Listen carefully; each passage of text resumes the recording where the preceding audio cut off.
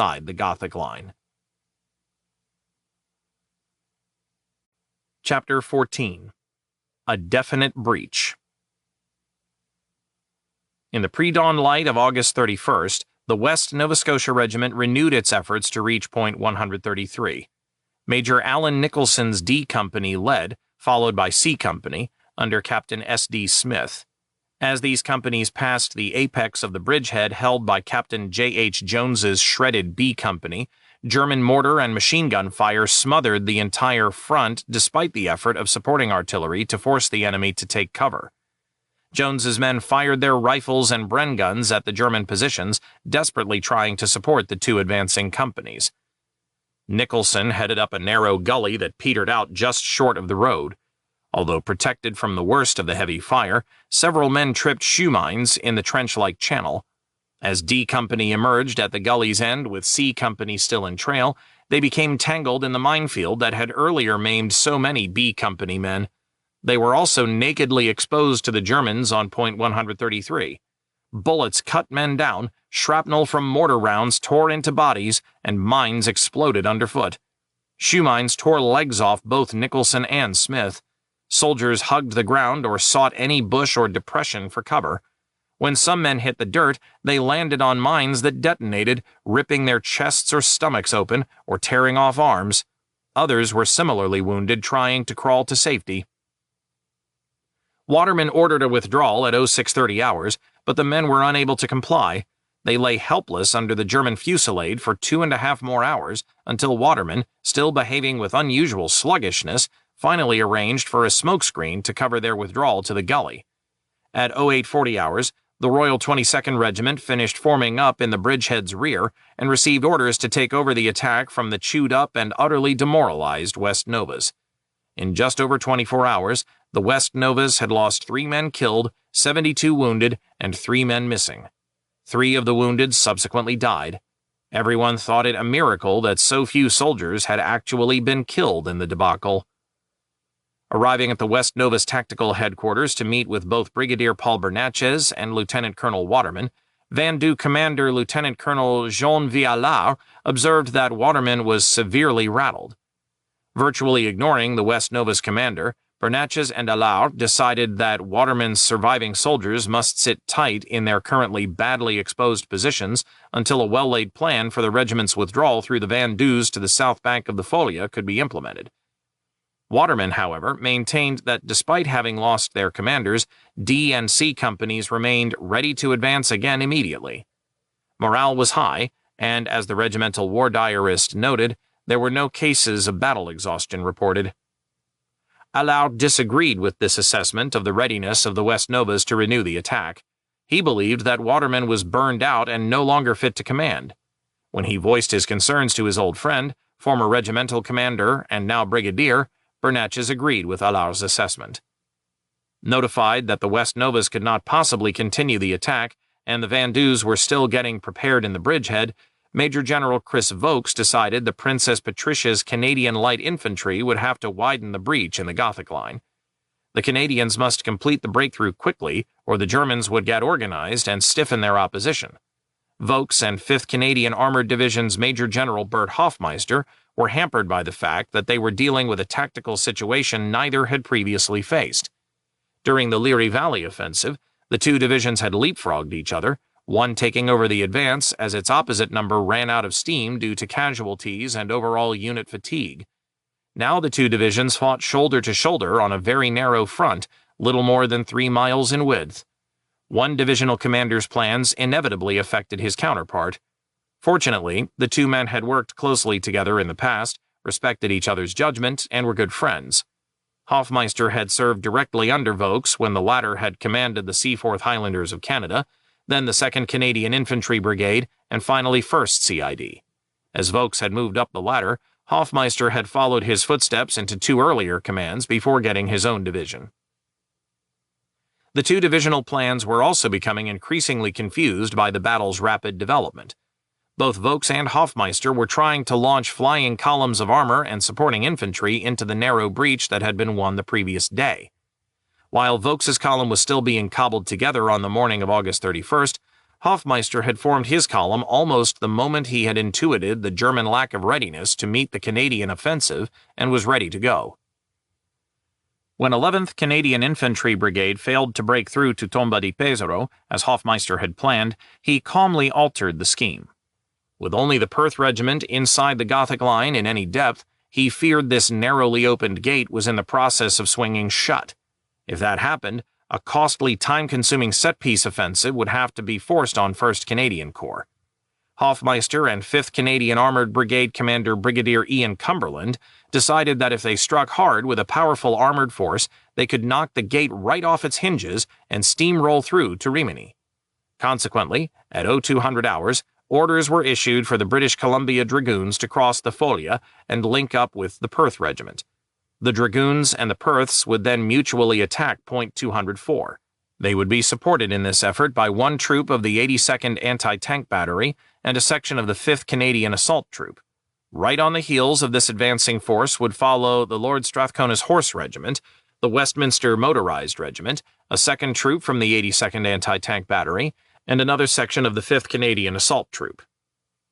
The 82nd Anti-Tank Battery squadrons were equipped with M10 tank destroyers, a standard Sherman M4 tank with its turret and main gun replaced by a high-velocity 17-pounder gun mounted in an open-top revolving turret. Assault troops were specialized teams that operated out of Stuart tanks, known as Honeys, from which the turret had been removed. Each Honey was loaded with 100 pounds of various explosives, an array of mine-sweeping equipment, probing irons, and other mine-clearing devices. The crews were highly trained in conducting demolitions, constructing temporary bridges, blowing riverbanks, and in other ways overcoming obstacles that might delay or block tanks. Lieutenant Colonel Fred Vokes was told his dragoons must quickly get through to Point 204, the fingertip of the ridge that extended south from Tomba di Pesaro. That kind of order was just fine by Vokes. A permanent force officer in the Lord Strathcona's Horse before the war, Vokes had a reputation as a hard-driving, brash, profane, and abrasive officer. Many a BC dragoon blamed the heavy casualties in the Leary Valley, particularly at the Melfa River, on his leadership. Another matter that rubbed many dragoons wrong was that, despite the ferocity of the fighting during these engagements, Vokes had failed to cite for possible decoration any officers or troopers who had fought heroically. Although the squadron commanders had submitted several such recommendations, none were sent upstairs from regimental headquarters for approval. Troopers muttered amongst themselves that Vokes intended to be the first medal-winning dragoon, and until that happy event materialized, the rest of the regiment could go hang. Even his older brother Chris thought Fred Vokes dangerously impetuous. Although the current orders differed greatly from what his squadron commanders had expected, the lieutenant colonel failed to brief them on the new plan. So when the order came at 0545 hours for the tanks to roll, most of the tankers believed they moved not to battle, but to an assembly point north of the Folia River. The gun muzzles on the Shermans were still covered in canvas to prevent their being clogged by dust kicked up by the tracks of the tanks ahead, a standard cautionary procedure followed when a column was on the move behind friendly lines. The regiment moved in a long chain with A Squadron in front, then C Squadron, Vokes and his regimental headquarters section, and B Squadron playing tail end Charlie. B Squadron Commander Major David Kinloch expected nothing more than a long, slow, boring move. We ground slowly along a road congested with all sorts of vehicles going both ways, but suddenly, just after first light, things began to change, and a sense of urgency began to develop, he later wrote. Our speed increased, vehicles were being moved to the side of the road, and traffic control was waving us through. It seemed that the message was, clear the road and let the BC Dragoons go by. Kinloch was surprised to see the Governor-General's Horse Guards lined up on the verge as the Dragoons rumbled down the winding road leading towards the river. He had thought the reconnaissance regiment was already well up in the front lines. When the column momentarily lurched to a halt, Kinloch's tank stopped directly opposite that of Guards Commander Lieutenant Colonel A.K. Jordan. The GGHG commander walked over and handed a freshly harvested peach up to the major. "If I were you," Jordan said, "I wouldn't be going down into that valley with your muzzle covers on. I think they've had trouble there, and you're going into action immediately." That was the first Kinloch had heard about heading into a fight, and he was unsure whether to credit Jordan's opinion. Surely, if they were going into immediate action, Vokes would have briefed the squadron commanders before the regiment started out, or would have at least done so by radio during the move. Wireless traffic was increasing, but not in the form of signals from Vokes. Kinloch was getting sporadic signals from A Squadron, which was pulling into the designated assembly area. It sounded as if they might be engaged there. At the back of the column, Kinloch could only keep grinding along. He was increasingly glad that during the short stop he had followed Jordan's advice and ordered his troop commanders to strip the muzzle covers off the 75mm main guns. If there was going to be a fight, Kinloch wanted to be ready. The Dragoons were not the only Canadian tankers driving towards imminent battle. The 8th Princess Louise New Brunswick Hussars were heading in support of the Irish Regiment of Canada. The primary job for these two units was to take Point 120, the fortified promontory on 1st Canadian Corps' extreme west flank from which the Cape Breton Highlanders had been so bloodily repelled the previous day. Capturing Point 120 would leave the German garrison, which had reoccupied Montecchio when the Highlanders had withdrawn, so isolated that it could be mopped up at leisure. The plan was for the Irish to start the attack from Point 111 with C Squadron of the Hussars under Major Cliff McEwen in support. Although the Perth Regiment had captured Point 111, its hold was far from uncontested, so this was not as secure a jumping-off point for the attack as the Irish expected. Private Stan Sislowski's section in No. 18 Platoon had set up for the night in an outpost about 50 yards down the steep forward slope. The sun-baked ground proved so hard, the 7 men could barely scrape out slit trenches.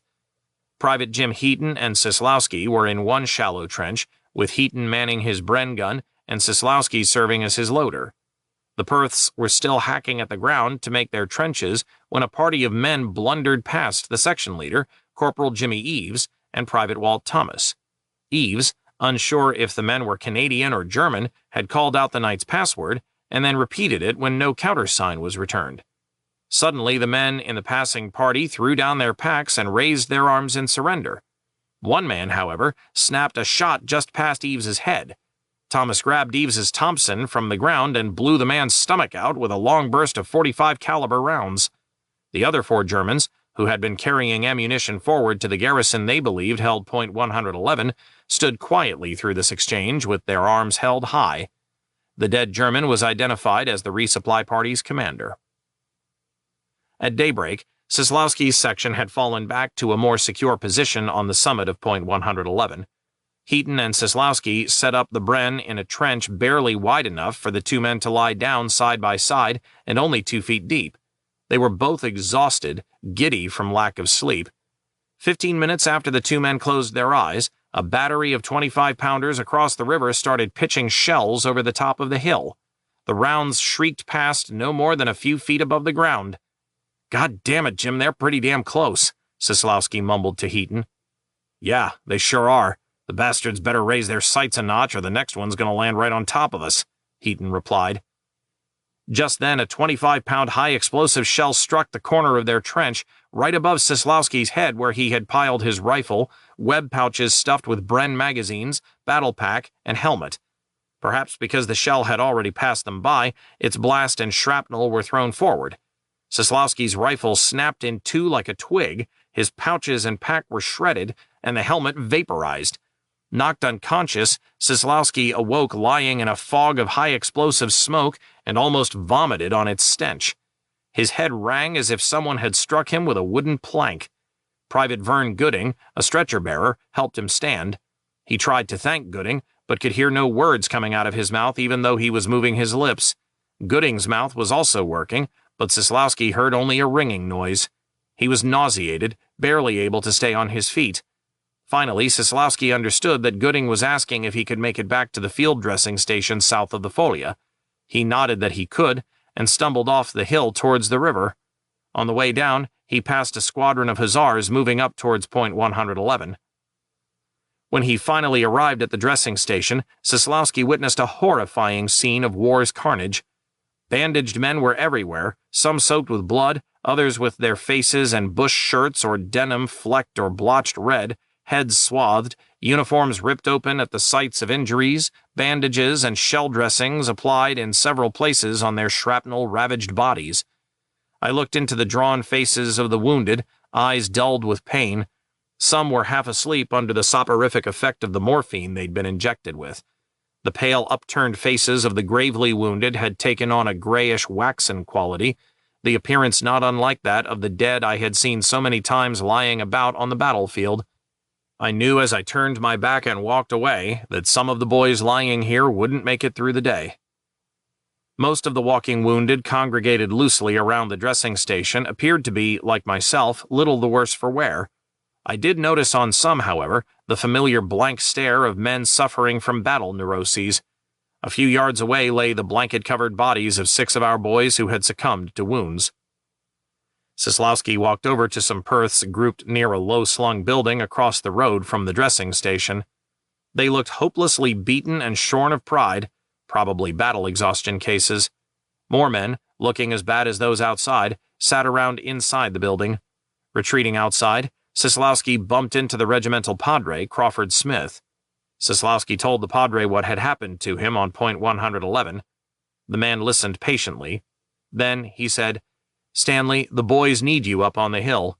Don't let them down. Please join them, won't you?" Sislowski knew what he had to do. He scrounged a rifle, a couple of ammunition bandoliers, some webbing with pouches, a bayonet, water bottle, and a helmet that fit badly, and set off towards the hill, sucking on a lifesaver the padre had given him. When he got back to the hill, Sislowski found only men from the Irish regiment, and these had no idea where the Perths had gone. After wandering about for 30 minutes, Sislowski stumbled upon D Company on the east slope of a low hill.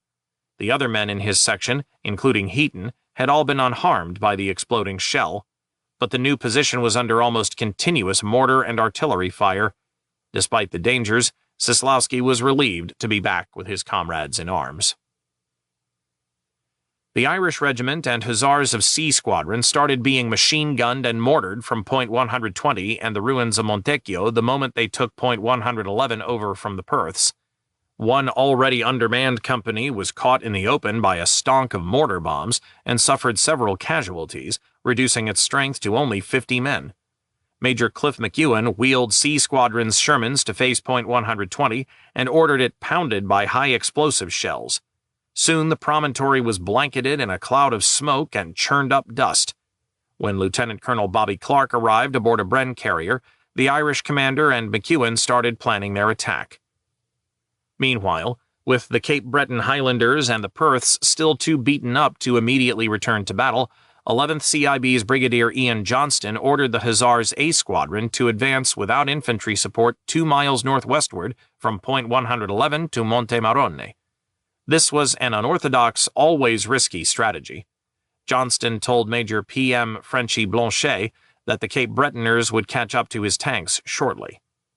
Following a quick briefing by Blanchet, A Squadron's officers started climbing back into their Shermans. The soft pop of a distant German rifle was heard, and a single round hit and mortally wounded Lieutenant S.B. Henderson. The squadron took the officer's loss in stride and moved out at 08:35 hours with one troop under Lieutenant George Cahoon hanging back on point 111 to provide covering fire. A Squadron's other 3 troops and command section traveled across a rough landscape of steep, naked slopes that so increased the risk of throwing a track that the crews concentrated more on avoiding this event than on detecting German positions. They were 30 minutes out when an anti-tank gun, mounted in a concrete emplacement concealed inside a haystack, fired. The first Hussar tank started to burn. Spotting the concealed gun position, the jaundice-plagued Blanchet ordered his driver to charge the Germans while his gunner brought them under fire. At the same time, he shouted into his radio mouthpiece for Battle Captain Doug Lewis, following right behind, to cover his advance. Back on point 111, Cahoon had also spotted the enemy gun, and his 3 tanks fired at the haystack, which burst into flames. Blanchet's Sherman ground right over top of the burning position, only to find that Cahoon's fire had already destroyed the gun and killed its crew. With this action over, Lewis looked back to the burning Sherman in time to see Sergeant Bill McEntee and his crew bailing out safely, only to come under fire from a nearby machine gun. 1 man was killed instantly, and everyone but McEntee wounded. Then several German infantrymen ran out and started bayoneting the wounded. McEntee, who had run past his wounded men before the machine gun opened fire, spun around, and, armed only with his fists, rushed the Germans. They shot him down. 2 of the crewmen were bayoneted to death, but the other, named McGrattan and nicknamed Muscles, wrestled the German trying to bayonet him to the ground and strangled him to death. Knowing his gunner would be unable to rotate the turret in time to prevent McGrattan being killed by the other murderous Germans, Lewis stood up in the turret and shot one in the head with his pistol. That prompted the rest, including the machine gun crew, to abandon their weapons and surrender. But they received no mercy from the Canadians. Lewis's gunner raked the Germans with the coaxial machine gun, killing them all. A Squadron renewed its advance, soon losing another Sherman to an anti-tank gun firing from the northeast front of Tomba di Pesaro. When the tanks approached a small hill, designated point 136, Blanchet called a halt so he could go ahead on foot and spy out whether the hill was defended. Staggering with weakness, the major no sooner dismounted than the Germans opened up with rifles, machine guns, and mortars in an attempt to kill the exposed officer. Blanchet clambered back inside his tank and called artillery down on the hill. The moment the shelling ended, A Squadron charged point 136. First on to the summit, Sergeant Billy Bell's tank had its left side suspension immediately torn away by a German 88mm round. The tank was bowled off the hill crest and rolled slowly end over end down the hill. Whenever the turret turned upright for a few seconds, one crewman bailed out of the hatch. All escaped unharmed. Having rushed his tank troop over to join the charge, Lieutenant Cahoon's Sherman was also struck by an anti-tank round and started sliding backward. Fearing this tank was about to overturn and follow Bell's down the hillside, the crew bailed out. When the tank skidded to a halt, Cahoon got his men back inside. Of the 19 tanks that had started out for Monte Marone, only 9 remained operational. Having lost radio contact with regimental headquarters, Blanchet sent one tank back to point 111 for reinforcements. Another, which had been struggling up the hillside, staggered to a halt as its engine broke down. Left with just 7 tanks still in the fight, and fearing an imminent counterattack, he circled them on the little hilltop so they could meet an attack from any direction. Blanchet was red-eyed and sunken-faced, almost debilitated by his illness. A Squadron had knocked out 1 Mark V Panther, 2 anti-tank guns, and killed about 25 Germans in exchange for 10 dead, 6 wounded, and 4 tanks destroyed. At 1900 hours, the tankers were relieved to see Canadian infantry marching up the hill instead of Germans. The Cape Breton Highlanders arrived with B Squadron in support. A few minutes later, the infantry and tanks of the new squadron pressed on towards Monte Marone, while Blanchet led his weary squadron back to point 111. Before the attacking force really got moving, however, Brigade ordered it to assume a defensive position because of a feared German counterattack. The infantry dug in around the tanks, but after a 3-hour wait, the enemy failed to materialize. In the late afternoon, tanks and infantry set out again, but the going was slow over rough ground. At 2200 hours, B Squadron withdrew because of the approaching darkness, and the Cape Breton Highlanders marched on alone. At midnight, they climbed Monte Marone and found an extensive system of abandoned fortifications. When the remnants of A Squadron rumbled into the Hussars' harbor on the reverse slope of point 111, Major G.R.H. Ross strolled over to Blanchet's tank for a chat. Finding Blanchet huddled on the ground beside the Sherman, so sick he could hardly raise his head, Ross had him taken immediately to the regimental aid post. While A Squadron's foray towards Monte Marone had met fierce German resistance, an equally determined defense of point 120 failed to deter the Irish regiment's attack there. At noon, D Company had struck from point 111 in a straight-on frontal attack, while A Company hooked around to the north to take up position on a low hill from which it could bring fire to bear on the German positions. A Company would also block the German line of retreat. Meanwhile, C and B companies remained in reserve on point 111 and provided covering fire for the 2 attacking companies. By running hard on the heels of an artillery barrage and using all available ground cover to conceal their movements, D Company, under Captain F.E. Southby, crossed the half-mile gap between point 111 and the objective without being detected and gained complete surprise. The Germans surrendered with barely a shot fired, and the company took 4 officers and 117 enlisted men prisoner. Having to follow the road, C Squadron's Shermans had swept right through Montecchio en route to the hill and destroyed 2 anti-tank guns and a self-propelled gun along the way. 6 of the squadron's tanks were disabled by thrown tracks, but there were no other casualties. Although the Irish had pulled off the attack on point 120 with the loss of only 1 man, the regiment's total casualties for the day were 18 killed and 32 wounded. Most of these were in A Company, which had been hard hit by the German shelling of point 111. Of the attack on point 120, the Irish war diarist wrote, "August 31st was a day in which the Irish proved they need take second place to no other infantry regiment." At 0930 hours, the PPCLI's C Company headed due west out of Osteria Nuova to secure the junction point where one of the best roads running north from the Foglia met the lateral road. 100 yards to the east of this junction, a deep natural reentrant was overlooked by point 115. The ground inside the reentrant was the designated assembly area for the BC Dragoons to form for their scheduled attack in support of the Perth Regiment against point 204. The reentrant and junction, through which the tanks must pass to reach it, were still in German hands. Even as the Shermans of A Squadron, which led the column of dragoons, approached from the south, the PPCLI advanced on the junction from the east. Captain L.G. Burton's riflemen were caught in a short, intense firefight with several Germans as they came up to the junction. Shoe mines and small arms fire wounded 5 men, but the company quickly seized the vital intersection. The situation remained anything but secure, though, as German paratroopers held positions both in the reentrant to the company's left and on point 115 above it. Burton could see no way of clearing the area without the assistance of tanks. The 48th Royal Tank Regiment that was supposed to have supported the PPCLI had yet to start crossing the river, so he figured it would be afternoon before they arrived. Shortly after the PPCLI seized the junction, however, a jeep bearing an advance party of dragoons intent on preparing the assembly area for the regiment's imminent arrival drove through their hidden positions too quickly for the infantry to flag them down. The jeep contained Captain Jack Letcher, Lieutenant H.J. Russell, Sergeant Bill Granger, and Trooper George Bentley. Blocked by a heavy barbed wire entanglement at the reentrant, the men calmly cut an opening sufficiently wide to permit the passage of tanks. While they waited for the first tanks to arrive, Letcher walked over to several PPCLI soldiers holding a nearby position. They told him they had some wounded men about 100 yards away who needed to be evacuated. Letcher and Russell followed one soldier towards the wounded men, but suddenly the infantryman let out an ungodly scream of pain as a mine exploded underfoot.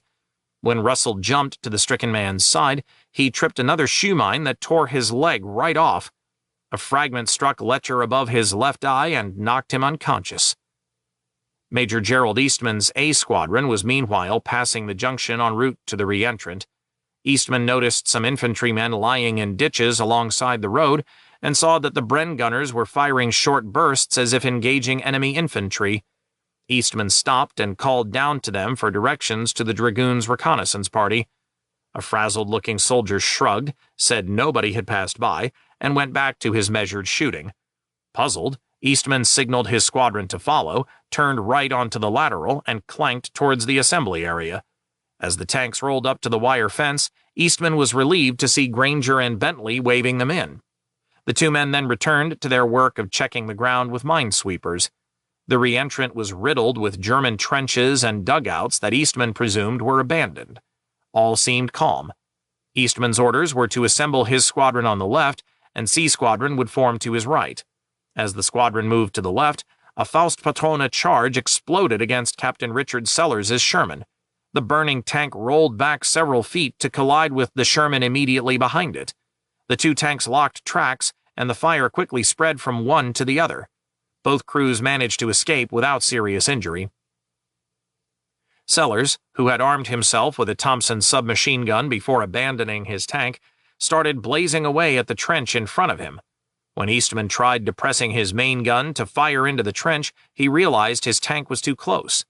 The Germans in the trench hurled stick grenades at Eastman, who sat up high in the open turret hatch to lob Type 36 grenades back at them. A lot of grenades were going off, but neither Eastman nor the Germans seemed able to hurt the other. Finally, Eastman had his driver back up a few yards, and the gunner punched a couple of high-explosive rounds into the trench. Out popped a white handkerchief fixed to a long pole, and Sullers quickly accepted the surrender of 40 paratroopers. As the firefight ended, Letcher stumbled out of the minefield into the assembly area. He had awakened to find the maimed Russell and the similarly injured infantrymen gone, presumably evacuated by the PPCLI. Whoever evacuated the two men must have either not seen him or had assumed the unconscious man was dead. Seeing the tanks blasting away at Germans in trenches he had thought empty, Letcher realized the paratroopers must have remained hidden while his party cut the wire and started sweeping for mines in the hopes of bagging bigger game. Letcher thought it had probably been a rude surprise when the bigger game proved to be a squadron of Shermans. A Sherman tank commanded by Sergeant Weber escorted the prisoners back to the river. On the return trip, an armor-piercing round punched into the tank turret and exploded inside. Everyone but the driver, Trooper Tom Blake, was killed. Shrapnel had, however, penetrated the driver's compartment and passed through his chair, peppering his back with a mix of metal and shredded horsehair from the seatback.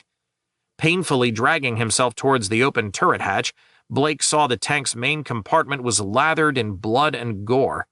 Arms and legs lay everywhere. Only Weber seemed in one piece, his corpse sort of leaning in a sitting position against the back wall. Blake crawled out of the turret and fell to the ground. Because of infection from the horsehair, his wounds would take 2 months to heal. In the reentrant, A Squadron was now being fired on by German infantry in positions on their flanks and to the front. The tankers shot back with their main guns and machine guns. When C Squadron arrived, it joined the fray. Soon the dragoons silenced the opposition in the reentrant and started ranging out of the assembly area to assist the PPCLI at the road junction and at Osteria Nuova, where Major Colin McDougall's B Company was trying to repel a German counterattack. The tanks, McDougall wrote, got behind the enemy and copped them. A total of 96 prisoners were rounded up in the wake of this brief action. At 10:30 hours, the PPCLI's D Company jumped off from Osteria Nuova towards Point 115, which looked down upon the dragoons' assembly area. A sharp gunfight broke out between the Patricias and the defending Germans that lasted until 13:30 hours, when 23 paratroopers surrendered. The PPCLI suffered 6 casualties. Once Point 115 was reported secure, PPCLI Major R.P. Clark ordered A Company to advance to the right and seize Point 133, the last feature in this sector that dominated both the lateral road and the Folia River. Its capture would create a definite breach in the Gothic Line through which spearheads could be pushed and the famous Gothic Line rolled up, wrote the regiment's war diarist. Supported now by B Squadron of the 48th Royal Tank Regiment, Major E. Cutbill led his company forward. No sooner had the tanks crossed the road than teller mines disabled, too. The infantry marched doggedly onward through a hail of artillery and mortar fire, with the remaining tanks following close behind. They climbed a 1,000-yard-long forward slope into the face of the Germans' defending fire. As the infantry and tanks rolled over the crest onto Point 133, 97 Germans threw down their guns and surrendered. The position that the West Nova Scotia Regiment had tried to reach at terrible cost was finally taken. Despite the murderous fire they had passed through, the PPCLI suffered only 6 casualties. Their triumph was soured, however, by news that the regimental chaplain, Captain Kenelm Eaton, had been fatally wounded near Osteria Nuova when he knelt on a shoe mine while trying to assist an injured soldier. Originally too young to qualify for a chaplaincy, Eaton had signed up as a stretcher-bearer and served in that capacity until reaching the required maturity. Chapter 15. A Bitter Day. In the reentrant, the situation by mid-morning of August 31st was still chaotic, with the British Columbia Dragoons trying to group by squadrons in the midst of persistent heavy mortar and artillery fire. As Sergeant Eric Waldron of No. 4 Troop rolled the last C Squadron tank through the gap in the wire, a mortar round exploded on his Sherman's front deck. The concussion banged Waldron's face against the hatch rim, breaking his nose and blackening both eyes. Blood gushing from his nostrils, Waldron fell to the bottom of the tank in a heap. "Are you dead, Sarge?" his loader/signaler called down softly. Waldron moaned that he was okay and crawled back into the turret's cupola. When he looked out of the hatch, Major Jack Turnley, his squadron commander, was standing nearby. "You all right?" he called up to the sergeant. "I think I'll live," Waldron replied. Turnley told him to move his tank up to the top of the eastern ridge to guard the regiment's flank. From a position hull down behind the ridgeline, Waldron observed some kind of German depot, heavily camouflaged in netting, set up in an open basin. Waldron suspected it was an ammunition dump. He radioed Turnley for permission to fire on the depot, but the major curtly refused. Waldron cursed his major's consistent reluctance to permit C Squadron to fire on unidentified targets. While seconded for 6 months during the North African campaign to the British 5th Lancers, Turnley had once shot up several armored cars that turned out to be British. He had been at pains since not to repeat that mistake. Waldron sat in his tank, sweating under the hot sun, German shells exploding nearby, and glared impotently down at the depot. Down in the re-entrant, Lieutenant Colonel Fred Vokes waited impatiently for the Perth Regiment. He had been advised the Perths would soon join the Dragoons for a joint assault on Point 204. Perth Commander Lieutenant Colonel William Reed, meanwhile, was near Point 111, still waiting for the Princess Louise Dragoon Guards to relieve his regiment, and did not expect to rendezvous with the Dragoons until after 1000 hours. The Perths were going to be coming, but definitely not as quickly as Vokes expected. Vokes paced outside the regimental command tank, his headset linked by a long wire to the turret so he could communicate with his signaler without being hemmed up inside the Sherman. From his nearby tank, B Squadron Commander Major David Kinloch watched Vokes's growing restlessness. Finally, in what Kinloch thought was an independent action, Vokes ordered C Squadron to head for Point 204 with A Squadron in trail. The lieutenant colonel would remain in the re-entrant with Kinloch's squadron and the regimental HQ tanks until the Perths arrived, and then bring them forward at the double. Back at brigade headquarters, 5th Canadian Armored Brigade Commander Brigadier Ian Cumberland had no idea that the Dragoons were going to attack without infantry support. In fact, one of his general staff officers, Lieutenant Colonel Harry Angle, who had commanded the Dragoons until being transferred to brigade headquarters, understood that Cumberland had told Vokes that the combined operation would not begin until early morning of September 1st. C Squadron headed out in an arrowhead formation with Lieutenant R.W. Bud Green's No. 4 Troop right, Lieutenant Tony Romanow's No. 1 Troop left, and Lieutenant Z.M. Zeke Furley's No. 3 Troop center. Tucked inside the arrowhead was No. 2 Troop under Lieutenant Jack Saville and Turnley's HQ section. The squadron rolled down the ridge into a wide valley of grain fields, where the shoulder-high wheat provided excellent cover for snipers and gun emplacements. A confusing array of ridges and hillocks cut across the valley this way and that, making it difficult for the tankers to keep their objective in view. Halfway between Point 204 and the re-entrant stood a hill marked on their maps as Point 156. Once C Squadron reached this initial objective, A Squadron was to leapfrog to the lead. The ground under Furley's tank tracks was loose and dry. On the least slope, one had to be extremely careful, or the tank would slip sideways and throw a track, immobilizing the tank. It was necessary to hit each upward or downward slope square on with the tank, he wrote. Saville's troop had started out with only 2 tanks, having lost the third to a breakdown. Now one of the 2 remaining tanks threw a track. Turnley ordered Saville to attach himself and the remaining Sherman to Furley's troop, which was also a tank short. The loss of these tanks reduced the squadron to 12 Shermans, 4 below standard strength. Not only was the terrain difficult to traverse, but the advancing squadrons were being intensely shelled by the Germans, and sporadically, it seemed, also by Canadian artillery. When the shelling grew too severe, the tank commanders buttoned up their hatches and resorted to using their periscopes to guide the drivers forward, a difficult undertaking in even the best tank country. Despite these problems, C Squadron reached Point 156 without serious difficulty at about 1100 hours. The ground ahead, Furley saw, was undulating and irregular. There was no definite pattern to the rise and fall of the ground. This even applied to the squadron position. Furley was unable to see either No. 1 or No. 4 troops, despite the fact that he knew they should be just off respectively to his left and right.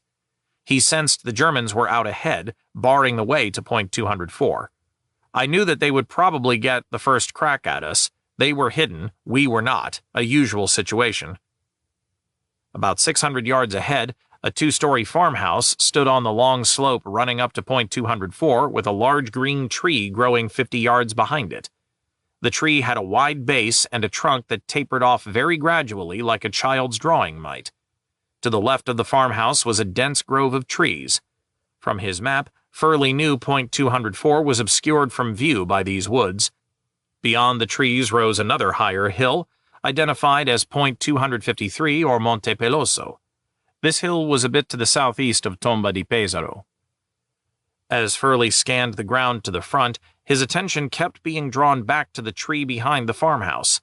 It seemed so out of place there, almost surreal. As he considered what was odd about the tree, the bright flash of a heavy gun jetted out of the tree's base.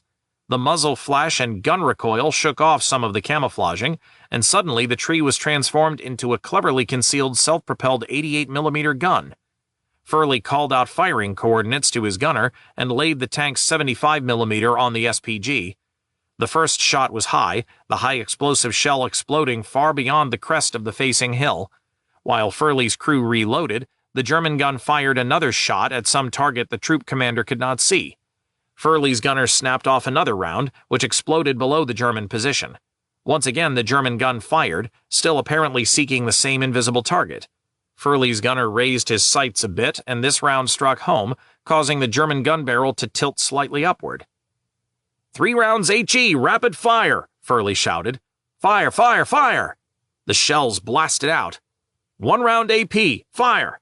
The armor-piercing round shrieked down on the German SPG. Furley then had the gunner rake the position with the coaxial machine gun. Scratch 1 German gun, Furley reported to Turnley. By the time Major Gerald Eastman's A Squadron clanked up onto point 156, the hill was under fire from German artillery and self-propelled guns and anti-tank guns that were largely invisible to the Canadian tankers because of excellent use of camouflage. Eastman sidled his Sherman towards a stand of trees that offered a little cover. As the big tank shoved aside some scrub trees, it slid into a hole and tipped on its side. Eastman and his crew scrambled out. Leaving his men there to wait until a recovery team could pull the tank out of the hole, Eastman commandeered another tank in his headquarters section. He could see only one of his tank troops and had no idea where the others had gone. Radio communication was hopeless. According to the plan, Eastman's squadron was to leapfrog C Squadron, but it looked as if Turnley's Shermans had already gone ahead. C Squadron was indeed headed for point 204, but its formation had fallen to pieces even before the full squadron shoved off from point 156. After Furley reported knocking out the anti-tank gun, Turnley bellowed over the radio for Lieutenant Romanow to advance on the farmhouse. Turnley's voice was hoarse from shouting. Furley noticed this always happened in combat.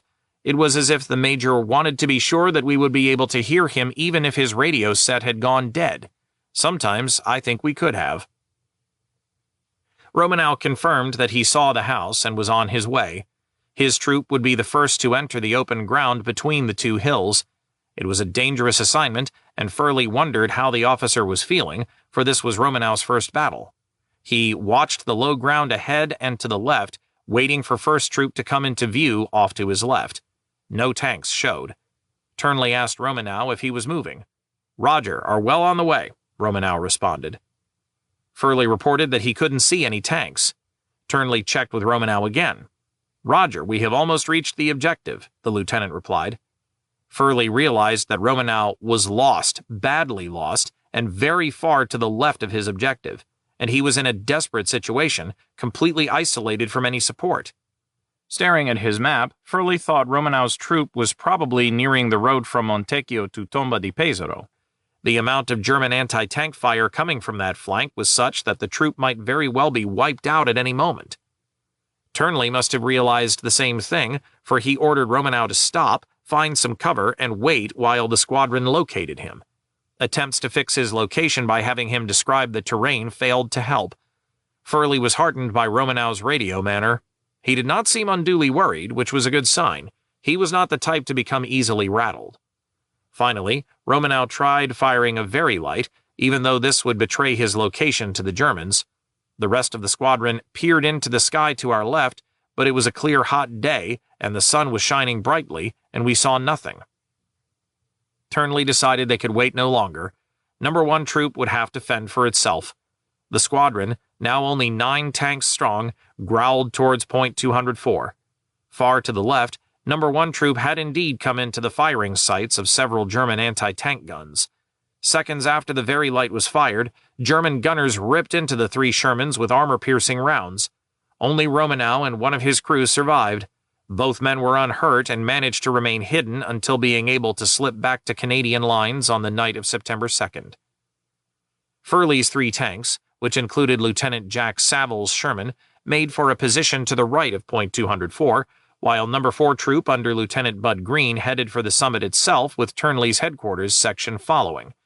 They picked their way slowly and carefully down the slope despite the excellent targets this presented to any German gunners dug in on the facing hill. Furley was using the house that had been close to the phony tree position for a reference point.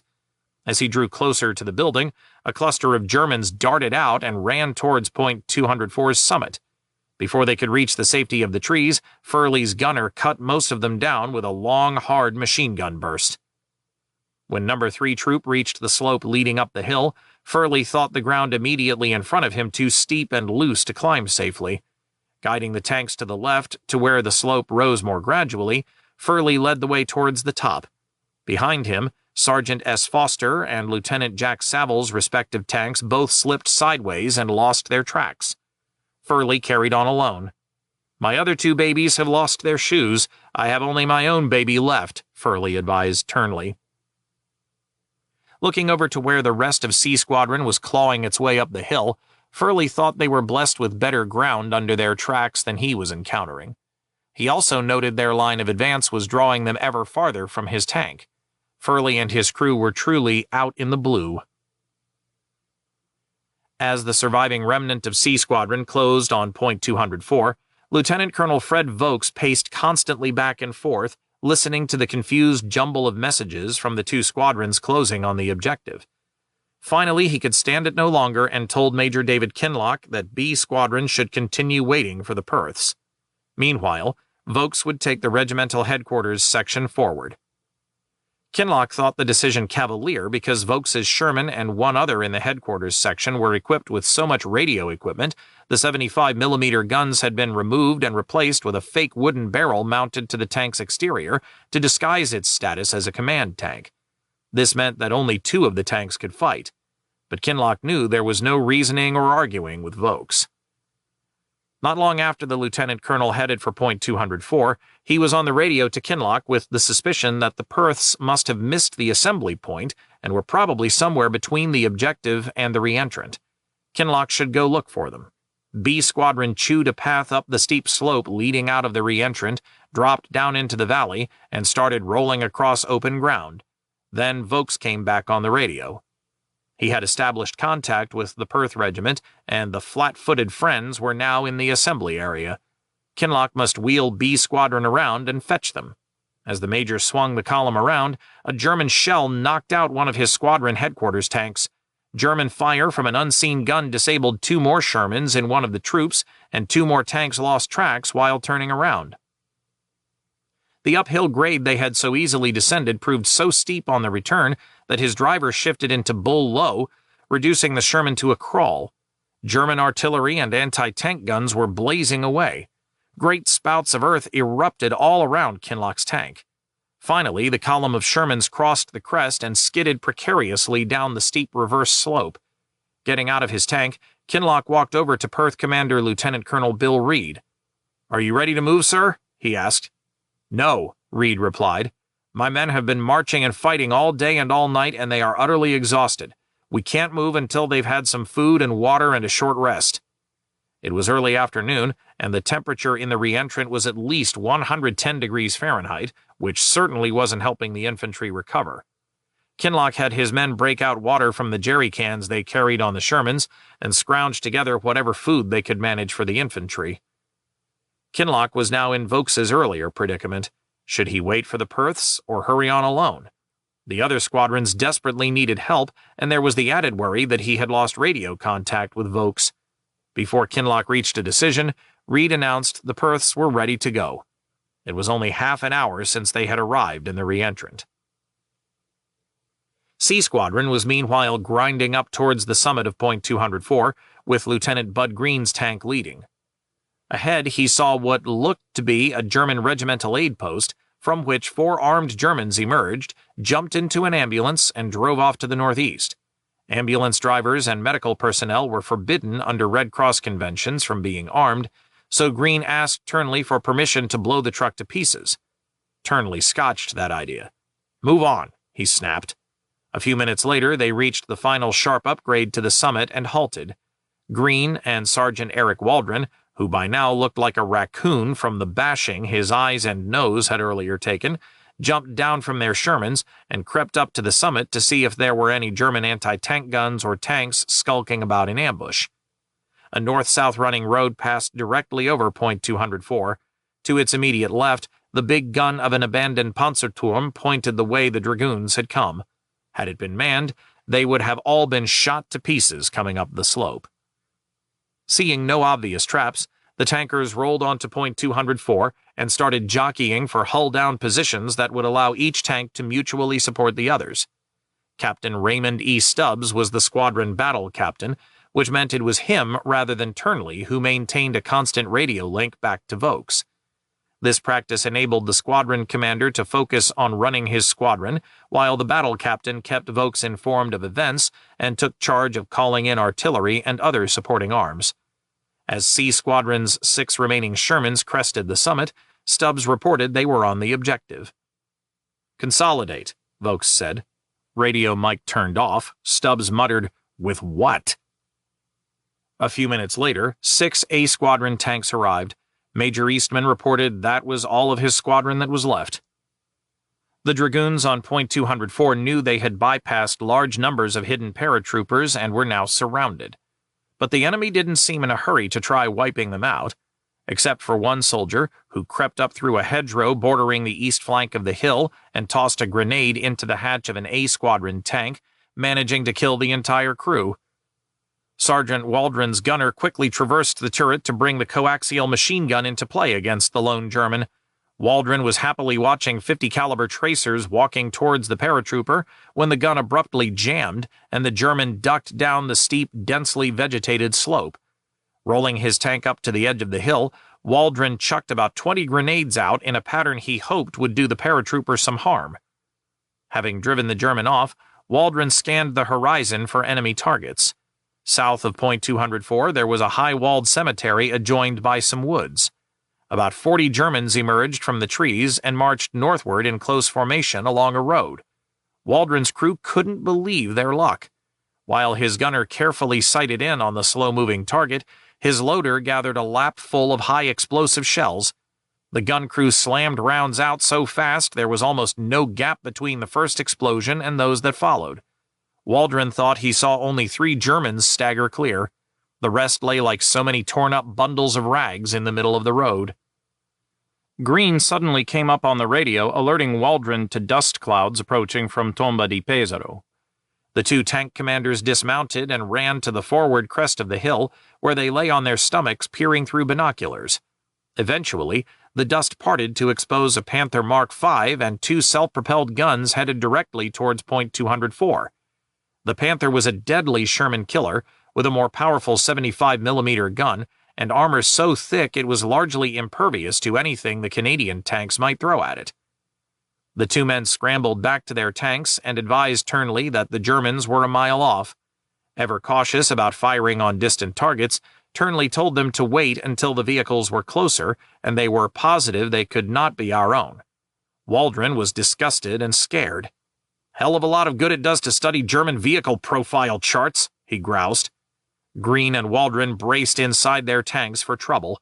They could only catch brief glimpses of the German armored group as it moved across the wildly undulating terrain. The Germans were going to come right in on top of the dragoons, and there would be little chance to get in good shots before their presence was betrayed to the enemy. Then, just as the Panther in the lead was about 400 yards off, the 3 armored vehicles swung to the right and headed off behind a little ridge. The tank battle every Sherman tanker feared had, for now, been averted. To the right of the main position, Lieutenant Zeke Furley's Sherman, the lone survivor of Troop Number 3, was still headed towards a solitary farmhouse. He advised Turnley that he was almost there, and it appeared clear of enemy. Turnley said, "Roger, go round objective to the right and explore further." Furley could hardly believe the order.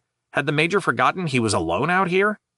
This was no spot and no assignment for a single tank, he later wrote. The lieutenant was certain Turnley knew his other 2 tanks had been disabled. He wondered if he should remind the Major, but instead, good soldier that he was, said only, "Wilco, out." Then Furley directed his driver to pass the house on the right-hand side at a good distance in case there was an anti-tank gun hidden inside. On the crest of a small hill, Furley paused to survey the country ahead through his binoculars. Beyond this hill, another slope led up to yet another hilltop upon which a large farmhouse stood. The ground out to his front was mostly covered by low shrubbery, but about 300 yards to the left, a pocket of trees ran up Point 204's east flank. Off to the right, the ground leveled somewhat and was less vegetated. Furley didn't think there was anywhere over there for the Germans to hide guns or tanks. Things were so quiet it was eerie. Swiveling, Furley looked back the way he had come and could see all the way to the ridge fronting the assembly area. There was a great void, no tanks, no infantry, nobody. Turning his attention back to the front, he said, "Driver, advance, slowly." The Sherman ground down the slope into a little draw between the hills. As we did so, Furley remembered, I realized that we were in a rather hopeless situation and could not expect to accomplish much. If we had company within sight, it could only be German, and they were probably watching us closely from their usual invisible positions. Near the bottom of the draw, Furley halted again to scan the ground ahead. The tank was like an oven, and the lieutenant was dripping with sweat from the heat and his increasing anxiety. Nothing moved. Then abruptly, 50 yards off, something did. Furley swung the turret to bring the gun to bear just as a German soldier stepped clear of some shrubs, holding a Red Cross flag mounted on a long pole. The lieutenant told the gunner to hold his fire. Although apparently unarmed, the German soldier also had no Red Cross markings on his sleeve. Holding his flag aloft, the man started walking up the far hill. From a small thicket, another unarmed soldier emerged to join the first. The 2 men walked very slowly, as though expecting to be cut down at any moment, but Furley entertained no such thought. They had abandoned their weapons. They were under the protection of a Red Cross flag. Furley let them go, and a minute later they disappeared behind the large house. Furley knew the jig was up. It was time to retreat to Point 204. The lieutenant thought the shortest and safest route was likely to follow the tree line until he found a way up the slope. Having gone only 50 yards towards the slope, however, the tank suddenly lurched to the right and halted. "Good God, not here!" Furley hissed. The Sherman had lost a track and was immobile in the palm of the German's hand. Fortunately, the tank had slewed sideways so that its front armor, which was thickest, faced northward. There was nothing to do but tough it out here, even though we were sitting ducks, lonesome ones at that. Furley had no intention of abandoning his tank to the enemy. They would man it until a recovery team arrived to help repair the track. Something gave the tank a hard rattling whack. Furley realized the Sherman had probably been hit a glancing blow by an 88 or a long-barreled 75, and that we had between 10 to 15 seconds to clear the tank or we would be blown to bits with it. As the round had struck the left front corner near the driver's station, he asked if the man was okay.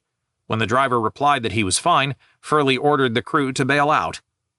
With one motion, I brushed off my tank helmet, grabbed my ground helmet, flipped myself up and onto the turret, and leaped to the ground on the right side of the tank and rolled and crawled into a small ditch some 25 or 30 feet from the tank. At the ditch, I turned to check on the rest of the crew. Hughes, the gunner, was right on my tail. Rogers, the driver, was right behind him. The operator-loader was hitting the ground en route. But Campbell, the co-driver, was up on the outside of the tank, leaning into the turret. "Campbell, get off the tank!" Furley yelled. Pulling a Thompson from the turret, Campbell jumped down and scurried over to join the rest of the crew in a ditch. He had hardly hit the ground when the second shot hit the tank and the ammo started to go. The men cowered in the ditch as another shot slammed into the tank. Furley and his crew belly-crawled away from the German gun. There was a god-awful commotion coming from the tank as the ammo was exploding every which way. The ditch petered out, and Furley, not sure what to do next, halted. He was awfully tired, hungry, and very, very thirsty. I suppose I had been standing in the turret of the tank for some 8 hours or so. I hadn't eaten since supper the evening before, and it was very hot. Furley decided to call a rest where they were, while he tried to figure out what their next move should be. The nearest cover beyond the ditch was 300 yards away. Meanwhile, the Germans were still firing at Furley's Sherman. They sure wanted that tank badly. They hit it 8 times in all. The turret blew off and it was exploding and burning wildly. They were so busy pounding our baby they didn't drop a shell or mortar bomb on us, nor did a single rifle or machine gun bullet come our way. Furley couldn't understand it. They must have seen the crew evacuate the tank and would know they had been unable to flee the area. The lieutenant could see no way to get across the open ground safely without the cover of darkness. Campbell had his Thompson and Furley a pistol that he couldn't hit a barn door at 30 paces with, so he figured they could at least offer a token resistance if it came to that. The men lay in the ditch for 30 minutes, sweating and listening to the ammunition cooking off in the tank. Then over that racket, Furley heard the approach of a wheeled vehicle. It was coming down the hill from point 204, following a narrow track. A few seconds later, a German ambulance appeared and stopped about 8 feet away from Furley and his men. The driver of the vehicle and Furley stared at each other for a long time before the ambulance drove off to the north. As Furley started drifting off to sleep, Campbell nudged him. "Here come some paratroopers," the co-driver said. Furley woke up smartly. Sure enough, marching along the same route followed by the ambulance were 4 paratroopers. In their wake was a dragoon by the name of Garnett from Green's No. 4 troop. He had a Thompson casually pointed at the Germans' backs. After carefully calling out in a way that identified himself in order to avoid panicking Garnett into shooting him, Furley asked, "Where are you going with those prisoners?" The trooper said he was taking them back to the Folia. Furley observed that Garnett was heading towards enemy lines rather than the Canadian rear. Realizing the Germans were unlikely to fire on the party for fear of hitting the prisoners, Furley had the paratroopers clasp their hands on their heads, and the Canadians all marched off to safety. Once they were safely behind the crest of a hill, the lieutenant sent Garnett back to Green's troop. Garnett was to tell Turnley that Furley's tank had been destroyed, and he and his crew were escorting the prisoners to the rear. With each passing hour, the situation for the 12 tanks on point 204 worsened. Several had either run out of fuel or were so low that the engines were kept turned off unless a move to a new firing position was required. The interiors of the tanks were like dust-choked steam rooms. Sweat showered off the tankers. From Tomba di Pesaro, mortar and artillery fire constantly hammered point 204, making it extremely hazardous to venture outside the Shermans. Eastman and Turnley had lost contact with Vokes, so they took turns imploring Brigade to get additional troops forward, telling them that there was nothing in front of them of any consequence and that any attack in strength would be successful. They asked for help from Kinloch's B Squadron, but Brigade Headquarters replied that this squadron was pinned by anti-tank gunfire some mile or two behind. Just before 1300 hours, Waldron heard growling engines and clanking tracks approaching from the south to the hill's left flank. The sergeant recognized the 4 tanks running along a narrow track that cut across the base of point 204's left flank as those of the regiment's headquarters section. It looked as if Lieutenant Colonel Fred Vokes's tank was in the lead, followed by his adjutant's Sherman. Neither of these had a functioning gun. The 2 tanks mounted with real 75mm were in trail, so that the 2 Shermans lacking guns blocked their firing forward. Waldron reported Vokes's coordinates to Green and warned that the regimental commander was headed directly towards where the Panther and self-propelled guns had last been seen. Green called Turnley. "Senior Sunray is passing us on our left," he said. "Suggest you stop him if possible, as the road is covered by a gun we cannot locate as yet." Turnley acknowledged. But it was too late. Vokes led his section directly into an ambush, presumably mounted by the Panther and self-propelled guns. The first round set the 3rd tank in line ablaze, effectively blocking the line of retreat for the 2 forward tanks. Unable to either return fire or withdraw, these 2 tanks were in turn knocked out. The last tank had become separated from the rest by a space of about 50 yards. It immediately reversed and fell back to point 204. Green could see two of the headquarters tanks burning and frantically fired smoke rounds in front of them, hoping to cover an escape by the crews. He was unable to see any trace of survivors. A few minutes later, Major Eastman saw Vokes running up alone towards his position. The lieutenant colonel had lost his helmet and pistol and been forced to leave all the maps behind. Vokes told Eastman internally that everyone else was either dead or captured. Eastman, who had earlier taken a P-38 Luger from a prisoner, gave the pistol to Vokes so he would have a weapon. Vokes set up shop next to Captain Stubbs's tank because it was the only one with a radio link to brigade. The tank was parked on the road where a steep cutbank rose up from the left-hand ditch. Vokes called brigade and asked for immediate reinforcement, but received the same response that Eastman internally had been getting. Phantom German anti-tank guns were still pinning down B Squadron, which in reality was at this point still awaiting the Perth Regiment. Eastman, Vokes, and Turnley huddled in the ditch at the base of the cutbank and in the lee of the tank while they discussed what to do next. Stubbs was nearby with his earphones and microphone on a long lead from the tank. The tank itself was out of fuel because a gas line had been severed by German fire during the advance up to point 204. Inside the tank, the fumes were so strong it was almost unbearable. Stubbs was happy to be outside despite the sporadic shelling. Suddenly, a mortar round exploded directly behind where Vokes crouched. The three officers were knocked to the ground. Eastman saw that Vokes had been struck in the back by shrapnel. Lying next to the wounded officer was the P-38 that Eastman had given him. The pistol grip had been ripped off the gun. At first, as Eastman looked Vokes over, he thought the man's wound not too serious. Then the major saw blood flowing from Vokes's abdomen and realized some shrapnel had gone clear through his body. As Stubbs climbed up on the tank and retrieved a syringe of morphine, another mortar round exploded nearby. Shrapnel severed the cord of his headset, and a small chunk of metal penetrated his hand. Turnley was making a frantic effort to arrange for the lieutenant colonel's evacuation, but the ground between the regiment's assembly area at the Folia River and point 204 was so hotly contested no ambulance could get through safely. At last, Trooper A. Bonifant from Halifax drove off towards point 204 in his reconnaissance unit Honey. Although the Honey was fired on several times by artillery and mortars during the 1-hour journey, Bonifant managed to get through. While they waited for the evacuation vehicle, Vokes told Eastman that he had no chance of survival. He continued discussing the operation. Vokes ordered Turnley not to withdraw but to hold the position until it was consolidated with the Perth Regiment. Turnley was amazed at the man's calm and ability to concentrate while he was in great pain. Vokes's entreaties for reinforcements at this time must have finally had the desired effect. At 14:30 hours, 5th Canadian Armored Division Commander Major General Bert Hoffmeister ordered Brigadier Ian Cumberland to immediately relieve the embattled dragoons with the Lord Strathcona's Horse Regiment, then exploit to point 253 and onward to Tomba di Pesaro with the Perths in support. Realizing that the dragoons had kicked a hole almost 2 miles deep into the direct center of the Gothic Line, Hoffmeister was anxious to exploit the opportunity to effect the breakthrough. The shelling of point 204 continued. Shrapnel from one exploding round knocked Stubbs flat. He got up, checked the numerous spots on his body embedded with shrapnel, decided he was okay, and then carried on. His gunner was less fortunate. Shrapnel tore one of his eyes out. When the Honey arrived, Turnley ordered Stubbs evacuated.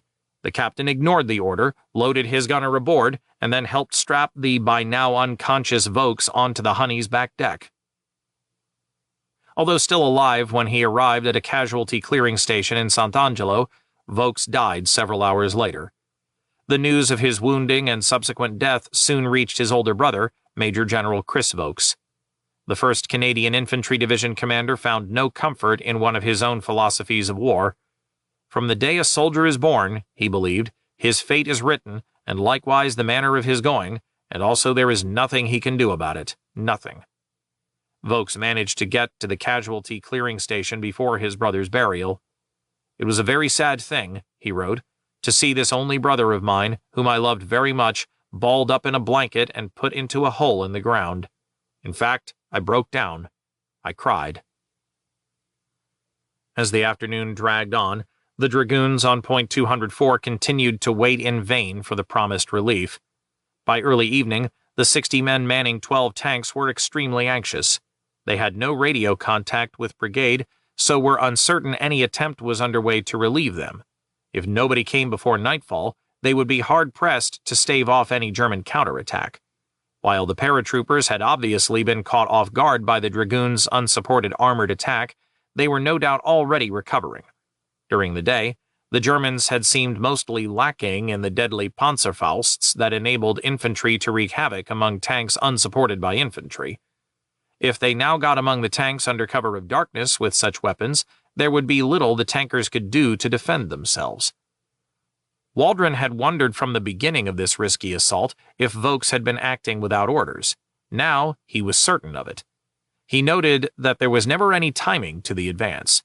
It just happened as people gave orders to push on. It was just a series of errors piled one on the other. They, the orders, were so stupid even the Germans were surprised, and because of our penetration into the line, we disorganized what should have been a complete kill. They just didn't take advantage of our lack of organization. That would surely change. Waldron feared they would be slaughtered on Point 204. Yet help was on the way. Lieutenant Colonel Bill Reed had told B Squadron Commander Major David Kinloch that his men were ready to move at 1500 hours. Kinloch's squadron and the infantry had immediately set off, the tanks clawing their way once more out of the re-entrant, and the soldiers scrambling up the steep slope under the weight of their weapons and gear. But just as the force topped the crest, squadrons of tanks from the Lord Strathcona's Horse Regiment met them. Lieutenant Colonel Jim McAvity, the Strathcona's commander, told Kinloch that his regiment was to relieve the dragoons on Point 204. Kinloch handed off the Perths and led his squadron back into the re-entrant to await the return of the rest of the regiment. For the major, it had been a bitter day. He had lost good men killed and wounded, not a shot was fired by my squadron, and we accomplished nothing. He was also desperately worried about what was happening on Point 204, but also knew there was now nothing he could do to help his comrades there. Chapter 16. Pure Bloody Murder. Lieutenant Colonel Jim McAvity, the Lord Strathcona's Horse Regiment commander, had no intention of slowing his dash from the Folia River to Point 204 to match the pace of the infantry. He told Lieutenant Colonel Bill Reed that his Perth regiment should follow in the tracks of the Shermans at its best rate. At 1600 hours, with C Squadron leading and A and B Squadrons following, the tanks sallied out from the start line towards a small hill that McAvity had designated the regiment's intermediate objective. Once C Squadron reached the hilltop, it moved into hull-down positions from which the main guns could provide a base of supporting fire for the advance's second phase. B Squadron, guided by the reconnaissance troops Honeys, passed by on the right flank and drove towards Point 204. Within minutes of passing C Squadron's position, a Panther tank engaged B Squadron. Massed fire from all the squadron's Shermans ripped the Panther apart before the German tank could cause any damage with its heavier, more lethal gun. Then the squadron pressed on for Point 204. Major Bill Milroy and his tankers arrived there at 1900 hours. Observers from divisional headquarters, who were sitting on a ridge back by the Folia River, later told McAvity that the advance looked rather like a sand table demonstration of fire and movement. Despite his intention to execute the maneuver quickly, the regiment had ended up taking twice as long to cross the ground as had the British Columbia Dragoons. When the Strathconas arrived on Point 204, Major Gerald Eastman of the Dragoons' A Squadron thought they had taken far too long getting there and that brigade command had entirely fumbled the operation. Had they proceeded at the speed which we were able to make, it would have taken them perhaps at most an hour, even under fire, to get to where we were, and they would have had time to go much farther. By 1900 hours, night was falling, rendering a further advance infeasible. Eastman thought the opportunity to deal the Germans a stunning, decisive blow had been frittered away. When the rest of the Strathconas arrived, McAvity deployed C Squadron on a spur running southeast towards the village of Pozzo Alto to cover the right flank, A Squadron on another spur running to the northwest, and B Squadron tight on Point 204 itself. Not knowing if the Perths would soon arrive, Milroy deployed his troops so each tank could fire across the other's bows. Machine guns were dismounted and set up to protect the tanks from infiltrating German infantry. While the Strathconas prepared their defensive perimeter, the weary dragoon survivors returned to the re-entrant near the Folia River. At dawn, the regiment had fielded 54 Shermans. By day's end, only 18 remained operational. 51 officers and men were either dead or wounded. But the BC Dragoons had done their duty. They had kicked a deep hole in the Gothic Line that could now be exploited by the rest of 5th Canadian Armored Division. Despite the haphazard manner of the battle's development, it proved to be the regiment's finest day of battle. 8th Army Commander General Oliver Leese was quick to praise the Dragoons for their dash and determination in the fighting, which largely helped us gain decisive results during the day. The Dragoons received the welcome news that, upon hearing of Lieutenant Colonel Fred Vokes's death, Lieutenant Colonel Harry Engel had immediately demanded command of the regiment, and Brigadier Ian Cumberland had agreed. Whereas Vokes had refused to recommend any officers or men for decorations during his tenure, Engel, in the immediate wake of the fighting, submitted the names of 2 men for medals. Captain Richard Bartley Sellers received a military cross for his attack on the German bunker in the re-entrant assembly area, and Sergeant Frank Alexander Glover received a military medal. Glover's Sherman suffered a direct hit near Point 204 that blew the sergeant, his gunner, and his loader/radio operator out of the turret. The explosion killed both the driver and co-driver. Because the gunner was badly injured, the surviving crewmen were unable to make a hasty escape. In fact, Glover could find no means by which to evacuate the wounded man from the immediate area of the tank, and quickly appreciated that the Germans must soon overrun the position. Leaving the unwounded crewmen to tend to the gunner's wounds, Glover scrounged several abandoned German and Canadian rifles and light automatic weapons scattered about the surrounding battlefield. He then dug 3 well-spaced slit trenches in an arc uphill from the disabled tank and placed several weapons in each trench. When the German attack came, Glover dashed from trench to trench, firing off rounds from the guns stashed there to create the illusion that more than one man defended the tank. The Germans gave up after Glover repelled 3 attacks.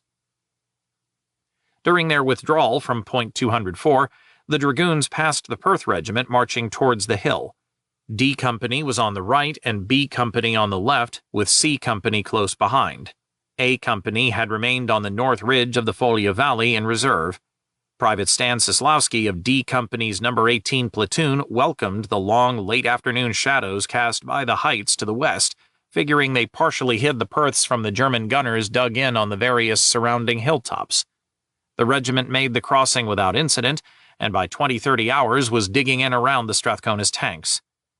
The infantry were desperately thirsty, their canteens long since drained. At a well next to the road leading from Point 204 towards Pozzo Alto, Sislowski joined some men lined up with their canteens at the ready, while one man lowered a bucket into the hole. Suddenly, Sergeant K.M. Blackie Rowe waded into their midst, pushing and shoving them away from the well. "Get the hell back where you belong, you dumb bastards!" the sergeant bellowed. Griping and cussing, the men sullenly complied. Sislowski belatedly remembered that the Germans liked to zero wells in with mortars, wait for a cluster of thirsty men to gather around, and then flay the position with explosives. Rowe told the still angry men that later, when they had finished digging in and darkness had fallen, one man from each section would be allowed to fill all of its canteens. Even then, the Perths made the fatal error of bunching around the well before it was fully dark. When the smoke from the German mortar rounds cleared, 6 men lay dead, including Company Sergeant Major Bob Johnston from D Company. Sislowski felt Lady Luck had been on his side, for he had volunteered to refill his section's canteens. Because he wanted Sislowski and Bren Gunner Private Jim Heaton to set up a forward position on the north-facing slope, Rowe had sent another man instead. So someone else had died at the well. Like his counterpart, Major General Bert Hoffmeister at 5th Canadian Armored Division, 1st Canadian Infantry Division's Major General Chris Vokes had sought a breakout in depth by pushing a combined armored infantry column through a narrow gap in the German forward defenses. His column consisted of the 21st British Tank Brigade, the armored cars of the Royal Canadian Dragoons, and 2 companies of infantry detached from the Royal 22nd Regiment. Brigadier D. Dawnay, 21st Tank Brigade commander, was in overall command and given authority to call on regiments of the 2nd Canadian Infantry Brigade as required for additional strength. Vaux's immediate problem had been to open the gap through which to unleash the armor. In the wake of the West Nova Scotia Regiment's bloody debacle amid the forward minefields, the only gains by his division on August 31st had been those won by the Princess Patricia's Canadian Light Infantry on the left flank. Vaux decided to use the PPCLI-held Point 133 as the launchpad for a night attack by the Seaforth Highlanders of Canada on Pozzo Alto. Once the Seaforths seized this village, he would feed other 2nd Canadian Infantry Brigade regiments through to capture Monteluro and Point 119. This latter objective was on the division's far right flank, where his divisional boundary adjoined that of 2nd Polish Corps. While 2nd CIB effected this penetration in depth, it would fall to the 2 companies of the Van Duze remaining unattached to Donné's breakout force to seize the ground that had been denied to the West Novas. Once through the forward defenses, the Van Duze would execute a hard right turn, fall on Borgo Santa Maria from the rear, and drive east to Point 131, sweeping the Gothic Line's entire front lines clear. To make up for the lost companies assigned to Donné, 1 company of the Carleton and York Regiment was placed under Van Du command. The developments on the Canadian front and Vaux's operational plan were the focus of discussion when 1st Canadian Corps Commander Lieutenant General Tommy Burns met with 8th Army staff at 1700 hours on August 31st. With the Strathconas and Perths snug on Point 204, only the barrier of the Tomba di Pesaro Monteluro feature now stood between the Canadians and Highway 16. By cutting across 2nd Polish Corps' front immediately south of Gradara, a hilltop village with a 13th century castle, Vaux's flying column could gain the highway and drive straight up the Adriatic coast into Rimini. Seaforth Commander Lieutenant Colonel Sid Thompson assigned the capture of Pozzo Alto to B and D companies. Both companies crossed the Foglia at 1726 hours, and once across, D Company mounted the tanks of the 145th Regiment Royal Armored Corps. When the tanks entered the shell-battered ruins of Osteria Nuova, the infantry dismounted and, together with the tanks, advanced along a narrow track towards Point 133 and the jump-off point for the attack. The commander of B Company, meanwhile, had strayed off to the right as he tried to lead his men through the confusingly rough terrain. Infantry and supporting tanks drifted east along the lateral road until finally bumping into a pocket of paratroopers. A short fight ensued, ending when 21 Germans surrendered. B Company's commander led his men onward along the lateral road until finally stumbling into the outskirts of Borgo Santa Maria, which was a full mile and a half off course from where they were supposed to be. Still in German hands, the town and surrounding terrain were being subjected to Canadian artillery and mortar fire that left the Seaforths dodging their own shells until the company commander realized his mistake. Swinging northward, B Company managed to disengage from the Germans defending the village and get back on track towards the regiment's objective. D Company, meanwhile, had pushed off from Point 133 towards Pozzo Alto, with its supporting tanks using main guns to pound suspected enemy positions before the infantry went in to clear them. The company plan was to hook into the village from the north and thereby catch the defending Germans by surprise. At 20:45 hours, the company attacked the village but was repulsed by an alert and well-prepared force of about 100 paratroopers. A second attack was similarly repelled. The company sustained 12 casualties. One platoon commander, Lieutenant F. Henderson, who was twice wounded in the attacks, braved the open field in front of the village to gather one of his wounded men up and carry him to safety. With no idea where B Company and its supporting tanks were, the D Company commander pulled back to a position about 800 yards from the village to await reinforcement. When B Company and its tanks straggled in a while later, the infantry formed a perimeter around the armor in case the Germans counterattacked. Thompson told the 2 company commanders to await the dawn before renewing the attack. On the Seaforth's right flank, the Royal 22nd Regiment spent the night teeing up its plan for attacking Borgo Santa Maria in the early morning of September 1st. Determined to keep casualties as light as possible, Lieutenant Colonel Jean Allard approached the planning with methodical care. There was to be no sending his Van Duze blundering into the vast minefield. Instead, sappers from 4th Field Company, Royal Canadian Engineers, were ordered to use the cover of darkness to clear 3 lanes through the mines.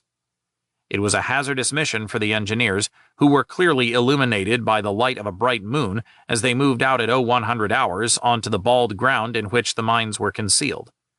Major E.A.N. Pritchard and Lieutenant A.C. Ferguson were in command. Just as the sappers started lifting mines, a concentration of misdirected Canadian artillery fire crashed down on them. Several sappers were so badly wounded that stretcher-bearers and other sappers had to evacuate them, even while the minefield was being torn by exploding shells that were also igniting some of the mines. Despite the casualties and the hazards faced by the continuing erratic shelling and their exposure to German fire, the sappers had the lanes completed by 04:15 hours. While the sappers toiled in the minefield, Allard was finalizing his attack plan.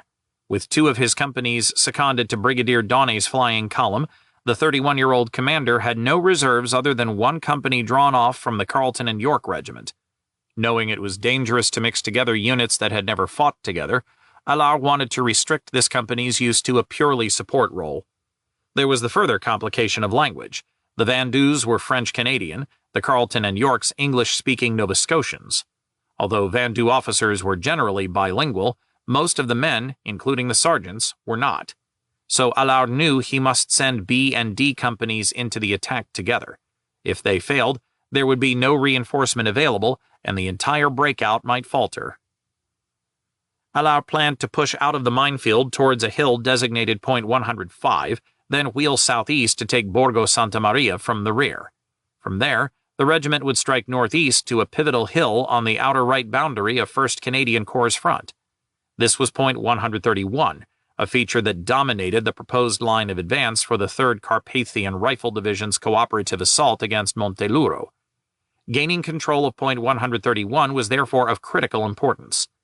At 0200 hours, Allard convened an O Group. Once the sappers finished clearing the lanes, he said, Captain Yvon Dubé's B Company would carry Point 105, while Major Tony Poulain brought D Company up onto a height of land to Dubé's left. With these points secure, Dubé would attack Borgo Santa Maria from the rear, seize it, and continue his drive through to a secondary objective designated Point 137 that lay southeast of the village. Poulain, meanwhile, would move cross-country north of the lateral road in a virtual beeline from Point 105 to Point 131. Allard stressed that Point 131 was vital because it commanded the roads running northward on the Canadian right flank. Its capture, he said, would be the most difficult of these operations. He later wrote, "It was an enormous task to undertake with such limited resources. In fact, this 425-foot mountain was the principal point of defense for the sector. It had a number of works which were well dug in and camouflaged and gave the defenders a marked advantage. Since I had no choice at this stage, all I could do was consider how to provide Poulain with the support he would need.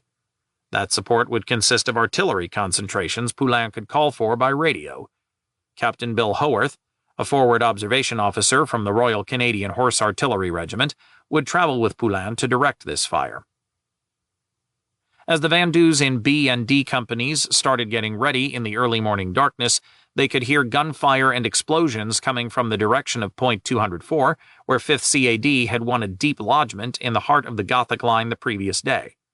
The French-Canadian soldiers murmured back and forth that it sounded like the German paratroopers were launching a hellish counterattack against the Canadians there. The counterattack at Point 204 came just a few minutes after midnight. In their forward observation point on the front slope, Privates Stan Sislowski and Jim Heaton were trying to determine if some voices coming from below them were speaking German or English. A few seconds later, a Faustpatrone charge swished like a Roman candle no more than 2 feet over our heads, following the angle of the hill in its upward passage. Startled, we whipped our heads around and watched it zoom high up into the starlit sky, and then it disappeared as its solid fuel burned up. Now, Sislowski later wrote, we had no doubt as to who was down in the valley. Snatching up their weapons, the 2 infantrymen beat a hasty retreat up the hill to D Company's perimeter. They found everyone there so deep asleep that the passing Faustpatrone round had gone by unnoticed. Nor was the increasingly heavy mortar and artillery fire hitting the hilltop causing anyone to stir. Sislowski and Heaton started shaking men awake, even as rifle grenades began exploding throughout the position in an obvious prelude to the German infantry rushing the position. The exploding grenades seemed to wake everyone in a hurry. The exception was Private Hugh Detler from Niagara Falls, who was determined to sleep undisturbed through the entire counterattack. Sergeant Blackie Rowe quickly ordered the 15 men of D Company's No. 18 platoon to occupy a zigzag trench that looked down from the brow of the hill upon the north-facing slope. "I'm not going to holler fire," Rowe said softly. "When my rifle goes off, you guys open up, do you get that?" Sislowski pressed the butt of his Lee-Enfield rifle into his shoulder and waited for the Germans to silhouette themselves against the skyline as they crested the hill. Beside him, Heaton manned his Bren gun. When several shells exploded behind the trench, the dirt wall crumbled and Sislowski's boots were filled with grit. Then the guns stopped firing, and immediately a line of Germans started jogging up the slope. It was the first time Sislowski had seen the enemy so close, and the first time I was in a position to get in some dead-on shooting. 15 fingers twitched on triggers, but not a shot rang out. It was fire discipline at its very best. It surprised me how cool we were as the enemy came towards us in that peculiar half-crouch of the infantry. One wave, a second, and then a third emerged from the valley, each about 5 yards apart. I swallowed hard, but there was nothing to swallow. My throat was drier than burnt toast, and it wasn't from thirst. Sislowski wondered what the hell Rowe was waiting on. The first Germans were now only yards away. Then Rowe's rifle cracked, and an explosion of small arms fire blazed away at the hapless enemy. The first volley chopped the lead wave down in their tracks. The second wave went to ground but got no shots off as 303 and 45 slugs slammed into their bodies. They were out in the open with no cover. It was pure bloody murder. The third wave was somewhat luckier.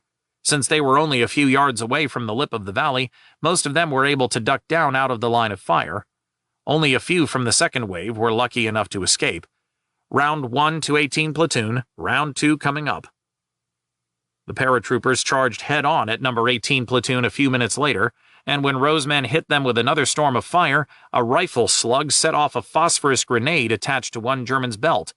He fell to the ground screaming and thrashing about in hellish agony as the chemical slowly consumed his flesh in a phosphorescent glow. His agony lasted only 15 seconds because one of our recent reinforcements, Boyd Querin, let fly a 5-second burst from his Bren. The bullets slammed into the screaming man's smoldering body, ending his agony. As this latest German assault crumbled, a runner from regimental headquarters told Rowe to pull back into the Strathcona's perimeter. The ground outside the ring of the tanks was going to be smothered by artillery concentrations, and No. 18 platoon was in the line of fire. The platoon was furious about having to surrender the high ground, for whatever the outcome of the artillery fire, the Germans would surely manage to occupy the trench, and then the shoe would be on the other foot for whoever drew the duty of taking it back. All around the embattled Canadian perimeter on Point 204, Germans were moving, testing, probing for a weak point. A German self-propelled gun managed to take up a position on a convex slope that was hull down from B Squadron's tanks, but provided a line of fire against Lieutenant Colonel Jim McCavity's headquarters section, positioned next to A Squadron. McCavity had a perfect bead on the SPG, but a useless wooden gun in his turret. A and C Squadrons were unable to fire on the German target because it stood so close to the tanks of B Squadron. Fortunately, although it fired more than a dozen rounds, the SPG gunner proved a hopeless marksman and failed to score a hit. Then another vehicle crashed directly into the Canadian lines, drawing fire from tankers and infantry alike. The vehicle was a burning wreck by the time everyone realized it was just a farm tractor that the Germans had for some reason rigged so that it would run unmanned down into the position. The most determined probing, both by infantry and several SPGs or tanks, was directed at B Squadron's perimeter. For the tankers buttoned up inside their Shermans here, it quickly became impossible to sort out among all the infantry milling about who was friend or foe. At times, some of the tankers clambered out of their tanks armed with rifles, submachine guns, and pistols, and joined their infantry counterparts in fighting off attacking Germans in vicious hand-to-hand melees. Hardest pressed were Lieutenant Wayne Spencer's 3 Shermans. Manning the tank's bow gun, which was set up in a slit trench near his tank, Trooper Harold Betcher held off a number of Germans until the gun stopped working. Drawing his pistol, Betcher emptied the clip and then ran to a tank commanded by Corporal J.B. Matthews. Betcher wanted the tank to direct its main gun on the closing German infantry, but Matthews and his gunner were locked in a duel with an SPG that was in a position where its line of fire threatened the entire troop. However, unlike most Canadian Shermans that had the pintle-mounted 50-caliber Browning anti-aircraft machine gun removed to avoid its tangling in the wires supporting Italian grapevines, Matthews's tank still possessed the gun. Jumping onto the rear deck, Betcher yanked the charging lever back on the Browning and ripped off long measured bursts at the enemy. He stuck to the gun despite being dangerously highlighted by a tank and a haystack that were both burning nearby and suffering several bullet wounds. Finally, his fire drove the paratroopers off. Betcher was awarded the Military Medal. B Squadron's battle exacted a terrific toll on its officers. All but Spencer were killed or wounded. When the firing finally ceased, Major Bill Milroy, Captain D.G. Monroe, Lieutenants E.A. McIlwain and R.A. McKay Keenan were all wounded. Lieutenant H.V. Garr, who had seen his first combat this day, was mortally wounded. Trooper A.G. Roper was also killed. Another 12 men, most from B Squadron, were wounded, Trooper Jacob Kippenstein Funk mortally. On the left-hand flank of Point 204, meanwhile, the Perths fought a tangled, deadly battle. When several self-propelled guns seemed on the verge of getting in among the Shermans, Lieutenant Colonel Bill Reed gathered up all the Piat men he could from B and D Company and went hunting German armor. Although they scored several hits on the SPGs with the anti-tank weapons, none were knocked out. Reed, however, was struck in the face by shrapnel. Refusing to be evacuated, he carried on fighting until suffering another wound. This time he agreed to leave the battlefield. Reed won the Distinguished Service Order. With the battle on the left-hand side of Point 204 winding down, the attempt to recapture the brow of the hill to the north that Sislowski and his platoon mates had feared got underway. D Company, less its Piat men, was given the job. Captain Sam Ridge put No. 18 Platoon out front, with No. 16 Platoon in skirmish order behind, and No. 17 Platoon 10 yards farther back. The men fixed bayonets and started up the slope. Sislowski hoped to hell that the Germans had been swept right off the hill by the artillery, but he knew better than to bank on this. As they neared the crest, Sislowski realized the entire platoon was starting to bunch up.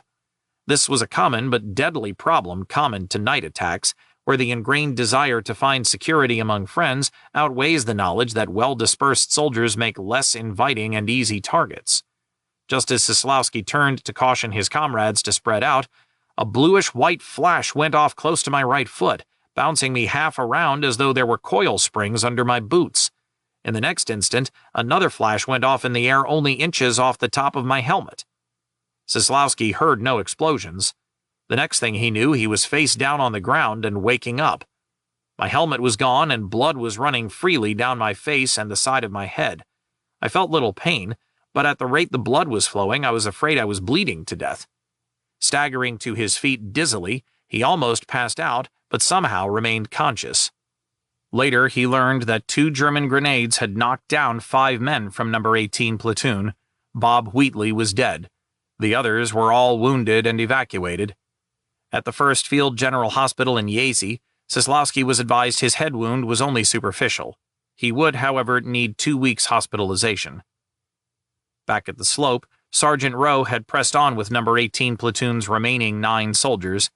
Rowe led the platoon into the midst of the Germans and, after emptying his Lee-Enfield, started stabbing men with the rifle's fixed bayonet.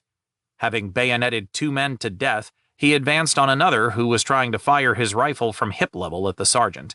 Just as the German squeezed the trigger, Rowe nimbly jumped out of the way, danced back again to dodge a second bullet, and then brought his assailant down with a hard bayonet thrust. When he turned from this task, the hill was back in Perth hands, and Rowe had earned a Distinguished Conduct Medal. Also standing tall on the hill was Private R.D. Saunders, who had assumed command of his section after both section leaders had fallen wounded.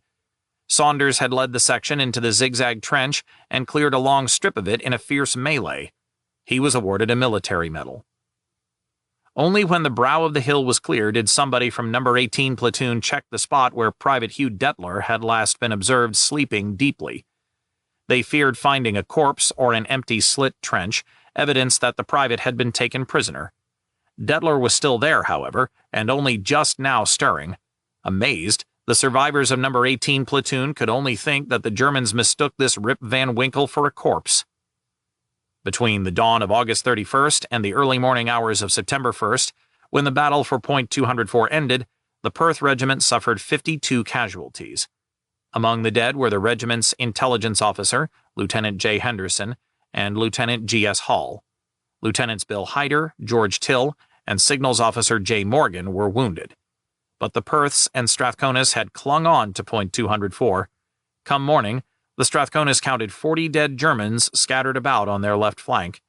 When Major Gerald Eastman of the BC Dragoons returned to the hill on September 2nd to recover some knocked-out tanks, he estimated that there were approximately 200 dead Germans spread across a 5-acre area on the north side of Point 204.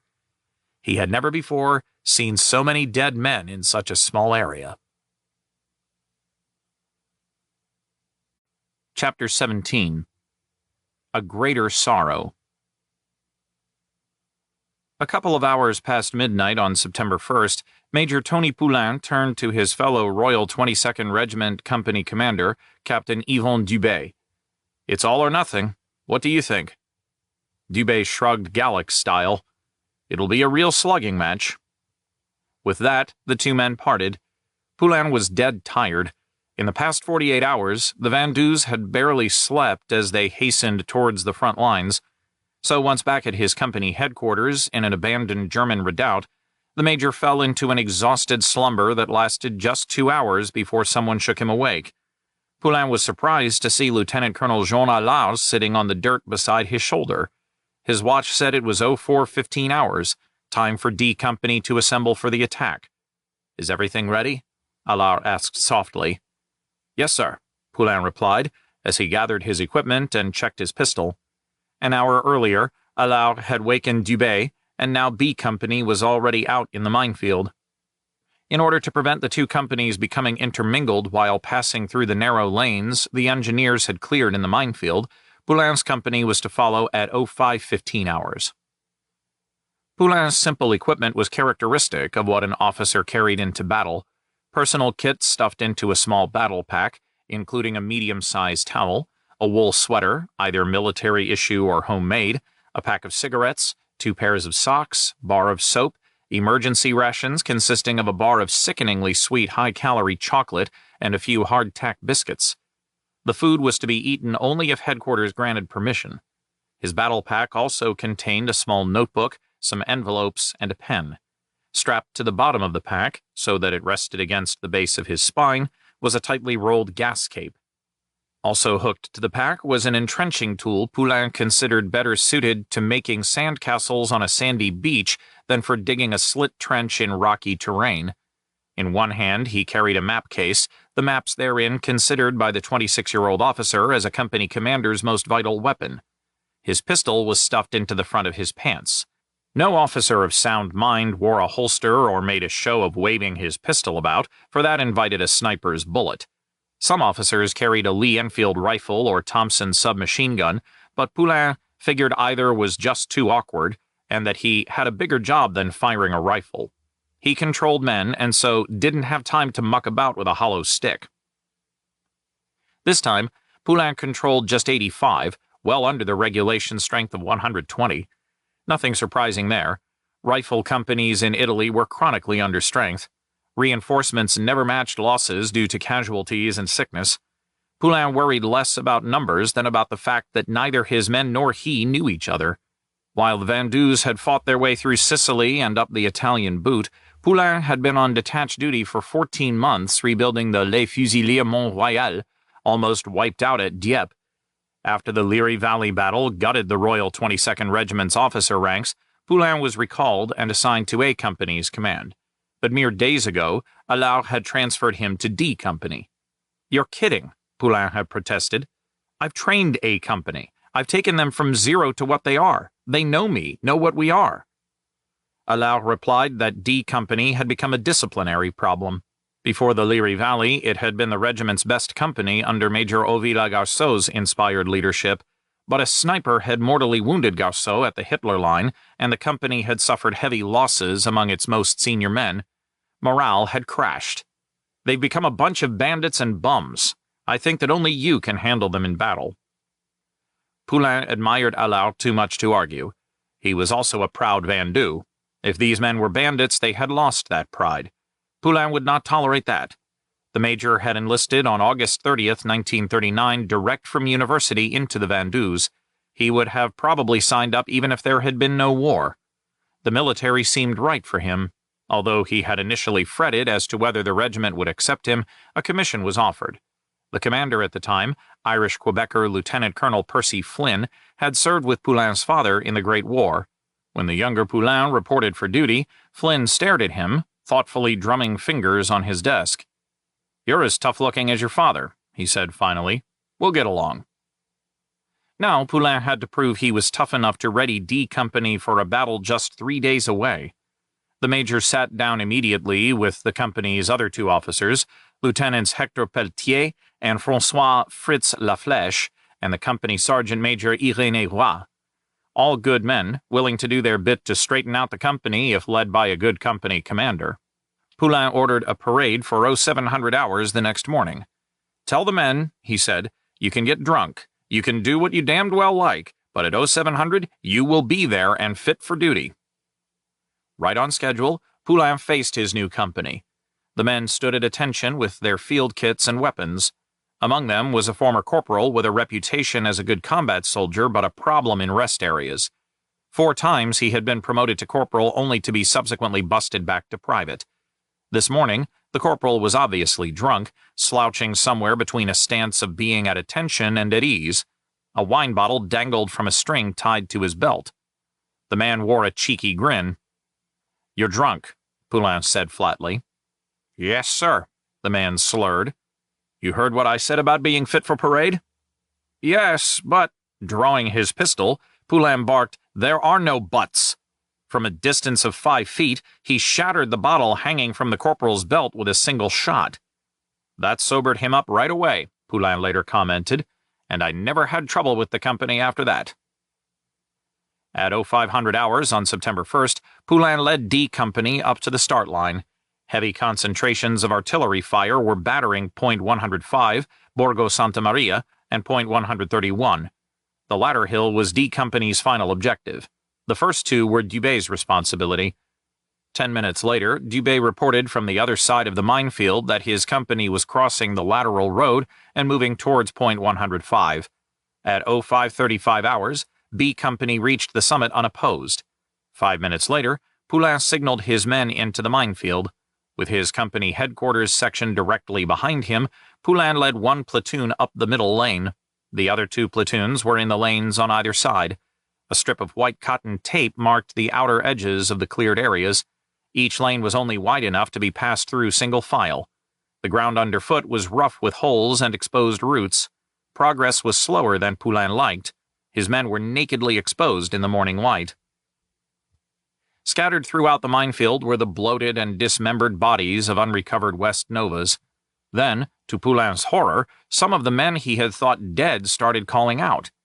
Weakened by loss of blood, afraid to move for fear of setting off other mines, tortured by hunger and thirst, they called weakly for stretcher-bearers and for water and implored us not to let them die like animals.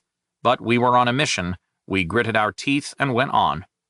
Later that morning, the engineers swept paths through the field to reach each wounded man, and those who had survived their ordeal were rescued. Before this help arrived, however, some had bled to death or succumbed to shock. 20 feet short of the lateral road, the white tape marking the cleared lane petered out. Poulain stared at the space ahead. What the hell had happened? Did the engineers run out of tape? Had they bolted after being fired on and figured the lane was close enough to the road that the Vendouxs could get through with only a few casualties? The company had been in the minefield for 10 minutes, and so far had attracted not a single shot from the Germans. But retracing his steps to use one of the other lanes would unreasonably tempt fate. From behind, CSM Roy and the company wireless operator were taking turns asking if he saw mines up ahead. "I don't goddamn know," Poulain replied. Then he started walking carefully forward. "If you see me go up, you'll know," he hissed. There were no mines. D Company crossed the road, formed in line, and headed for point 105. B Company, meanwhile, was already jumping off from this hill to move southeasterly towards Borgo Santa Maria. Poulin's D Company reached the summit of point 105 at 0610 hours. By this time, Dubé was back on the lateral road and just short of the village. Neither company had so far met any opposition. After a 6-minute rest, Poulin headed towards point 131. Everything remained quiet. Not until Dubé's men entered the village's outskirts did they come under sporadic small arms fire, but the officer led his men forward so aggressively that in less than 15 minutes, Borgo Santa Maria had been swept clear. 2 Germans were captured, while a few others fled eastward along the lateral road. The village was a ruin, with only one house standing. Even as Dubé reported Borgo Santa Maria secure, a deluge of machine gun fire hit Poulin's company on the slope of point 131. There were concealed fortifications on the side of the slope and at its summit, and they delivered a crossfire that left little untouched. Poulin had the platoons under Lieutenants Pelletier and La Flèche out front, and these immediately engaged the closest German positions.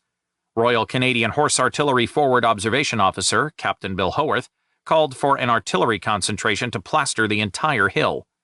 Although the 2 forward platoons managed to wipe out the machine gun positions to their front, they started taking heavy fire from another position on their right flank. Several men went down, dead or wounded. As this German machine gun was only about 50 yards from the platoons, Poulin knew it was too risky to try neutralizing it with artillery. Instead, he pointed out to his 2-inch mortar team where the gun was hidden behind the corner of a wrecked brick house.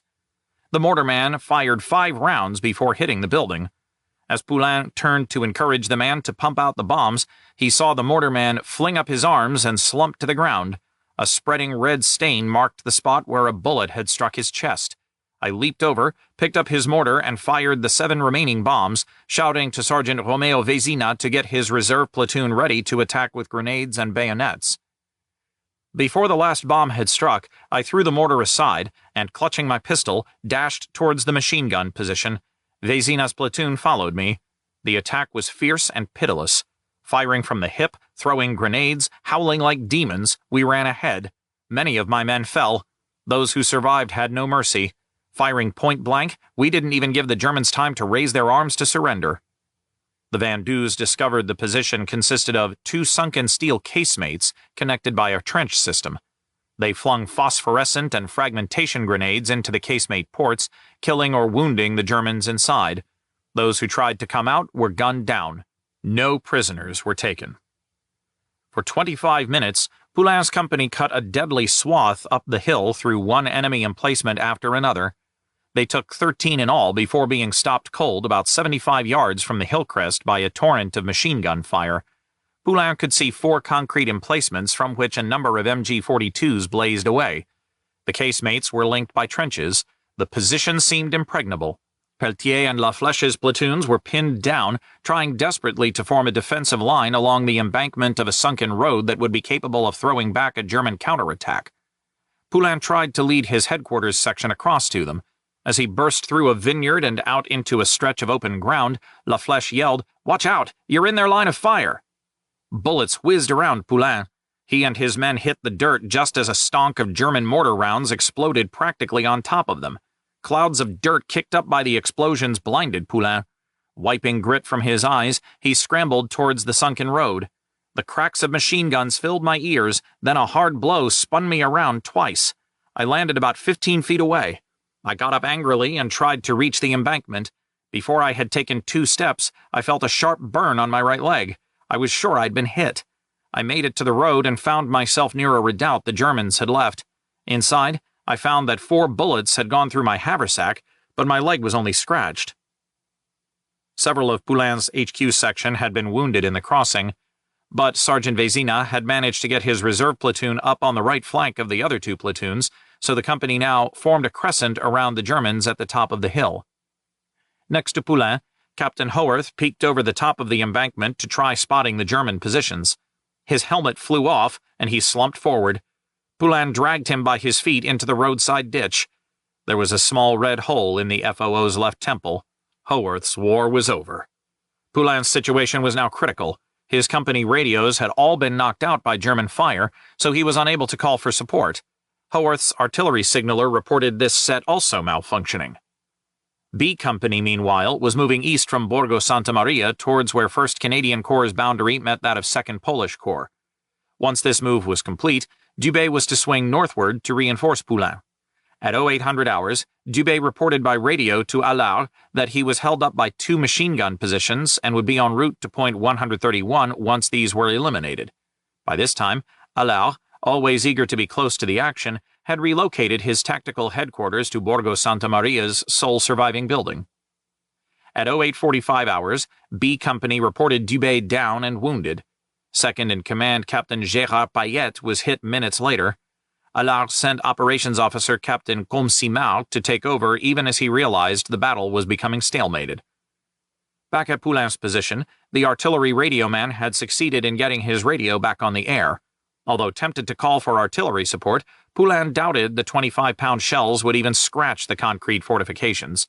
He could summon a barrage by the more powerful medium or heavy guns, but that would necessitate pulling his company back to avoid the great shells striking his men.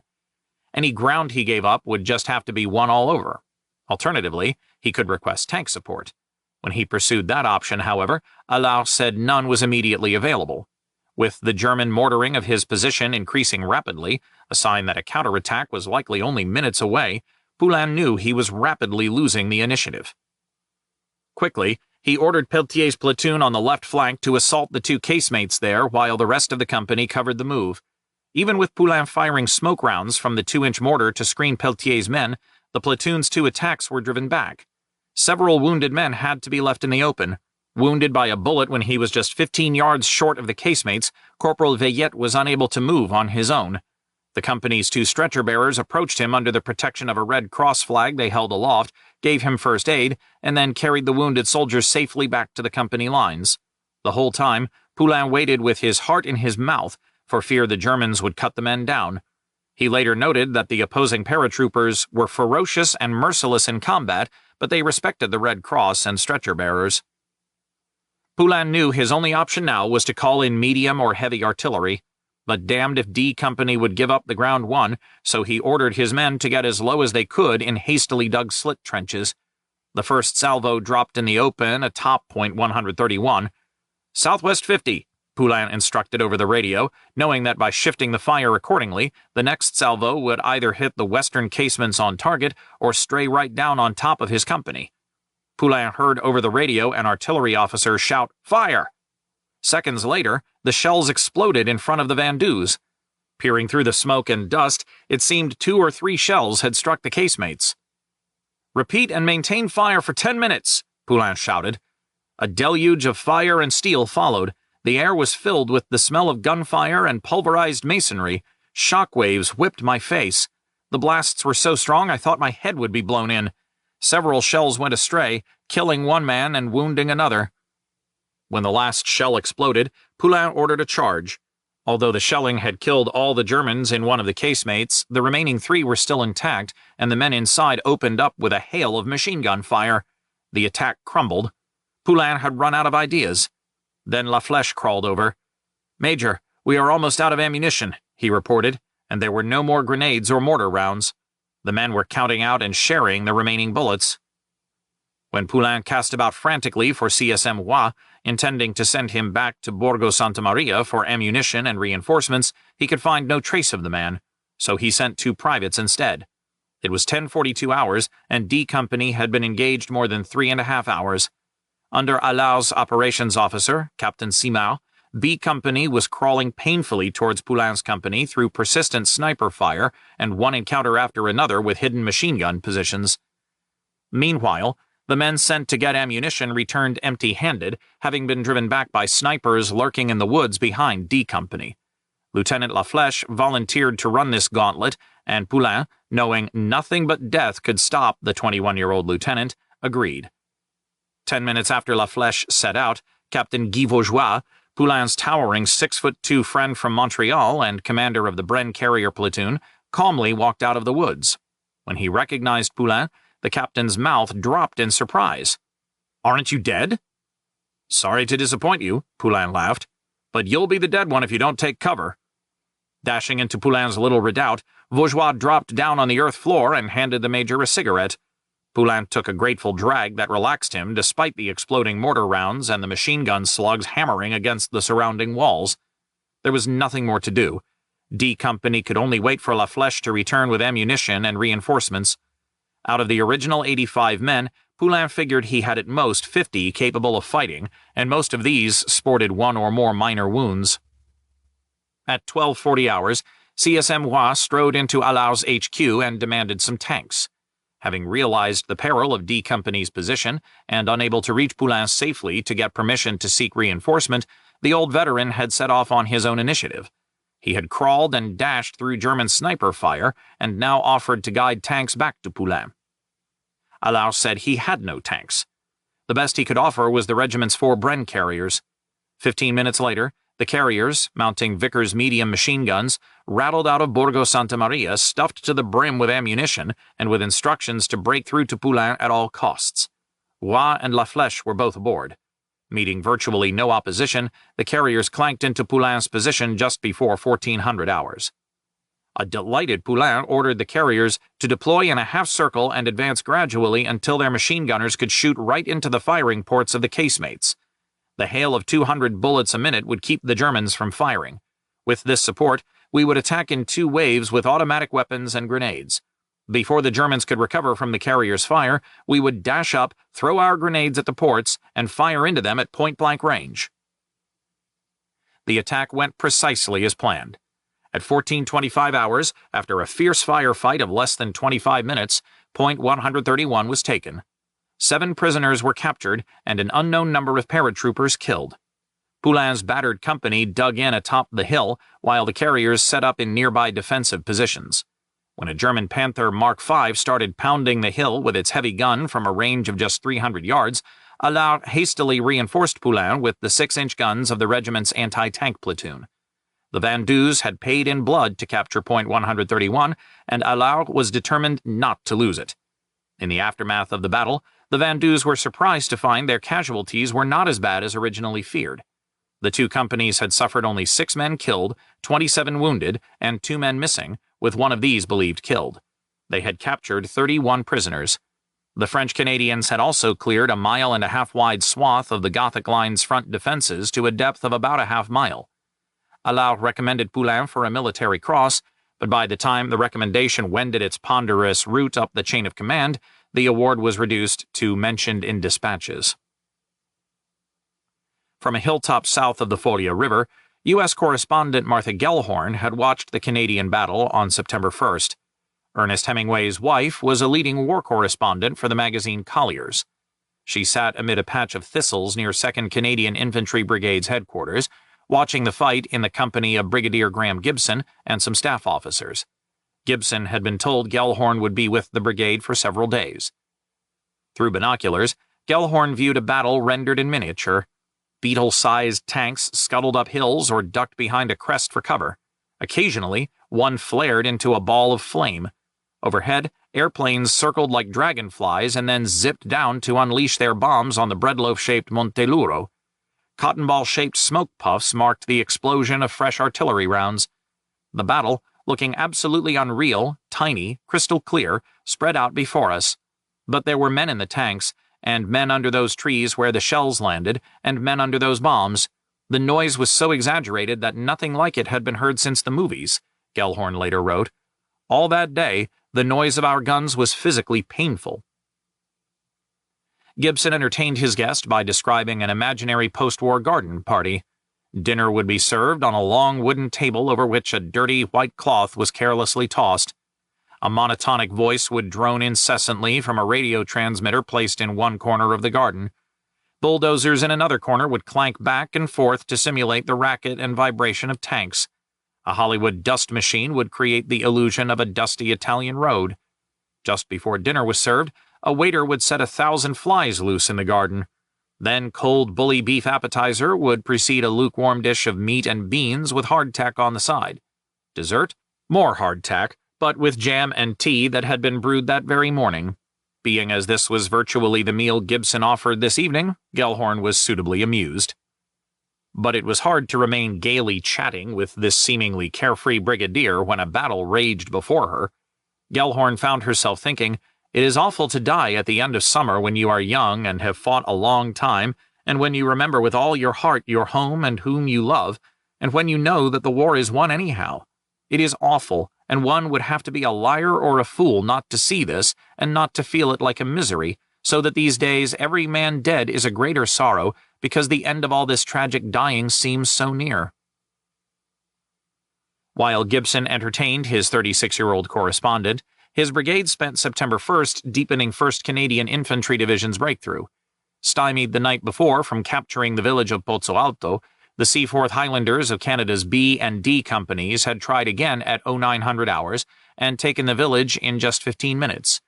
While Lieutenant Colonel Sid Thompson moved his tactical headquarters and A and C companies into the town, the two leading companies drove several hundred yards northward to secure a low ridge and again met virtually no opposition. As had been the case throughout the gate-crashing Canadian offensive, the Germans were proving incapable of meeting 1st Canadian Corps' offensive with a consistent, sustained, and interlocking defense. So, while some regiments, like the Van Duys, faced fierce resistance from a determined and well-positioned defender, others, like the Seaforths, encountered only slight, easily eliminated pockets of resistance. On the extreme left flank at Monte Marone, the Germans seemed to have no infantry to throw against the Cape Breton Highlanders and B Squadron of the 8th Princess Louise New Brunswick Hussars. Instead, they resorted to constant artillery fire and probing the hilltop position with several tanks and self-propelled guns. Private Bill Metcalf and his buddy had dug a slit trench during the night and covered it with a crude straw roof to create some shade. The two men were still sound asleep just after dawn when an SPG started raking the ground around them with machine gun fire. Gazing out from under the improvised roof, a startled Metcalf realized they had dug the trench slightly downhill on a slope directly facing the German lines. Blinded by the sun, the private couldn't see the SPG. But there was no mistaking the tracers striking the ground just 40 feet away and slowly, methodically creeping his way. Then a tracer plowed into the ground in front of their trench and ricocheted up through the overhead straw. There was a sizzling sound, and flames started engulfing the roof over their heads. Metcalf and his friend rolled out of the trench and hugged the ground nearby, hoping to hell the straw would burn up quickly so they could reclaim their trench. Close by, two Shermans in Lieutenant Bill Spencer's No. 3 troop burst into flames after the SPG hit each in rapid succession with armor-piercing rounds. Two of the tankers, unable to bail out, burned to death. The tank squadron's strength was reduced to just 9 tanks. An armor-piercing round struck the main gun on Captain Bob McLeod's Sherman, bounced off the side of the turret with a mighty clang, but failed to penetrate. As blinded by the rising sun as Metcalf had been, the Hussars were unable to bring the SPG into their sights. They fired into the general area, frantically hoping for a lucky hit. Suddenly, at 0930 hours, the sun rose a little higher, and the SPG was brought into plain view. The Hussars opened fire, quickly reducing it to a smoking wreck.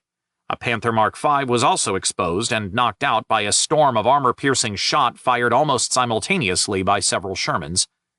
B Squadron Commander Major Howard Kierstead could now see Tomba di Pesaro off to the northeast of Monte Marone. Thought to be the last key Gothic Line fortification in 5th Canadian Armored Division's way, this was the objective that other Hussar squadrons and the 11th Canadian Infantry Brigade Infantry were scheduled to soon attack. Hoping to soften up the German defense there, Kierstead ordered McLeod to take command of No. 2 Troop and lead it out 1,000 to 1,500 yards to a ridge that would enable the Shermans to range in on the village. McLeod set off at 1000 hours in his tank Bing, with Sergeant Tug Wilson and Corporal H. Shepard in tow. The tankers took no chances. They raked every passing bush and clump of trees with machine guns and blasted any houses or haystacks with high explosive. When a high-explosive round in McLeod's gun stuck in the bore, he realized the German round that had earlier hit the gun must have damaged the barrel. It took his gunner 5 minutes to finally remove the shell. Then McLeod's radio ceased functioning just as Shepard spotted a 75mm anti-tank gun to the left and rear of his captain's tank. The corporal smashed the gun with a high-explosive round before its crew could fire. Momentarily halting the column, McLeod ran over to Shepard and ordered the corporal to switch tanks with him so he could restore a radio link to the squadron. The day was another scorcher. McLeod gulped water so quickly that he immediately vomited most of it back up. When they reached the ridge at 1100 hours, the Shermans lit into Tomba di Pesaro with their 75mm guns. After about an hour of blazing away, McLeod advised Kierstead he was running low on ammunition. The troop was going to stop shooting, so there would be some ordnance left for their return trip to Montemarone. Kierstead sent another No. 1 troop under Lieutenant Wally Manley to take over the shelling operation. While the captain awaited his relief, he decided to check a farmhouse on the opposite side of the crest. When McLeod raked the building with the coaxial machine gun from the rise, a flurry of white sheets appeared in various windows. With McLeod covering him, Shepard rolled his Sherman down the slope to investigate. The house proved full of Italian civilians, none of whom had been hurt by the machine gun fire. Manley arrived at 1330 hours, and McLeod briefed him in the shade of some overhanging grapevines. As No. 2 troop rolled back towards the squadron along the southwest edge of the ridge, McLeod spotted some German infantry off to his right. Simultaneously, Manley called up on the radio to report that one of his men, Trooper F.A. McDonald, had crushed his hand in the breech of his 75mm gun and required immediate evacuation. McLeod dispatched Shepard to fetch the injured soldier. While he and Sergeant Wilson waited on Shepard's return, 3 German infantrymen blundered out of the nearby brush and immediately surrendered when McLeod fired his pistol at them. One carried a sniper's rifle. McLeod searched the Germans and relieved them of a Luger pistol, a cigarette lighter, and a pen and pencil set. Things were starting to get dicey, McLeod realized, as a lot more German infantry were moving around the vicinity of his position. Things came to a head just as Shepard's tank returned and a concealed anti-tank gun suddenly opened fire on McLeod's Sherman. The first round struck just to the left, the second to the right, and the third ricocheted off the turret. McLeod ordered the 3 prisoners to jump on the back of his tank and told his driver to get moving. The tank sped along a trail that had a steep bank on the left side. When the trail suddenly narrowed, one of the Sherman's tracks climbed steeply up the embankment and nearly upset the tank. Safely back with the squadron, a shaken McLeod told Kierstead, "After 2 hits on my tank, it looks like I was born to be hanged, not shot." As the adrenaline generated by combat rapidly burned away, the captain felt suddenly dead on his feet. Somebody passed him a mug of coffee and a bowl of soup. The food helped somewhat, but McLeod realized he had been going full tilt for more than 48 hours. Everyone in the squadron was exhausted. When Kierstead had McLeod radio regimental headquarters and request relief, however, Lieutenant Colonel George Robinson wasn't complimentary. The entire regiment, Robinson said, was in similar straits, and B Squadron would just have to soldier on. Chapter 18. Absolute Bedlam. The battle's relentless pace was wreaking havoc on 5th Canadian Armored Division, particularly 11th Canadian Infantry Brigade. The Cape Breton Highlanders were so beaten up, Major General Bert Hoffmeister decided to leave them on Montemarone to rest up while still serving to anchor his left flank. That meant giving the Irish Regiment of Canada the job of assaulting Tomba di Pesaro. Hoffmeister's original plan had also assigned the Perth Regiment, supported by the Lord Strathcona's Horse Regiment, to capturing Monte Peloso, point 253 on military maps. Repelling the counterattack on point 204 had, however, left its commander wounded and the surviving infantrymen exhausted. The general had no option but to commit some of 12th Canadian Infantry Brigade's regiments, so far kept out of battle to keep them fresh for the anticipated rapid breakout from the Gothic Line, to complete breaching that line. All hopes of winning a breakout now hung in the balance. Accordingly, Hoffmeister ordered Lieutenant Colonel Bill Darling to march the 4th Princess Louise Dragoon Guards to point 204 and attack point 253 from there. At 0900 hours on September 1st, Darling arrived at point 204 by jeep to conduct a preliminary reconnaissance while the regiment followed on foot. The PLDG was going into battle for the first time since being reduced from an armored car unit to infantry. Most of its men still resented being subjected to what they viewed as a demotion in regimental status. In a quiet act of defiance, the regiment had retained armored designations, so its men served in squadrons broken down into troops rather than companies comprised of platoons. Darling found the situation on point 204 vague and confused. Lieutenant Colonel Jim McCavity, The Lord Strathcona's horse commander had no intelligence on how many Germans defended the PLDG objective. When his troops arrived, Darling held them on Point 204's reverse side and called the officers up to an observation post on the hilltop that afforded a good view of the ground over which they would attack. After a quick briefing, the officers headed back to their companies, but had taken only a few steps when an artillery salvo caught them in the open. B Squadron's Major J.B. Lawson was killed. A combination of losses due to sickness and artillery-inflicted shrapnel wounds had so diminished this company's officer ranks that a junior platoon commander, Lieutenant P.M. Moore, was left as the only fit officer. He took over the squadron's command. At noon, Darling warned the attack would start in just 40 minutes, but as he started to brief the surviving officers on the details, the entire regiment was caught in a devastating artillery bombardment. "Absolute bedlam reigned," Darling wrote afterwards, "while we were subjected to an extremely heavy concentration of shelling and mortaring which kept up continuously for half an hour. I should think 500 heavy shells landed within our immediate area. 3 tanks and numerous vehicles were destroyed and burning. Grass fires were raging, and the men had scattered to find cover as best they could. All this somewhat interrupted the O group, but worse still, 3 officers and about 30 other ranks were hit, about 100 more were off their rockers from the merciless pounding, and there was a considerable amount of confusion. Darling had to delay the attack by 30 minutes. At 13:10 hours, A Squadron, which was to have led off on the left flank with D Squadron on its right, was still sorting itself out from the shelling. Darling swapped it for C Squadron. The Strathcona's C Squadron, under command of Major Jack Smith, followed in waves behind the 2 advancing infantry squadrons.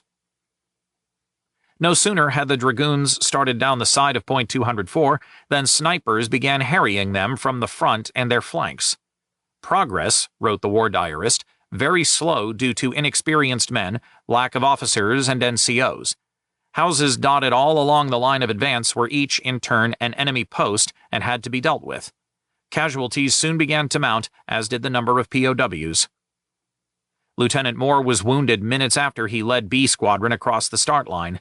Individual sergeants assumed command of each troop, and nobody exercised any overall control over the squadron itself, but the men kept pushing forward. Infantry and tanks struggled slowly downhill for about 800 yards into a saddle running between Point 204 and Point 253. The tanks sprayed every hedge and wheat stook with machine gun fire and reaped the heaviest toll of German paratroopers ever credited to the regiment. One paratrooper, armed with only a rifle, popped out from behind a stack of wheat and squared off against an advancing Sherman. Standing in full view with his rifle shouldered as if he were on a shooting range, the German fired one shot after another that harmlessly pinged off the armor of the tank's turret. The tankers chopped him down with a burst of .45 caliber machine gun fire and then ground the corpse under their tracks. McAvity, who had been directing the tankers from his vantage on Point 204, suddenly heard his voice collapse to a hoarse whisper that made issuing further orders impossible. He handed command to Major Lee Sims. Meanwhile, the attack had bogged down in the middle of the saddle when the infantry were driven to ground by heavy machine gun fire from a stoutly built farmhouse. When Captain D.J. Burke attacked the house with several sections from A Squadron with tanks backing him up, the Germans were quickly wiped out. Inside, the troopers found the rooms strewn with corpses of paratroopers and well stocked with machine guns and Faustpatrones. The PLDG started a slow, bloody push up the 800-yard steep slope towards the summit of Point 253. Darling paused on the edge of a plowed field that covered the last 200 yards leading up to the hill crest to organize a final charge. He had only 40 men. Burke's section numbered only 8. Darling jogged over to Major Smith's Sherman and asked him to deploy his squadron halfway across the field and to go there without infantry support. If the tanks met only light opposition along the way, Darling would put in his charge. The Shermans entered the field in an arrowhead formation and started wallowing through 2-foot-deep furrows. Drivers dumped their transmissions into bull low, and the Shermans lurched slowly through the crumbling clay, while the gunners hammered any houses or clumps of vegetation that might hide enemy positions with 75mm and machine gun fire. When the tanks reached the halfway point, Darling and his 40 men charged out into the open field. Bullets whipped around them, and some struck flesh. 50 yards from the summit, only 15 men still followed Darling. These went up the last steeper stretch on hands and knees right into the face of the Germans. At the last minute, when it seemed this small group of attackers would surely all be killed, the paratroopers broke and fled. Darling staggered onto point 253 at about 1600 hours. The PLDG had won its first infantry battle, and Darling would receive a Distinguished Service Order for gallantry. When Strathcona Lieutenant W.J. Brown's lead troop joined the Dragoons a few minutes later, he pulled out a bottle of whiskey, offered a toast to the hard-won victory, and passed the bottle down to Darling. After savoring the fiery liquor, Darling got to work establishing a defensive perimeter around the hilltop. With every passing minute, more infantrymen filtered in to boost the ranks. Some had been pinned down in small firefights with isolated pockets of paratroopers, while others had been unable to keep up. A few had hidden, cowering in fear until the fighting ended. Corporal Gordon McGregor, the Kamloops logger, was in terrible shape. Over the past few days, he had marched 20 miles on the damaged tendon in his leg. He had arrived at point 204 barely able to continue walking, only confirming the wisdom of his decision to request a transfer to the division's assault engineers, who always moved by truck. Then had come the uphill attack and all the terror and pain that had entailed. During the advance, a piece of shrapnel had embedded itself in his forehead, but he yanked it out and kept limping up the hill. The next day, McGregor learned his transfer had come through. "You want to go or you want to stay?" a major asked him. "I don't want to stay," McGregor replied. "I don't like to walk." As the assault engineers were at full strength, he was shunted off to a reinforcement depot and then assigned to a tank delivery squadron where his job was delivering replacement tanks to the front lines. Within an hour of point 253's capture, Darling had about 100 men on the hill. He radioed brigade headquarters, "Objective captured," and urgently requested ammunition, supporting arms, and most immediately water for his parched troops. The PLDG paid a bloody price for this tiny bit of real estate, 129 casualties, of whom 35 died, while the Strathconas counted 6 dead and 24 wounded. An estimated 120 Germans were believed dead, and as many were taken prisoner. Within a couple of hours, one Perth Regiment company reinforced the hilltop, and a Princess Louise Fusiliers platoon brought several Vickers medium machine guns to stiffen the defense. Shortly thereafter, 4 M10 tank destroyers arrived, and the Strathconas withdrew to the reverse slope to reorganize, rearm, and refuel out of sight of the Germans who constantly shelled the summit. On hearing the details of the PLDG's attack, 8th Army Commander General Oliver Leese shot off a congratulatory message to Darling. "My congratulations to you and all ranks of your battalion on your hard fighting at Tomba di Pesaro. The regiment may be proud of its part in a great and hard-fought victory. With many thanks and best wishes to you all. Well done, Canada." Leese was misinformed. Tomba di Pesaro still remained in German hands, a fact the Irish Regiment of Canada hoped to change with a night attack. 0 hour for the Irish was 1945 hours. That afternoon, the Irish and the 8th Princess Louise New Brunswick Hussars Sea Squadron passed through the Cape Breton Highlander lines on Monte Marone and 3/4 of a mile eastward to Il Casone. This was a large farm situated on a low ridge that arced gradually northeastward to meet the heights upon which Tomba di Pesaro stood. Leading the way, the Hussars entered a small valley just short of Il Casone and were suddenly among a group of German infantry on the march. Surprise was complete for both sides, but the tankers recovered more quickly and raked the infantry with machine guns. After unsuccessfully trying to return fire with a few Faustpatrones, about 70 Germans surrendered and were quickly passed back to the Irish. During the climb up the rough, steep slope to Il Casone, several Shermans lost tracks, leaving the squadron with only 10 serviceable tanks by the time it reached the farm buildings. Lieutenant Colonel Bobby Clark marched his infantry into the position shortly thereafter. From the large farmhouse's upper story, Clark, Hussars Major Cliff McEwen, and the company and troop officers gazed out at their objective. It was another town of stone and mortar, brown and quiet on its hilltop, and mysterious because there was no way of knowing, after Montecchio's lesson, what resistance lurked behind its walls. Clark had an all-too-rare advantage during this gate-crashing battle, time to plan his attack. From their excellent vantage, Clark pointed out the routes each officer was to follow to the objective. It would be a two-pronged attack. Captain Bill Elder's B Company would drop into the valley fronting Tomba di Pesaro and ascend the slope to enter the village's left-hand side. Meanwhile, C Company, under Captain Bill Mitchell and riding atop 5 tanks, would follow the ridgeline leading to the town's right flank and break in there. The remaining 5 tanks would force the Germans to keep their heads down with fire support from Il Casone. A short artillery bombardment supplemented by fire from the Irish mortar and anti-tank platoons would precede the attack at 1945 hours, with the anti-tank guns specifically targeting the village's church steeple. Soft evening light lit Tomba di Pesaro gently as the first shells started to fall. To the Canadians watching from the farm, the picturesque nature of the scene was oddly disturbed by the plumes of black smoke and flashes of flame caused by the artillery, tank, and anti-tank fire. Soon the village was entirely obscured by a thickening haze of smoke that drifted along the ridgeline to completely obscure the battlefield. Then C Company was told to board the 5 tanks commanded by Captain Lloyd Hill, and when they were all crouched on the back deck or lying against the turret, the Shermans rumbled forward. They headed for Tomba di Pesaro at top speed, with the infantry clinging grimly to whatever handholds they could find. B Company meanwhile bolted into the valley, swept across the narrow bottomland, and then started sweating up the steep slope. The Shermans rolled right through to the edge of the village without attracting any opposition. Captain Mitchell's infantry company piled off the tanks and warily slipped in among the shell-battered buildings. On the opposite side of Tomba di Pesaro, Elder's men did likewise. Although they tumbled a few Germans from the 1st Parachute Anti-Tank Battalion, these immediately surrendered without a fight. By 2000 hours, Clark was informed the village was secure.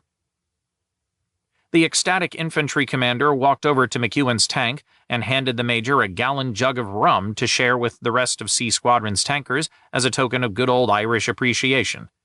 Next morning, when Clark marched the rest of the regiment into the village, he was greeted by a large, hastily created sign painted crudely on the whitewashed side of a building next to the main street entrance that declared, "Bobby Clarksville, inbounds to all Canadian troops." This was a jibe at 1st Canadian Corps' Provo officers, renowned for constantly erecting signs designating every village out of bounds to Canadian troops within hours of their capture. A smaller sign nearby read, "Out of bounds to Provo." Clark let the latter remain for a few hours before ordering it painted over.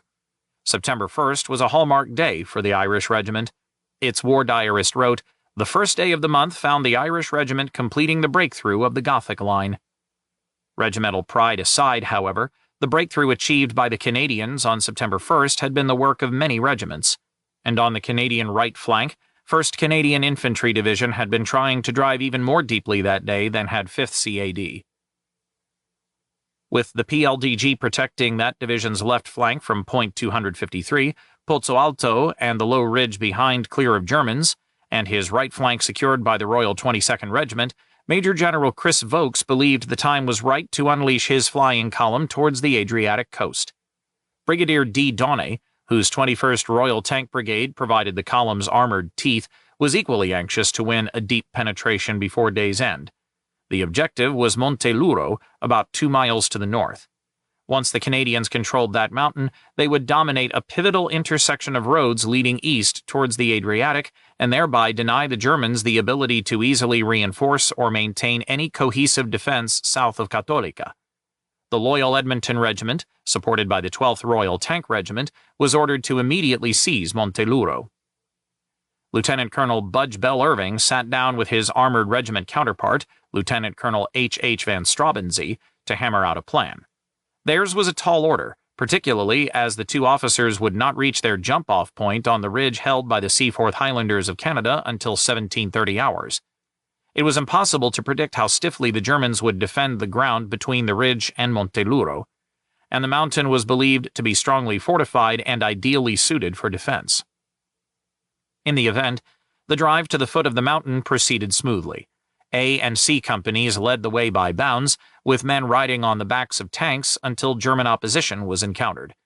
23-year-old Captain John Dugan had just been given command of C Company after serving several months as its second in command.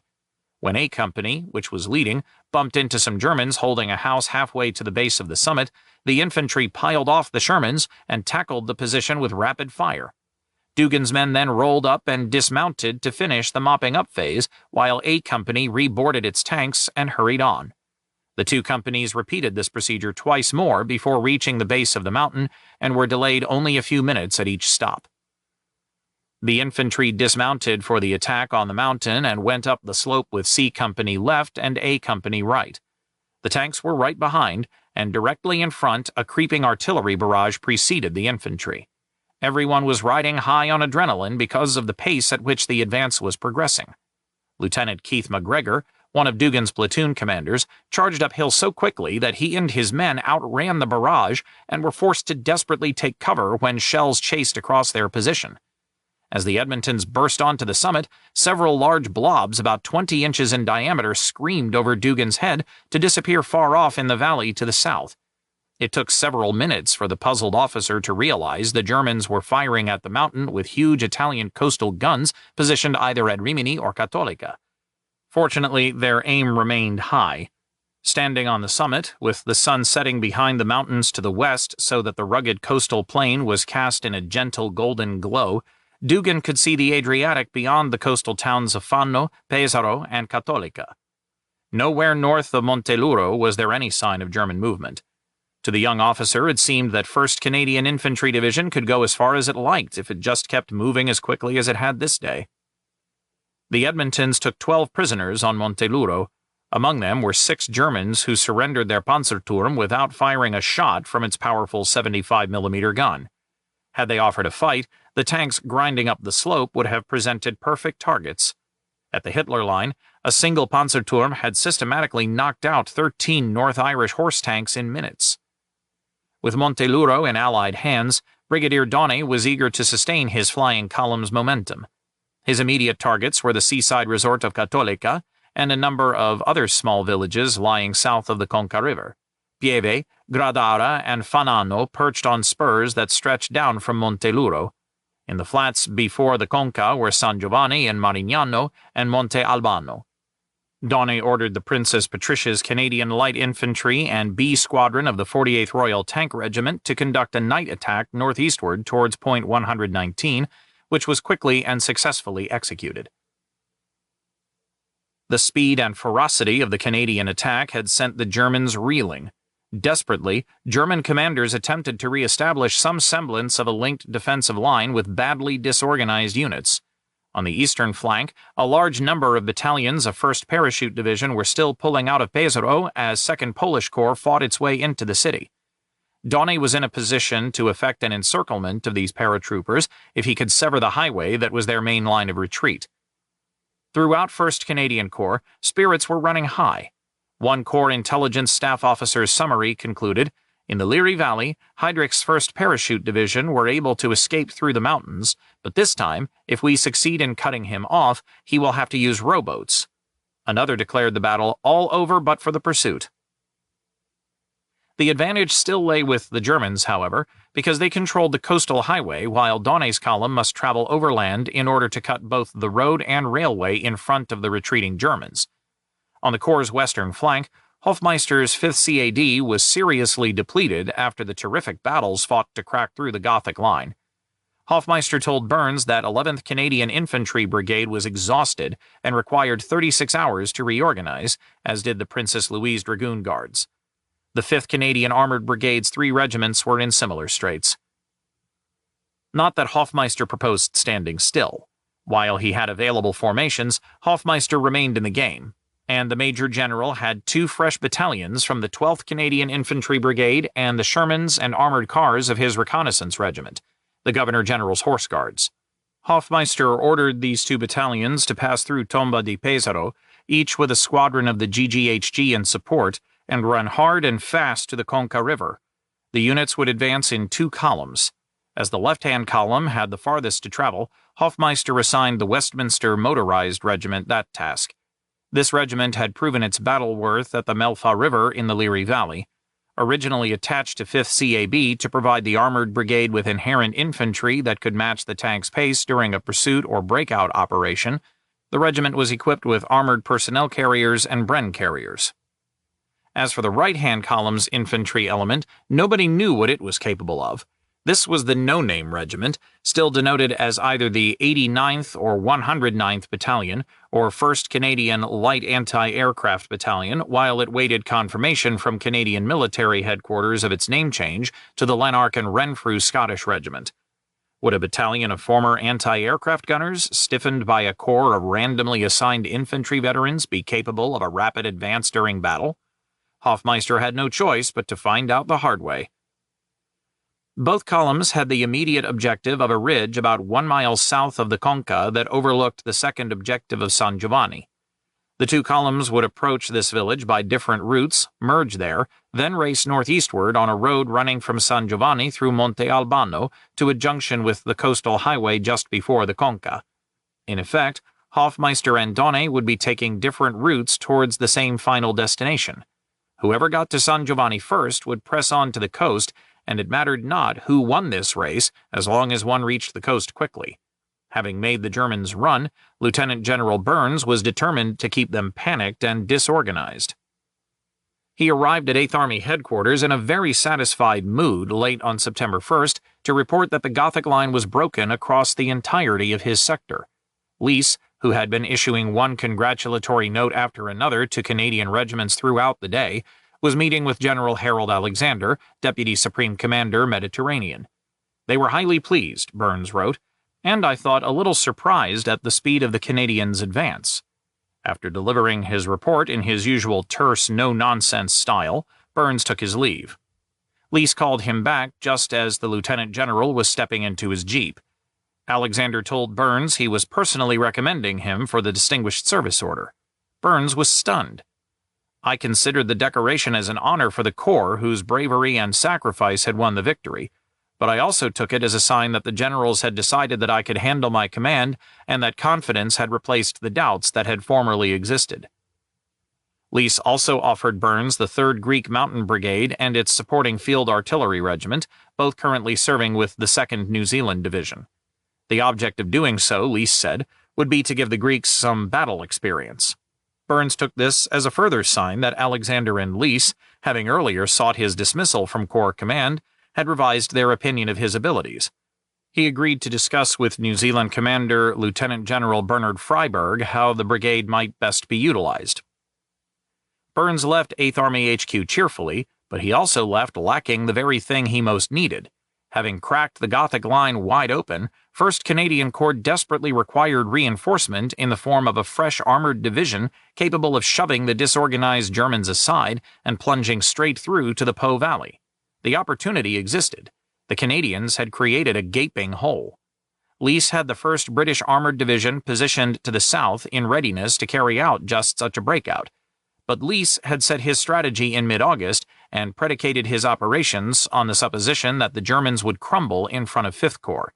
The 8th Army commander therefore offered Burns nothing more than the Greeks, an infantry brigade of dubious value. Leese's failure to seize the initiative won by the Canadians was all the more puzzling in view of 5th Corps' sluggish advance through the mountains to the west. To the immediate left of 1st Canadian Corps, the 46th British Infantry Division was managing to keep more or less abreast of the Canadians. But in the higher country left of this division, Lieutenant General Charles Keatley's 5th Corps was bogging down, and a dangerous gap had opened between the 46th Infantry Division and the 4th Indian Division on its left. This gap was so wide that Keatley had decided he must bring his reserve division, the 56th Infantry Division, up to fill the center. While briefing the 56th's Major General John Whitfield, Keatley emphasized the need for haste. Whitfield later recalled how he could still see the way the Corps commander kept putting his hand on the map and saying, "We mustn't get involved in the hills. We can get along on this flat bit, and the Army commander reckons that we might get a race up that right-handed side." Keatley referred here to the narrow strip of ground immediately bordering the Canadian Corps' left flank. Significantly, this was country through which no roads other than local tracks passed. It was hardly ideal tank country even by Italian standards. Not only was Leese still banking on breaking out through a corps beginning to founder, but he made no effort on September 1st to move 1st Armored Division rapidly north from its holding position to where it could enter any breach that was opened. In a curious attempt to reduce traffic on the few and heavily congested roads in 8th Army's rear, Leese had positioned the division 100 miles from the front. His initial instructions to its commander, Major General Richard Hull, were to be ready to start operations on September 7th. These instructions went unmodified even after Leese had approved the attempt to gate-crash the Gothic Line. Only on the night of August 31st did Leese order the division to start a ponderous approach towards the Metauro River. No haste was urged, and no accelerated timetable was proposed for the division's breakout operation. Hull believed his division would not be called into battle until the Germans had been thrown all the way back to the Rimini Line and a gap created in that final defensive position before the Po Valley. Hull told his officers they would pass through the Rimini Gap and then go on and on and on, day and night, until we are too exhausted to see the target. An enticing vision for tankers trained to believe that an armored division's primary role was exploitation deep into the enemy rear. That such a dramatic strategic development was improbable on Fifth Corps' front was obvious, and although the Canadians had opened such a gap, it was equally evident that Leese had no intention of taking full advantage of this opportunity. So, Hull continued to await developments on Fifth Corps' front while moving northward at an unhurried pace. Hence, even as the Canadian Corps won its finest victory in Italy, the decisive opportunity this success offered Eighth Army was beginning to slip away. Chapter 19. A Long Chance. On August 31st, 104 Canadians had been killed and 271 wounded, followed by another 97 dead and 202 wounded the next day. Hardest hit was the Canadian 5th Armored Division. During the height of the battle, staff from hospitals farther back had to reinforce its No. 24 field ambulance at Monteciccardo. In the Corps' field dressing stations and surgeries, doctors and medical orderlies worked non-stop. Chaplain Waldo Smith, formerly the Ontario Regiment's Padre, had joined No. 16 Field Dressing Station just 5 days before the battle began because he thought himself too old for the hard duty demanded of regimental chaplains serving in fighting units. Among the casualties that passed before him on August 31st was Captain Kennel Meaton, the young Princess Patricia's Canadian Light Infantry chaplain who had knelt on a mine while tending a wounded soldier. "Now I can get home," the chaplain told Smith while orderlies prepared to take him into the surgery. The chaplain had lost much blood and was in shock. Citing a passage from the 23rd Psalm, Smith told his friend, "Surely goodness and mercy shall follow me all the days of my life." "And I shall dwell in the house of the Lord forever," Eaton responded wearily. 5 hours later, an orderly summoned Smith. "I think the Padre is dying," he said. Smith hurried to the man's side, but he was already gone. On September 1st, the surgical teams started operations at 0700 hours and worked 24 hours straight with only brief pauses for meals. By 1900 hours, despite their efforts, a 12-hour backlog had developed between the time a wounded man arrived and when he entered the surgery. The doctor in command ordered further admissions stopped until the backlog was shortened, with the wounded who were turned away transported by ambulance to medical facilities farther from the front lines. Smith helped nurses to bathe post-operation patients and get them into beds. As the anesthetic wore off, some of the wounded regaining consciousness would thrash about wildly as if still in combat. To keep the men from tearing intravenous or transfusion needles from their arms or clawing their bandages off, Smith had to hold down restless arms and fix a glittering eye upon semi-conscious lads. In the resuscitation room where blood transfusions were given, Smith watched many soldiers bleed to death as the blood pumped out of wounds faster than it could be transfused. He came to know by the amount of blood on the floor under the stretcher whether the soldier was to die. The resuscitation doctor's job was a thankless one, Smith thought. The man had to monitor blood pressures and then decide which wounded should be operated on and in what order of priority. Here was a man so badly wounded that there seemed no chance that he should live. Was he to be left lying there while others who came in after him, whose wounds appeared less severe, were taken in and dealt with? It was a medical decision, and I had no word to say. All one could do was try to keep up men's faith in their God and trust in his care. One tried to assure them all that the doctors were very anxious about them and were working as hard as they could, taking first those whose need was greatest. The flow of wounded was unlikely to abate any time soon, for the battle still raged with 1st Canadian Corps renewing its drive northward in the early morning hours of September 2nd. Expectations ran high throughout the Corps that the Canadians would manage to break through to the Po Valley in just a few more days, vindicating all the bloodshed by winning a decisive victory. The 21st British Tank Brigade's Brigadier D. Donnay, who commanded 1st Canadian Infantry Division's flying column, ordered the Royal Canadian Dragoons and one company of Royal 22nd Regiment to cut the coastal highway and railway southeast of Católica. From there, he hoped to send an armored car squadron north to seize a bridge crossing the Conca River. Meanwhile, another company of Vendus would advance with a 48th Royal Tank Regiment squadron in support to capture Pieve. Both columns were to strike out from a position parallel to Monteluro. En route to this forming up position, the rugged, confused country through which only ox cart trails passed proved impossible to navigate quickly in the early morning darkness. It was soon obvious that the attacking units could not reach their forming up positions before dawn, but attempts to relay this information by radio to Donnay failed. At 0200 hours, the British brigadier was still anxiously awaiting the arrival of the two columns, and more fearful with each passing minute that the opportunity to block the escape of the 1st Parachute Division units withdrawing from Pesaro was trickling through his fingers. Looking for an alternative plan, Donnay noted that the Princess Patricia's Canadian Light Infantry was well out on the Corps' right flank at point 119, with B Squadron, 48th RTR, in support. He immediately ordered A and D companies to board the tanks and proceed by the fastest route possible to cut the railroad line where a bridge crossed a deep ditch at San Stefano, 2,000 yards southeast of Gradara. Progress was swift, and by 0400 hours the small force was digging in astride the steel tracks to form a defensive right flank position for 1st CID and to secure the bridge for use by Allied armor.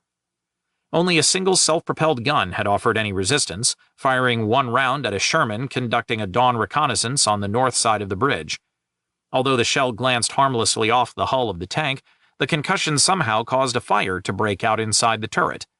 PPCLI Major E.W. Cutbill, who was riding inside, suffered serious burns. Even as the bridge crossing was secured, the Vendus aboard a squadron of 48th RTR tanks finally jumped off towards Pieve. Donnay ordered the Loyal Edmonton Regiment holding Monteluro to get ready to leapfrog through that village the moment it was captured. The flying column was on Pieve's outskirts before an anti-tank gun and several snipers inside the village offered the first German resistance. The infantry quickly broke into the small village and swept it clear. Developing his strategy on the fly, Donnay tried to sustain the rapid pace of advance. He ordered the Vendus to sit tight in Pieve to prevent the Germans filtering back into the buildings, while the 48th RTR squadron raced by road towards Gradara. Meanwhile, the Loyal Edmontons were ready to proceed with their leapfrog operation, but were left waiting on the arrival of the 12th Royal Tank Regiment, upon whose armored hides they were to ride forward. This regiment was slogging along the same ox cart tracks that had delayed the flying columns and did not marry up with the infantry until 1100 hours. The force set off immediately towards Fananno, slightly less than 2 miles north of Pieve. After a grinding, slow trip cross-country, the tanks reached a position looking up towards Fananno at about 1300 hours. While trying to scan the village from a nearby hilltop, 12th RTR's commander, Lieutenant Colonel H. Van Strabensee, came under mortar fire and was knocked unconscious when a chunk of shrapnel struck him in the head. Assuming command, Lieutenant Colonel Budge Bell Irving ordered Captain John Dugan's C Company to attack the town the moment a scheduled artillery bombardment lifted. Dugan looked at the 600 yards of open ground that ran up a steep slope to the hilltop town and called for the artillery to lay down smoke screens on his flanks at the same time as it shelled the village. When the smoke shells and high explosive rounds screamed in, Dugan immediately led his men out into the open ground with No. 13 and No. 14 platoons out front and No. 15 platoon close behind. Running as hard as they could, the company got in among the houses just as the barrage started to lift and caught the Germans emerging from sheltered positions before they could re-enter their fighting positions. Surprise was complete, and after the Edmontons killed several Germans in a fusillade of gunfire, the 19 survivors surrendered. Captured intact was a self-propelled gun whose crew had been unable to get from the shelter of a building to man it before being overrun by the Canadians. Dugan told his radio signalers to set up a company headquarters in a nearby house, while he organized the platoons in defensive positions. When the unarmed signalers walked into the building, they found themselves face to face with 7 heavily armed paratroopers. The Germans, Dugan recalled, gave themselves up like sheep. Bell Irving moved the rest of the regiment up, and by 1830 hours reported Fanano secure. The village soon proved itself a surprisingly pleasant billet. Everywhere the men looked, there seemed to be chickens and other domestic fowl scuttling about. Soon every squad had a pot of water boiling and several plucked birds ready for cooking. The loyal Edmontons were not the only 2nd Canadian Infantry Brigade Regiment to leapfrog through Pieve that day. So too had the Seaforth Highlanders of Canada aboard tanks of the 145th Regiment, Royal Armoured Corps. Their objective was Monte Albano, which lay just south of the Conca and was about 3.5 miles distant. The trip passed with only a few minor skirmishes, although one self-propelled gun managed to knock out 4 Shermans before being destroyed by other tankers. Because there were no roads to follow, the journey was relatively slow, however, and it was early evening before Lieutenant Colonel Sid Thompson set up his headquarters inside a church in the heart of the hilltop village. Donne ordered him to spread his companies out along the road leading towards the Conca, so it was kept open for a squadron of Royal Canadian Dragoons to use as a route leading to an intersection with the coastal highway and a bridge crossing over the Conca there. Thompson immediately did as instructed, but it was an unnecessary action, for the Dragoons had already come and gone. Donne had ordered the Royal Canadian Dragoons to split up into 2 prongs and push out from the division's flanks to deepen the break won by his combined tank and infantry columns. The main RCD prong passed through the PPCLI position at San Stefano and headed towards the coastal highway with instructions to drive to Cattolica. Donne's secondary prong was intended to provide both protection for the Seaforth's exposed left flank and to find a route past San Giovanni by which the armored cars could cut to the northeast through Monte Albano and secure the coastal highway bridge crossing the Conca. At first light on September 2nd, the RCD's A Squadron, accompanied by a company of the Royal 22nd Regiment and a squadron of 48th Royal Tank Regiment, had departed San Stefano and driven up a bush-covered track that proved hard going for the British Shermans. Their numbers rapidly diminished as tanks bogged down or through tracks. Then German self-propelled guns and mortars firing from inside the stoutly walled Gradara Castle brought the column under heavy fire, which came as a surprise because the castle was to have been taken earlier by another squadron of 48th RTR that had been assigned that task by Donne. That squadron, however, had been unable to enter the narrow winding streets of the ancient town without covering infantry, and so could only cut the road leading up to Gradara and then subject the Germans inside the castle to harassing fire. Seeing that the British tanks were incapable of keeping up, the Dragoons transferred the Vandus who had been riding on the Shermans over to their armored cars and raced ahead. All went well until the large Staghound armored cars were unable to get around a crater blocking the track. The leading edge of the column cut itself even finer as the smaller, nimbler Canadian-made Lynx 11 scout cars, called Dingoes, continued alone, with a few of the infantry clinging to their hulls. Intended more for speed than combat prowess, the 11,000-pound Dingo had a 2-man crew, the driver and the car commander. A 50-mile-per-hour top speed was made possible by a combination of power provided by its 8-cylinder Ford engine and light weight-reducing armor that was only 30 millimeters thick in front and in some points dropped to a mere 12 millimeters. Its only armament was a Bren gun operated by the commander. The Dingo's 5-foot 8-inch height gave it a low profile, while its relatively narrow 6-foot width provided agility and maneuverability normally lacking in armored vehicles. By comparison, the U.S.-built Staghound was more tank-like in design, weighing 26,600 pounds and measuring 7 feet 9 inches high by 8 feet 10 inches wide. It had a top speed of 55 miles per hour provided by 2 6-cylinder Chevrolet engines, a maximum armor thickness of 4.4 centimeters, and a minimum thickness of 63.5 millimeters. The 5-man crew was armed with a 37mm M6 main gun in the turret, a 30 caliber coaxial machine gun, and a 30 caliber bow-mounted machine gun. As the RCD war diarist noted, nothing whatsoever was known of the situation, either enemy or our own troops, but advance on Cattolica was ordered, and advance on Cattolica was made. Leading the Dingoes was Corporal W.J. Swan of Lieutenant J.C.R. Waddell's troop. Just as his car entered a road running from Gradara to the coastal highway at a point where the railroad line crossed it, Swan came face to face with a motorcycle with a sidecar attached bowling briskly along with 3 Germans aboard. The motorcycle skidded to a halt, Swan aimed his Bren and ordered the Germans to surrender. A Feldwebel went for his gun, but Swan put a burst into him, and the other two men quickly threw their hands up. When Waddell paused to interrogate the wounded German non-commissioned officer, A Squadron's Staghounds under command of Major Charles Vickers managed to catch up. Vickers decided that whatever might be learned from the German was not worth delaying the advance over, so he spurred the dragoons onward. Soon the squadron came upon two 88mm guns and several anti-aircraft weapons that the 4th Parachute Regiment had abandoned, which the major took as evidence that the appearance of his small squadron in the German rear was spreading panic in the manner of cavalry operations of old. The crews, he later noted, had simply fled, probably in the belief that they had been enveloped in an advance from the flank. The RCDs took this as significant of the disorganization that armored cars appearing suddenly at many points in the rear of the enemy can cause. That any German panic was localized, however, soon became evident when A Squadron broke out onto the coastal highway at 14:20 hours and turned in the direction of Cattolica, only to be immediately fired on by a Panther. Armored cars ducked every which way to find cover while the mighty Panther swatted away at them with 11 shells. None struck home, and the tank finally turned its back disdainfully on the dragoons and growled off into the distance. Proceeding with subdued caution, A Squadron got to within 2 miles of Cattolica before several heavy machine guns and anti-tank guns opened up from a narrow band of ground that stood between the road and a series of steep cliffs fronting the sea.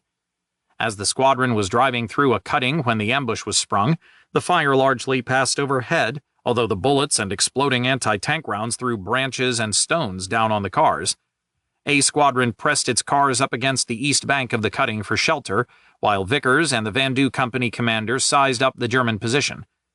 The two men quickly realized that the paratroopers were trying to keep the band of ground between the road and the sea open for use by their comrades withdrawing from Pesaro, and the position was too strong for their force to eliminate this blocking force. Before the two officers finished their discussion, however, several dragoons from the Dingo Troop tried probing the German position on foot.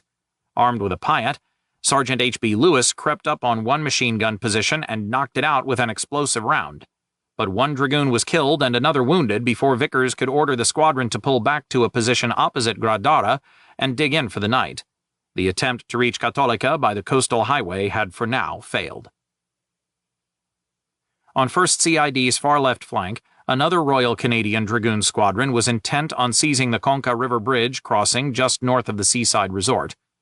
At 1000 hours, Major Alan Brady's D Squadron slipped past Monteluro, followed by B Squadron with a Vandu company riding on top of its armored cars. The dragoons were carrying out a long left hook, which they knew was a long chance and required skillful execution and a good measure of luck for success. Corporal Charles James Patterson of Lieutenant E.M. Jones's troop led. So rapidly did the column move that before noon it was already descending along a road towards San Giovanni when a German truck turned out of a side road directly in front of the corporal's dingo. For a few minutes, the truck rumbled unawares towards the village with the entire Canadian column breezing along behind until a glance in the side mirror by the driver revealed Patterson staring at the man over his Bren gun's sights. The driver tumbled out of the truck without bothering to stop first, arms high over his head. Patterson quickly understood the German's haste in surrendering when he discovered the back of the truck was full of ammunition that a burst from his Bren would have certainly ignited. No sooner was the column moving again than a German staff car nearly collided head-on with Patterson. The officers inside managed to escape into a cornfield before any dragoons could bring them under fire. By 1400 hours, D Squadron looked down on San Giovanni from a steep rise and saw that the road ran directly through the heart of the undoubtedly German-occupied village. The dragoons had no option but to fight their way through, but between them and the village was nothing but open fields, so Lieutenant Donald Telfer and his troop of staghounds was ordered to lead the way in a straight-out charge down the road. The staghound drivers raced at full throttle towards San Giovanni and managed to get in among the buildings without a shot being fired their way. The village was a warren of old buildings with overhanging balconies on the second and third stories looking down upon narrow streets, which the staghounds could barely squeeze up without scraping their sides. The doors and windows of the houses were all shuttered, and the village appeared empty. Slowly, D Squadron approached the town's plaza, with the individual troops following streets. Corporal Patterson's dingo arrived first. As he edged out into the open square, a panther emerged across the way. The tank crew's commander was perched atop the turret, guiding the huge tank down the narrow street. Patterson let loose with his Bren, the tank commander fell with an agonized cry, and there came a clashing of tracks as the tank driver panicked and swung. The tank wallowed sideways, lurched ahead, quivered, and came to a halt. With a deafening clang, the left track writhed clear of the bogies and fell to the cobblestones.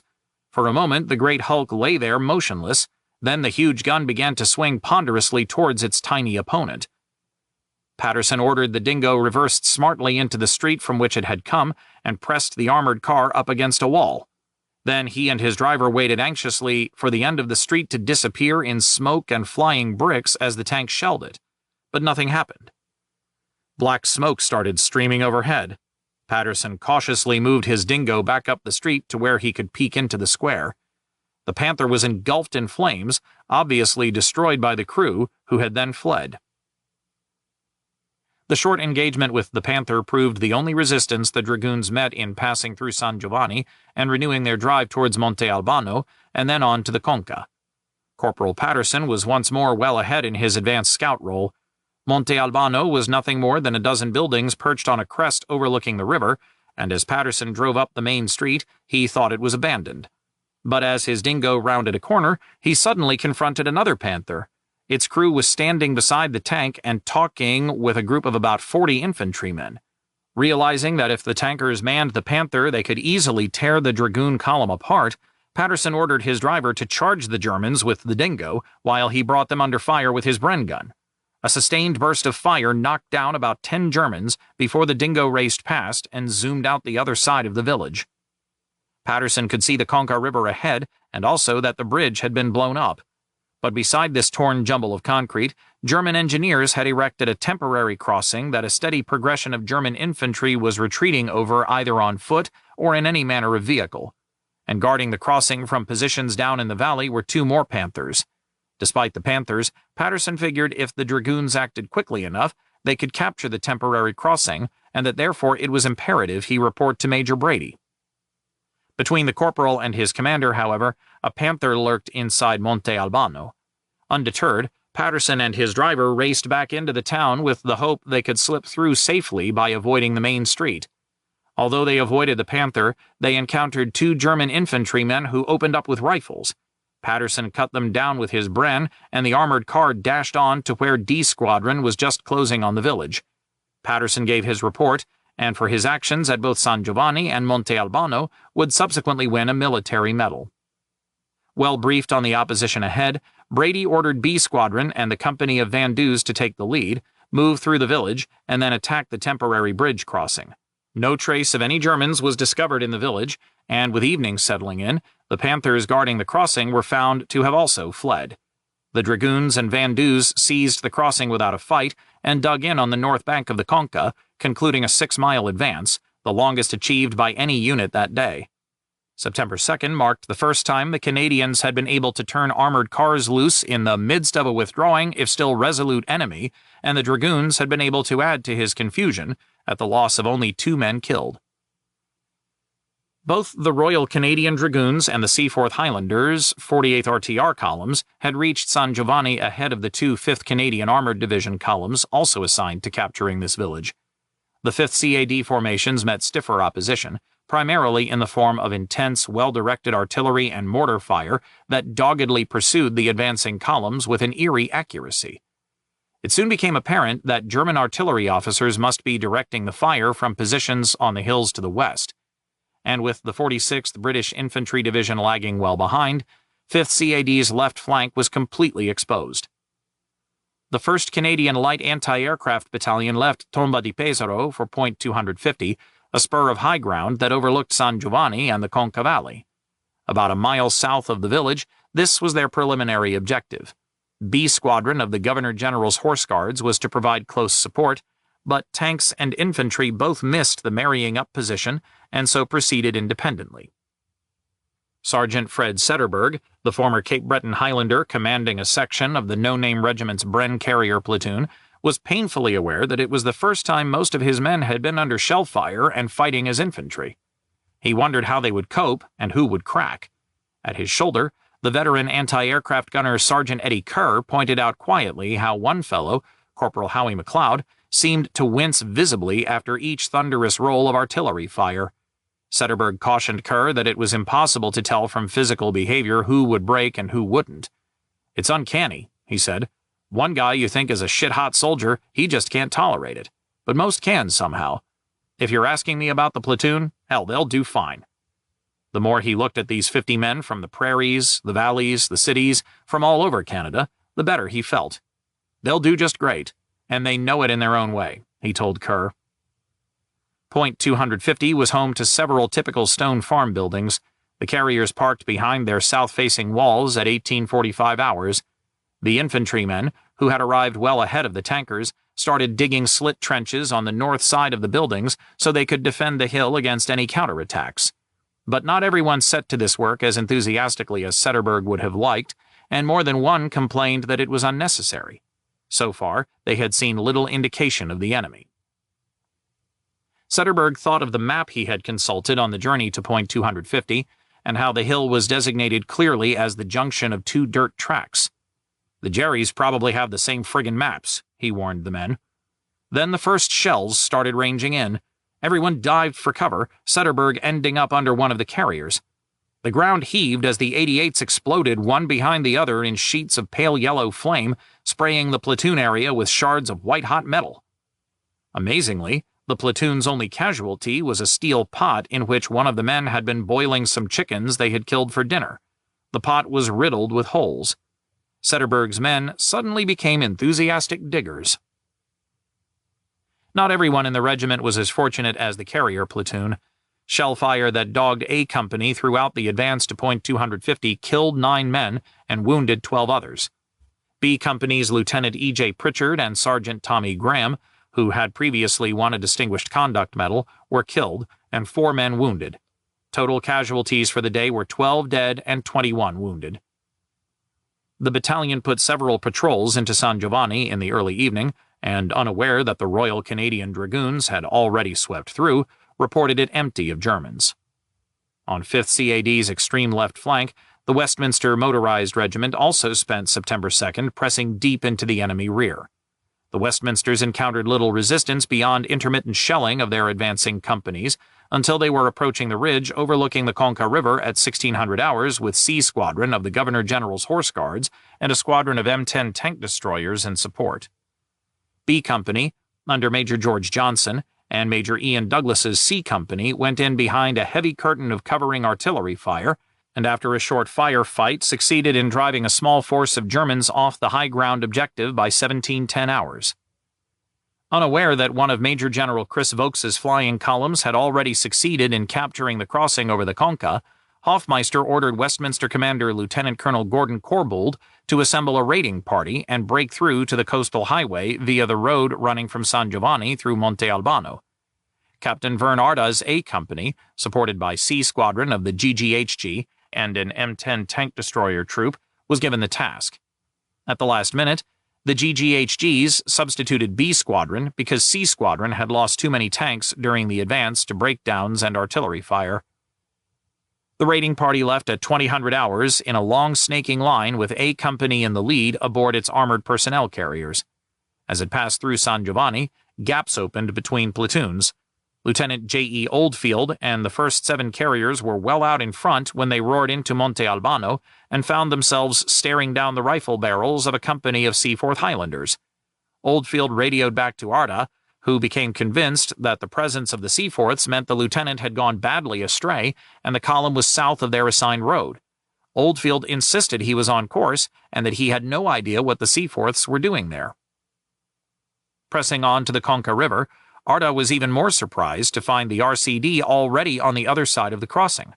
Minutes later, he was confronted by 1st CID provost marshals who angrily ordered the Westminster officer to get all his vehicles off the road because they were hampering the forward movement of that division's traffic.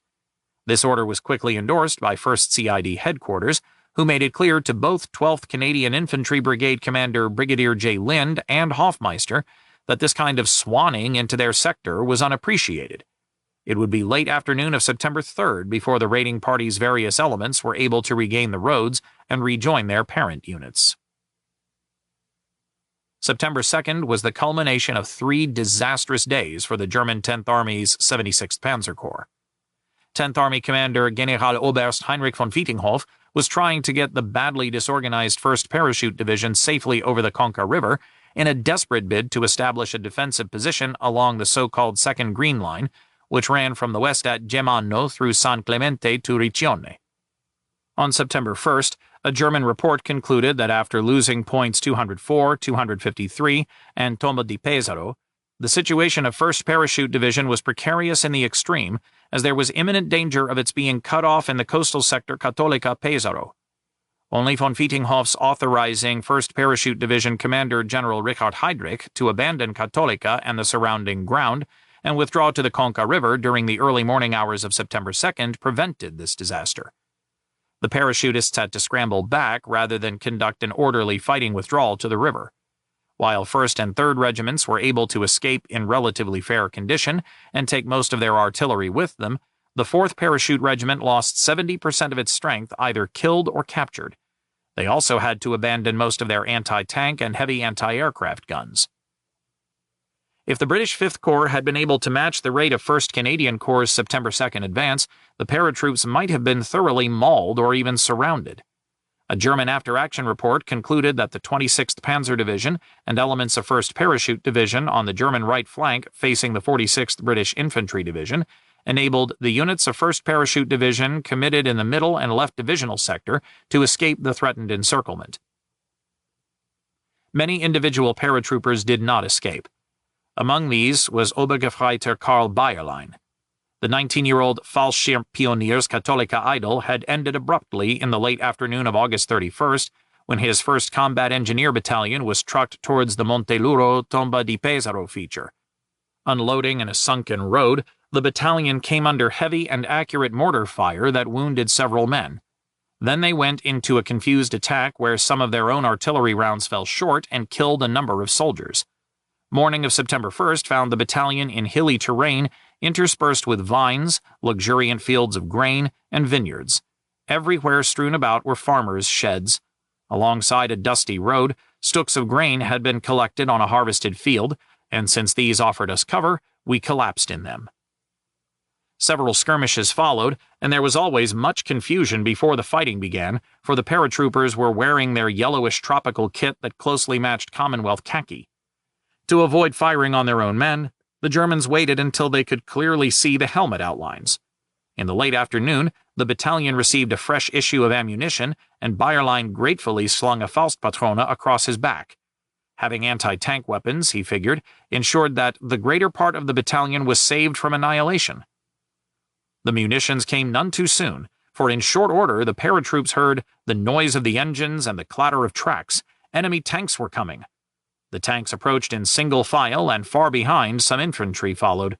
Unteroffizier Mafika fired his MG-42 at the hatches, shooting from the hip, Bayerlein later wrote.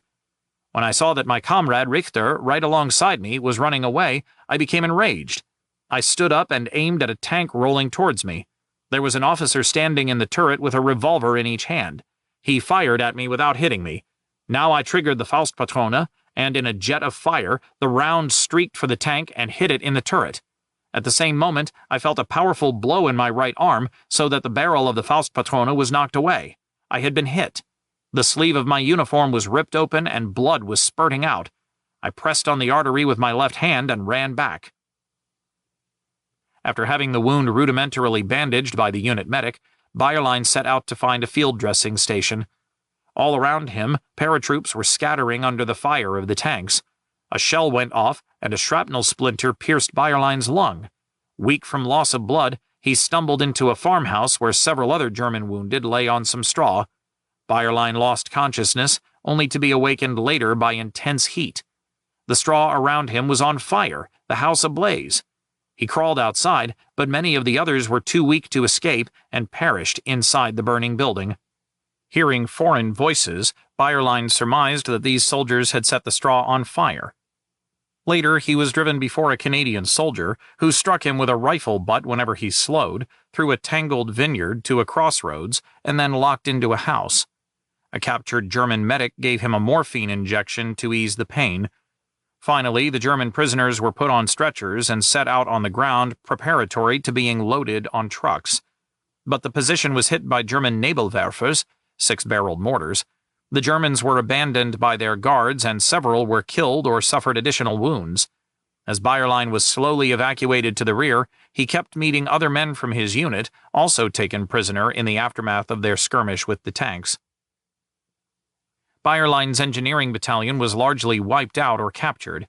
His commander, Lieutenant Heinz Schumacher, was missing and presumed dead.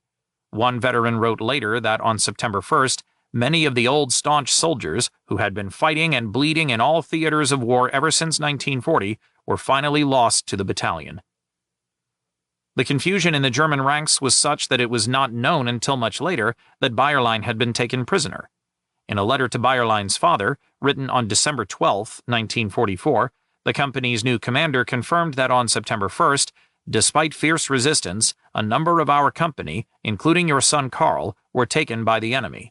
Since owing to the considerable disintegration of the company, it was not possible to determine accurately who was taken wounded to a field hospital or captured or missing, your son was reported wounded on the basis of individual reports by members of the company. We therefore did not notify you because we were still waiting for a report from the field hospital. Since nothing has been reported to you in the meantime either, it must be assumed that your son too has been taken prisoner. A number of comrades have already reported from captivity.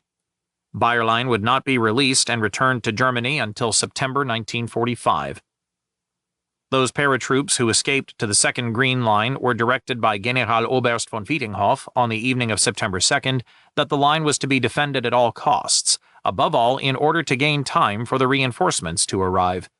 Commander-in-Chief Southwest Generalfeldmarschall Albert Kesselring was scrambling to find reinforcements and rush them to the Adriatic coast. Generalmajor Fritz Pollack's crack 29th Panzer Grenadier Division was pulled from the Central Mountains. But because of the distances it must travel, this division could not reach the area in any strength until September 4th. The partly trained 98th Infantry Division, which was possessed of an as yet undetermined fighting value, and the 162nd Turkoman Division, comprised of unreliable, forcibly impressed conscripts, were also ordered to the Adriatic. These three divisions constituted Kesselring's last reserves. By throwing them into the fray, he hoped to stem disaster, but if the battered paratroopers holding the line on September 3rd proved incapable of checking 1st Canadian Corps' advance, the reinforcements would arrive too late to prevent an Allied breakthrough to Rimini and the Po Valley. The forthcoming day's fighting was to be decisive. Part 4. The Dogfight. Chapter 20. All this unpleasantness. Between the Conca River and Marecchia River, whose northern bank rested on the edge of the Po Valley, lay 12 miles of low foothills and coastal plain. 1st Canadian Corps Lieutenant General Tommy Burns planned to cover this ground in 4 bounds. The first would carry the Canadians to a finger-shaped ridge running northeastward from the mountains through San Clemente and Misano to Riccione. In front of the ridge stood the prepared fortifications of the Second Green Line. The second bound would be to the Marano River, midway between the Conca and Marecchia rivers. Then would follow the securing of the last ridge south of the Marecchia, San Fortunato Ridge, 2 miles southwest of Rimini. From here, the final bound would carry the corps north of the river to the Rimini-Bologna Railway. Burns retained the same divisional alignments, with 1st Canadian Infantry Division closely following the coastal highway and 5th Canadian Armored Division pushing through the more rugged inland terrain. With 2nd Polish Corps having been pinched out of the offensive at Pesaro, Major General Chris Vokes's right flank rested on the Adriatic Sea. Major General Bert Hoffmeister's 5th CAD still had 5th Corps' 46th British Infantry Division coming up on its left flank. The fierce fighting to reach and then break through the Gothic Line had seriously reduced the combat effectiveness of 1st CID's 2nd and 3rd Infantry Brigades, So Vokes ordered the relatively well-rested and recently reinforced 1st Canadian Infantry Brigade to pass through 2nd CIB on the night of September 2nd through 3rd. The Armored Division handicap of having only 2 infantry brigades meant that Hoffmeister lacked any fresh reserves. The best he could muster was the beat-up regiments of the 5th Canadian Armored Brigade, supported by the Westminster Regiment's motorized infantry. Close behind, 12th Canadian Infantry Brigade's 1st Canadian Light Anti-Aircraft Battalion would mop up bypassed German pockets. The coastline from Katolika to Rimini featured long stretches of sandy beaches and dunes, behind which a continuous line of seaside resorts and villas paraded. Fearful of an amphibious operation, the Germans had previously fortified the beachfront with concrete pillboxes, either festively disguised as beachside gelateria or concealed inside existing buildings. Running behind the resorts was the coastal highway, with an average setback from the beach of 500 to 1,000 yards. West of the road lay farmland, mostly dense, closely planted vineyards. The highway crossed numerous canalized streams. Between Riccione and Rimini, the major streams were, respectively, the Melo, Marano, and Ausa. By blowing the bridges, the Germans had transformed each stream into a deep, steeply banked tank obstacle. Nearby buildings and drainage ditches provided excellent defensive cover.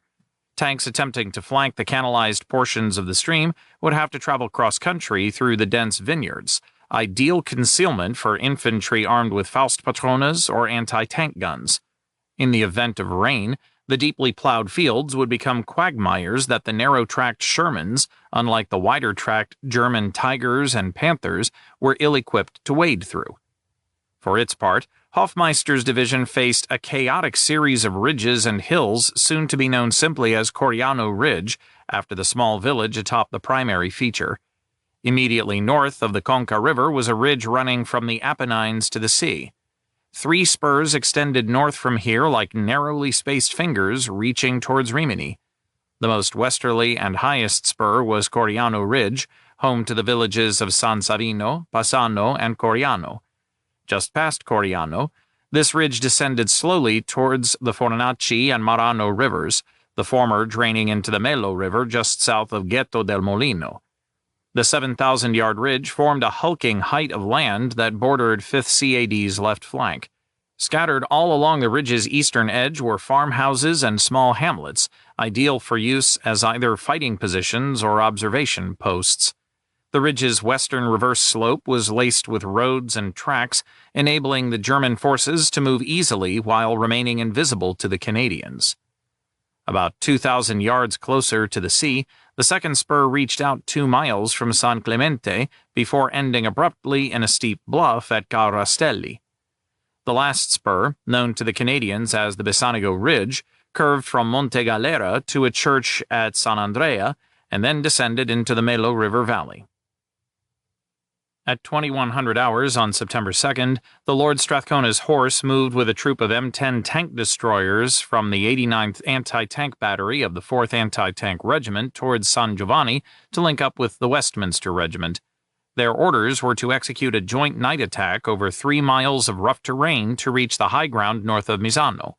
At first light, the 8th Princess Louise New Brunswick Hussars, with another Westminster company, would then pass through this position and establish a bridgehead across the Marano River.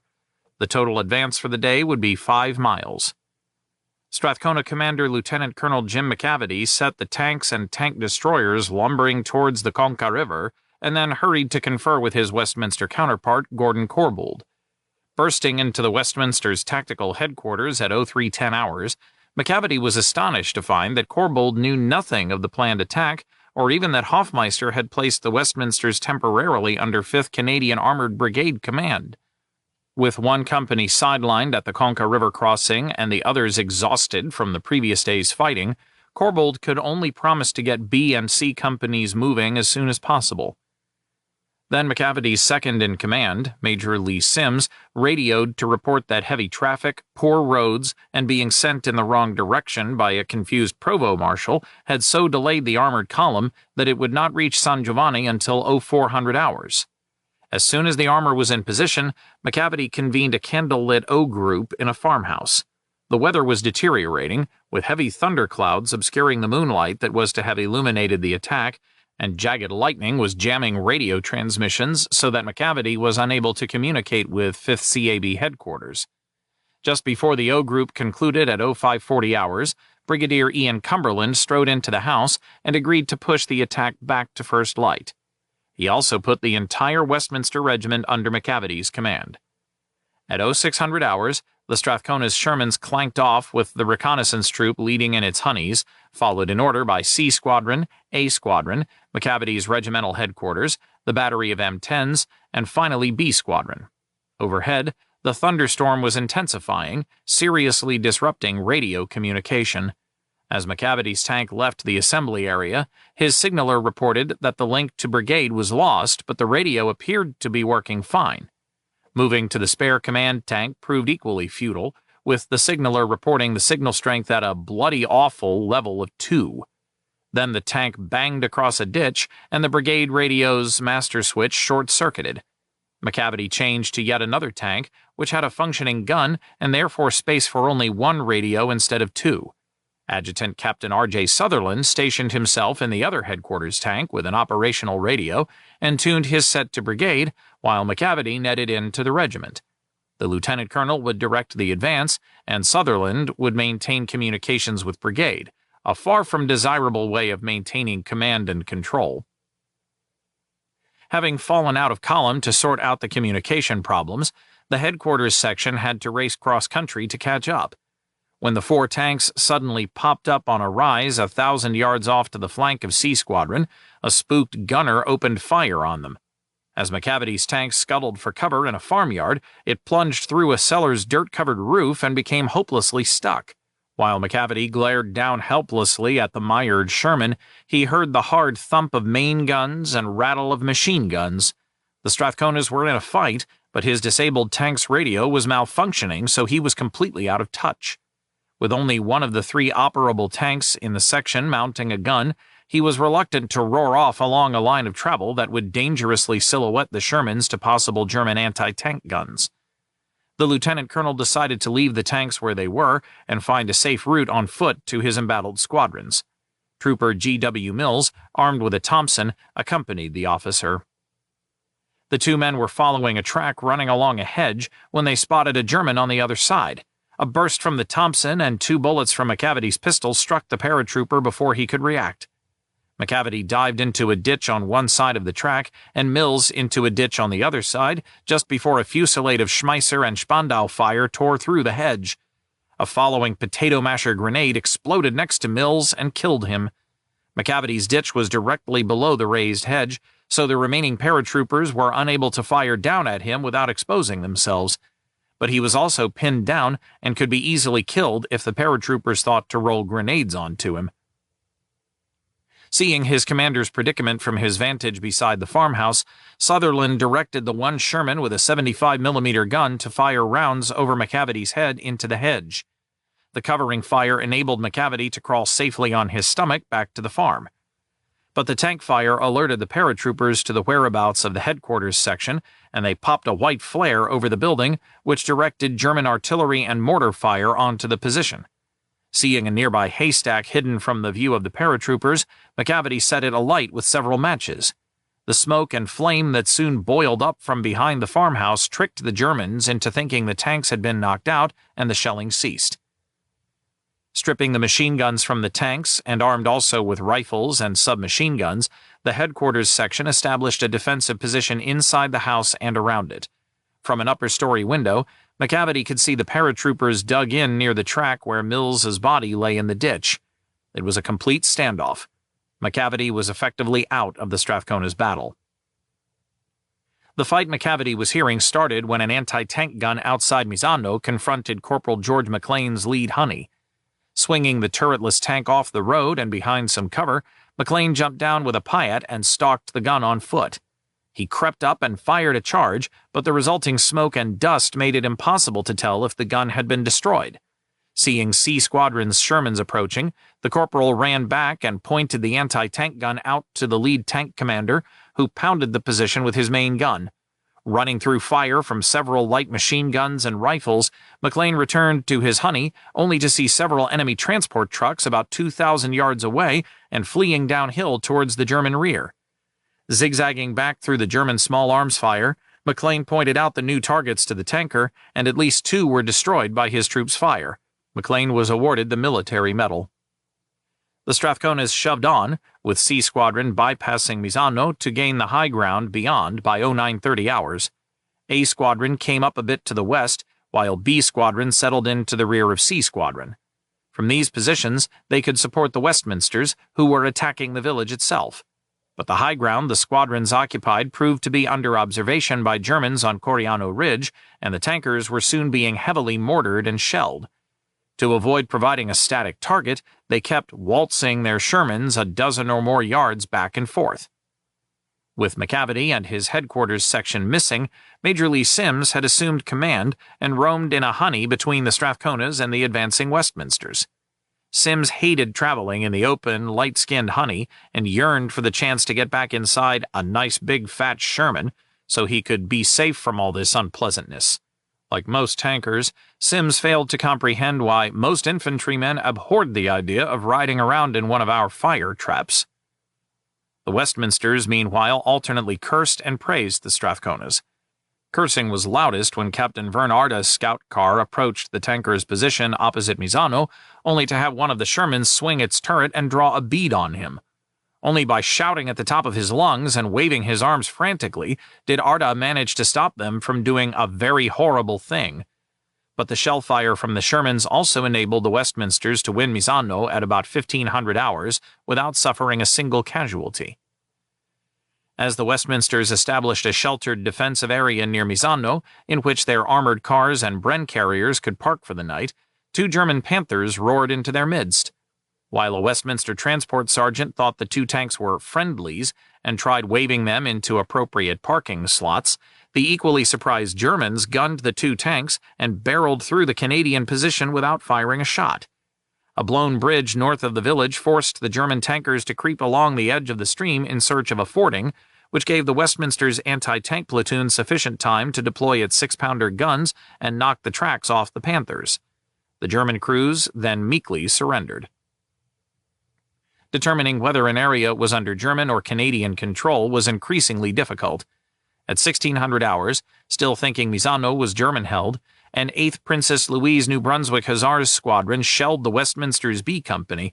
Fortunately, no casualties occurred during the time it took Lieutenant Colonel Gordon Corbould to frantically radio Brigadier Cumberland and get the Hussars warned off.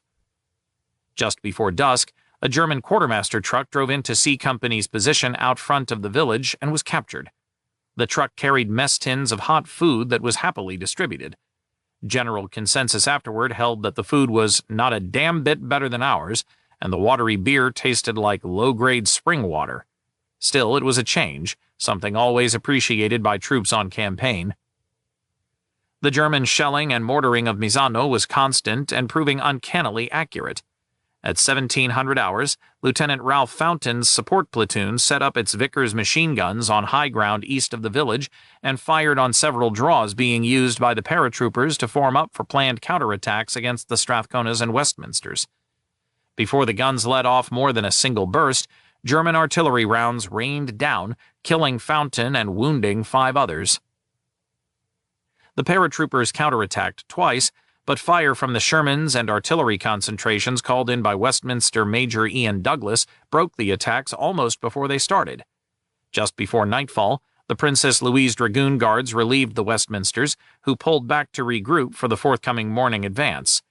Darkness also enabled McAvity to hoof it across country to where some Canadians from 1st Canadian Infantry Division's Hastings and Prince Edward Regiment were digging in about a mile from the farm. Major Alan Ross detached a platoon from D Company to bolster McAvity's defensive position protecting the disabled tank. While the Strathconas and Westminsters had gained a lodgment in the heart of the Germans' 2nd Green Line, the Governor-General's Horse Guards had punched right through.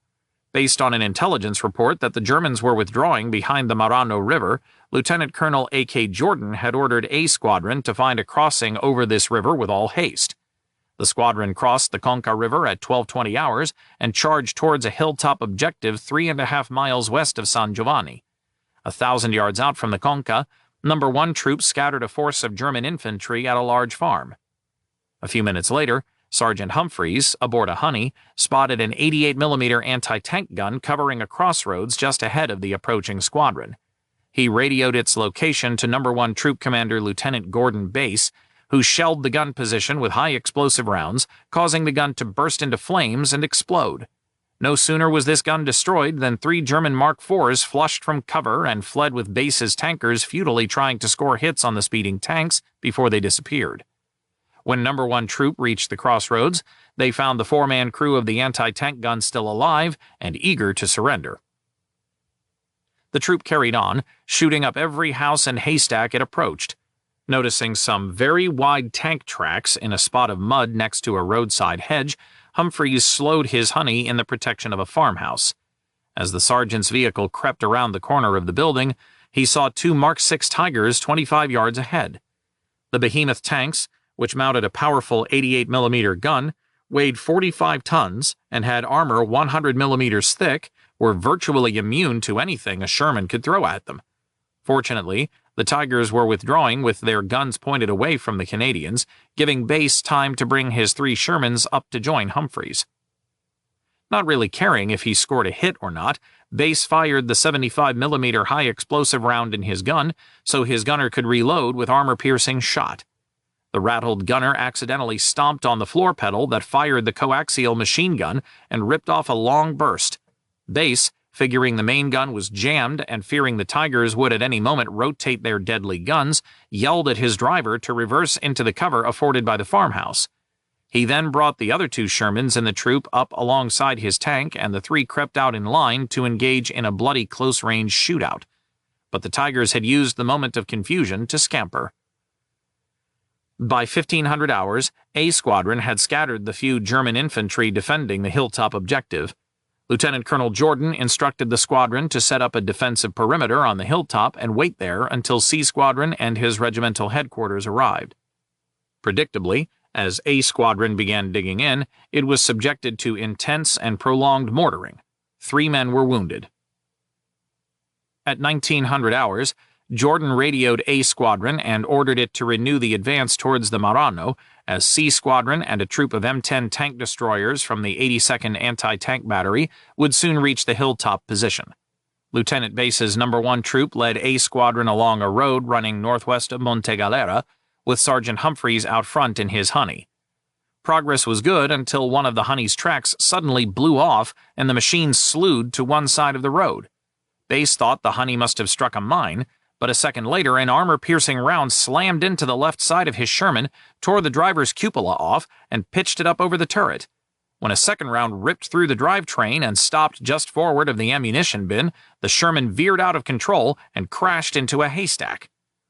The crews of both the stricken Sherman and Honey bailed out and crawled to cover, while No. 1 Troop's remaining Shermans engaged the now clearly visible 75mm anti-tank gun and its covering 2 machine gun positions. The lead tank under Corporal Ruff fired on the gun with a mixture of high explosive and armor-piercing rounds, while also raking the German position with the coaxial machine gun.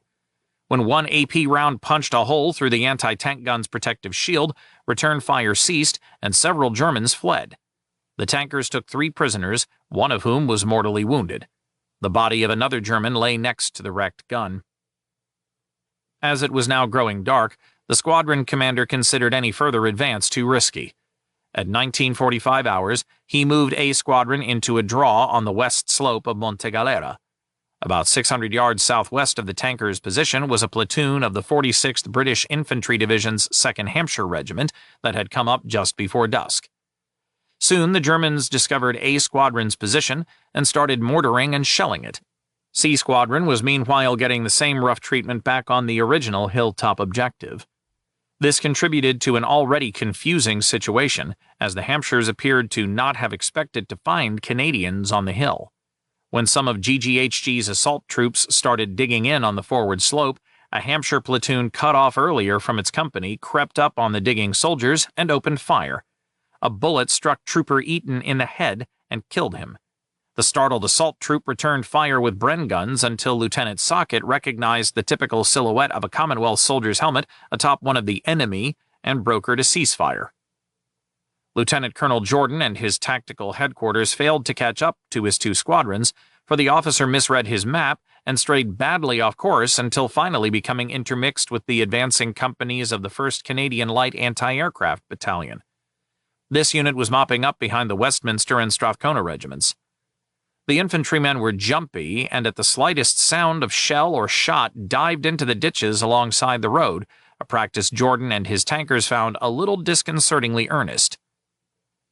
For the no-name battalion, the day had started terrifyingly when just 20 yards north of the Conca River, the lead company confronted a Tiger tank, which, squealing and roaring, surged out of the stand of trees, its 88 belching fire.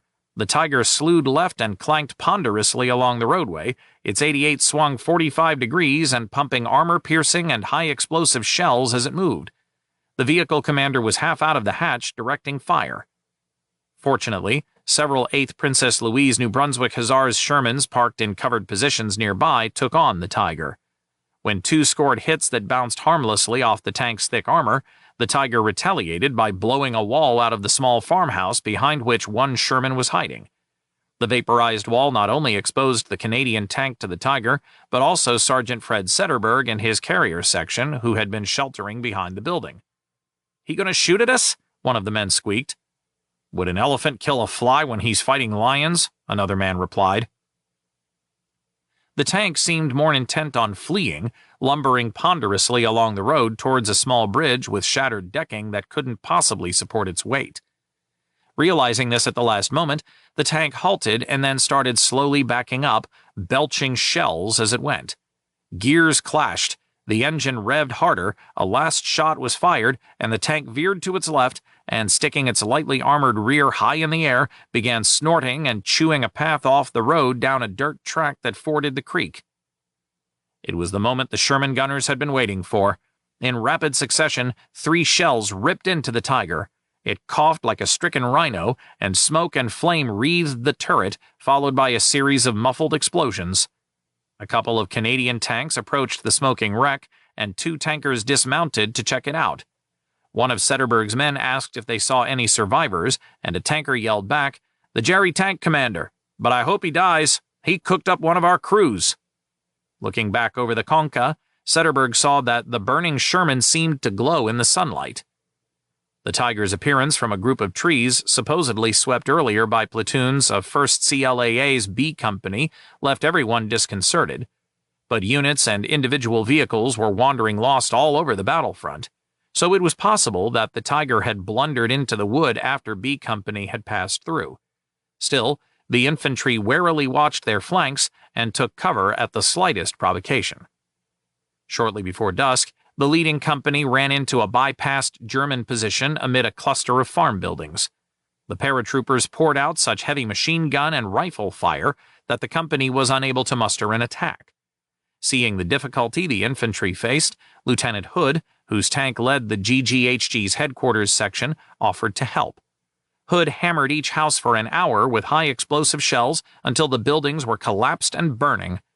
The whole area was ringed with burning buildings, and darkness had fallen when the infantry declared the area secure at 21:20 hours.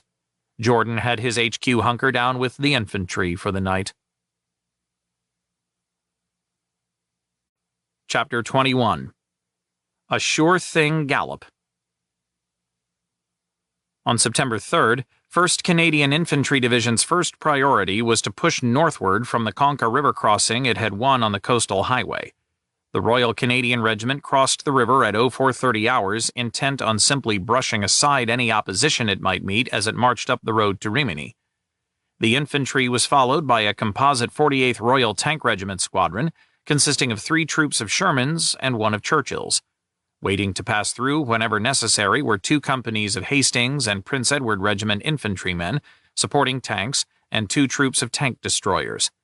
Brigadier D. Dawnay, the 21st Tank Brigade commander, remained in overall command of the attacking force. His orders were to pursue the enemy, who were reported to be pulling back to Rimini, delaying only long enough to blow the bridges en route. Major Rick Foregrave's RCR C Company advanced with Major Sandy Mitchell's B Company right behind. Ranging well ahead of C Company was Lieutenant Jimmy Quayle's scout platoon. The rising sun dusted the beaches east of the road in a golden light. As Quayle approached a built-up area of resorts south of Riccione, he saw khaki figures in the road just ahead. They were strolling very casually and acted completely heedless of our presence. We halted, and when the lead rifle company came up, we pointed out the Germans. To my amazement, our men went marching on up the road. They paid for this a few minutes later when there came a great spray from MG-42s.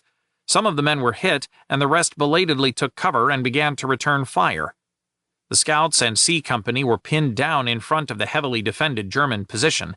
Men crawled to take cover behind buildings, rocks, low walls, and inside the bordering vineyards as a gunfight ensued. Quayle's scouts crawled into a deep German-made recess cut into an embankment alongside the road, capable of simultaneously sheltering several vehicles from air attack. The scouts had already passed several such hides. Although well protected from the German machine gun fire, whenever Quayle stuck his head out, a great rip of machine gun fire tore up the edges of our temporary home. As the entire regiment had been marching in column behind C Company, Lieutenant Colonel Jim Ritchie managed to organize a hasty attack.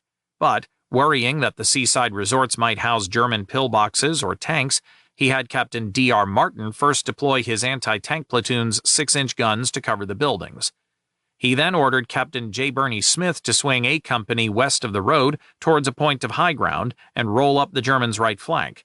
Smith moved with No. 9 Platoon, commanded by Lieutenant H.L. Watson, and Lieutenant L.M. Miles's No. 7 Platoon out front and No. 8 Platoon under Lieutenant P.B. Dixon following.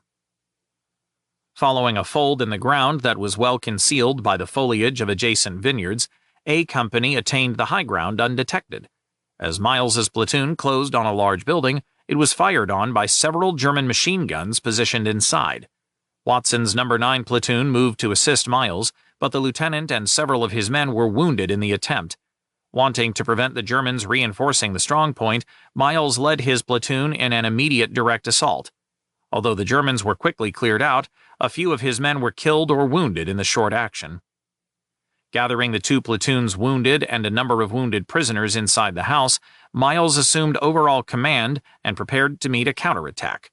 The fighting, the RCR war diarist noted afterward, became extremely bitter as well as confused. 2 captured German stretcher-bearers, however, pitched in to help the Canadian stretcher-bearers tend the wounded. One of these Germans pleaded with Miles to let him fetch urgently needed medical supplies from his aid station. Miles finally relented, despite the probability the man was merely planning to escape. Surprisingly, however, the German returned, calling out to Miles from behind the cover of some nearby brush. Bemused, the lieutenant dashed to the position, only to be confronted by a paratrooper armed with a Schmeisser. Helpless, Miles was hustled off as a prisoner. By the time Captain Smith reached the house with his No. 8 Platoon, the entire company had only 54 men capable of fighting. Ritchie ordered the survivors to dig in and consolidate. Captain George Hungerford's D Company was sent with 6 Churchills in support to renew the advance by passing to the left of A Company. Hungerford sent his platoons forward by bounds to a position 600 yards beyond A Company. During this advance, however, Lieutenant W. Powers suffered a severe wound, and Lieutenant F.X. Boucher and Company Sergeant Major J.L. Goodridge were also wounded. Having lost most of its leadership, and with 4 of the tanks also out of action, D Company's attack stalled. Hungerford radioed Ritchie that further advance would render the company's position untenable and was told to consolidate on the spot. Only B Company remained unengaged. It was 0900 hours and Rimini suddenly seemed far away. Realizing the RCR was effectively blocked, Donny dispatched C Squadron of the Royal Canadian Dragoons to follow a parallel secondary road left of the coastal highway in an attempt to outflank the German blocking force. The squadron's staghounds and dingoes initially enjoyed smooth running through a series of cuttings overlooked by small hills to the west. As the road curved back to intersect the highway a mile short of Riccione, however, the leading reconnaissance troop ran into murderous machine gun fire. It was an armored car soldier's nightmare. Armored cars, noted the regimental historian, are bound to roads, and a resolute enemy who knows how to hold his fire can let them pass his position and then envelop a whole patrol. No skill can avoid this trap, for well-hidden positions 200 yards to a flank are completely invisible. There is absolutely nothing to do but run down the roads and hope for the best. A Faustpatrone disabled the lead car commanded by Lieutenant Wilfred Percy Lawler, and both he and the driver were killed attempting to bail out of the wrecked dingo. Lieutenant Edward Samuel Stokes was meanwhile trying to reach the knocked-out vehicle, unaware that rescuing the two men was no longer possible, when a Spandau dug in beside the road tore into the passing dingo. Stokes and his driver died instantly. The advance ceased as Captain P.J.H. Levine ordered C Squadron to break off. In a small cottage just north of the Conca, Brigadier Dawnay and 1st Canadian Infantry Brigade's Brigadier Alan Calder considered their options. At 1600 hours, they sent B and D companies of the Hastings and Prince Edward Regiment and their supporting tanks by a secondary track towards Santa Maria di Scacciano, which stood about 2 miles inland on a ridge spur extending eastward from Coriano Ridge. The infantry was to advance on foot, while the tanks followed as able. As an after-action report recognized, it also failed to appreciate that the hasty Ps must move over ground that was relatively flat, with numerous houses, and the enemy holding a commanding height, which afforded him good observation to all approaches. D Company led off at 1800 hours, supported by the tanks, and followed by B Company. Only a half-mile out, a blown bridge blocked the tanks, and their commander reported that there was insufficient light for him to continue on in support of the infantry. The hasty Ps went on alone and managed to reach the outskirts of the village unopposed, but were then forced to ground by fierce machine gun fire emanating from positions inside the buildings. Several staghounds from the Royal Canadian Dragoons C Squadron were still nearby and attempted to provide covering fire for the embattled infantry. No sooner had they rushed forward and opened up with their guns, however, than a Faustpatrone blasted the staghound commanded by Lieutenant Andrew J. Peterson. He was killed and one of his crewmen wounded. Captain Levine ordered the squadron to withdraw. Trundling back towards the coastal highway, the squadron passed in front of the sights of the 48th Royal Tank Regiment Churchills that had been stalled by the blown bridge. One tank fired an armor-piercing round into a staghound's thin hull, mortally wounding 2 of its crew and injuring 2 others. RCD casualties in a day's action that the regimental war diarist termed short, costly, and confused totaled 7 dead and 3 wounded. After dark, the hasty Ps slipped a reconnaissance patrol into Santa Maria that discovered 3 machine gun positions and observed considerable enemy movement in and about the village. Lieutenant Colonel Don Cameron accordingly ordered his men to take up defensive positions overlooking the outskirts and consolidate. While the hasty Ps had fought their way towards Santa Maria, the Royal Canadian Regiment's B Company had leapfrogged C Company to carry out a frontal attack against the German blocking force. The hastily conceived plan ignored the fact that the blocking force showed no signs of weakening. Major Sandy Mitchell's B Company had passed C Company on the left at 1900 hours, with No. 11 Platoon moving down a narrow, dark track, while No. 10 Platoon worked its way through a cluster of buildings west of the coastal highway. No. 12 Platoon and Mitchell's Company HQ section followed a central axis directly between the 2 leading platoons. The men crept forward as quietly as possible, hoping to achieve surprise. As No. 10 Platoon approached a road crossing their line of advance, however, Private Millar triggered a mine that mangled his leg. The jig was up. German positions opened up with a hail of machine gun fire thickened up with rifle grenades and Faustpatrones. Scattering into cover, the platoon started shooting back. To the left, No. 11 Platoon had followed a shallow ditch that led to 2 stout buildings, quickly transformed into a strong point. From there, they were able to support the rest of the company with sufficiently heavy covering fire that Mitchell had the chance to settle everyone into relatively secure positions.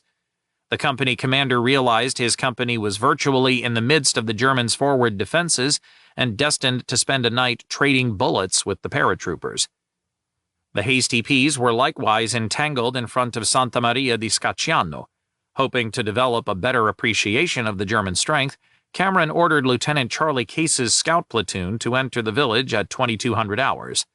The scouts edged into the western outskirts, took a long, slow look, and returned to the Canadian perimeter at 0330 hours on September 4th without being detected.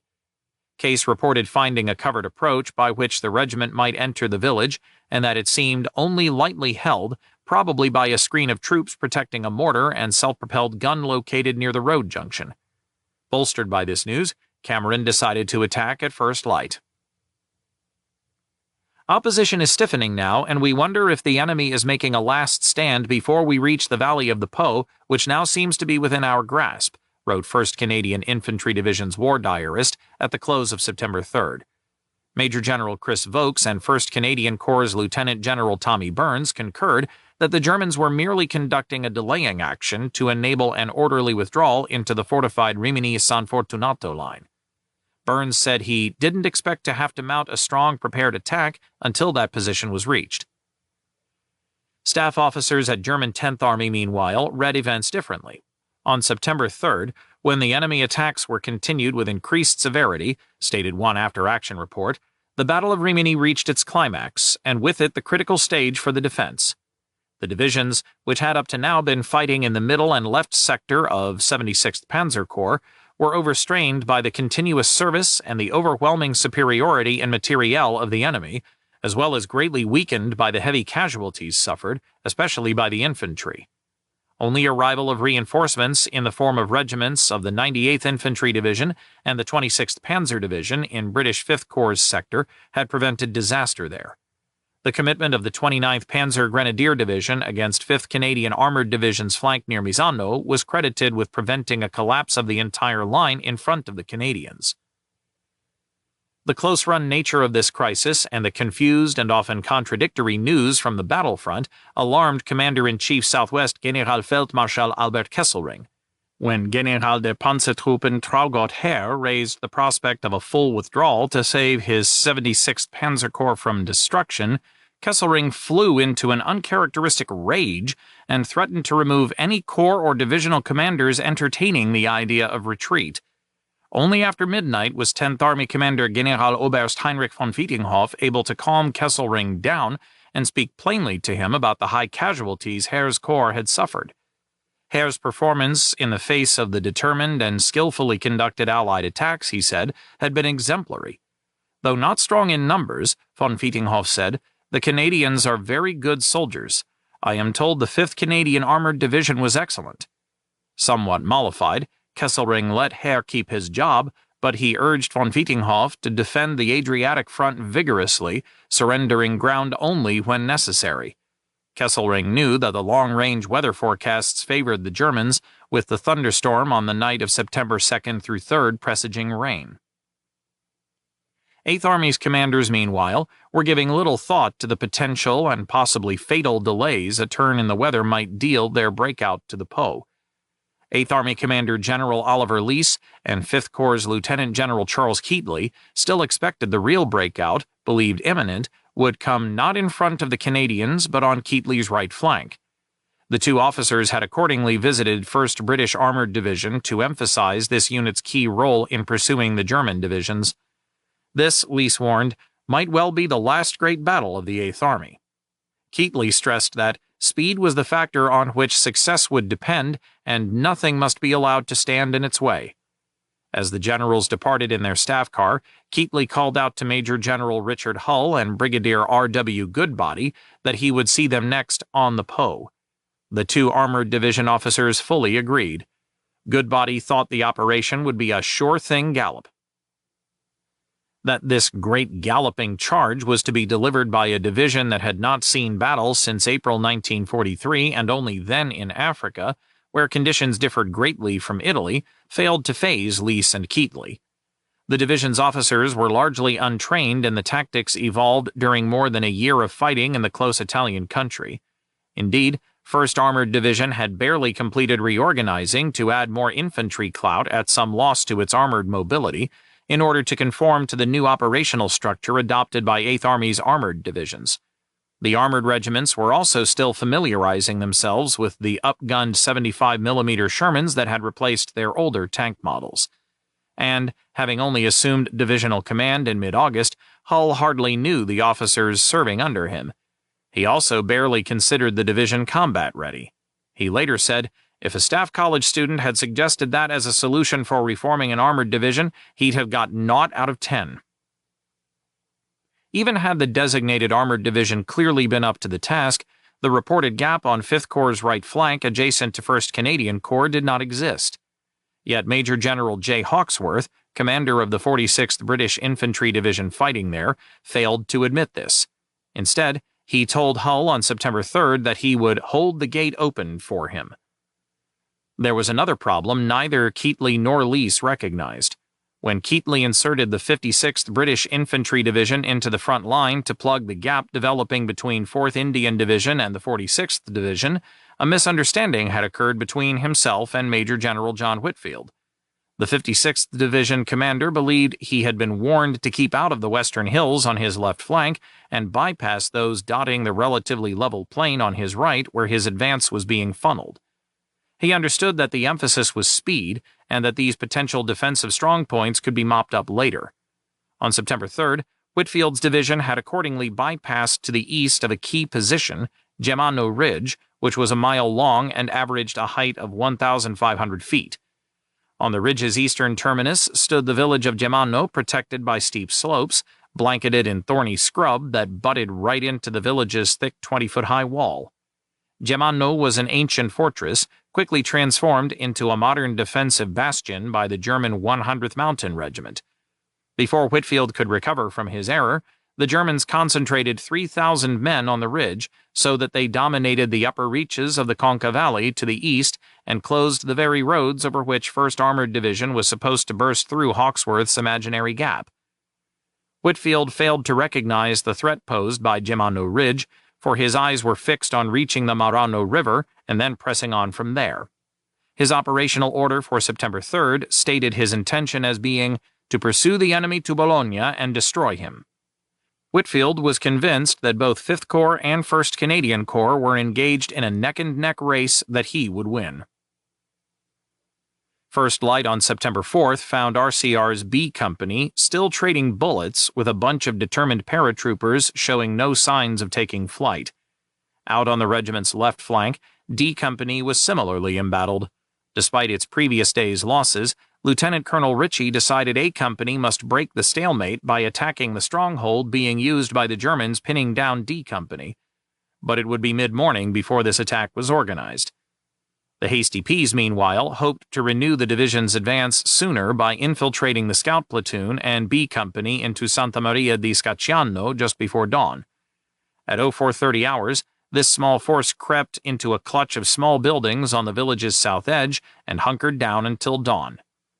90 minutes later, Company Commander Captain Lazier judged it sufficiently light to begin the attack and ordered his men forward just as 2 Germans appeared on the road about 100 yards ahead, ambling along and chatting back and forth unconcernedly. Someone shouted at the 2 men to surrender. The startled Germans dropped their weapons and dashed for cover, while the shout served to alert the paratroopers holding several nearby houses. Machine guns and rifles blazed out of windows and doorways, and B Company found itself ensnarled in a house-to-house melee. Although 2 houses were quickly captured, no further advance proved possible. When Lazier reported that he was stalemated, Lieutenant Colonel Don Cameron decided to move his tactical headquarters forward to enable him to make a personal assessment. Cameron and the commander of a supporting squadron of 48th Royal Tank Regiment were soon lying in a position overlooking the village, but sniper fire aimed their way was so intense they could hardly take a look at things before being forced to duck for cover. Realizing further frontal attacks were unlikely to succeed, Cameron ordered A Company with a troop of tanks to move across country and seize a height of ground right of the village from which it could hit the defending Germans with flanking fire. Captain Bill Graydon's A Company marched forward at 0914 hours, but was stopped in its tracks about halfway to the objective by machine gun fire from a heavily defended position in a nearby farmhouse.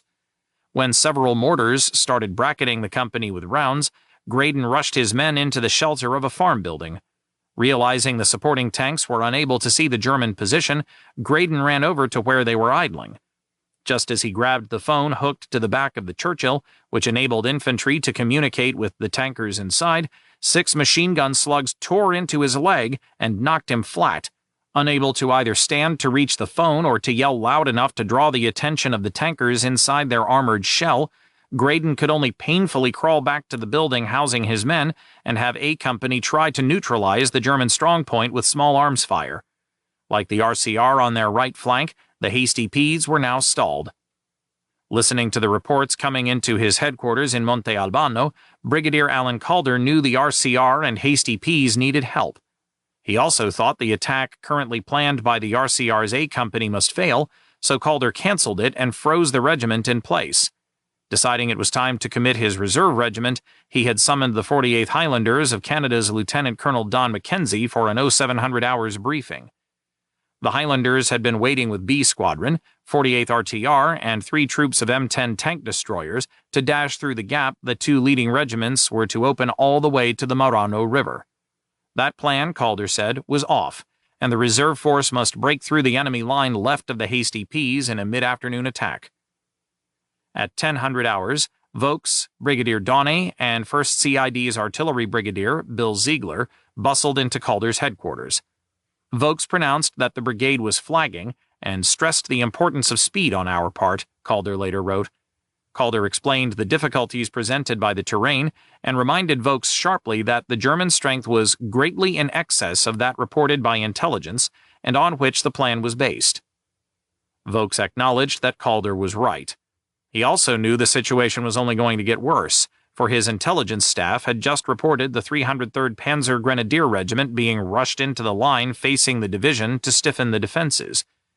Further, because Coriano Ridge threatened 1st CID's left flank, Vaux believed the entire Canadian advance may be stopped here for a few days.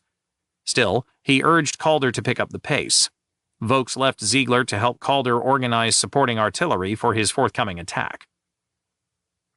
Back at the rather sumptuous seaside villa headquarters at Católica, in which Vaux had recently settled, the Major General ordered 3rd Canadian Infantry Brigade Commander Brigadier Paul Bernatchez, at 1400 hours, to move to a position overlooking the Conca River.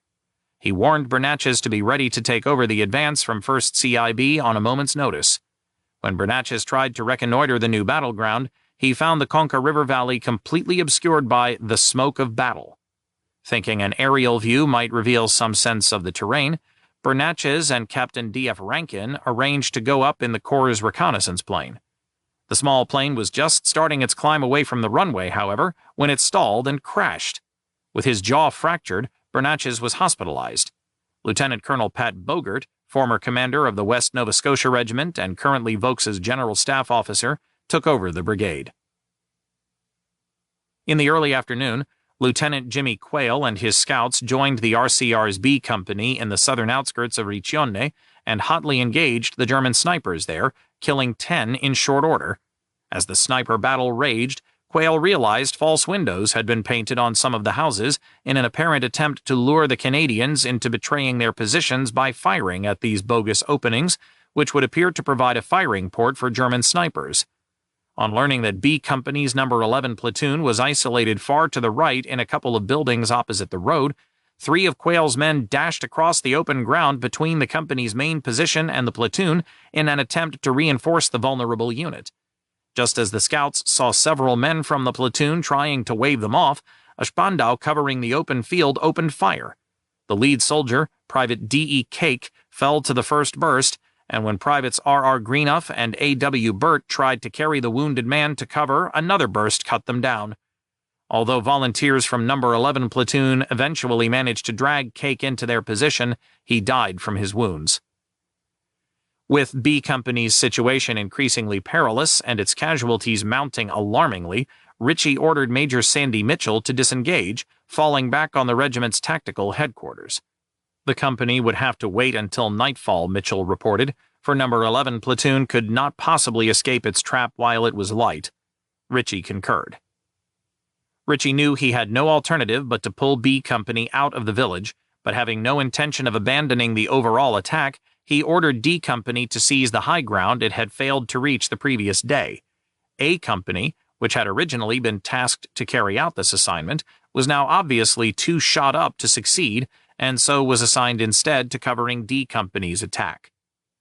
The slope up the hill lacked any cover, so Captain George Hungerford simply ordered his men to fix bayonets, and then Company D charged uphill with Lieutenant Danny Burns's No. 18 platoon leading.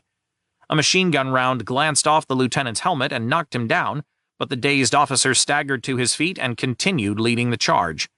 The platoon overran one machine gun post and killed the paratroopers manning it, and was halfway to the objective before withering overlapping fire from several positions stalled their assault.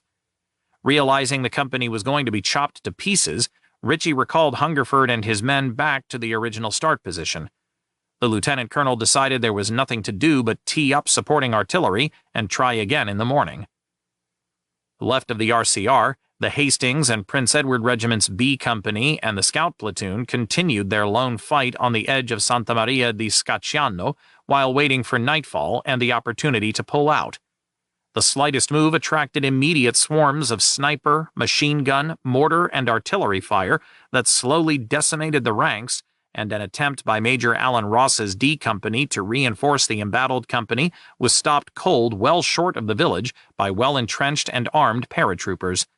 Lazier decided the situation was so desperate that the only hope for survival lay in mounting a probably suicidal spoiling attack in order to bring his platoons back together. Precisely at noon, he led the survivors in a wild rush through heavy gunfire, with the two platoons linking up midway and then dashing on to seize a line of houses inside the village. A chaotic, confused melee ensued, with Canadians and paratroopers fighting hand-to-hand and showering each other with grenades.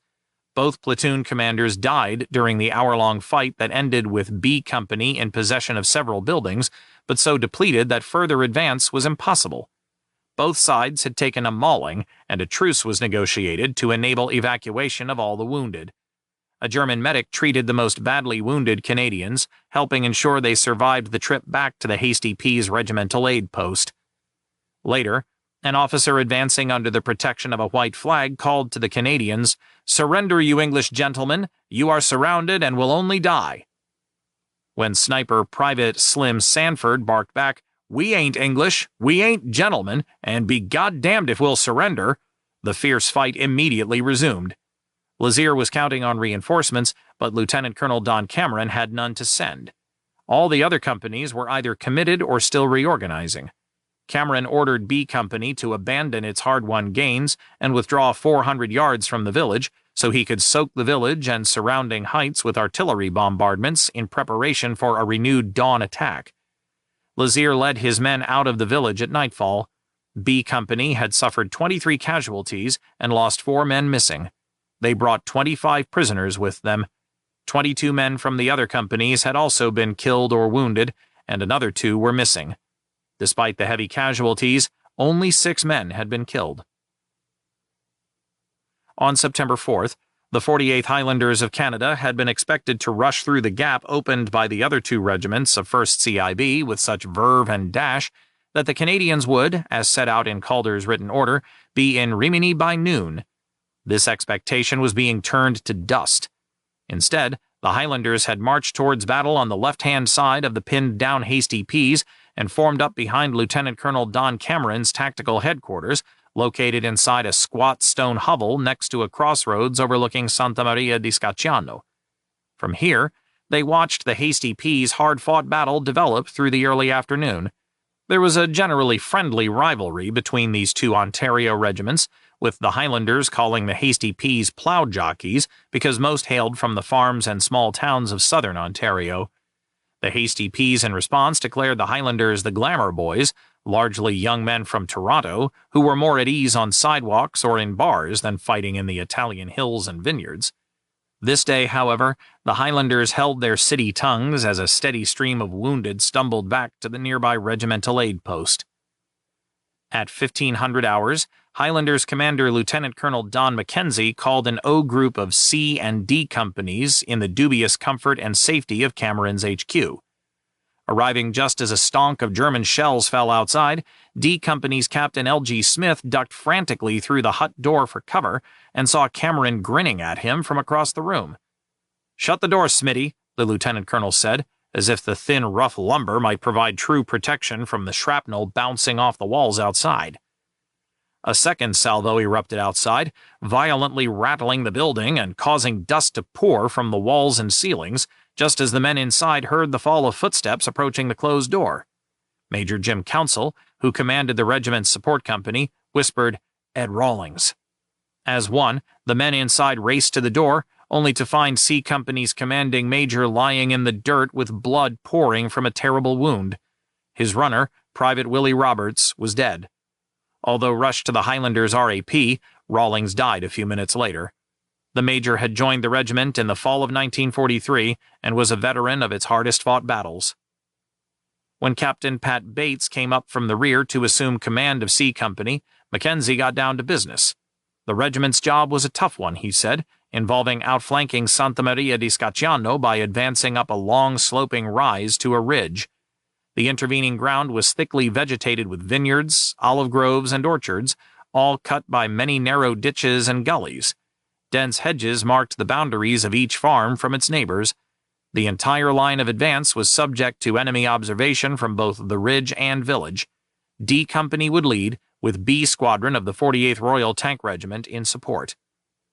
D Company jumped off at about 16:30 hours, but was stopped cold by heavy machine gun fire from a maze of positions 1,000 yards short of the objective.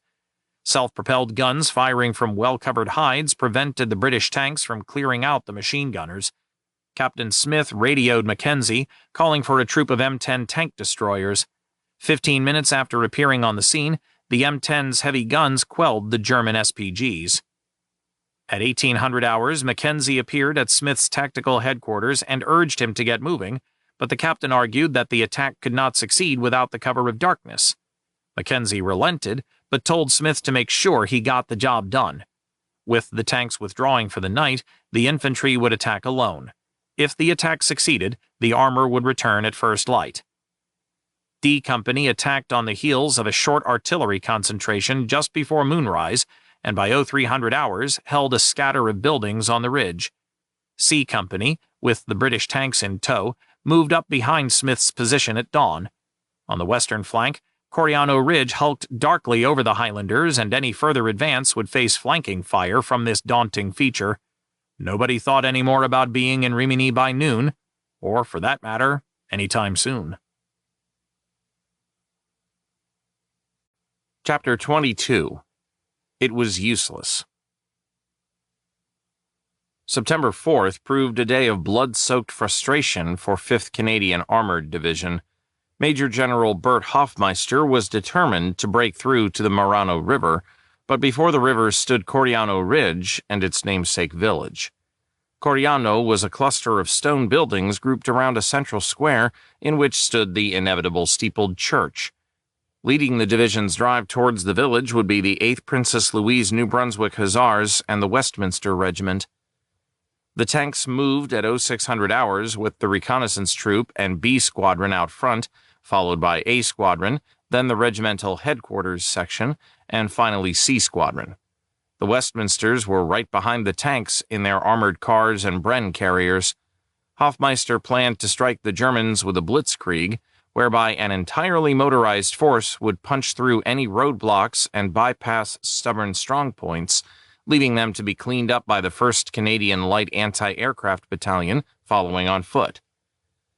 But this was Italy rather than Poland or the open country of northern France, and although the upper valley of the headwaters of the Besanico River was unusually wide and open, it was also overlooked by Coriano Ridge from both ahead and the left flank. Still, things progressed well for the first 30 minutes.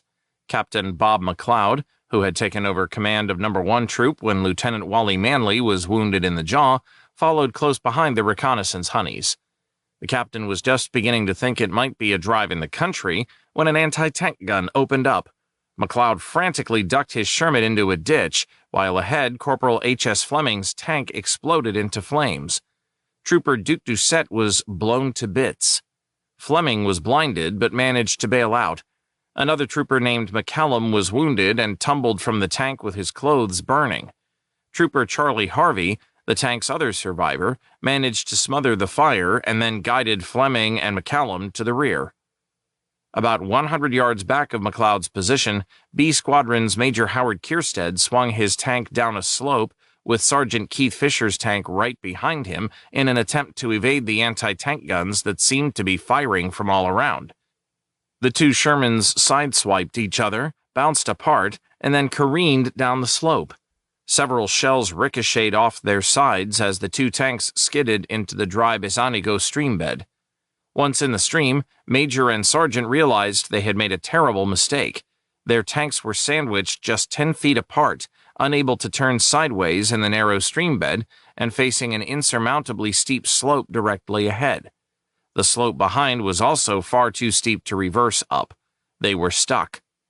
Kierstead swiveled his turret to the left to cover that route of approach with his guns, and Fisher did the same to cover the right approach. The streambed and its banks were clogged with long grass, bamboo stands, and tangles of trees that offered perfect infantry cover. In fact, the streambed vegetation was so dense the tankers in one Sherman could barely see the other. No sooner had Kierstead and Fisher assessed the situation than several paratroopers crept up and fired on the tanks with Faustpatrones that failed to penetrate the armor. The Shermans ripped back with machine guns, and several of the infantrymen fell dead. Fisher's crew was pleading with the sergeant to let them abandon the tank before a Faustpatrone killed them all, but he replied they were safer in the tank than outside. It was only a matter of time before the regiment pushed the attack beyond the streambed and effected a rescue. Fisher still had radio contact with the squadron and was able to monitor the ebb and flow of the battle raging above the trapped tanks. Although still mobile, the rest of the squadron was also in a bad way. Lieutenant McLeod and Sergeant Tom Robertson of No. 1 Troop were pinned well ahead and hoping to make a break for it back to the rest of the squadron. Heavy anti-tank fire from Coriano Ridge, meanwhile, was preventing the squadron from moving towards either pinned-down element. Knowing that before he could regroup the regiment, B Squadron had to be withdrawn, Lieutenant Colonel George Robinson ordered the recently promoted Major Lloyd Hill to bring up A Squadron and extricate the embattled squadron. A Squadron clanked into the field of fire in which B Squadron had been caught, and within seconds, Lieutenant J.H. Lackey's tank was knocked out. Sergeant Billy Bell's Sherman crashed nose first into a deep pit over which the Germans had placed a thin board covered with earth. It was the second tank Bell had lost in 3 days. He and his crew dodged from one ditch to another, getting back to the assembly point where the regiment's second-in-command, Major G.R.H. Ross, gathered them in. The major knew the 5 tankers were exhausted from their latest mishap and 3 previous days spent with virtually no sleep. But there was a desperate shortage of crews and a perfectly operable Sherman back at rear echelon. "You can have a rest," Ross told Bell, "or you can take over that tank and go back into action." Bell looked at his men, who met each other's eyes in turn, and then everyone grinned, and the 5 men went to collect the Sherman. Recognizing that his tanks alone could never take Coriano Ridge, Robinson asked for the Westminster's help at 1000 hours. Lieutenant Colonel Gordon Corbould immediately sent Major Ian Douglas up to appraise the front. 30 minutes later, he returned and suggested sending a single C Company rifle platoon aboard 3 of the scout platoon's Bren carriers, hell-bent for election, to seize a house in front of McLeod's No. 1 Troop in order to take the pressure off the trapped tankers. Then, when it got dark, the rest of C Company could pass by and clear Coriano Village. Lieutenant Tommy Foreman's platoon boarded 3 carriers commanded by Scout Platoon Sergeant Ron Hurley. The Bren carriers rolled at top speed past a German sign reading "No vehicles of any type past this point," and headed along the narrow, flat top of a 12-foot-high embankment belonging to an old railroad bed that was completely exposed to Coriano Ridge for its entire 1,200-yard length. 50 yards out, a German shell overturned the lead carrier. Everyone was thrown clear, but suffered varying injuries. Private Nobby Clark's Lee Enfield had been fixed to a pintle mount in front of his controls, and when the carrier overturned, the rifle's barrel was bent back like a cartoon image towards the stock.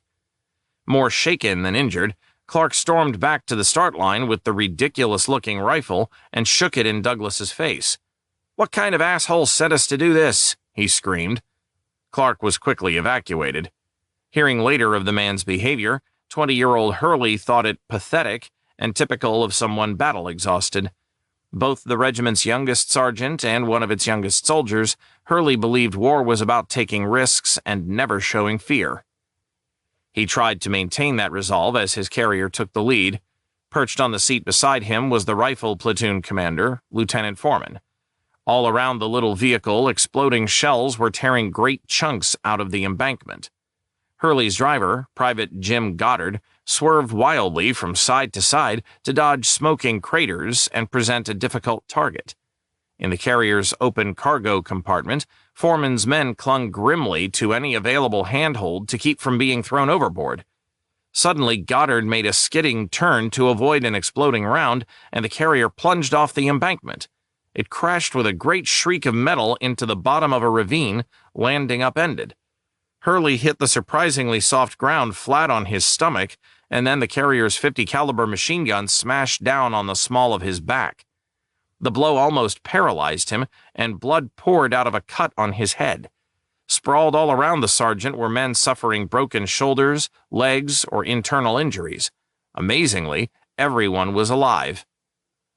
The few men who could walk helped the more badly injured to reach the shelter of a nearby stone hut, where an ancient Italian couple dressed in peasant black was huddled.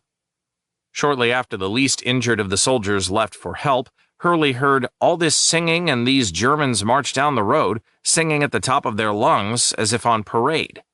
Outside, a dog started barking. "Jesus Christ," Hurley hissed. "Somebody shut him up or they'll come to check." A native Canadian soldier ducked outside, located the animal behind the hut, cut its tether, and watched it run off. The Germans marched past without so much as a glance towards the hut. About an hour later, Hurley realized his paralysis was gone and that he could walk slowly if painfully. Using a ditch for cover, Hurley and the native soldier conducted a short reconnaissance and found near the hut a half-starved horse.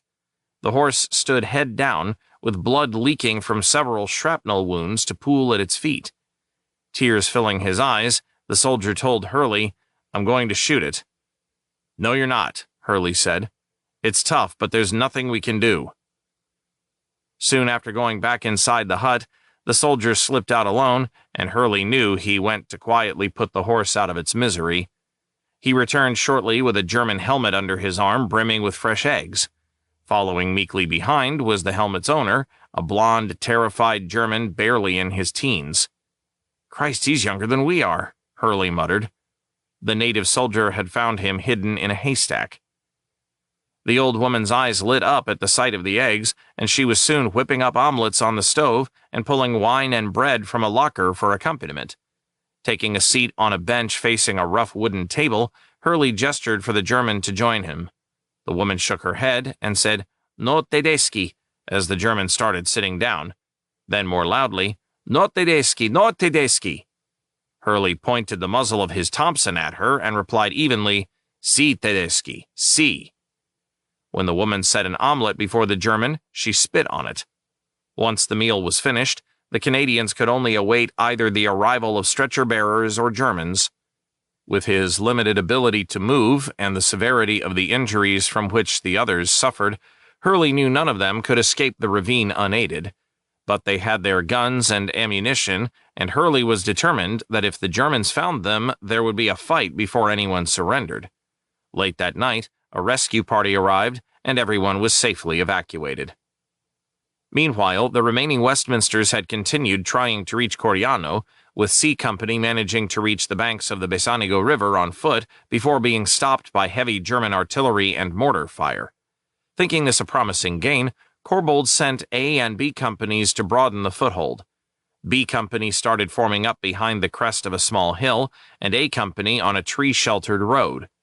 Both companies were ready to move, the regimental war diarist wrote, when shells came like all hell turned loose.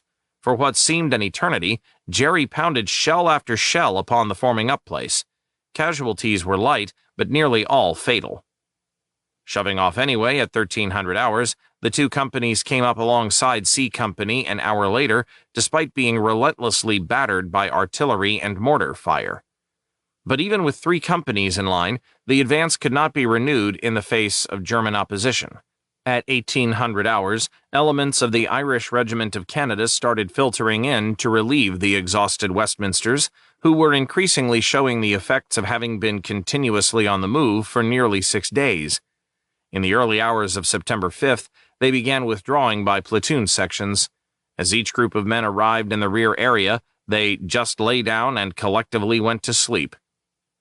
While 5th CAD's main attack force had been trying to reach Coriano by crossing Bezanigo River, the Governor-General's Horse Guards A Squadron had been trying to cover its left flank by staying up on the crest of the valley's southern ridge.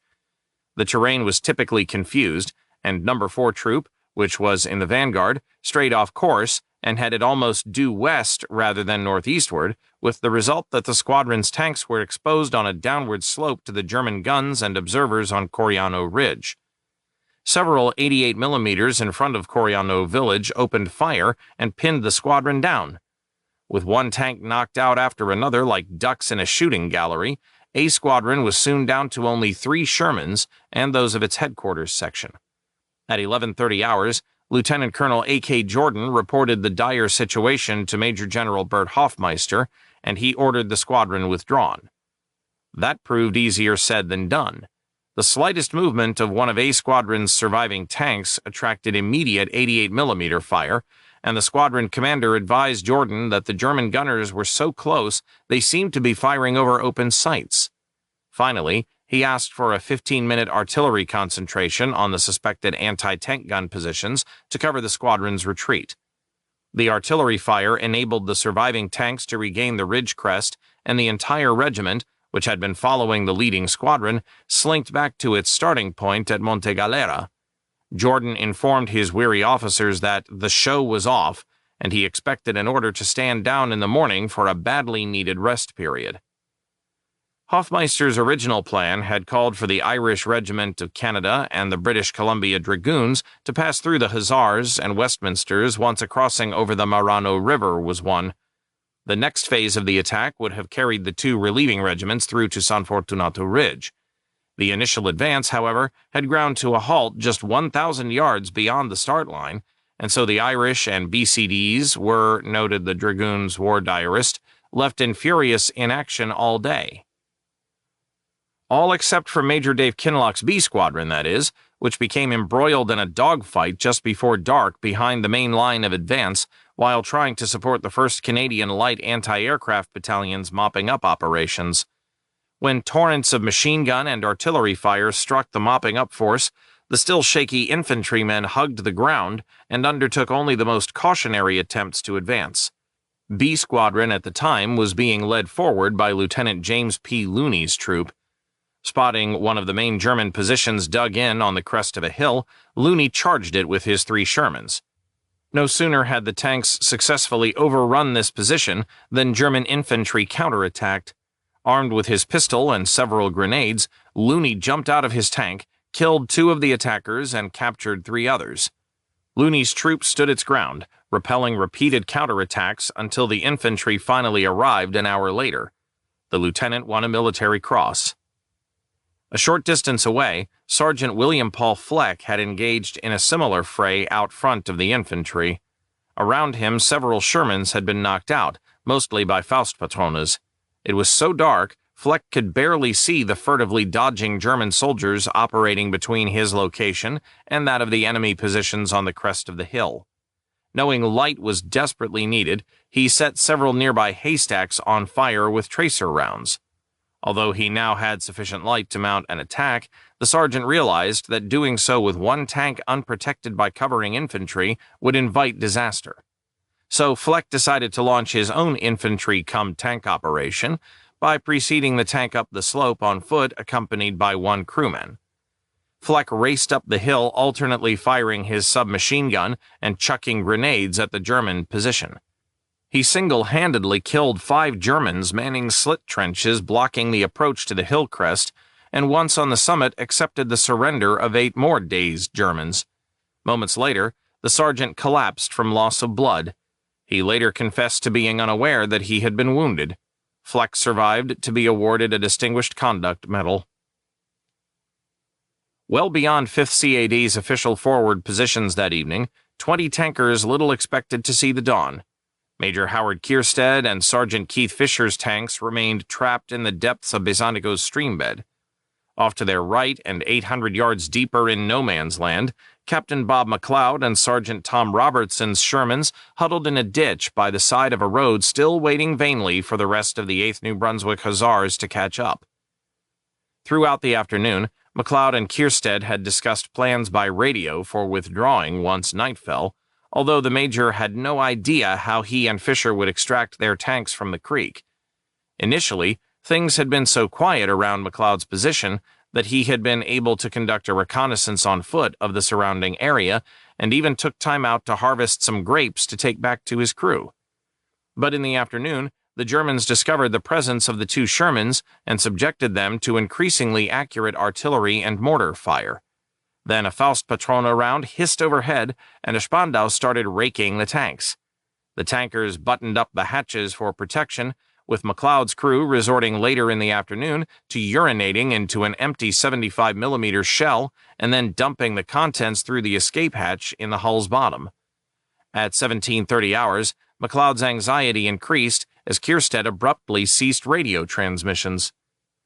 McLeod was loath to abandon the Major's group, so at dusk, when Sergeant Robertson's tank left as planned, McLeod stayed, continuing to monitor the radio for a signal from Kierstead. With each passing minute, night drew closer, and with it the inevitability of a close-up attack by German infantry, but McLeod still hesitated to leave. Down in the creek, Sergeant Fisher had decided that the breakdown of Kierstead's radio precluded any chance of their being rescued, and that prospects for surviving the night by staying inside their tanks were slim. When it was finally fully dark, he told his crew, they would evacuate the Sherman by the bottom escape hatch, crawl up a ditch that ran up the south slope to the ridgeline, then reach the road and make their way back to the rear. Wanting to abandon neither the Major nor his own tank, Fisher stayed behind. Meanwhile, McLeod had decided there was nothing he could do for Kierstead, so at 20:20 hours, he set his Sherman clanking slowly towards the rear. All around, haystacks were burning, but the light they cast was virtually smothered by thick smoke and dust boiling down from Coriano Ridge, which was being pounded by Allied artillery. McLeod sat in the open turret hatch with a Thompson and a handful of grenades at hand, ready to fight off any infantry that attacked the Sherman from the flanks or the rear. The roar of the tank's engines and grinding racket raised by its tracks was appallingly loud. He could imagine every German within miles being drawn in for the kill by the noise, but instead flushed only two of Fisher's crew who frantically waved the tank down. After mounting them on the back of the tank, McLeod pressed on and was soon relieved to reach the regiment's assembly point on Bezantico Ridge. McLeod, Sergeant Robertson, and Major Lloyd Hill gathered on the ridgeline and discussed ways of rescuing Kierstead and Fisher. The two tankers McLeod had brought in thought the two tanks had brewed up soon after they took flight, as there had been explosions behind them and some flames visible. Then the remaining two men from Fisher's tank had arrived safely and denied seeing the tanks destroyed. Finally, McLeod and Hill sought Lieutenant Colonel George Robinson's permission to take a foot patrol out to bring the missing tankers in. Admonishing the two officers that tankers were untrained in night patrolling tactics and likely would get lost and end up getting some good men killed for nothing, Robinson refused. Instead, he reported the probable position of the two tanks to the Irish regiment with a request that an infantry patrol be dispatched to the area. McLeod and Hill watched hopefully as the Irish patrol slipped slowly and stealthily into the valley. Knowing nothing of the rescue effort, Kierstead and Fisher were both peering anxiously out of the turret hatches into the darkness when suddenly a Faustpatrone charge shrieked out of the night to explode in a fiery blast against the hull of Fisher's tank. Then another charge struck. Inside, Fisher stared fearfully at the hull, expecting at any moment that one of the rounds would slice through the armored hull, but neither succeeded. A third Faustpatrone charge, however, found a thinner chink in the steel sides of Kierstead's Sherman and was suddenly ricocheting about inside.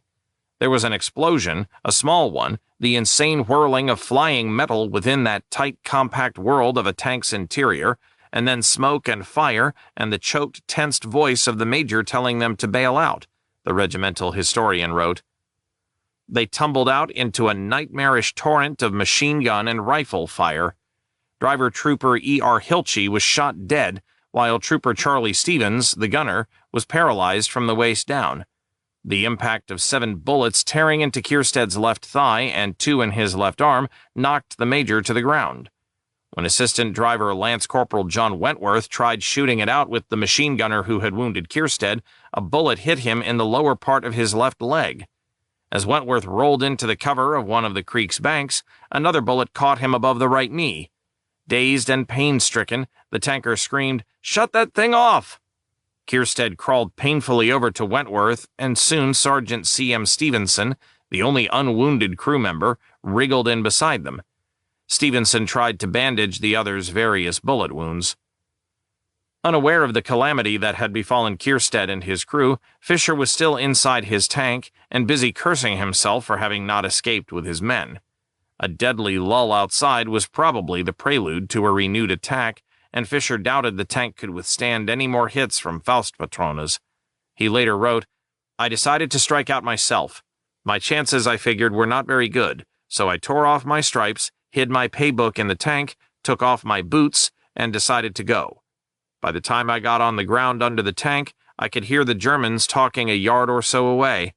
They were right alongside the tank. All I could do was keep still. All I had with me was a .38 pistol and 23 rounds of ammunition. Somehow the Tommy gun barrel had been bent. It was useless." Surprisingly, the Germans walked off without further inspecting the tank. Fisher lay still under the Sherman, fearing any move would betray his presence. About 75 yards from the surviving tankers, the Irish patrol lay on the side of the hill peering down at the creek bed and hearing only the voices of what seemed to be a large party of Germans. Obviously outnumbered, and sure that any Canadians down there must be either dead or prisoners, the patrol leader ordered his men to withdraw, and the 6 unaccounted men from the 2 tanks were listed as missing in action. Kierstead and his surviving 3 crewmen could hear Germans circling all around them, but surprisingly they failed to close back in on the 2 tanks. Talking in the softest of whispers, the 4 men tried to decide on a course of action. With Stevens and Wentworth virtually immobilized and the major little better off, Sergeant Stevenson was the only man fit enough to have a chance of reaching the Canadian lines. Kierstead agreed that the sergeant should make the attempt and passed him a white undershirt to use as a flag because nobody knew the password for the night. A few minutes after Stevenson crawled off, there was a long burst of machine gun fire from the direction he had taken, and then only silence. Stevens and Wentworth were struggling not to moan from the terrible pain they suffered. Between whispering comforting words, Kierstead encouraged them with promises that the regiment would surely come to their rescue at dawn. The major steadfastly believed this was true. He had no idea that the offensive had collapsed, and his shredded little party signified the deepest remaining penetration inside the German line. Eventually the sun came up, and Kierstead's gaze drifted to the turret of his tank and the sight of Stevenson's corpse dangling out of the top hatch. Instead of heading directly for the Canadian lines, as Kierstead had believed the sergeant had done, he apparently had tried to re-enter the Sherman either to get something or try the radio one last time. The Germans must have spotted him, and that was the reason for the burst of fire he had heard. Around Fisher's tank there was no movement or sign of life, and Kierstead knew that at any moment the Germans, emboldened by the growing daylight, would soon start poking around the position. He decided there was nothing to do but try to reach the Allied lines by following the creek bed west towards where the British were on the Canadian flank and get help sent back to Stevens and Wentworth. There was no way in his condition that the major could crawl up the south bank to return to the Canadian lines. After lurching painfully along for several hundred yards, the shrill of an incoming mortar round caused him to flatten against the ground for cover. Shrapnel whirred through the air, and one fragment struck his right shoulder, another his right leg, while a third gouged a furrow out of the side of his head. Kierstead's right arm was paralyzed. At first, carrying on seemed impossible, but somehow the major found the will to continue. He writhed onward like a snake, his useless arm dragging in the dust. The creek bed stopped being a single channel, spreading out into a series of narrow ditches separated by narrow hummocks of ground and floodplains covered in long grass, brush and thorny shrubs. Kierstead became completely disoriented in the resulting maze. He had lost his map when the mortar round struck. The hard thumping concussion of 25-pounder artillery fire echoed up and down the valley, but he was unable to use the sounds to fix a direction towards the Allied lines. Seeing a small farmhouse beside the creek, he dragged himself over to it. There was a bucket on a line next to a shallow well, and he dumped it down and dragged it awkwardly up, then drank deeply. Inside the house, a family of peasants huddled. Kierstead begged them to treat his wounds, but they just stared at him as if rendered dumb with fear. Then they made shooing gestures, obviously fearful of German retribution if he were discovered in their house. On a little knoll not too far away there was another house, but it took several hours of agonized crawling for the major to reach it. He found it crowded with peasants, a gaggle of gaunt, brown, ragged, chattering people. They presented a glass of grappa into his hand, and then followed the fiery liquor with ladles of water dumped into his mouth. Amateurish and ill-equipped attempts were made to tend his wounds. A grateful Kierstead was just beginning to relax when the hard sound of jackboots rang on stone outside, and the front door was thrown open. 3 Germans stomped in and looked down at him curiously. The major sighed, knowing he was captured. Then he realized they carried no guns, grenades, or any armaments. Quickly, efficiently, they stripped his tattered uniform off and cleansed his wounds with an alcohol mixture made by diluting wine with water. The 3 got the Italians cooking up a chicken broth, while one took his temperature with a thermometer pulled from a pocket. Finally, they dug out all the bandages in their kits and fashioned others from sheets and bound his many wounds quite professionally. Kierstead realized by now that his German nurses were actually deserters wanting to surrender. The next morning, one of the Italians slipped off to the south and returned after dark with 4 Irish regiment soldiers. They took the Germans prisoner and then had them carry the wounded major back to safety. After reporting what he knew of the fate of the rest of his troop, Kierstead was immediately sent to hospital. His war was over. About the time Kierstead was being treated by the Germans on the night of September 5th, Lance Corporal Wentworth was drifting between bouts of delirium-ridden consciousness and troubled sleep, punctuated by a recurring dream in which his Hussar comrades came to his rescue. Stevens was even worse off, spending his few moments of consciousness either screaming from pain or pitifully pleading that Wentworth brew a pot of tea. The Lance Corporal noted somewhat clinically that his leg wounds no longer bled, and wondered if this was significant or not. Venturing from under his tank at dawn, Fisher soon came upon the other 2 tankers. Wentworth was reading a pocket Bible, and seeing Fisher, started weeping softly. Stevens didn't recognize the sergeant, and when Fisher examined the man's back, he found 4 bullet wounds. One was next to the spine, which explained the lower paralysis. Bullets had broken both of Wentworth's legs. Retrieving a first aid kit from his tank, Fisher treated the bullet holes with sulfa. He then stripped Stevens, treated his wounds, and managed to get his own coveralls on the man. A shot of morphine failed to lessen the soldier's pain. There was no way Fisher could help these men to safety, and he was unwilling to leave them, for they would surely die. Whenever he moved even a short distance away from the tanks, Fisher either spotted German positions or heard enemy soldiers talking. Why the Germans had yet to search the tanks puzzled him, but their lassitude was the only chance the surrounded tankers had. Fisher and Wentworth decided they would stay put and hope to be rescued. Even though it was clear that Stevens and Wentworth must surely die if their wounds went untreated for long, surrender was never considered. Neither Fisher nor Wentworth bothered consulting the delirious Stevens. Fisher's tank held a supply of bully beef, canned milk, jam, and some water, which they rationed. Stevens was unable to eat anything. Fisher buried Hilchey in a shallow grave, but every time he tried retrieving Stevenson's body from where it dangled out of the turret, the Germans immediately drove him off with machine gun fire. This only left the sergeant more perplexed as to why the Germans, who obviously knew of their presence, were content to leave them alone. Wentworth found he was unable to sort fantasy from reality, but he never lost hope of being rescued. Both he and Fisher had lost all sense of time and could no longer remember how many days had passed. They stopped trying to have conversations and spent most of their time just staring straight ahead into space. On the 5th day of their ordeal, when Allied planes droned overhead and bombed a nearby enemy position, one of the bombs exploded close by and knocked Fisher unconscious. Upon regaining consciousness, the sergeant found it hard to function and kept nodding off. He gave Wentworth the last of the morphine, and then, caring little whether he lived or died, Fisher fell asleep. Wentworth heard sounds of men approaching sometime that night.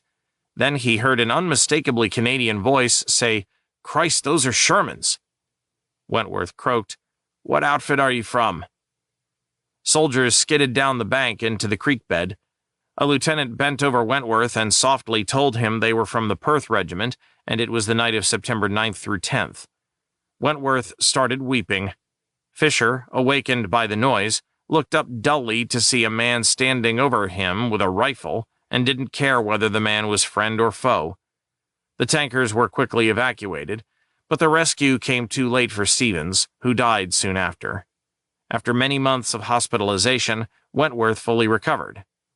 For deciding to stay initially with his tank and then with his wounded comrades, Sergeant Fisher was awarded the Military Medal. Chapter 23. A Hard Row to Hoe.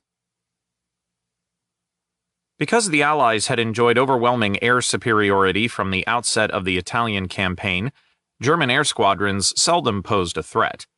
On the night of September 4th through 5th, however, the Luftwaffe made a surprise attack that included remarkably accurate raids on the headquarters of both 1st Canadian Infantry Brigade and the Royal Canadian Regiment. The raid against the RCR came right as its company officers and headquarters staff had gathered to await Lieutenant Colonel Jim Ritchie's return from Brigade HQ with orders for renewed operations. A German fighter bomber screamed down and scored a direct hit. Glass and mortar flew everywhere, but no one was hurt, Major Strom Galloway later wrote. As the plane circled back for a strafing run, the officers ran in an ever-narrowing clump to the cellar door, with Galloway first to arrive. Halfway down the steps, he turned and shouted, "Don't panic! Don't panic!"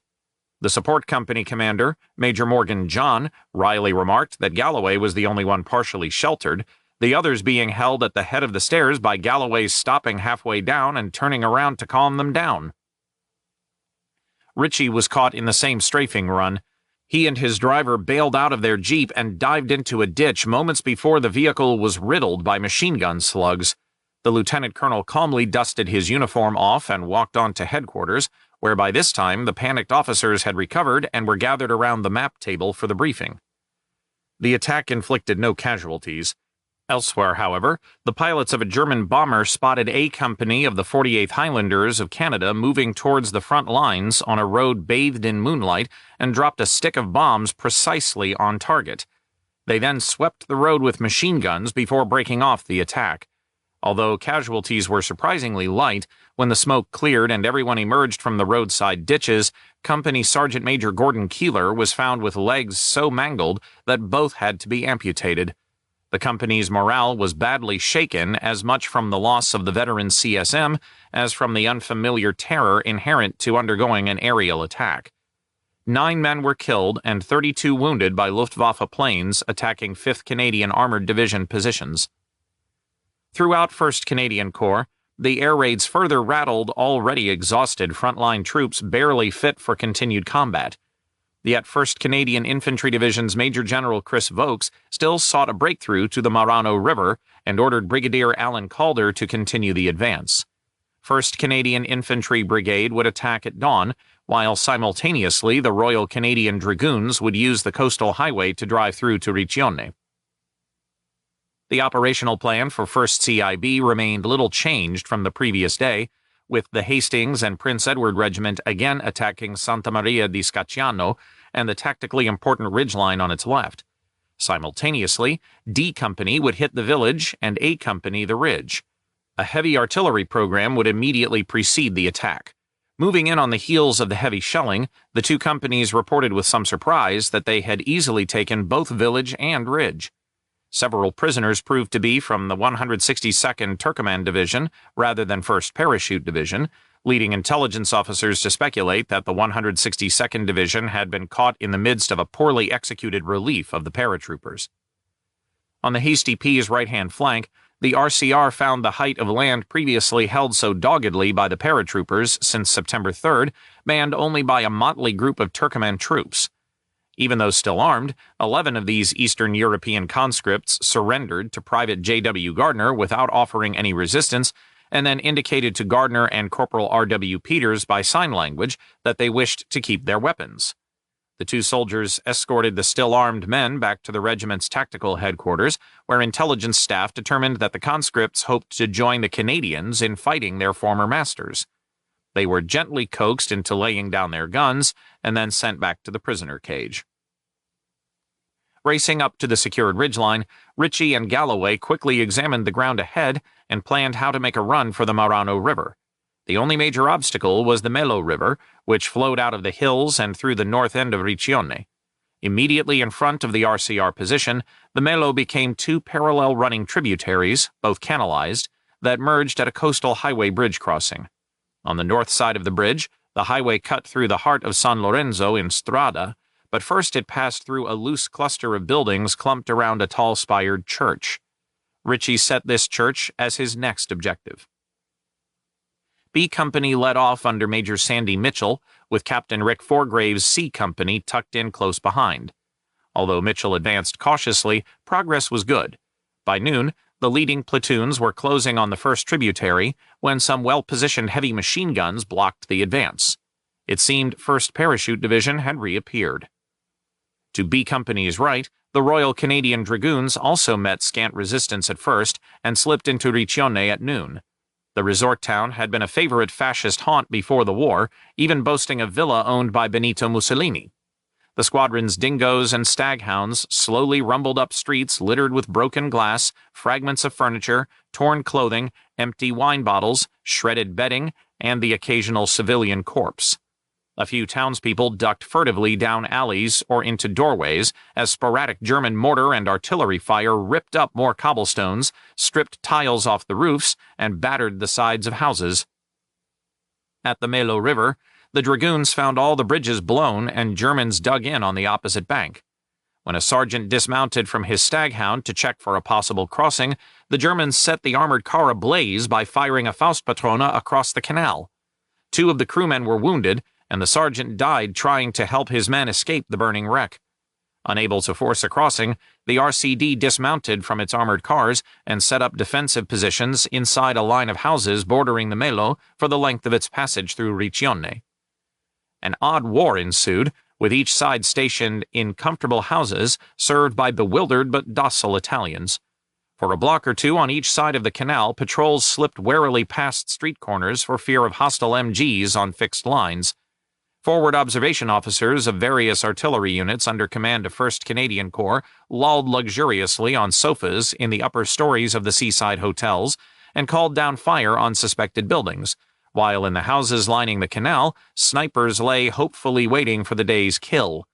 Beyond maintaining strong street patrols to keep down looting, most of the RCD had a rest period, although sniping and mortaring caused occasional casualties. With no idea how this standoff could be ended, the dragoons seemed content to enjoy this unexpected respite from the dangers of an all-out offensive. Things proved far more bloody when the RCR attacked the church south of San Lorenzo in Strada. Standing atop a bit of high ground, the church and its surrounding buildings had been transformed into a strong defensive position housing numerous machine guns. B and C companies hit the first resistance at 1935 hours and immediately started taking casualties.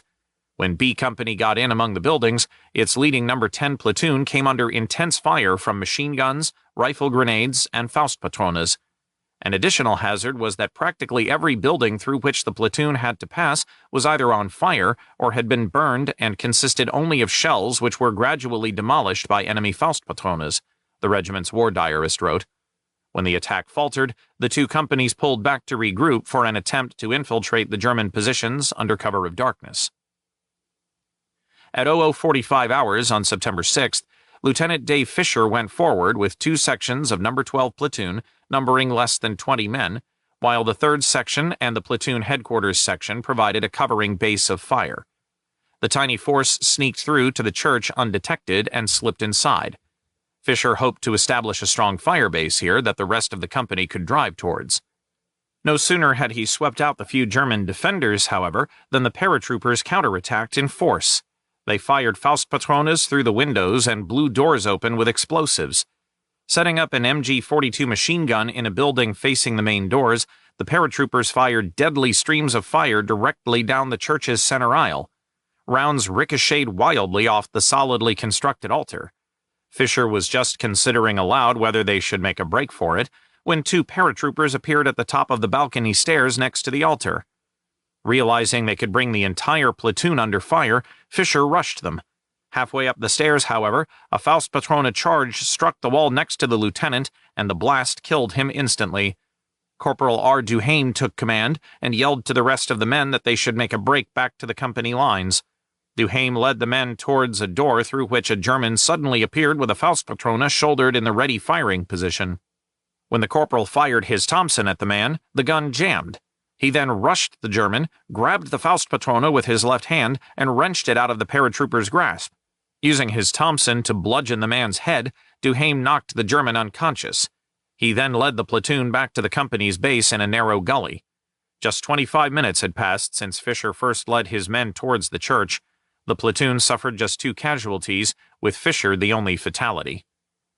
While the RCR were engaged at the church position, the 48th Highlanders of Canada and a supporting force of tanks had moved on the hamlet of Besanigo, standing on a ridge about a mile to the left.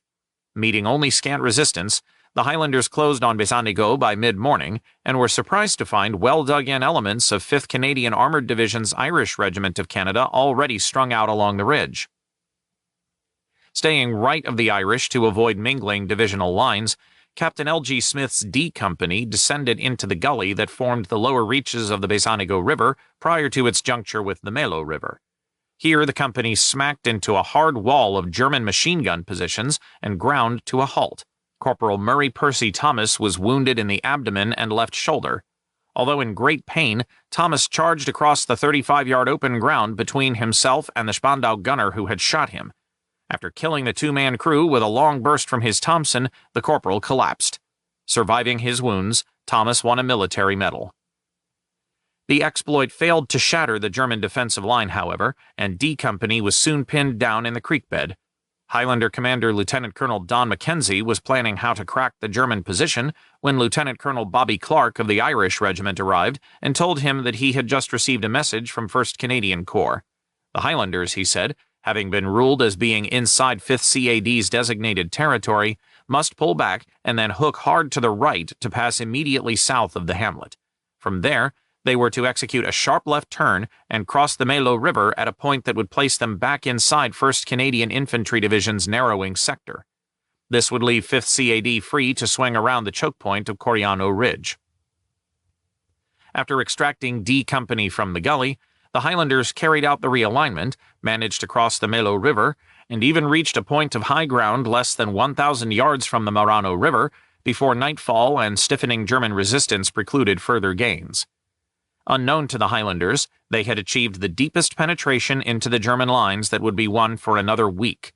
On every other front, 8th Army was being blocked, and it was Coriano Ridge that presented the primary obstacle. By early morning on September 6th, it was apparent that the attempt to the west by 1st British Armoured Division to break through at Coriano Ridge had failed. But the situation reports by Major General Richard Hull to his counterpart Major Bert Hoffmeister were conflicting and confusing, and it was only possible to obtain from them the fact that the enemy was building up resources, particularly tanks, on the San Savino-Coriano Ridge. In the midst of this uncertainty, Hoffmeister directed the Irish Regiment of Canada to send patrols across River Marano and to try and build it up to company strength if possible. Preparatory to this effort, Lieutenant Bobby Clark ordered the regiment advanced to a forward spur of Besanigo Ridge upon which stood the village of San Andrea. Upon arriving there, however, the Irish realized that Coriano, a group of white houses clustered about church spires atop its hill, prohibited any hope of crossing the Marano. For from that town, wrote the regiment's historian, would come the artillery and perhaps the counterattack which would have spelled disaster to our venture. Clark established his headquarters in the whitewashed San Andrea Church, intending to use its steeple as an observation point. No sooner had his staff set up tables, wired in the phones, and laid out the maps than the building started taking artillery and mortar fire accurately vectored in by German forward observation officers stationed on Coriano Ridge. Expecting the British to soon clear Coriano, Clark decided against repositioning the headquarters somewhere farther to the rear. Instead, he got busy sending patrols to test the resistance in front of the Marano River preparatory to pushing at least one company across that obstacle by day's end. A combination of fire from well-positioned German infantry in front of the river and a virtual rain of artillery and mortar fire, however, quickly drove these patrols back. At 10:30 hours, Clark told Hoffmeister no further progress was possible so long as Coriano remained in German hands. Hoffmeister immediately arranged for the Desert Air Force to move its bomb demarcation line forward from the San Fortunato Ridge area to the north side of the Marano River, so that targets there and on Coriano Ridge could be pounded from the air. But thickening cloud had settled over the entire area, which seriously hampered effective targeting, and a planned attack by 400 medium bombers was ultimately cancelled because the bombardiers could not see their targets. The Irish Regiment and the other two regiments of 11th Canadian Infantry Brigade, positioned behind and on either flank, endured a long, hard day of heavy shelling. Clark, who had earlier thought San Andrea was just a brief stop on the way to Rimini, issued orders in the afternoon for his staff to dig in as deeply as possible. With the entire situation beginning to stagnate, 1st Canadian Corps Commander Lieutenant General Tommy Burns arranged to meet Hull and Hoffmeister at 11th CIB's headquarters. The three men agreed that until Coriano was taken, further advance by 5th CAD was impossible. Hull acknowledged that his division had the task of clearing the ridge, but was being hampered by the high ground held by the enemy on his left and left rear.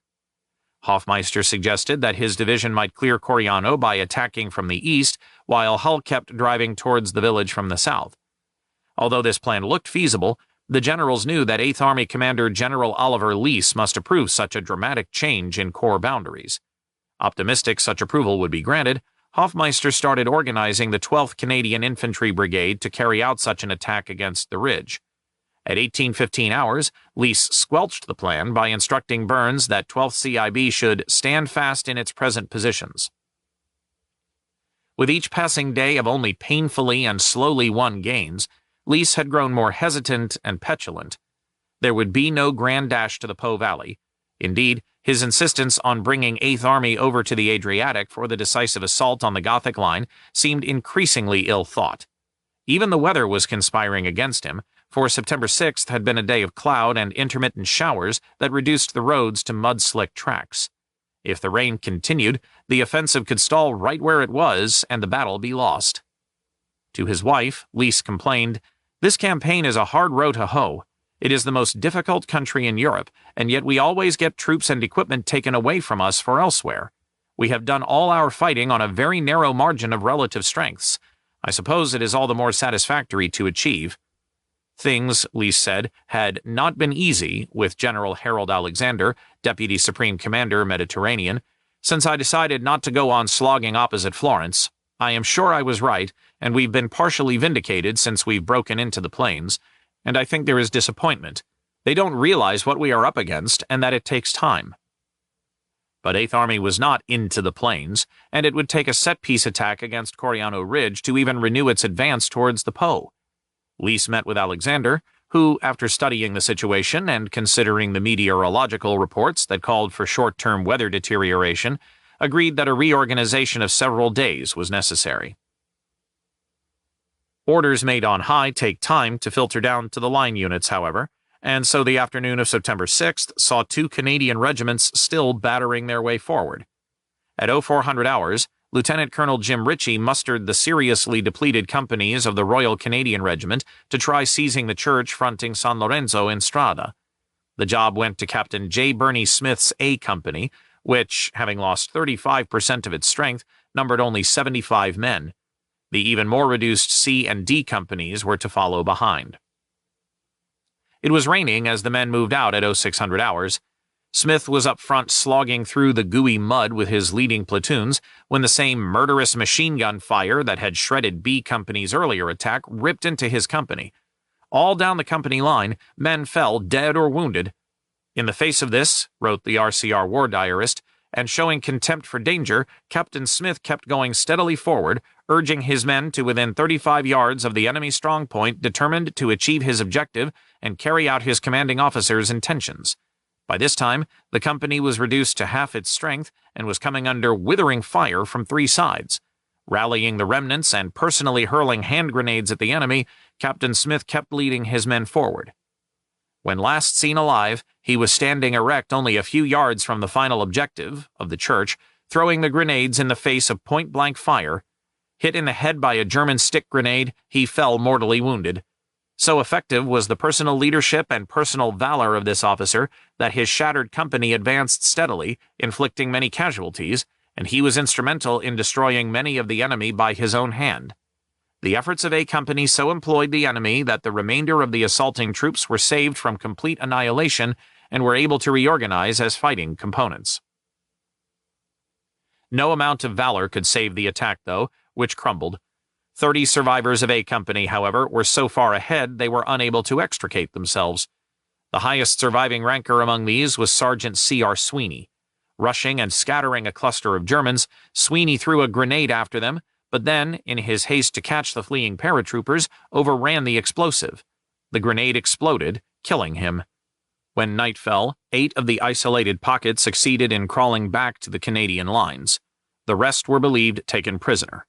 Only 18 men from A Company were present and accounted for when Company Sergeant Major I.A. MacDonald, now in command, formed them up that night. Left of the RCR, the 48th Highlanders of Canada had attacked the ridge overlooking Marano Ridge, where they had suffered heavy casualties the day before.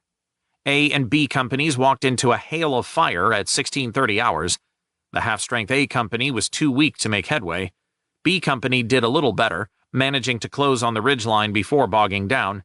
Major D.B. Deeks radioed for C Company to come up, but as its men rose to leave their slit trenches, a heavy, unrelenting barrage of mortar fire poured down, and they could only dive back into their holes for protection. Lieutenant Colonel Don Mackenzie ordered Deeks to withdraw. Arrangements were made for the 3rd Canadian Infantry Brigade to relieve 1st CIB. In 2 days of fighting, the 48th Highlanders had lost 4 men killed and 22 wounded. The RCR had been mangled, with 2 officers and 26 men dead, 1 officer and 16 others missing, and 5 officers and 91 other ranks wounded. Chapter 24. 5 minutes to 12. On September 7th, 8th Army Commander General Oliver Leese relented. He summoned the Canadian Corps Commander Lieutenant General Tommy Burns, 5th Corps' Lieutenant General Charles Keatley, and 8th Army Chief of Staff Major General George Walsh, and informed them that the 4th British Infantry Division and 25th British Tank Brigade, less 1 regiment, were herewith under Burns's command. This was in addition to the 3rd Greek Mountain Brigade, which Burns had yet to utilize. The bulked-up Canadian Corps was to cross the Marano and exploit onward to the Marecchia River and Rimini to realize 8th Army's breakthrough to the Po Valley. With 5th Corps mired in a bloody fight to pry the Germans off Germano Ridge and out of the hilltop village of Croce, Leese knew he must switch the respective roles of his 2 corps or fail. So 5th Corps would now support a Canadian breakout directed up the Adriatic coastline. But before this could take place, Coriano Ridge must be cleared to secure the Canadian Corps' left flank. Leese developed a 3-phase battle plan. In the first phase, 5th Corps' 46th Infantry Division, later supported by 4th Indian Division, would continue hammering away at Germano Ridge and Croce. Once these key objectives were won, 1st British Armored Division and 5th Canadian Armored Division would cooperatively clear Coriano Ridge. The 56th British Infantry Division would simultaneously pass through Croce to form alongside the British Armored Division's left flank. In Phase 2, 4th British Infantry Division would pass through 5th CAD to cross the Marano River with 1st British Armored Division keeping pace to the left. On the right flank, 1st CID would march up the coastal highway. During Phase 3, 1st Canadian Corps would seize San Fortunato Ridge and advance to the Marecchia River. Once a crossing was won, The Army's Reserve Division, 2nd New Zealand Division, would drive into the heart of the Po Valley and liberate Bologna and Ferrara. If possible, 5th CAD would join the New Zealanders in this triumphal march. Leese told Burns to work up a plan using these resources and then meet with him again the following day, conceding that his plan would likely see 2nd New Zealand Division placed under Burns's command for the third phase. Burns was impressed with the additional responsibility with which he proposed to entrust me, recalling that after the Leary Valley offensive, one of the reasons for withdrawing the Corps from the pursuit was his doubts as to our ability to handle divisions other than the Canadians. I felt that our success during the past 12 days had given him confidence in our competence. I was also glad that with the additional divisions it would be possible to withdraw the Canadian formations for rest and reorganization without halting the offensive. There would be no attack on Coriano Ridge until 5th Corps captured Germano Ridge. Repeated assaults had so far won only the barest of footholds on the ridge, and inevitably each gain was met by fierce counterattacks that often succeeded in repelling the British units. Ground was taken, lost, retaken, and then lost again. Each passing day saw further deterioration in the weather as heavy rains transformed the hill country's formerly dusty ground into slimy mud and filled previously dry stream beds with thickly silted water. While this battle raged to the west, the regiments holding 1st Canadian Corps' front lines dug ever deeper shelters for protection from the incessant shelling. The Irish Regiment of Canada clung to Besanigo Ridge until being relieved by the West Nova Scotia Regiment on September 10th. Lieutenant Colonel Bobby Clark was still headquartered in the shell-battered San Andrea Church perched on its hilltop. The German gunners on Coriano Ridge enjoyed an excellent prospect over the Irish positions. In the 4 days that Clark and his headquarters were based in the Little White Church, the building took 40 direct hits. Clark's intelligence officer, Major Gordon Wood, believed that perhaps never before had a tactical HQ remained so long in front of the remainder of the battalion. The Irish paid the price in casualties. Wood later remembered seeing the medical carriers dashing night and day amid a thick hail of shells, picking up wounded men from the church and from their trenches. When relieved, the Irish regiment marched back to San Giovanni with the knowledge that they were to quickly reorganize, have only a brief rest, and then return to drive the Germans and their guns off Coriano Ridge. Even as his men trudged southward, Clark was at 11th Canadian Infantry Brigade headquarters with the brigade's other regimental commanders being briefed on the details of the forthcoming attack. The Irish, Perth Regiment, and Cape Breton Highlanders were to go forward on the night of September 12th through 13th. On September 10th, Leese decided he could wait no longer for 5th Corps to clear Germano Ridge. The deteriorating weather served as a constant reminder that the autumn rains were drawing closer. As if only just noted, Leese declared that the ground rose gradually inland from the sea, and thus there was always some higher feature on the left flank which interfered with the forward movement of the troops in the coastal sector. I decided, he later wrote, to offset this advantage, which the enemy possessed by his occupation of the higher ground, by forcing him to dissipate his fire all along the front. This decision made seizing Germano Ridge before attacking Coriano Ridge no longer imperative. It was enough for 5th Corps to keep up the momentum necessary to maintain as many German divisions as possible throughout the battle on their front. Meanwhile, the Germans on Coriano Ridge were not restricting themselves to merely shelling and mortaring the Canadians placed so clearly on view below them. They took advantage of the lull to bolster their defensive positions. Numerous engineering battalions were withdrawn from sections of the Gothic Line to the west, and along with German and Italian construction battalions, put under command of 76th Panzer Corps for the construction of positions in the rear adjoining the main battlefield and for keeping the supply lines open. Each day's delay in the enemy offensive represented a gain of several times that period for the defense. The hard-hit formations could rest and reorganize somewhat, fresh reserves flowed up, and the new positions became stronger. Burns figured as much, and he was going to deal with the strengthened positions in the time-tested 8th Army manner by subjecting them to a terrific preponderance of artillery. Every gun in the Corps was brought to bear, and on September 8th, the gunners opened up with concentrations on targets ranging from the Adriatic shore to the ridge. Some were pounded for hours, others only minutes. The intention was to confuse the Germans as to where the inevitable 8th Army set-piece attack would occur. In addition to the Corps artillery, Burns had at his disposal 4 artillery field regiments of the 2nd New Zealand Division and an equal number of regiments from 4th British Infantry Division, all told 700 guns. Once Leese declared his final intentions on September 10th, Burns issued his corps plan to his divisional and brigade commanders. Everyone for details, the elaborate plan consisted of 8 separate phases. Burns said that his reasons for this detailed schedule were that our experience after the breakthrough of the Gothic Line showed that we should probably have to fight our way forward against continued and effective enemy opposition.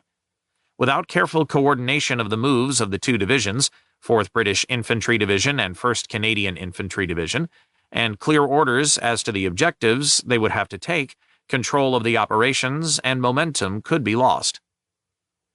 Burns was too cold a realist to think the plan would proceed as smoothly as developed on paper. He had carefully studied the maps of the terrain ahead and flown over them, making detailed notes regarding the high ground and key villages that likely served as enemy strongpoints. There was no shortage of possible positions, and each must be taken in sequence, or the kind of flanking fire that Coriano Ridge made possible would disrupt the advance's timing. That was why he insisted on such meticulous planning. For one who always held his emotions and thoughts close to the chest, Burns made a surprise move by giving an off-the-record briefing to a clutch of newspaper correspondents. To do so, he acknowledged, was to stick his neck out. If the attack failed to go as planned, as likely to occur as not, he might be ridiculed and give Leese and Alexander precisely the ammunition they needed to fire him. Although developments had forced Leese to place British divisions under his control, the 2 men were never to be friends or even to trust each other. Perhaps due to this briefing of correspondence, Burns's operational instructions reverberated with the rhetoric favored by Leese and his predecessor, Field Marshal Bernard Law Montgomery. Upon capturing Coriano, then forcing a crossing of the Marano River before Ospedaletto village, and then advancing north through San Martino, Burns wrote, the Canadians would debouch into the Po Valley. When Major Strome Galloway, the ever-skeptical Royal Canadian Regiment second in command, read this instruction, he said scornfully, "Debouch into the Po Valley. Crawl more likely." Over the course of September 11th and 12th, Burns spent hours working through the divisional commander's battle plans. He also confirmed details with Leese and Keatley in order to ensure everyone agreed on what was to happen the night of September 12th through 13th. Burns was particularly pleased with Major General Bert Hoffmeister, whose plan was simple and complete. Presenting his plan on September 11th, Hoffmeister confided to Burns that he still wanted the majority of the next day to complete the details and asked for final approval to be withheld until then. Not wanting another failure or partial success before Coriano, Burns agreed. Hoffmeister did not doubt that if he attacked with infantry during the night behind the weight of the promised artillery, his division would gain a foothold on Coriano Ridge. The problem would come in the morning when the Canadians would face counterattacks supported by armor. To keep from being thrown off the ridge, Hoffmeister must get tanks up on it in time to meet the counterattacks. But Bezanigo River's deep bed, in which Major Howard Kierstead's tank had been trapped, stood in the way. The Germans had blown all crossings, so 5th CAD's engineers would have to build a fresh one, and there was no question that the crossing point the engineers had selected as feasible was also so noted by the Germans and would be registered by the German artillery and mortars on the ridge. Bridging Bezanigo, Hoffmeister knew, would present the greatest challenge in the fight for the ridge. Otherwise, his divisional plan was straightforward. As the British attacked the ridge's southern end from San Clemente, 11th CIB would cross the Bezanigo, push westward up the narrow valley created by the stream, and then mount the slopes of Coriano Ridge. The Cape Breton Highlanders would go for the ridge's north end on the right, with the Perths 500 yards to the left. Once both regiments were secure on the ridge, the Irish regiment would pass through and mop up the village of Coriano. A squadron of 8th Princess Louise New Brunswick Hussars would support each regiment. Waiting in reserve would be the Westminster Regiment with a squadron of the Lord Strathcona's Horse. This regiment's other squadrons would be positioned in such a manner that they could serve as mobile close-range artillery batteries capable of providing continuous fire. While Hoffmeister was teeing up the forthcoming attack, his counterpart at 1st Canadian Infantry Division was able to pull his brigades out of the front line for a brief rest on the night of September 8th through 9th, courtesy of the 3rd Greek Mountain Brigade. Although the relief itself proceeded smoothly despite the inevitable language difficulties, the Germans across the Melo River twigged to the fact that a changeover was being undertaken. Probing attacks ensued that resulted in the Greeks suffering an immediate battlefield blooding that left 3 men dead and 16 wounded, followed the next night by 2 killed and 10 wounded. Realizing that the Greeks, like the Poles, had no ready source of reinforcements and no significant reserves, Vaux had to cancel the Carleton and York Regiments' rest period on the night of September 9th through 10th to shorten the Greek line. At Hoffmeister's request, he also moved the West Nova Scotia Regiment into the line that night to free 11th CIB's Irish Regiment from frontline duties in order to allow it to regroup for the forthcoming operation against Coriano Ridge.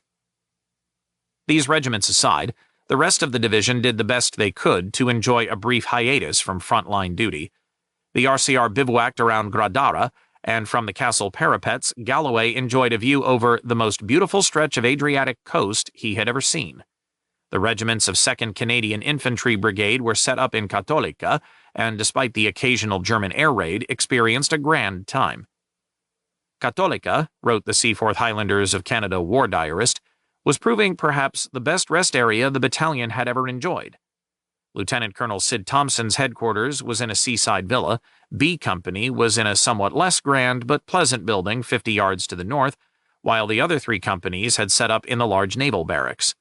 Although the beach had been heavily mined, engineers had cleared paths through the German defensive barriers and lifted the mines in places so that the soldiers could swim and laze on the soft sand.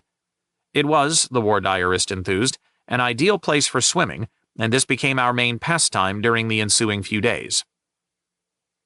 Adriatic is beautiful, sands lovely, whole district evacuated by German orders.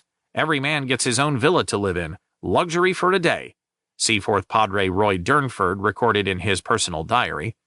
Yesterday killing and being killed, dodging from hole to hole, crawling in darkness and danger. Today lolling on sands, swimming, lounging. Among those in Cattolica who took advantage of the many abandoned buildings to establish unofficial billets was radio signaller Corporal Jack Haley. He and 2 others lived briefly in a seaside hotel. They found sheets in cupboards to put on mattresses that were in rooms looking out on the Adriatic. Days were spent swimming or sleeping, an activity always treasured by eternally tired frontline troops. Wine was abundant, there were ample food stocks about with which to supplement the normal rations, and as increasing numbers of civilians returned to reclaim their homes, a little money would get uniforms washed and mended. Not all units were blessed with such luxurious quarters as the Seaforths, however. The Hastings and Prince Edward Regiment was assigned to several farms a couple of miles south of Cattolica, where Sergeant Basil Smith of the Quartermaster's section was billeted in this damned shed, alive with fleas or chicken lice. His team spent as much time outside as possible. One day, he oversaw distribution of an entire half bottle of beer per man. Smith ruefully noted later that the officers had a big party tonight on the other half bottle and the rum which the men should have had. In my 5 years of soldiering, this appears to be about the rawest deal yet. Fortunately, it isn't public knowledge. The men were allowed to visit Cattolica's beaches regularly. It sure was nice, Smith wrote after one such visit. The Adriatic was just the right temperature, the sand was hot, with a lovely fresh breeze blowing in from the sea. It is so peaceful and relaxing that this has really been a treat. A few destroyers blazing away at Rimini, from about 10 miles out, some fighters on the roof, and a bit of rusted wire along the beach. Apart from that, you'd never know there was a war on. But there was a war, and it manifested itself almost nightly in the form of Luftwaffe raids on Cattolica. The September 9th raid was particularly fierce. Plaster from the ceilings in the Seaforth's headquarters villa showered down to cover everything, windows broke, and nearby houses were set alight by incendiary bombs. Durnford found the abrupt disruption of each peaceful day by the hell of noise and shattering of the night hard to take. He tried to buoy the men's spirits by holding nightly sing-songs and quizzes with prizes awarded. Then he would spend the time before bed playing dominoes and drinking tea with his friend Lieutenant Wilf Gildersleeve, who was one of the signaling section officers and a man Durnford considered a true Christian. Captain Jerry Wheeler, a forward observation officer for the 2nd Field Regiment, Royal Canadian Artillery, and who normally served with the Hasty Peas, spent 2 evenings in Cattolica at the naval barracks. Here, an officer's mess had been established. He was just settling down in the airy mess for lunch one day when someone noticed through the large plate glass window facing the beach that an Italian civilian on the shore was pulling a wooden object out of the sand. Wheeler realized the man was gathering firewood, But this time he had grabbed hold of an elongated Italian box mine. An officer raced around the room shouting, 8-5, the guy's going to blow up, but nobody took up the bet. Another officer wearing the collar of a Roman Catholic padre was crossing himself and mouthing silent prayers. Then the mine exploded, and the Italian vanished in a spray of red mist. The officer who had been trying to run a bet chastised the others for not joining in. Wheeler returned to his lunch with barely another thought about the man's death, except to note in the recesses of his mind that the war was making them all terrifically callous. Wheeler soon returned to his posting with the Hasty Peas. The headquarters here was in a barn that had been subdivided, with one end holding a number of dead cattle and the other the headquarters. A door between was kept closed to somewhat stave off the rotting stench emanating from the carcasses. After the clean salt smells of Cattolica, Wheeler found the smell overwhelming, far stronger than seemed possible as long as the door was closed. Each passing day, the odor only worsened. Finally, as he sat down to eat some hardtack and bully beef with the other officers, Wheeler said, "It's like there's something dead right here. I can smell it." Curious, one of the men started poking around in the corners. When he was just 3 feet from Wheeler, the man reached down and picked up an odd-looking object. "Here you are," he said, holding up a human arm. Any respite from the horrors of war was too good to last, and so it came as no surprise to Padre Durnford when Seaforth Lieutenant Colonel Sid Thompson told him on September 12th that they would soon be back in the line, and that it might be fairly sticky. Durnford replied, "I just finished the letters to the bereaved from the last fighting." "You will have a lot more soon," Thompson cautioned. Durnford noted the officer's terrible grimness. The padre walked to the edge of the sea, where the early morning sun dappled the water and gently lit the sand. "The beach was all mine for 10 minutes, he wrote. "It was the first chance I had of really getting wet feet. I suppose there are very few things on earth that set a man's thoughts along philosophical lines than when, sitting on a beach, away from sight and sound of human voice and presence, he watches and listens to the pounding of the eternal wave beats on the shore."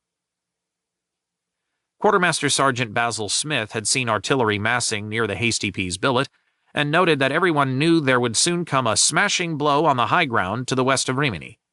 Such an attack would add to the woes already being suffered by the Germans, he thought. In the most recent issue of the Army newspaper, Maple Leaf, the American First Army was reported as 5 miles into the Rhineland. British troops were sending patrols over the Dutch border from a bridgehead behind the Albert Canal, and the Russians had broken into East Prussia. "Tomorrow is the day Kesselring gets his next jolt," Smith told his diary.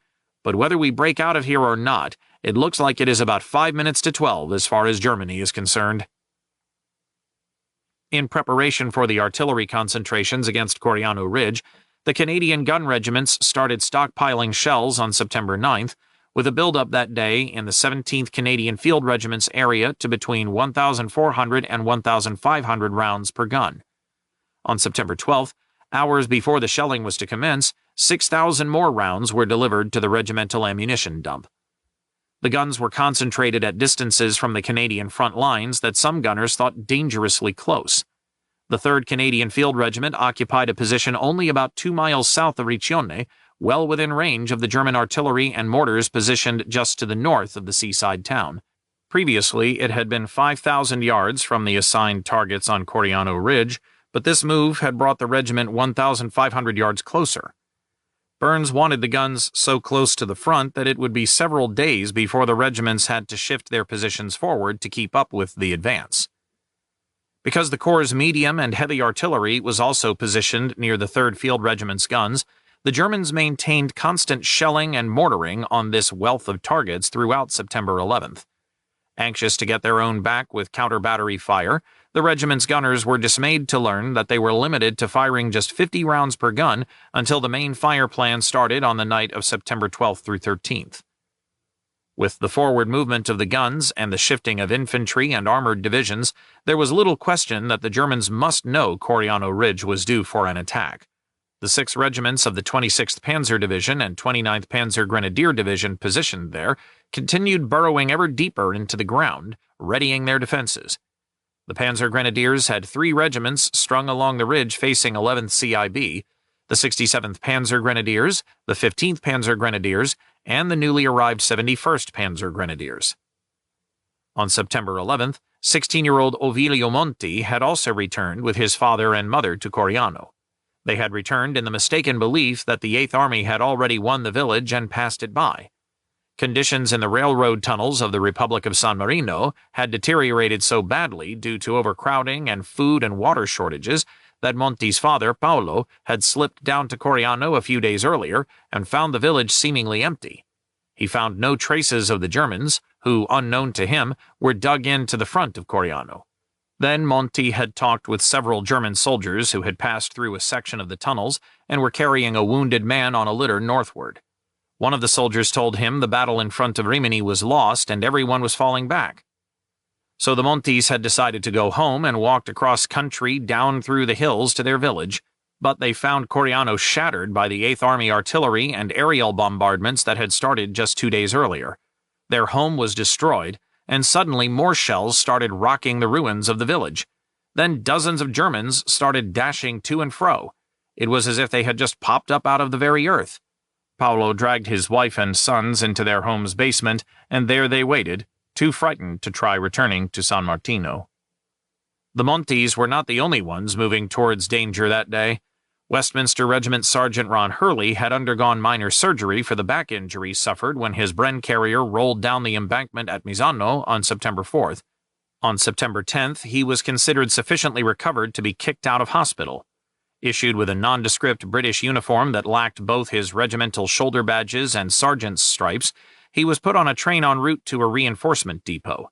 Hurley knew that the haphazard manner in which reinforcement depots operated meant there would be little likelihood that he would be reassigned to the Westminsters.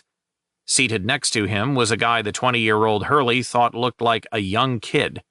He was all kitted out in Seaforth Highlanders of Canada regalia replete with kilt and tam, as if headed for a parade. Except the Seaforths were in Cattolica, and the young man was headed south. Hurley was popping codeine tablets to ease his back pains and growing more agitated with each southward mile. When he grumbled about wanting to return to his regiment, the Seaforth kid said he wanted the same thing. The train had just entered a valley and was starting to climb up a steep grade that was slowing it to a crawl. "You thinking what I'm thinking?" Hurley asked. "Think we're thinking the same thing," the kid replied. Just as the train edged over the crest, the two soldiers jumped down into a farm field. They rolled across the deep, soft dirt. Gaining his feet, Hurley watched the train chug off into the distance. He could see the Adriatic off across some hills and knew the coastal highway followed the sea, so the two men started walking that way across country. Soon they came to an empty farmhouse and found some wine in the cellar. They got a little drunk and then walked on to the highway. Because their travel orders directed them to report to the replacement depot, Hurley knew they were technically deserters and had to be careful not to get picked up by the military police who would be patrolling the highway. He led the young Seaforth into a hide behind a sand dune and watched the passing traffic. Some hours later, Hurley saw what he wanted, a Royal Canadian Army Service Corps truck heading north. When he ran out on the road waving his arms, the driver stopped and hung his head out the side window. "Where you guys from? You been on leave?" "Yeah, that's right," Hurley said with an incredulous laugh. The guy, he realized, had provided a perfect cover story. "On leave. Can you give us a lift?" Jumping in the back, the two men were soon in the midst of 1st Canadian Corps. The driver dropped the Seaforth in Cattolica and then took Hurley to where the Westminsters were forming up for the attack on Coriano Ridge. When Hurley walked into headquarters, the sergeant major looked up and said, "Ron, Christ, where have you been?" Hurley said he had been in hospital and had decided to return to the unit, but had done so without orders. "I need to tell the commander that I'm not a deserter and that I came back," he said. The sergeant major grinned. "You find your pack, get yourself a tunic with some stripes on it, and get the hell back to your unit. We need you right now." Hurley did as ordered, and the sergeant major put him officially back on the regimental strength roster. A few hours after Hurley returned to his scout platoon, 700 guns opened up with one great thunderous roar at 2100 hours on September 12th. The fight for Coriano Ridge was on. Part 5. The Ridges. Chapter 25. This is Our House. The Coriano Ridge attack was timed so that two 1st British Armored Division regiments struck the southern slopes at 2300 hours on September 12th, 2 hours before 11th Canadian Infantry Brigade advanced into Besanigo Valley. By midnight, the 43rd Indian Gurkha Lorried Brigade had cleared the village of Pasano, while the 18th Lorried Infantry Brigade was entangled in a bitter house-to-house fight at San Savino. An hour later, the Cape Breton Highlanders and Perth Regiment moved to battle. The Cape Bretoners were on the right flank headed towards the northern end of the ridge, with C Company under Captain D. M. Chisholm to the right and Major Art Gale's D Company left. Captain O. J. Price's A Company followed Chisholm's men, while Major Tony McLaughlin's B Company trailed D Company. The Highlanders formed up just behind the ridgeline crest overlooking Besanigo Valley. It was a warm night, the sky clear, the breeze gentle. The men watched the flash of explosions rocking Coriano Ridge. It was a complex artillery program. A general soaking of the ridge and slope descending to Besanigo River preceded the infantry, which was to follow a timed creeping barrage that advanced through 15 pre-designated linear concentrations.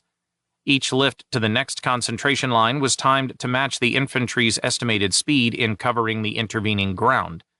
During the descent, the lift rate was 100 yards every 3 minutes, across the valley floor, 100 yards every 5 minutes, slowing to 100 yards every 6 minutes for the long grind uphill to the summit. As the Highlanders entered the valley, the two leading companies crowded up so they were advancing almost in among the exploding shells. This tactic of leaning into the barrage offered the best protection from the inevitable counter-barrage the Germans would fire to disrupt the infantry attack. Consequently, Company Sergeant Major Joe McIntyre, at the head of the leading platoon of C Company, was not surprised when German shells and mortar bombs started exploding around him. A few men fell screaming, while others just crumpled soundlessly to the ground. Most kept going. Nobody stopped for the wounded. That job was for others. C Company's task was to get up on the ridge whatever the cost. As the Highlanders scrambled down the river's steep bank, D Company plowed into a minefield that claimed more dead and wounded. The pace slowed, everyone gingerly placing 1 foot ahead of the other, while the barrage continued marching to the beat of the predetermined schedule. This left D and the following B Company nakedly exposed to German counterfire. B Company's commander, Major McLaughlin, was killed. To avoid a deadly halt while a platoon commander was shifted to the company headquarters section, Company Sergeant Major Joe Oldford assumed command. His subsequent actions in this role won him a Distinguished Conduct Medal. It was 01:30 hours when the Highlanders started sweating up the slope to the ridgeline, harassed every step of the way by German artillery. Then machine guns lashed at the leading platoons. Some men hit the dirt, but more pressed head-on into the storm of bullets.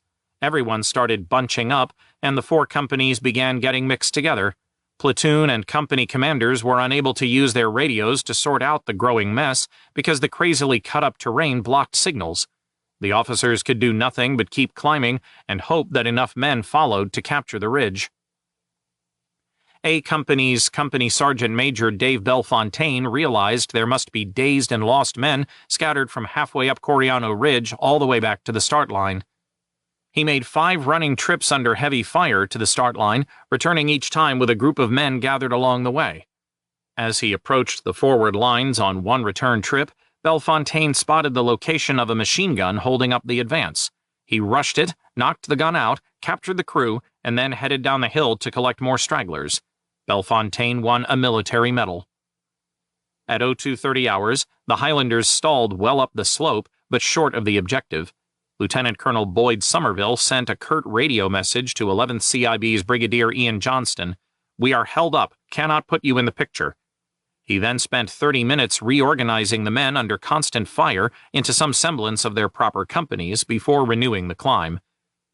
Meanwhile, the Perth Regiment was closing on its objective about 300 yards to the right of Coriano Village and the small overlooking castle. There had been no minefield blocking their path, and very little resistance offered by dug-in machine guns. The platoon of C Company's Lieutenant H.C. Pattison had leaned into the barrage right to the summit and reported being on the objective at 02:15. A few minutes later, A Company's 2 leading platoons, under Lieutenants T.S. Cooper and F. Culleton, arrived at their objectives just a few minutes later. At 0300 hours, a troop from 8th Princess Louise New Brunswick Hussars C Squadron clanked onto the forward slope of the ridge south of Besanigo Valley to support the attack by shelling Coriano Village. Given their druthers, the tankers would have been set up in their firing position before nightfall, but the infantry officers had scuttled that notion for fear that the presence of the tanks would betray the attack's start line to the German artillery spotters. Realizing that finding the designated positions to ensure their 75mm fire ranged accurately on the village would be impossible in the darkness unaided by lights, Troop Commander Lieutenant Ronald Lisson improvised an ingenious solution.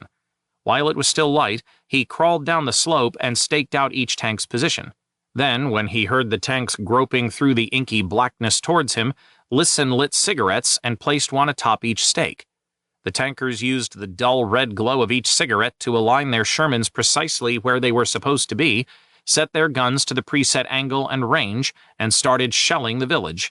Their 400 rounds all landed among the badly battered buildings. The fire from the Shermans did little to aid the Highlanders in winning a foothold on the ridgeline, however. D Company was completely stalled, so B Company slipped to the right behind C Company, which was closing on the objective. As B Company undertook its hasty shift to the right, Lieutenant H.N. McLeod assumed command of the company from CSM Oldford and then swung the men out in line to the left of C Company. Ignoring the German machine gun fire whipping around him, McLeod doggedly led his men onto the ridge, and both companies were digging in on the objective by 0400 hours. C Company's CSM Joe McIntyre never made the ridge. He fell victim to the counter-artillery fire halfway up the slope when a chunk of shrapnel drove in under his helmet and deeply gouged his head. Dizzy and bleeding, McIntyre staggered for the shelter of a small house. As he entered the building, the CSM spotted and fired at a German soldier crouched in the shadows. The unharmed German ripped a board off a rear window, dived out, and ran into the night. Sometime later, Captain Chisholm's Batman, Private Fred Mallet, tracked the CSM down and was in the process of climbing into the house through a window when an artillery shell crashed through the roof and exploded in the room. The blast hurled Mallet 75 feet from the house and pierced his back with 5 pieces of shrapnel. Although both were evacuated as wounded, McIntyre and Mallet both returned to the regiment just 10 days later. Back at Besanigo River, the 10th Field Squadron, Royal Canadian Engineers, was trying to erect a crossing to enable the 8th Princess Louise New Brunswick Hussars to gain the ridge before daylight in order to repel the expected German counterattacks. It was a tough job made tougher by the incessant German shell fire and a grave manpower shortage. That morning, the men had been gathering around the cook's truck for breakfast when a shell struck and inflicted 28 casualties, 9 of which were fatal. Reinforcing the squadron with a platoon drawn from the 14th Field Company, RCE, had still failed to bring it up to full strength. The major task the engineers had to accomplish was to scour diversions down the steep banks with Sherman tanks fitted with bulldozer blades. They started with 3 of these, but 2 quickly broke down. That left only the Sherman, commanded by Lieutenant J.D. Graham, to do the job under constant shelling. Despite the German attempts to stop the work, the sappers opened one crossing at 0544 hours. While the engineers labored away, Major General Bert Hoffmeister was in his tactical headquarters, biting my nails to my elbow. This was one of the most dramatic nights, he recalled later. He started to relax when the engineers reported the crossing open. Hoffmeister figured this achievement clinched the fight for the Canadians. The rest, bloody as it might be, was just wrapping up the details. The first tanks of A Squadron ground across the creek at 0630 hours and clawed a path up the slope to the Perth Regiment. German artillery fire was incessant, but the Hussars knew their Shermans were virtually impervious to explosive or fragmentation rounds. The crewmates of Trooper Wallace Robert Bishop only slightly raised their eyebrows at the sight of him calmly reading a comic book as shrapnel clanged off the outside hull while his Sherman trundled along behind the Perths. Soon the infantry was locked in a stiff fight to clear a hospital turned into a German strongpoint. When a 75mm anti-tank gun tried to disrupt the tank advance, it was quickly destroyed by return fire, and 7 Germans were taken prisoner. While the Hussars had been able to quickly reinforce the Perths, they had a harder time reinforcing the Cape Breton Highlanders. Only 1 Sherman bulldozer had been assigned to cut out the crossing that aligned with this regiment's line of advance, and the machine soon broke down. B Squadron was therefore stuck on the wrong side of the Bisanico. Knowing the need for tanks was urgent, Lieutenant Colonel George Robinson ordered C Squadron to use A Squadron's crossing and then traverse the slope on an angle to reach the Highlanders. C Squadron started crossing at 0730 hours. When he heard of the problem at the second crossing, Lieutenant Graham headed that way with his still operational Sherman bulldozer. The narrow valley was shrouded in dark shadows and the ground so rugged that he had to stand on the outside hull to guide the driver forward. It was 1,000 yards from one crossing point to the other, and Graham's machine was under artillery fire the whole way. Arriving safely, Graham had the crossing open by 0800 hours. B Squadron began rolling towards the Highlanders, and Graham won a military cross. The tanks arrived just as the Highlanders managed to secure their objective. Brigadier Johnston immediately ordered the Irish Regiment of Canada to pass through the Cape Bretoners and attack Coriano village with the tanks of Major Cliff McEwen's C Squadron in support. Captain Bill Mitchell's C Company moved past the Highlanders into a stretch of open ground leading up to the village. The company was bracketed by withering shell fire and heavy casualties ensued. Still, the company managed to reach Coriano and started clearing houses one by one. Initially, the Irish found every house to be empty, and Mitchell thought the 29th Panzer Grenadier Division had decided to bug out. With things progressing so well, 2 troops of C Squadron pushed their tanks out past the infantry and down the eerily quiet streets alone. Sergeant D.I. Watkins was standing in the lead tank's turret when it rounded a corner, and he spotted the long muzzle of a Mark V Panther's 75mm sticking out of the cover of a building. The Panther opened fire, and so did several infantrymen with Faustpatrones. Watkins screamed at his driver to reverse as explosive charges sizzled overhead. Then a sniper round killed the sergeant, and seconds later the Panther scored a direct hit. Trooper Emmett Hart was wounded, but the other 3 crewmen pulled him out as they evacuated the smoldering Sherman. Although a German machine gun bore down on the men, Trooper W.E. Fitzgerald managed to drag Hart into the safety of a house. There the crew hid until the Irish reached them.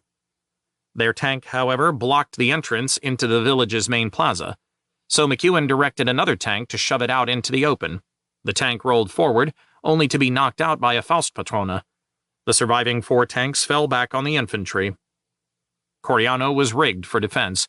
The Panzer Grenadiers had dug tunnels between houses and under the streets that allowed them to dodge unseen from one strong point to another. These tunnels also enabled the Germans to infiltrate back into buildings previously cleared by the Canadians.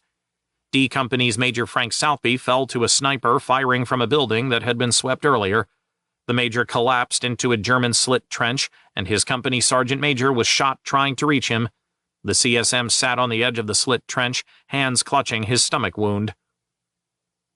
Positioned behind the cover of a hedge, Lieutenant Lloyd Brown was unable to see the 2 wounded soldiers from his tank turret, but agreed to come to their aid when an Irish infantryman explained the situation. After bullying the Sherman through the hedge, Brown could see the wounded sergeant and realized the sniper was using him as bait to lure rescuers out into the open. The tank could reach the men easily enough, but anyone jumping down to lift the men into the tank would present easy targets. Suddenly, Brown remembered the Sherman's bottom escape hatch. He directed Sergeant Tug Wilson, who had brought his tank up alongside Brown, to cross over to the wounded men while Brown covered the move. Wilson maneuvered his tank so it stood astride the slit trench. Trooper Roy Robertson then opened the hatch and dragged Southby inside. Brown was frantically trying to signal the CSM with exaggerated gestures to lie down so Wilson's tank could repeat the rescue procedure, but the man appeared terrified of being crushed by the tracks. Finally, he complied, was straddled and rescued by Robertson. Both men had been shot in the stomach, and Major Southby's wound proved fatal, for he died several hours later in the regimental aid post. Very quickly, the Canadians found they could permanently close one strong point after another by having the Shermans blow each building apart, and then the infantry mop up any Germans found hiding in basements or underground embrasures. But the Panther in the square seemed indestructible. Major McEwen finally rounded up an Irish Regiment 6-pound anti-tank gun team and had them push their gun by hand so its muzzle faced the wall of the building behind which the Panther crouched. The gun crew proceeded to knock the wall down on the tank, blocking its line of retreat with great piles of rubble. Unable to withdraw, the Panther crew lit a time-fused explosive charge inside the hull and bailed out. but the fuse fizzled out and the tank was captured intact. It took until midnight for the Irish and Hussars to wrest control of Coriano from the Panzer Grenadiers. Shortly thereafter, several Irish infantrymen brandishing flashlights entered the ruins of a small house on the edge of the village. Yanking open a door leading down to a cellar, they discovered Ovilio Monti, his brothers, and his mother and father crouched in blackness barely dispelled by the weak glow of a small guttering candle. "What are you doing here?" one of the soldiers demanded. Monti's father, Paolo, looked up and said sadly, "This is our house." In the morning, the family stared at the smoldering wreckage of their home and village. Ever stoic and hard-working, Paolo told his sons they would rebuild. While the Irish had been gaining control of Coriano, the Westminster Regiment and C Squadron of the Lord Strathcona's Horse Regiment had passed the right flank of the Cape Breton Highlanders at 13:15 hours. Their task was to clear the ridge's gradual downward slope to where the Fornaci River drained into the Melo River about 2 miles north of Coriano. The open fields here were overlooked from the west and north by hills and ridges being used by German artillery and mortar batteries or their spotters. To provide some cover for the Shermans and infantry, Hofmeister directed the 17th Field Regiment to lay down a wall of smoke in front and to the west of the advancing force. A Company and C Squadron were to lead, with the Westminster's B Company mopping up behind. The force began forming up adjacent to the Highlanders and immediately attracted a heavy artillery concentration. When the infantry started scattering for cover, their commander, Major Ernie Catherwood, bellowed at them to form up and move out. He figured they would be safer presenting moving targets than trying to hide in what meager cover was available. Number 1 and Number 2 platoon followed Catherwood forward, but the other platoon took a few minutes longer to reorganize. This left A Company split into 2 distinct elements. The Strathcona's C Squadron also split its strength, but deliberately so. Even though the 17th Field Regiment's 25-pounders were to drop 900 smoke rounds to screen the advance, C Squadron's Major Jack Smith thought the smoke too far away to be completely effective.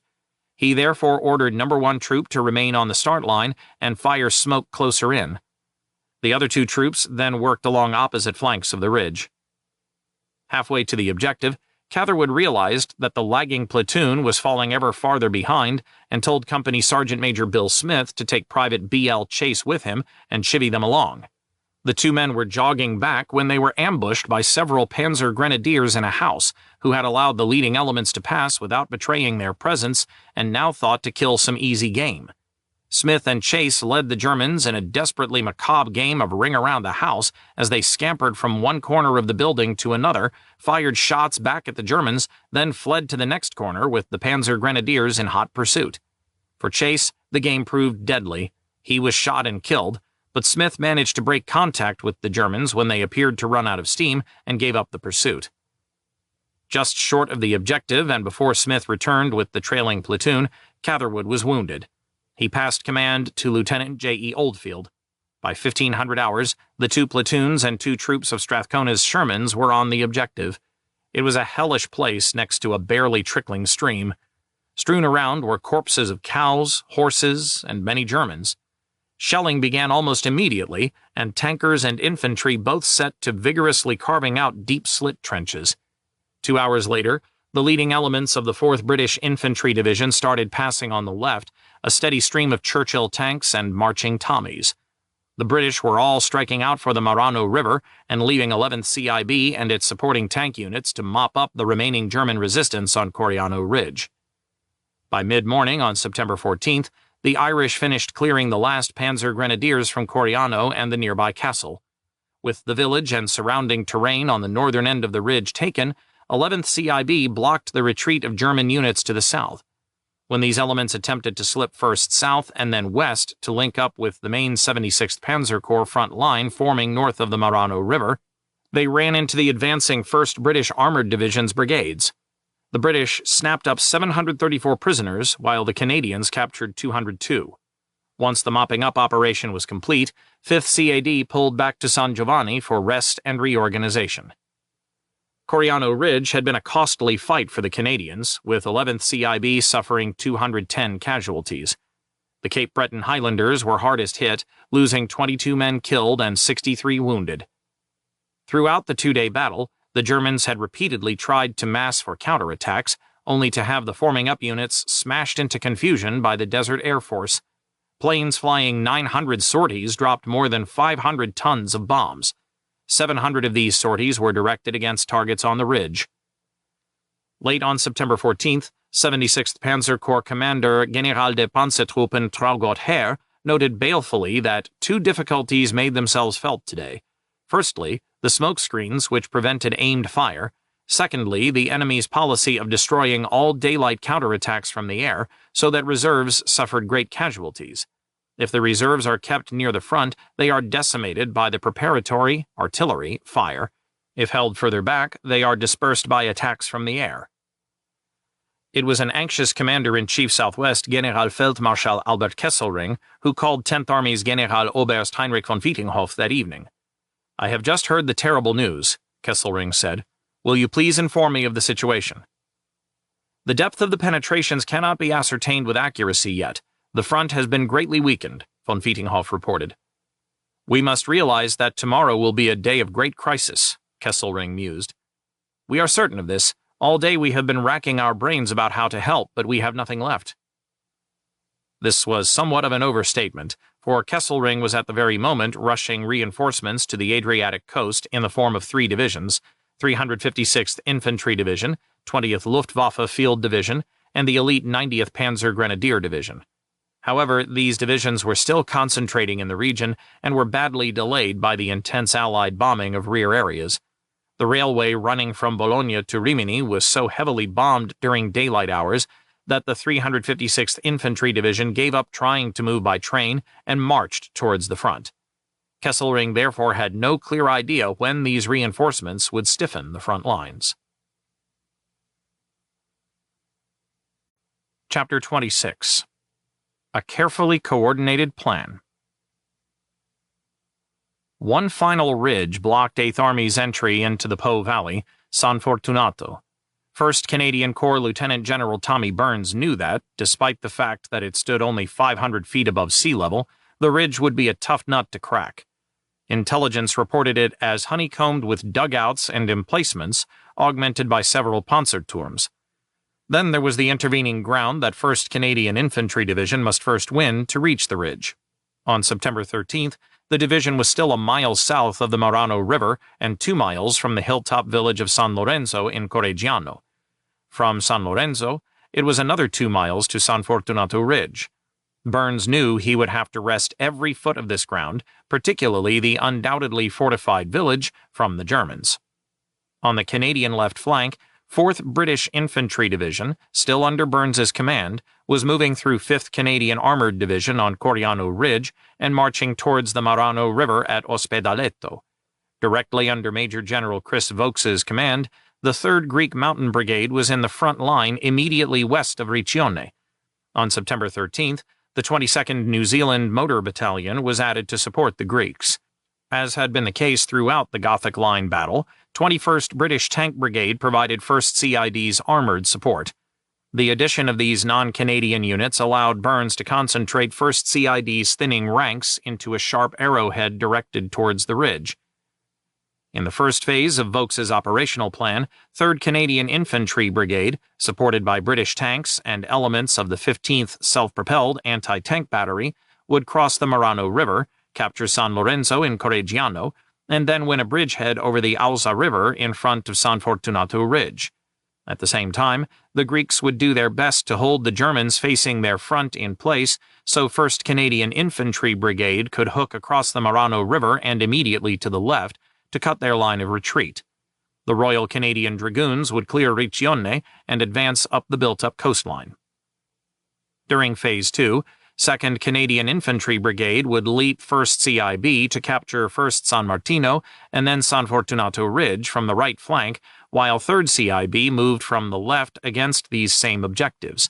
With the ridge secured, 2nd CIB would establish bridgeheads over the Marecchia River and cut Highway 9, which ran northwest from Rimini to Cesena.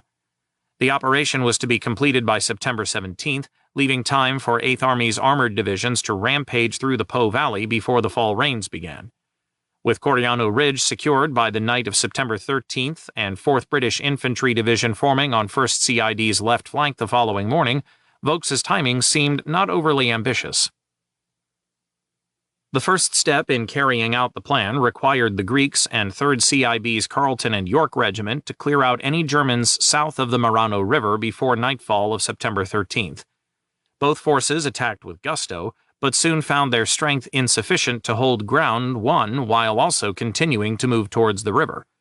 Behind the advancing forces, the Germans simply re-infiltrated their old fighting positions.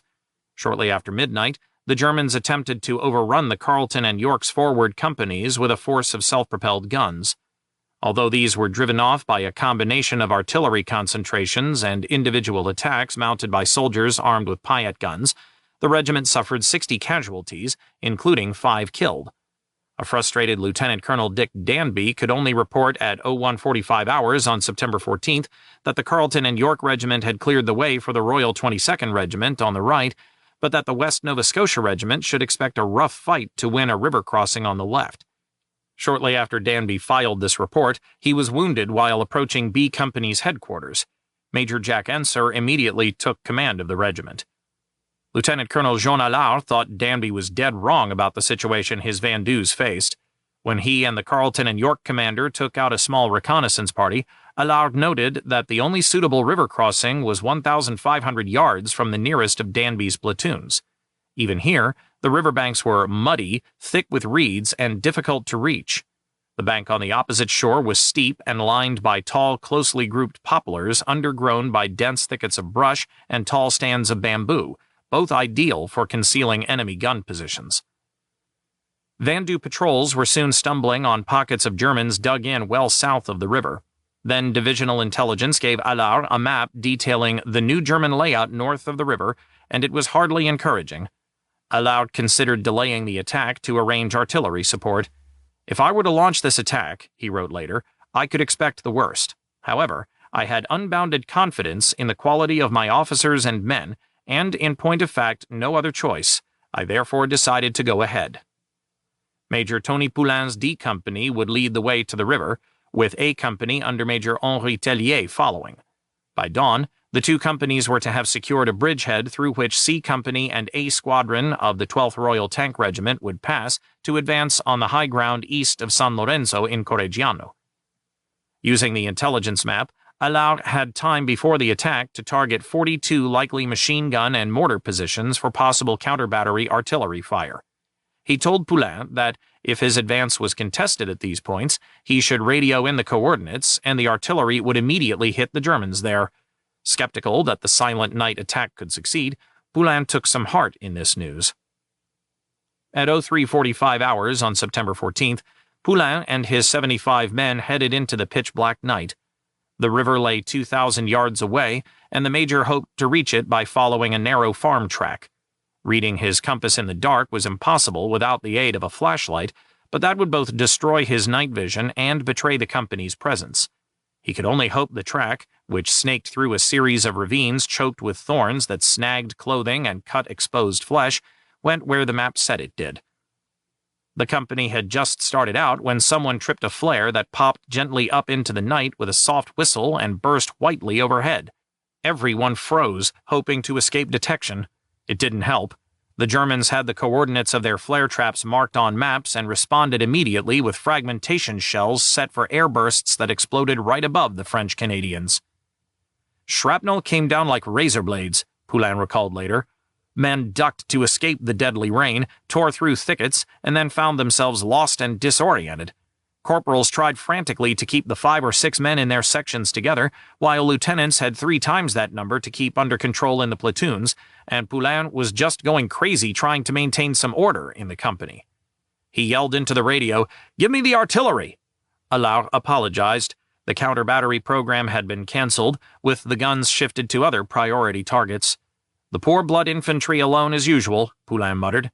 But he also realized that some sticky situation had likely come up elsewhere, and the divisional commander had decided it was more important than my little sideshow. Accordingly, he had swung his artillery away from us. Should my advance and the subsequent attack be cancelled?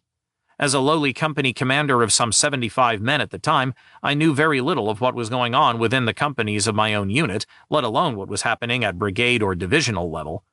This, he knew, was the true fog of war, and all a company commander could do was carry on. By the time D Company escaped from the killing zone, Poulain and his officers had the men back under control. 2 platoons were out front, followed immediately by Poulain's headquarters section and then the reserve platoon. They were almost at the river when a machine gun tore into the leading platoons, which immediately veered off the track to attack the position in a 2-pronged assault. To Poulain, it seemed the men ahead of him just evaporated into the dense foliage. A firefight broke out somewhere in the brush, but he was unable to see muzzle flashes or use the echoing sounds of the gunfire to fix the location. Rather than blunder off into the brush with the rest of his men, Poulain trudged doggedly on down the track towards the river. It was about 0400 hours. In barely 15 minutes, a company-scale attack had deteriorated into what Poulain considered the normal confusion of night combat. It got worse. By the time Poulain reached the river, he had only his 2-man headquarters section beside him.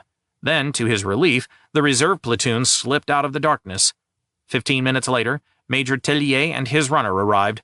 Tellier's company had been advancing by platoons in a long string down the track when the shell fire that had bracketed D Company also set several haystacks on either side of his men on fire.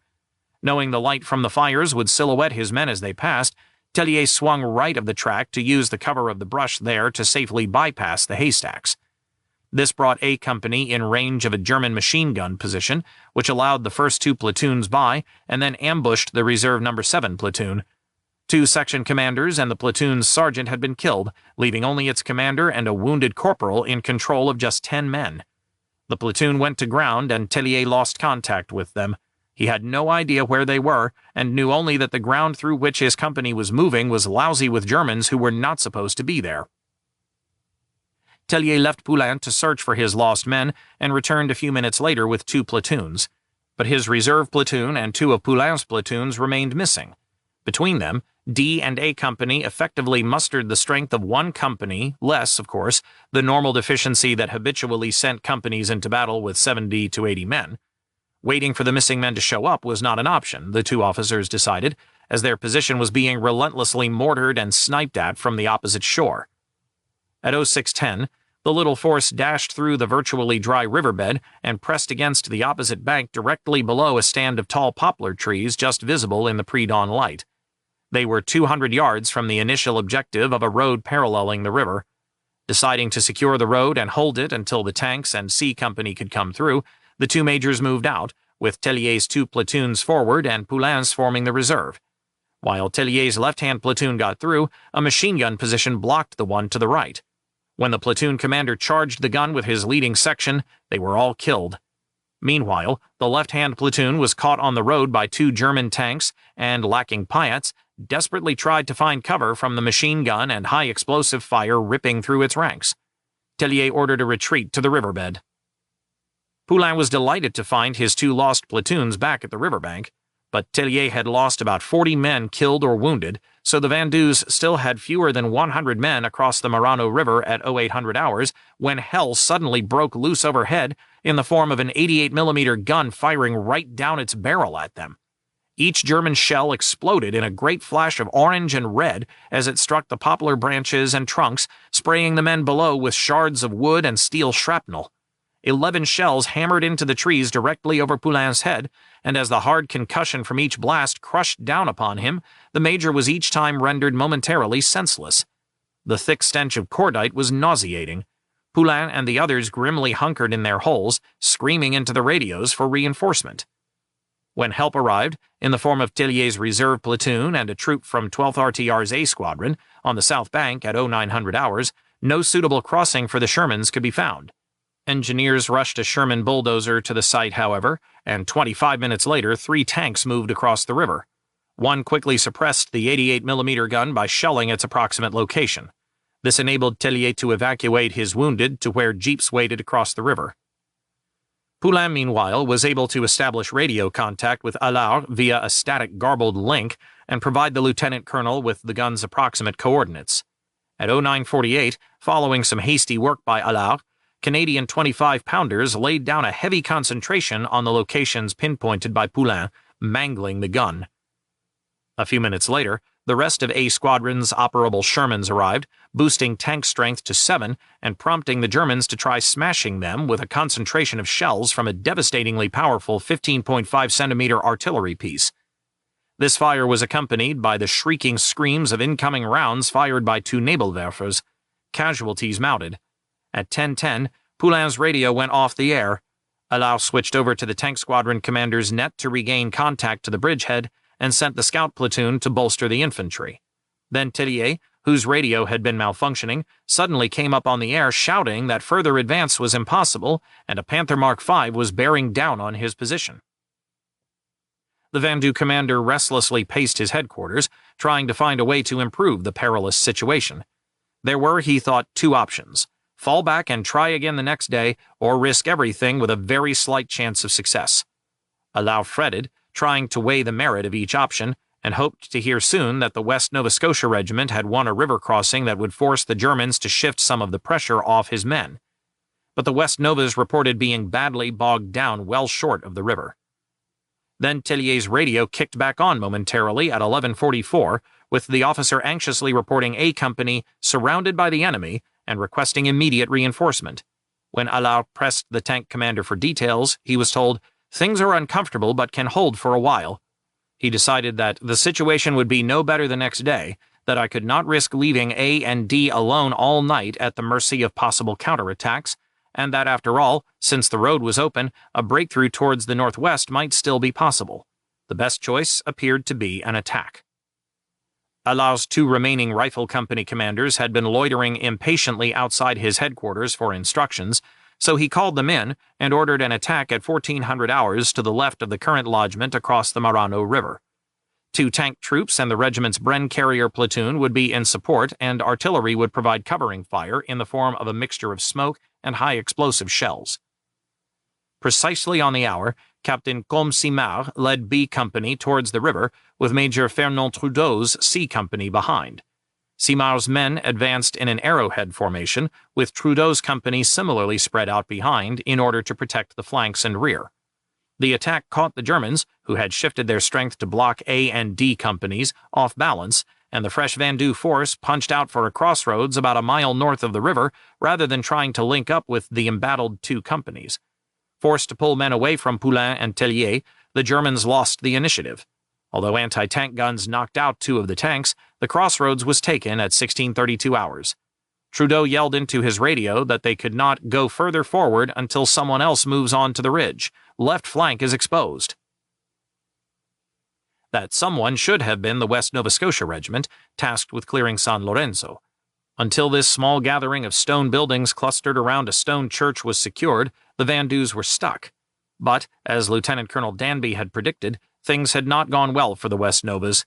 At 0300 hours, A and B companies had headed for the riverbank and spent the first 2 hours making slow progress through confusing terrain. Well short of the river, the 2 companies had encountered heavy resistance, which included small arms fire, mortars, shelling, and self-propelled guns at 0500 hours. Positioned inside several wrecked houses, the SPGs were well protected from artillery fire. Hoping to break the impasse, Lieutenant Colonel Ron Waterman pushed his other 2 rifle companies up, and by daybreak, when C Squadron of the 12th Royal Tank Regiment joined the fray, a tangled, confused firefight raged. From his tactical headquarters, Waterman could see dust and smoke rising from the battleground as both Canadian and German artillery pounded the battlefield. Leaving his intelligence officer in charge of communications, Waterman walked out into the smoke, eventually made contact with his company commanders, and by 0900 hours had reorganized the attack. He then ordered his tactical headquarters section to meet him at a farmhouse in the middle of the battlefield and set up shop there. The regimental commander's intervention had the desired effect, and at 1000 hours, D Company, under Captain W.H.P. David, entered into a house-to-house fight with bayonets, grenades, and machine guns for control of a small hamlet blocking the route of advance. 15 minutes later, it was in Canadian hands, but resistance remained fierce, to the point that when 3rd Canadian Infantry Brigade Commander Brigadier Pat Bogert appeared at Waterman's farmhouse, he was greeted by a hail of enemy bullets and shells as poignant explanation for the regiment's slow advance. Then suddenly the resistance eased and the forward pace accelerated. At 1300 hours, when Captain J.H. Jones's B Company reached the river, the officer was stunned to see a bridge still spanning its banks. Lieutenant G.M. Hebb dashed out and tore the wires from demolition charges placed on the bridge before the Germans could react and set them off. Capturing a bridge intact was almost unheard of in Italy, but this day B Company rushed over it by platoons and quickly dug in on the opposite bank. Ahead, the rising slope leading to San Lorenzo crossed recently harvested grain fields broken in small pockets by olive groves. The leaves of the trees had been stripped away by the force of shell blasts. Although the earlier fighting had cost C Squadron many of its tanks, the British tankers did not hesitate to follow D Company out into this barren ground for a blood-soaked climb towards the village. The infantry leaned into an ever-increasing hail of small arms fire and shrapnel thrown by exploding mortar rounds, while anti-tank guns picked off the tanks. When D Company reached the village at 1500 hours, not a single tank remained, and Captain David knew his company would be destroyed if it ventured on alone. He withdrew 800 yards to a fold and started digging in while Waterman requested another tank squadron to renew the attack. Back at brigade headquarters, Bogert had no idea that Waterman had requested and subsequently believed he was going to receive more tank support, for no tanks were available. After a 4-hour wait and no appearance by the Phantom tanks, Waterman sent B Company up on D Company's left for a direct assault on San Lorenzo. Although the infantry got right up to the village, the attack stalled at 1940 hours. Waterman radioed Bogert with the puzzling report that his men were rallying around San Lorenzo. 20 minutes later, he informed Bogert that the entire regiment was retiring to concentrate near the river and that the village was strongly held and that to capture it a carefully coordinated plan would be necessary. Just before midnight, Waterman advised an increasingly baffled Bogert that the attack could not possibly be renewed before 0500 hours on September 15th. With Vokes urging him to get the advance moving, Bogert ordered Waterman to kick off the attack no later than 0200 hours. After a bit of dickering, this was finally pushed back to 0330 hours. By the time this conversation concluded, the West Nova's support company had arrived among the infantry companies with trucks and half-tracks bearing the mortar and anti-tank platoons, ammunition, and most welcome of all, the cookhouse. The cooks whipped up a hot meal. All ranks are now very tired, one West Nova after-action report recorded, and as a result of the fierce fighting, casualties were numerous and the fighting strength of the companies is dangerously low. However, we were told that as soon as the tanks arrive, we will push on to our original objectives. Having waited in vain for the West Novas to eliminate the threat to his left flank, Allard arrayed the depleted Vendus to hold the ground won. He brought Tellier's A Company up from the river to provide security for his tactical headquarters, which he set up in a battered shack immediately behind B and C Companies, and left D Company holding the river crossing. Tellier sent a tank hunting patrol out armed with Piats to knock out some tanks lurking on the flanks, but it soon returned empty-handed. Everyone settled down in their slit trenches and broke out their hard rations. Allard planned to renew the attack at 0430 hours, with the next objective being Palazzo des Vergers, a massive 700-room palace with a high roofline that commanded the surrounding country. Both Allard and Royal Canadian Horse Artillery Forward Observation Officer Major George Duff Mitchell were too on edge to sleep, so they kept refining the regiment's dispositions to use the reduced ranks to maximum advantage. This led to Allard ordering Poulain to pull his company off the riverbank just before midnight and to bring it up to the tactical headquarters. Poulain was still being sniped and machine-gunned from his flanks and worried that his leaving would leave these German forces free to retake the river crossing. If they don't have anyone to fight, they'll have to pull out, Allard argued. Although doubtful, Poulain did as ordered and was surprised when the Germans withdrew rather than seizing the crossing.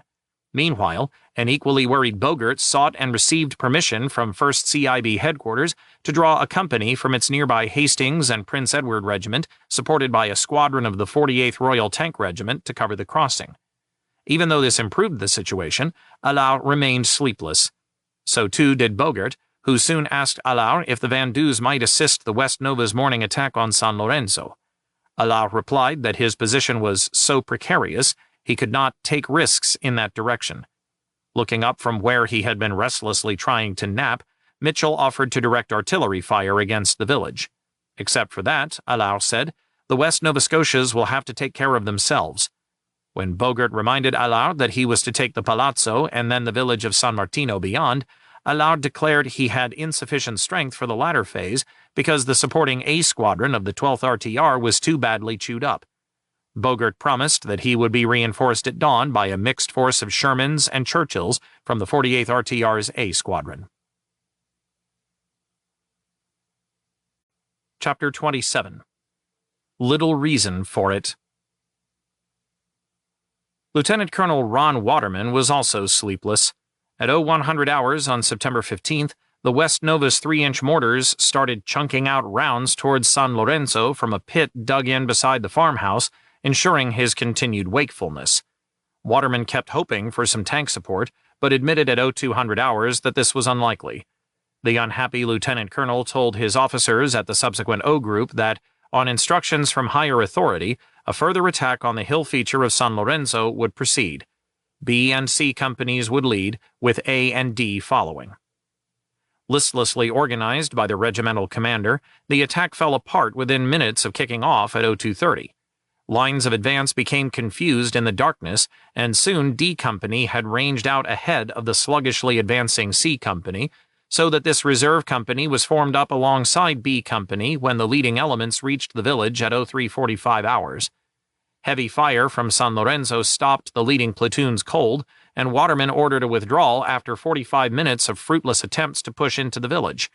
Among those wounded was D Company's captain W.H.P. David. Ordered to try again just after daylight, the West Novas were forming up for the attack when artillery supporting 4th British Infantry Division widely overshot their targets with a prolonged barrage that landed right on top of the hapless infantry. The men hugged the ground for 30 minutes before the barrage was finally lifted. By this time, an increasingly vexed Brigadier Dick Bogert had succeeded in wrestling up B Squadron, 48th Royal Tank Regiment, and dispatched it to support a renewed attack.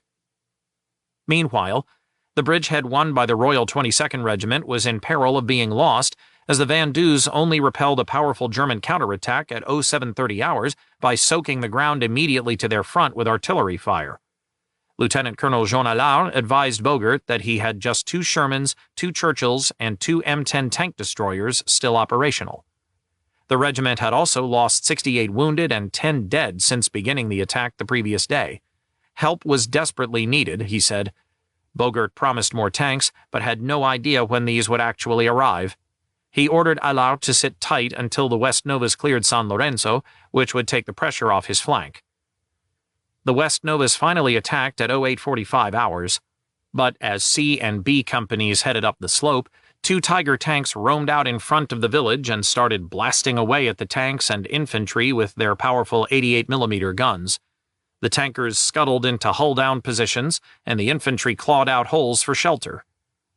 C Company tried outflanking the tanks, but in attempting to remain undetected, the platoons gravitated closely together and at 0930 hours attracted a cluster of mortar bombs. When every officer, including Company Commander Major C.W. Stohart, was wounded, the surviving men beat a disordered retreat.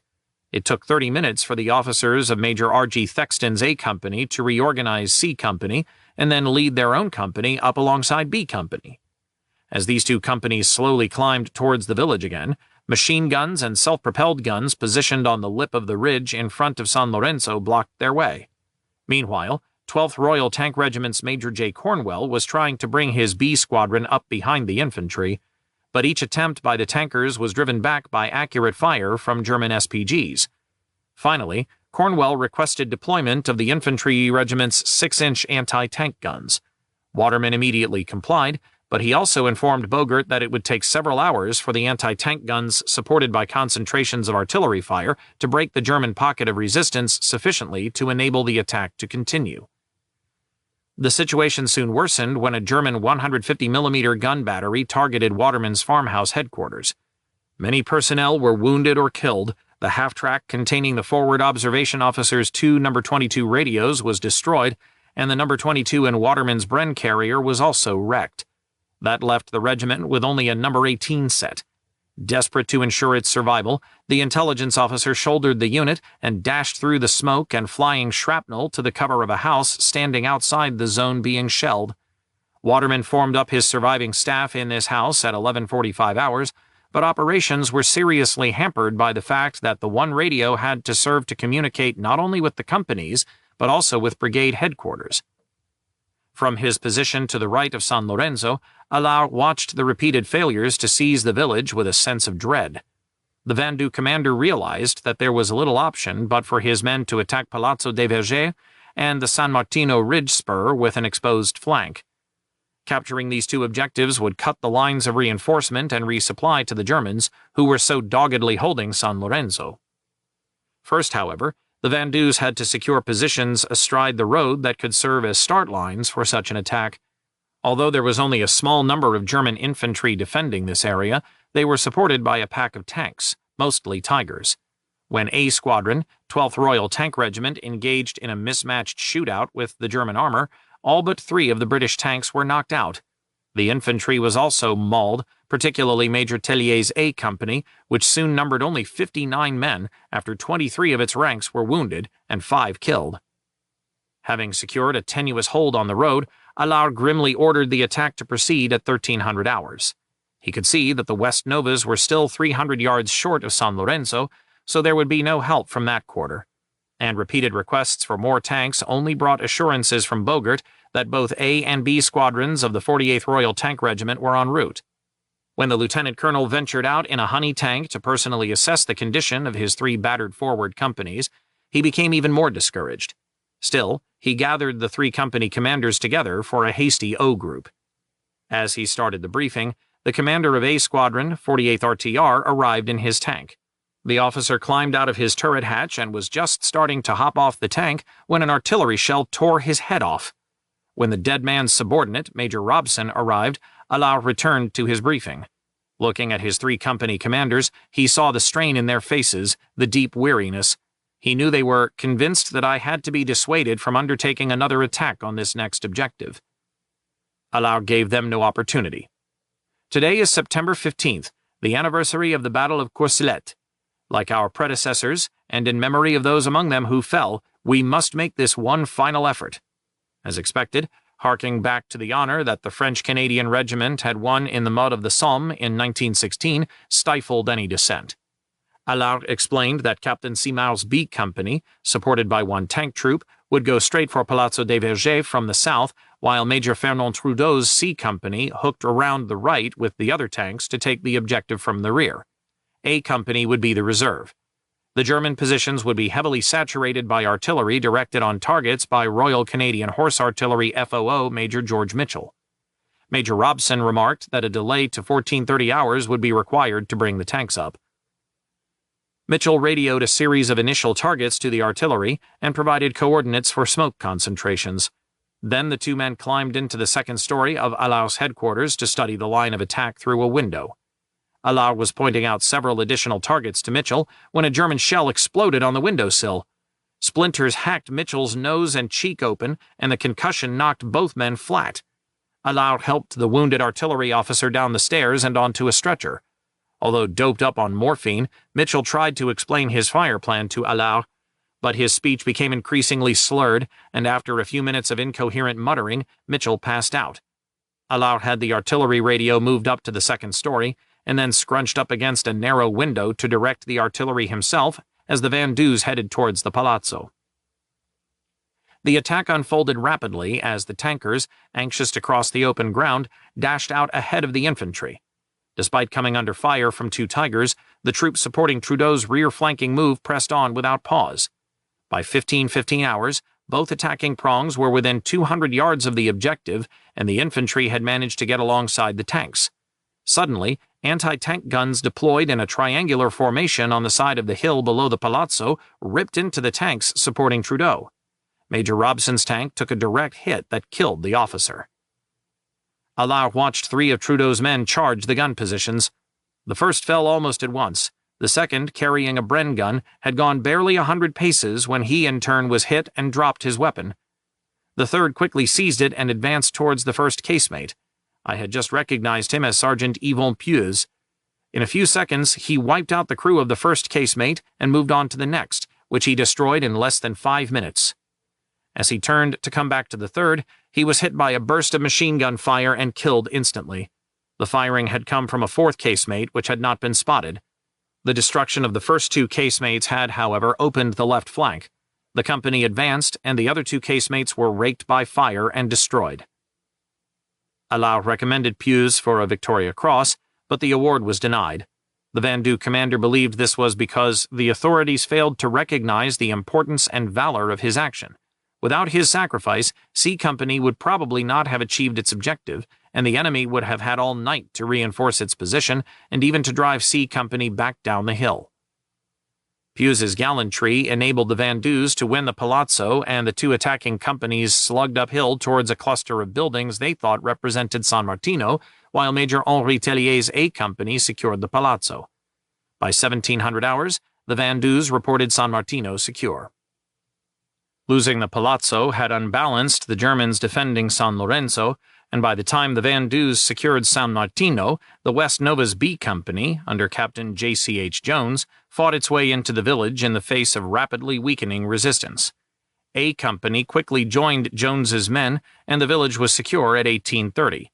As the Germans dashed out of the village towards the rear, their artillery and mortars immediately brought it under fire. But the thick stone walls and many deep dugouts provided the West Novas with excellent shelter, and most of the men immediately fell into a deep, exhausted sleep. They had been in almost constant combat for 40 hours.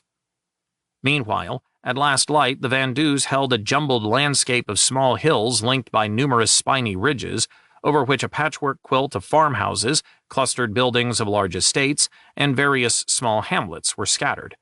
All were surrounded by sprawling tangles of olive groves and vineyards. A road connecting San Martino to San Lorenzo in Correggiano cut across a saddle of ground between the 2 heights occupied by these villages.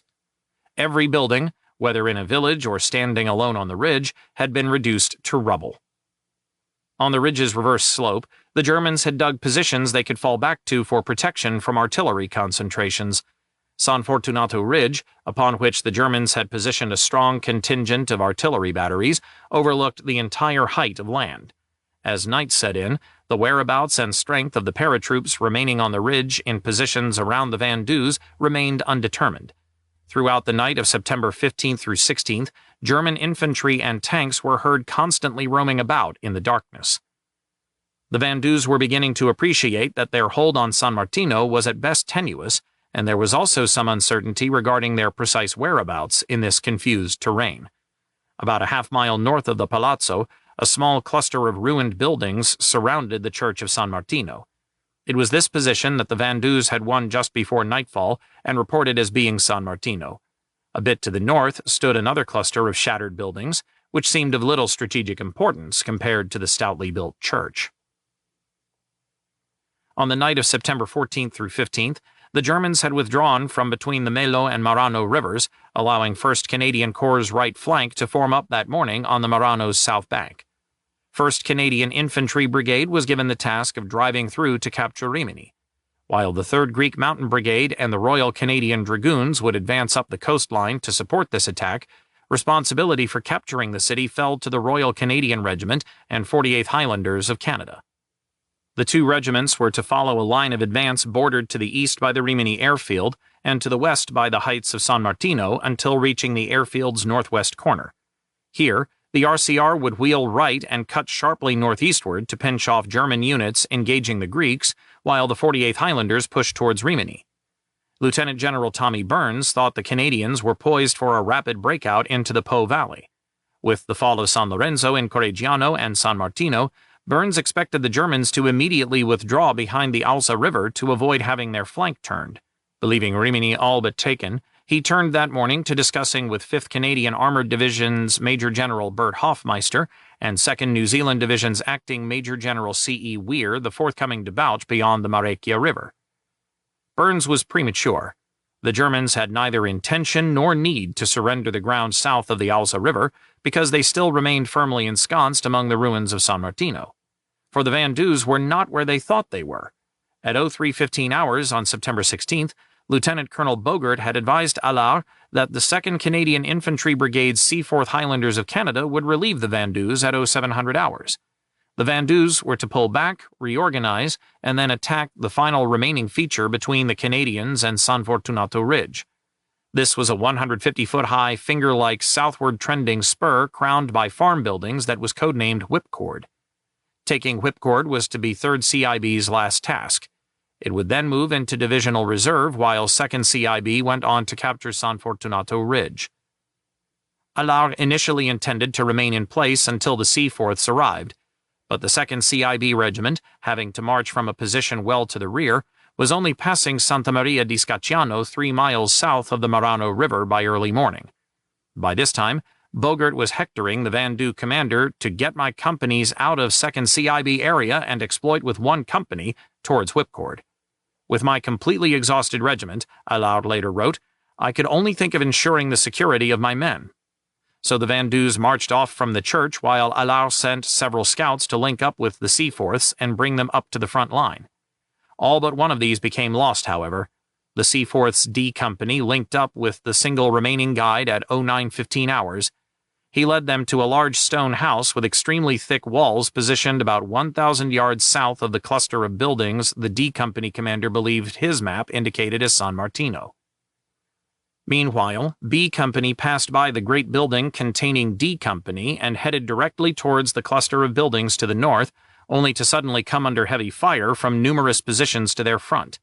The company commander radioed back to Lieutenant Colonel Sid Thompson that the village was in enemy hands and held in force. Heavy artillery and mortar fire also started zeroing in on all elements of the regiment with an uncanny accuracy made possible by spotters positioned on San Fortunato Ridge. In short order, the Seaforths suffered more than 24 casualties from shell fire. Thompson set up his headquarters alongside D Company in the Palazzo dei Vergers. His radio signaler, Corporal Jack Haley, who was having trouble adjusting to being wrenched from a seaside villa in Cattolica and dropped back into combat, was unable to establish communications because the thick walls blocked transmissions. So he strung a radio aerial through a window, trying to ignore the way German shells banging against the outside walls sent great shudders through the massive building. Once the aerial was in place, Haley decided the heavily constructed building was a pretty safe place to stay put in. But Thompson had a habit of never wanting to stay where it was safe, and the radio reports coming in were confused and spotty on details. The Seaforths seemed to be engaged in a fight for ground that was supposed to be secure, and the lieutenant colonel was supposed to shortly send his men to attack San Fortunato Ridge.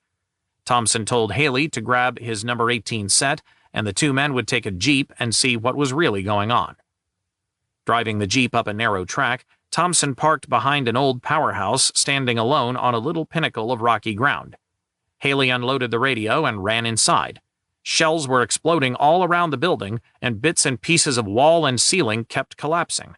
Shrapnel sizzled through the room. Haley thought they were in a damned unsafe place. Then the jeep was hit and blew up. Thompson, who had until then been calmly studying the surrounding land, decided Haley was right. He told the signaler to whistle up tactical headquarters and request a tank to come fetch them. It soon clanked up next to the building. Thompson jumped aboard and pulled the radio into the turret with him. Haley started to follow, but the tank commander cheerily told him there was no more room inside. The increasingly terrified 22-year-old radio man clung to the back of the tank, with dirt showering down upon him from near misses that hurled great clots of earth into the air. As the tank rumbled through a farm, Haley saw a cow, one back leg shattered, struggling about on the remaining three. Finally, they reached the headquarters, and Haley gratefully dragged his radio into the safety of its stout walls. It was noon, and Thompson returned just in time to be advised by a liaison officer from 2nd CIB headquarters that Brigadier Graham Gibson wanted the Seaforths to attack San Fortunato at 15:30 hours. Grabbing Haley and his radio, Thompson had the liaison officer drive them back to brigade headquarters. He walked straight up to Gibson and told the brigadier an attack on San Fortunato was impossible until San Martino was secured. Gibson received this information dourly, and then stared down at Thompson's feet, which were stuffed into running shoes rather than Army-issue boots. "When the other ranks have to be wearing boots," Gibson sniffed, "you shouldn't be wearing running shoes." Thompson just ignored him. He and Haley hitched a ride back to the Seaforths' headquarters, where the lieutenant colonel told his staff the San Fortunato attack was off until 0700 hours the next day. Meanwhile, their task was to secure San Martino, but his company commanders reported all being pinned down and taking heavy casualties. Nobody was inside San Martino, and the prospects of getting there looked poor. Thompson ordered everyone to fall back and then sent patrols out after dark to gather intelligence on the locations of the German positions. In the early morning hours of September 17th, they confirmed that San Martino and its approaches were strongly held. When advised of this, Gibson agreed to postpone the San Fortunato attack until 0700 hours of September 18th to give Thompson a day to clear San Martino.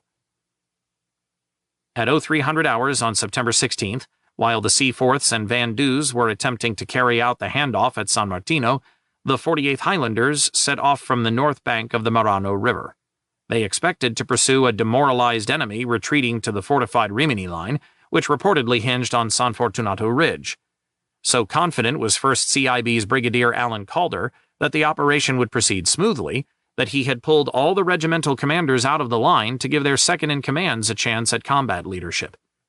It came as a complete surprise, therefore, when B Company crossed the start line on this cold, moonless morning and was instantly raked by 3 machine guns. This was Lieutenant Walter Moore's first action, and within seconds a bullet in the spine felled the young officer. More German machine guns opened up on the section of men he had been leading forward. There seemed to be enemy positions wherever they looked, and German tanks were grinding about nearby. Moore was paralyzed, and the section leader, Corporal Alex McCrae, feared that trying to move the officer without a stretcher might cause permanent injury. Forming a protective ring around their lieutenant, the section dug in. Seeing that his lead platoon was pinned down not just by infantry but by tanks, Captain Gordon Proctor requested that the anti-tank platoon's 2 6-inch guns cover a renewed attack. He told the Highlanders' second-in-command, Major Don Banton, that the company was also taking heavy casualties.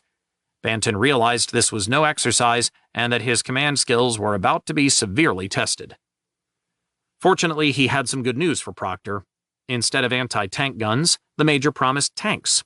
Meanwhile, he sent D Company, under Captain Lloyd Smith, to link up with Proctor and get ready to pass through once the rest of the regiment came up online.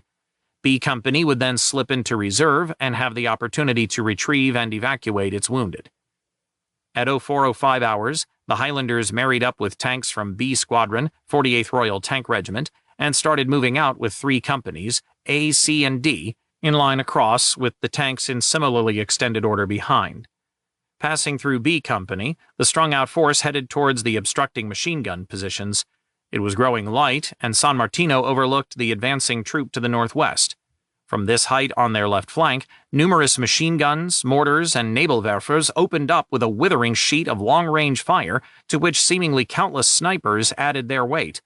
A and C companies, with the tanks in tow, pushed on, leaving a trail of blood-soaked khaki figures lying dead or wounded in their wake.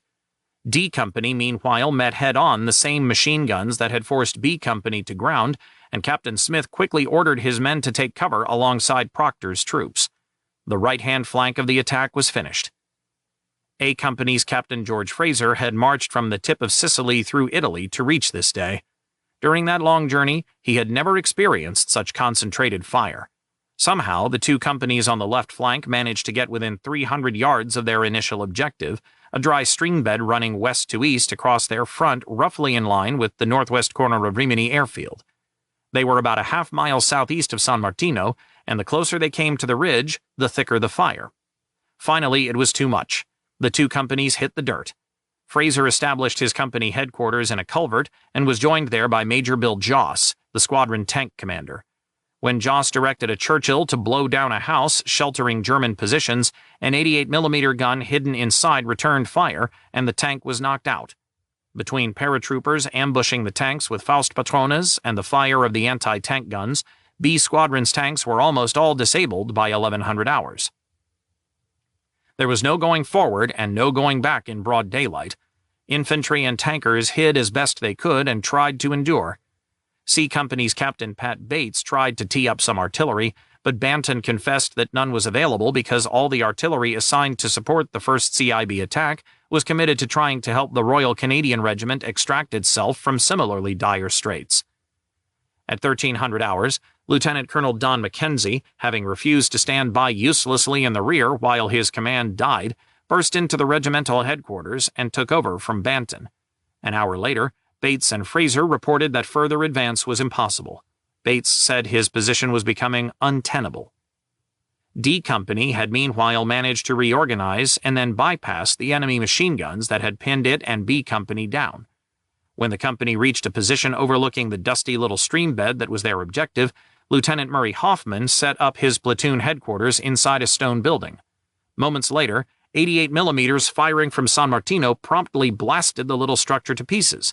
Hoffman suffered a head injury from falling debris. Then Lieutenant D. Watson was shot in the hand by a sniper. Captain Smith told Mackenzie that the Germans had his company zeroed in. At 1600 hours, the few surviving B Squadron tanks pulled back 150 yards to a position where they could get hull down from the German anti-tank guns. Mackenzie ordered his 3 most forward rifle companies to fall back on this position as well. There was nothing to do but reorganize and try again next morning. The Glamour Boys had been hard hit. 13 men were dead, another 40 wounded. 4 other men were missing and presumed captured. After midnight, Corporal McRae organized a stretcher party and brought Lieutenant Moore in from where he had spent the day lying helplessly under the barrels of the still intact German machine guns. The Royal Canadian Regiment had also passed the day creeping slowly into the face of determined resistance from 1st Parachute Division troops and the slashing fire from San Martino. As had been true for the Highlanders, the regiment's second-in-command, Major Strome Galloway, was initially in charge. But unlike the Highlanders, the RCR had trouble even reaching the initial start line. Captain J. Milton Gregg, a permanent force officer whose father, Milton Gregg, had won a Victoria Cross at Cambrai while serving as an RCR lieutenant on September 8, 1918, commanded A Company. The entire route forward to the start line was bracketed by intermittent artillery and mortar fire that finally so grew in volume and duration that Gregg ordered his men into a weed-choked little irrigation ditch, Fosso Rodello, and used it as a somewhat protected approach. With the dawn, the waist-deep ditch ceased to provide worthwhile cover, and Gregg hurried his men into the cover of a culvert passing under a road crossing. His leading platoon, however, had already passed this point by and was unable to fall back, which Gregg thought probably for the best because his other men were crushed shoulder to shoulder in the cramped space. The officer had another worry. The Germans had planted demolition charges in the dirt above the culvert, and the 24-year-old officer feared an incoming shell might detonate these, which would undoubtedly either bury or kill them all. It was with some relief that Gregg received an order from Galloway to forget reaching the start line and fall back to a defensive position hidden from enemy view. Right of the regiment's line of advance was the wide-open 300-acre expanse of Rimini Airfield, which was bordered on all sides by a narrow line of mixed residential housing and pocket farms. The other 3 RCR companies followed a secondary road running from the Marano River to the airfield's northwest corner.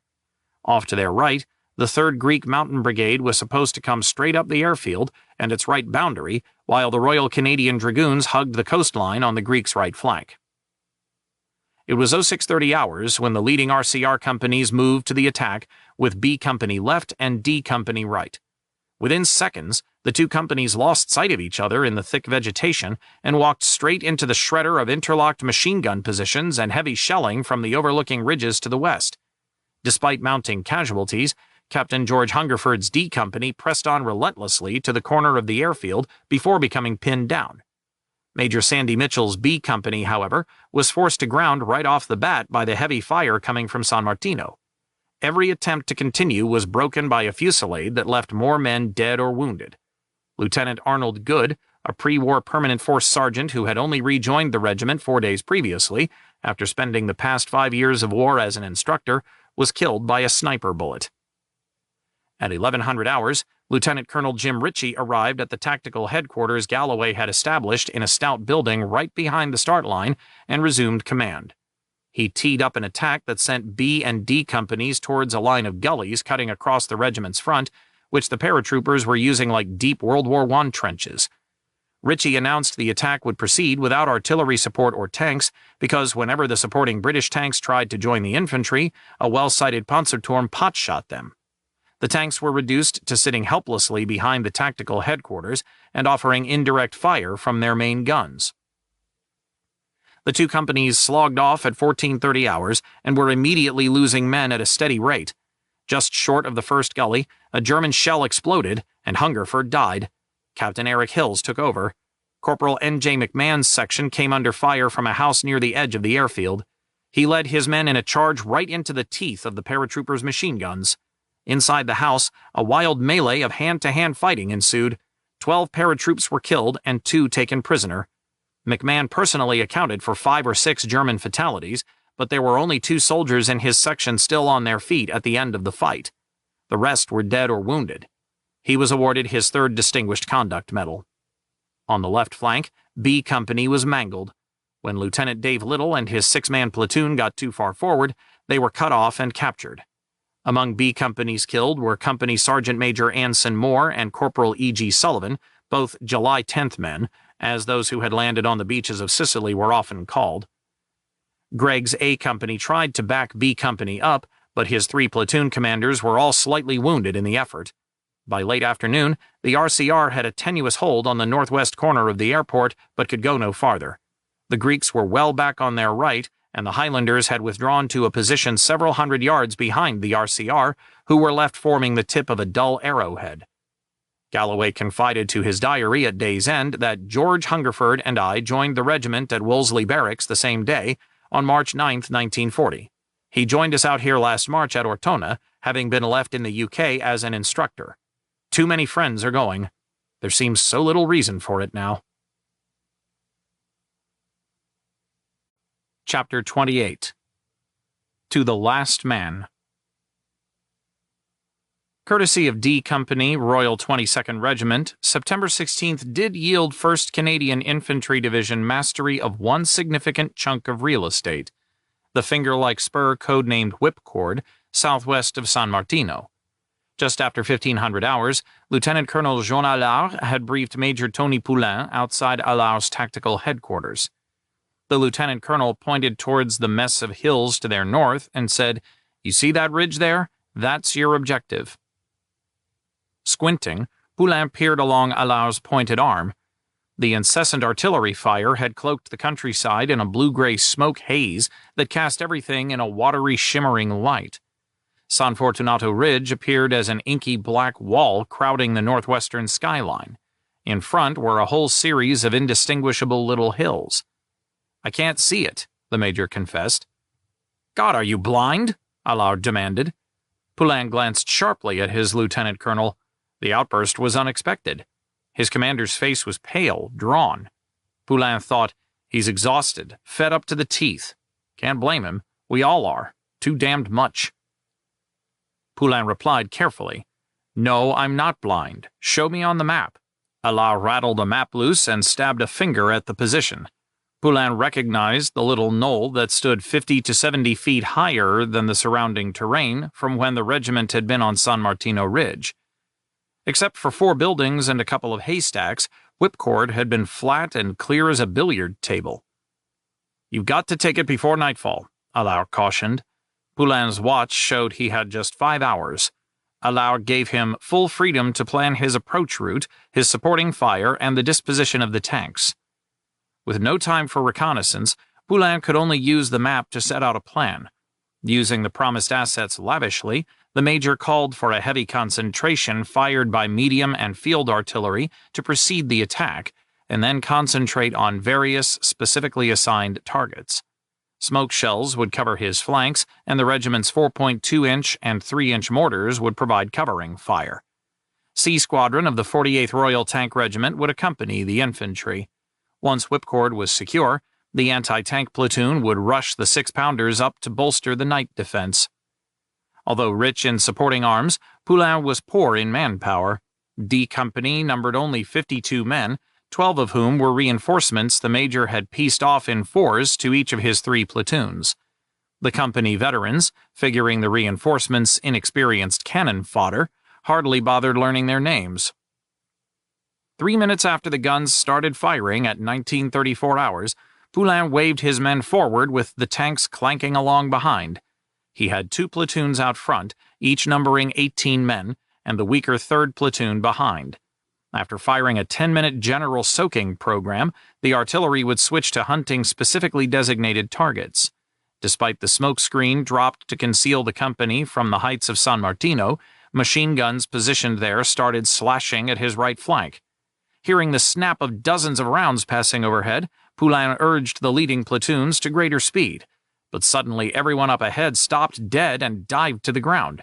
The two platoon commanders yelled at the men to get up, but nobody would budge. A 3-foot-high barbed wire fence that looked as if it had been abandoned in mid-construction barred their path. "Mines," one man pleaded when Poulain ordered him up. Time was ticking by. The artillery would soon cease firing, and free to raise their heads, the Germans to their front would cut the company to pieces. "Bunch of bastards!" he yelled. "Don't you have any guts?"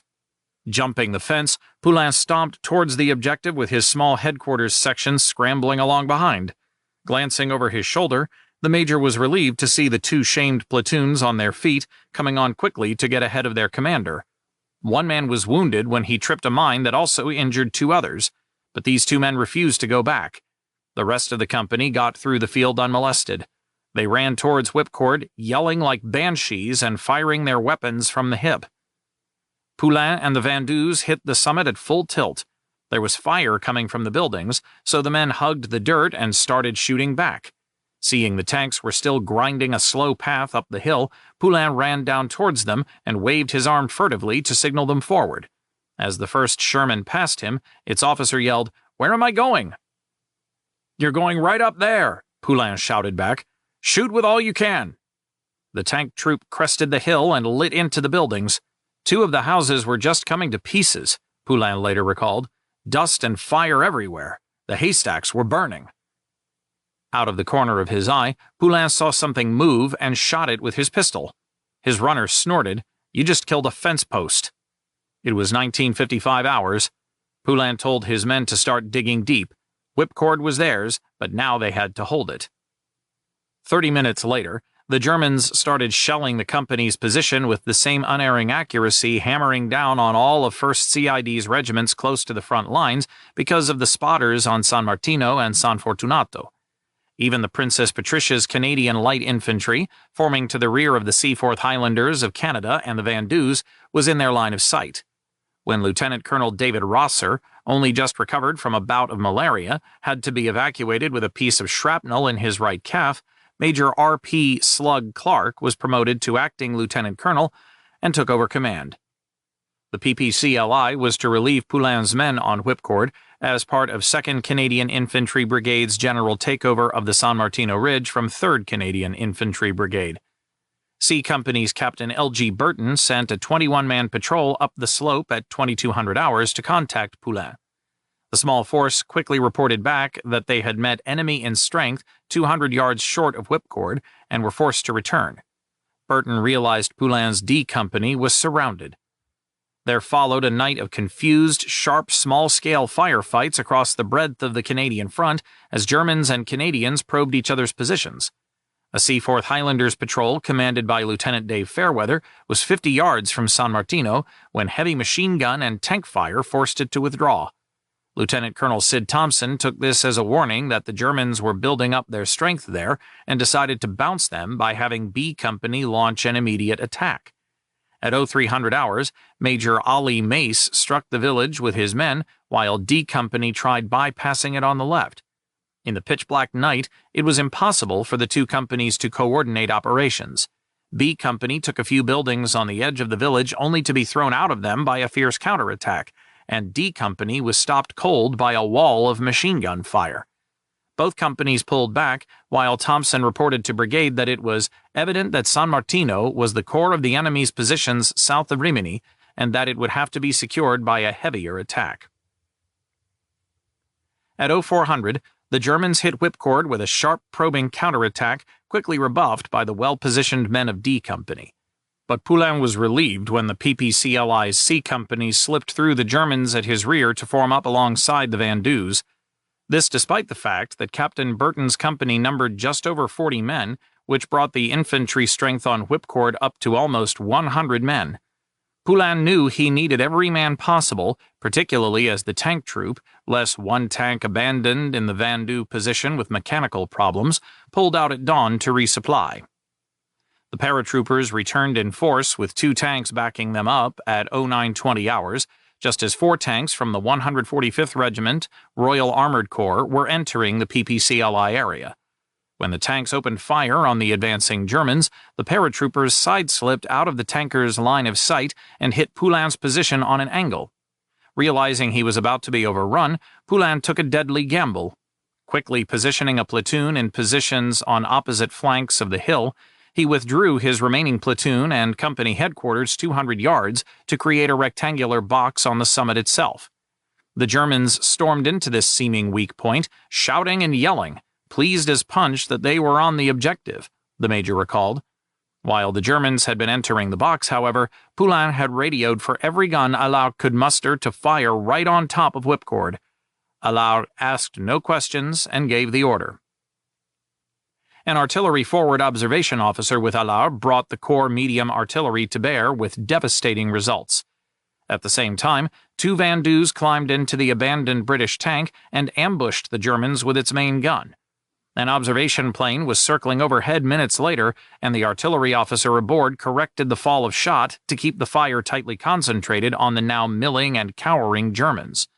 Finally, at 10:38 hours, Poulain told Allard to cease fire. The only Germans left on whipcord that he could see were dead. Although the counterattack was smashed, there was nothing the Canadians on whipcord could do to stave off the renewed shelling and mortaring. At 1400 hours, Poulain reported having only 25 men left and desperately wanting tanks and anti-tank guns. 15 minutes later, the German shelling reached a fierce crescendo and Captain Burton was killed. Lieutenant H.E. Dahlquist took over, was promptly wounded, and replaced by Lieutenant W.G. McNeil. A flurry of movement 300 yards northwest of his position warned Poulain another counterattack was forming. Allard said that a troop of 3 Sherman tanks was en route and for him to hold on. At 14:43 hours, Poulain radioed, 2 enemy tanks approaching. Send the tanks and anti-tank guns. 22 minutes later, he told Allard, 3 tanks coming on us. Poulain provided coordinates for engaging the tanks with artillery. At 15:13 hours, he reported, enemy tanks still coming towards us. Artillery is engaging them successfully. The shelling had the desired effect. The tanks stopped advancing and simply held in place. Poulain kept calling concentrations down on their armored heads.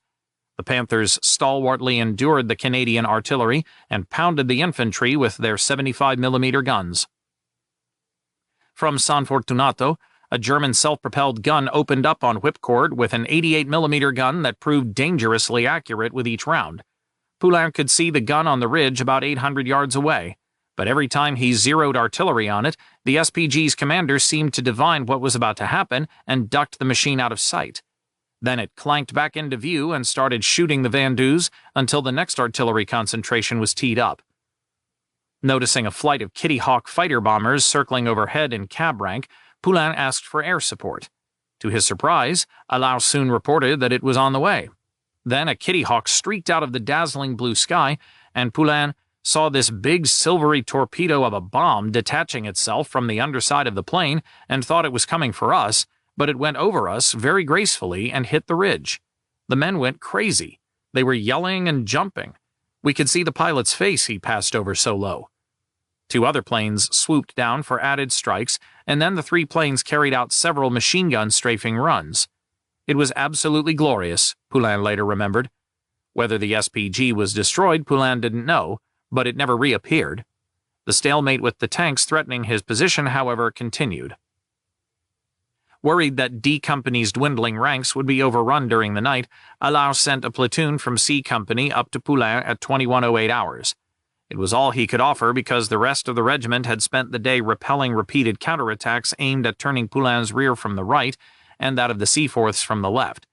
B Company was particularly hard-pressed.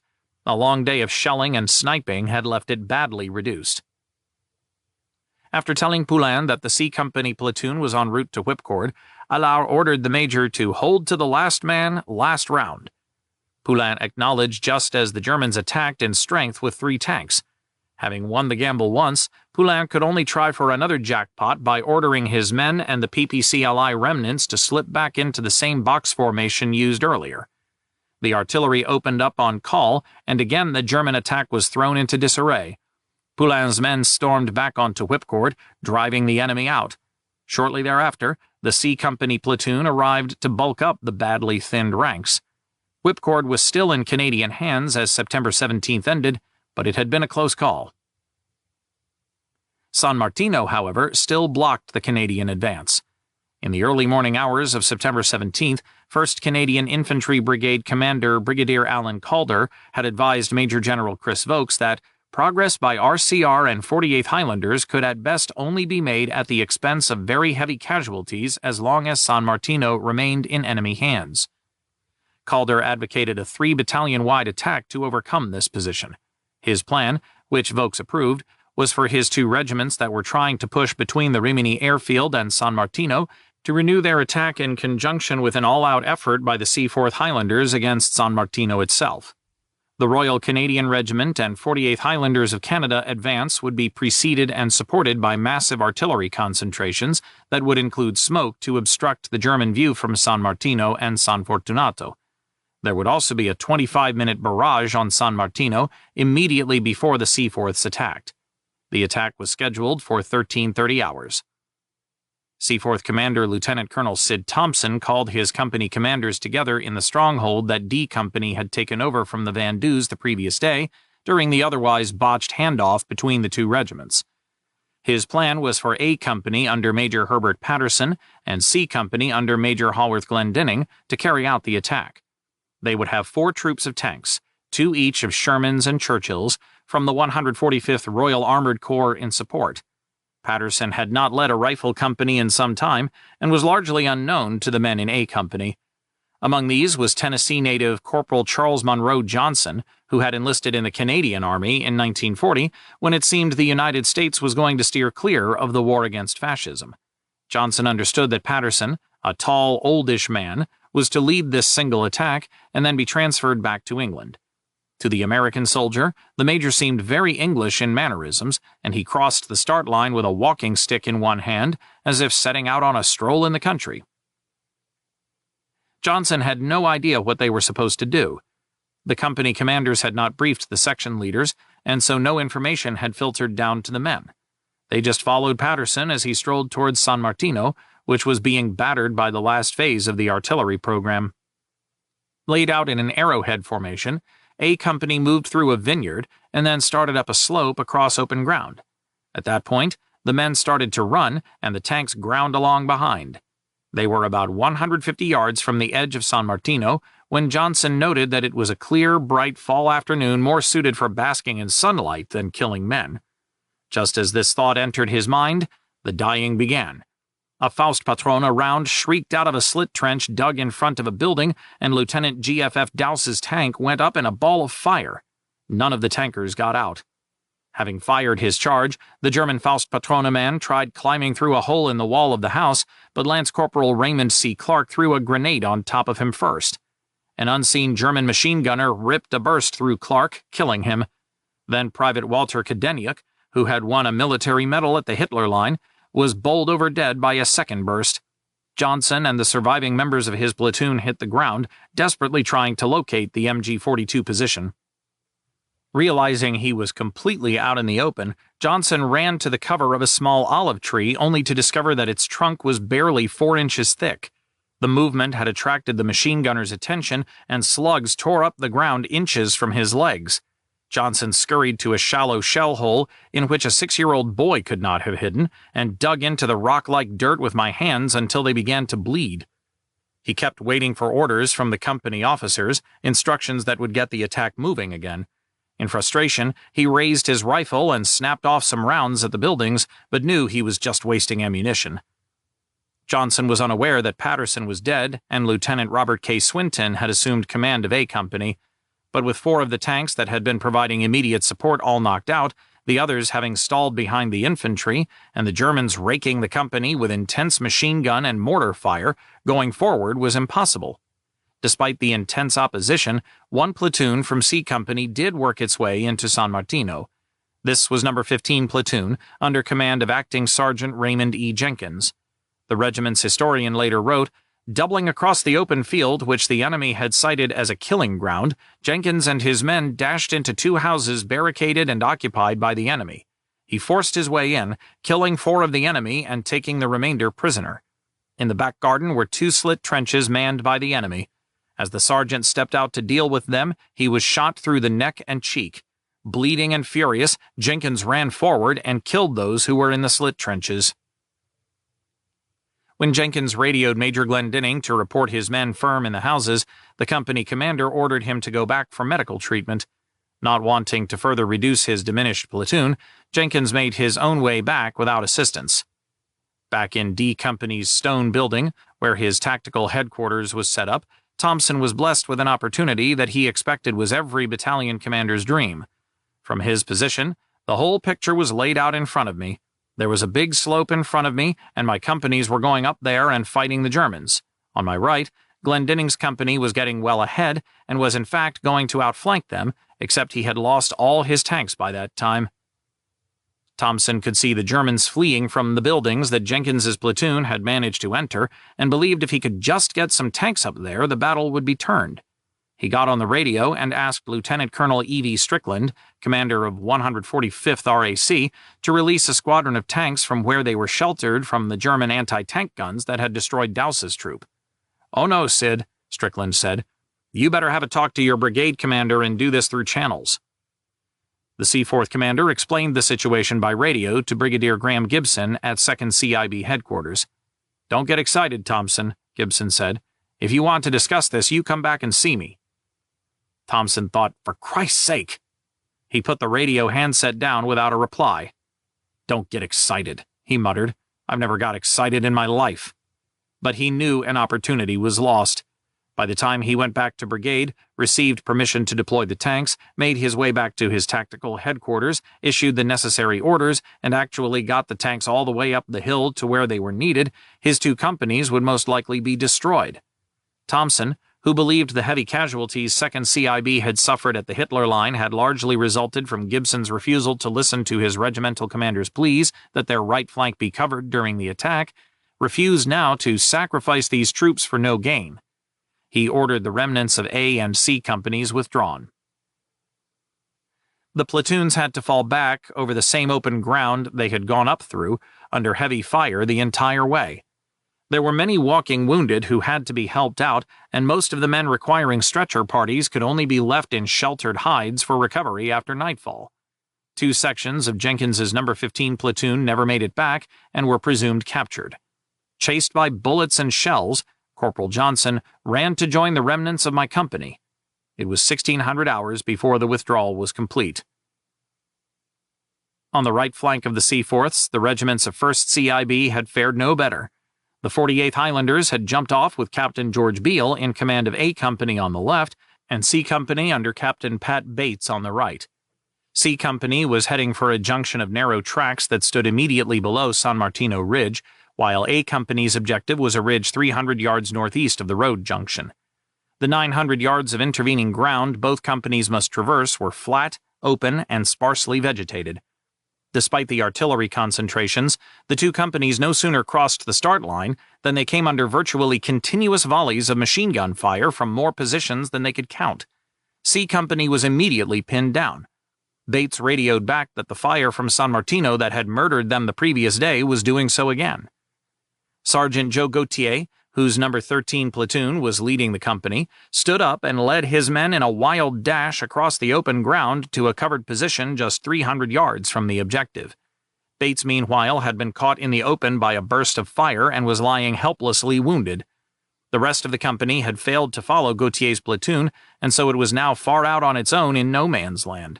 Lieutenant Fred Williams took over the company and started working forward with the other 2 platoons, trying to reach Gautier.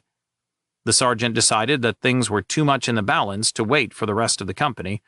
He led his single platoon in another charge against the German positions dug in at the crossroads and was soon among them. Gautier killed one of the paratroopers and possibly wounded or killed 5 more during the short firefight that followed as No. 13 platoon cleared the positions. The sergeant was awarded the military medal. Williams arrived with the other 2 platoons and radioed back to Lieutenant Colonel Don Mackenzie that C Company was on the objective, but he also reported that there were Germans moving to his rear and that he was surrounded. On the left, A Company's Sergeant Stuart Montgomery managed to get the leading No. 8 platoon to within 30 yards of the objective before raking machine gun fire across the front of his leading sections drove everyone to ground. Paratroopers in slit trenches started popping up to throw grenades and fire Faustpatrones at Montgomery's men.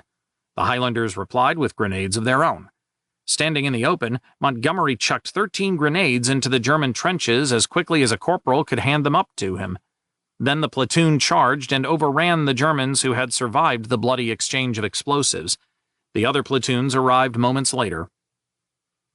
Although they had won their objective, Captain Beale realized that a farmhouse about 50 yards to their front dominated the position. He told Montgomery to take a section and secure it. The sergeant led another mad charge and captured the building after a sharp fight with some paratroopers.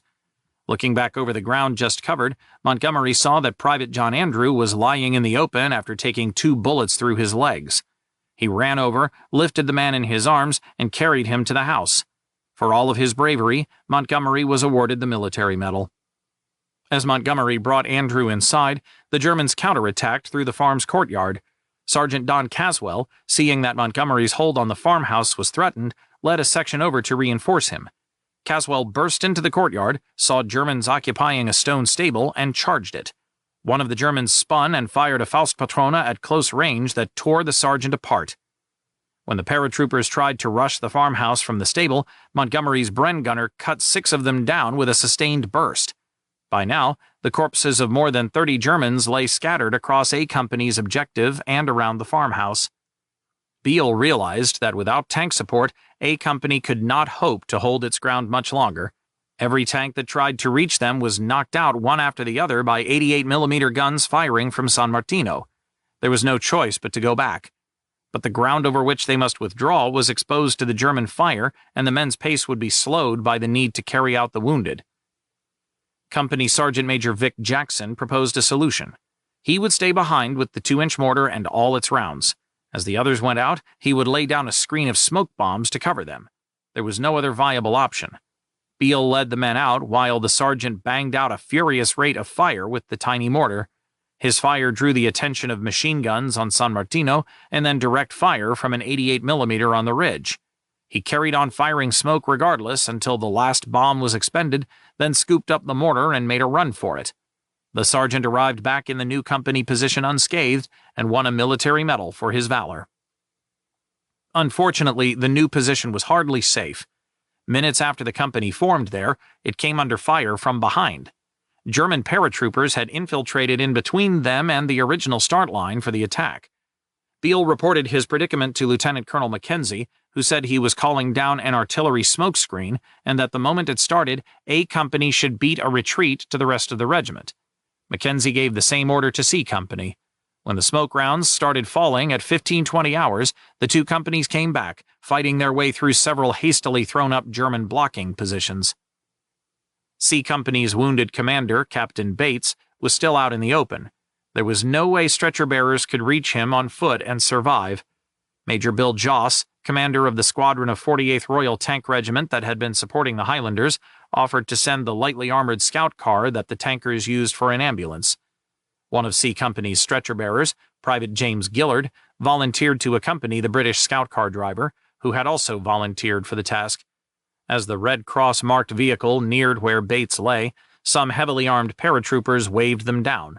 The 2 men had no option but to stop. One of the Germans quickly searched the vehicle and men for weapons. Finding none, he signaled that they could continue on their errand of mercy. Bates was recovered and returned without interference from the Germans. The butcher's bill for the Highlanders that day was less than that suffered on September 16th. Surprisingly, only 5 men were dead, but 27 were wounded. This brought the 2-day tally to 85 casualties, and the regiment had gained no ground for the blood spilled. Morale was at an all-time low. Everyone expected the next day would just bring a renewed attempt with the same futile tactics. Nothing the Royal Canadian Regiment had tried yielded any significant gains either. Major Strome Galloway confided to his diary that it was a day spent inching forward, It is very sticky going, and our companies and the enemy are no more than 100 to 125 yards apart. The flat ground makes an up-and-atom assault suicidal, so it is a firefight with small arms and artillery support. Neither will dislodge the enemy. Late in the afternoon, B Company's Major Sandy Mitchell encountered Scout Platoon Commander Lieutenant Jimmy Quayle outside the regimental tactical headquarters. "The bodies of 3 of your scouts are lying in a ditch beside us," he told Quayle. "They were hit by machine gun fire earlier. The gun is still sweeping the area." For a platoon that seldom numbered more than 15 men, this was a terrible casualty toll. Quayle went to the scene, and a surviving scout told him what had happened. The first man had been crossing the road when an MG-42 shot him. The second man in line ran to help his fallen mate and was killed trying to drag the injured soldier to safety. Then the third man had dropped all his webbing, ammunition, and weapons to show clearly that he was unarmed.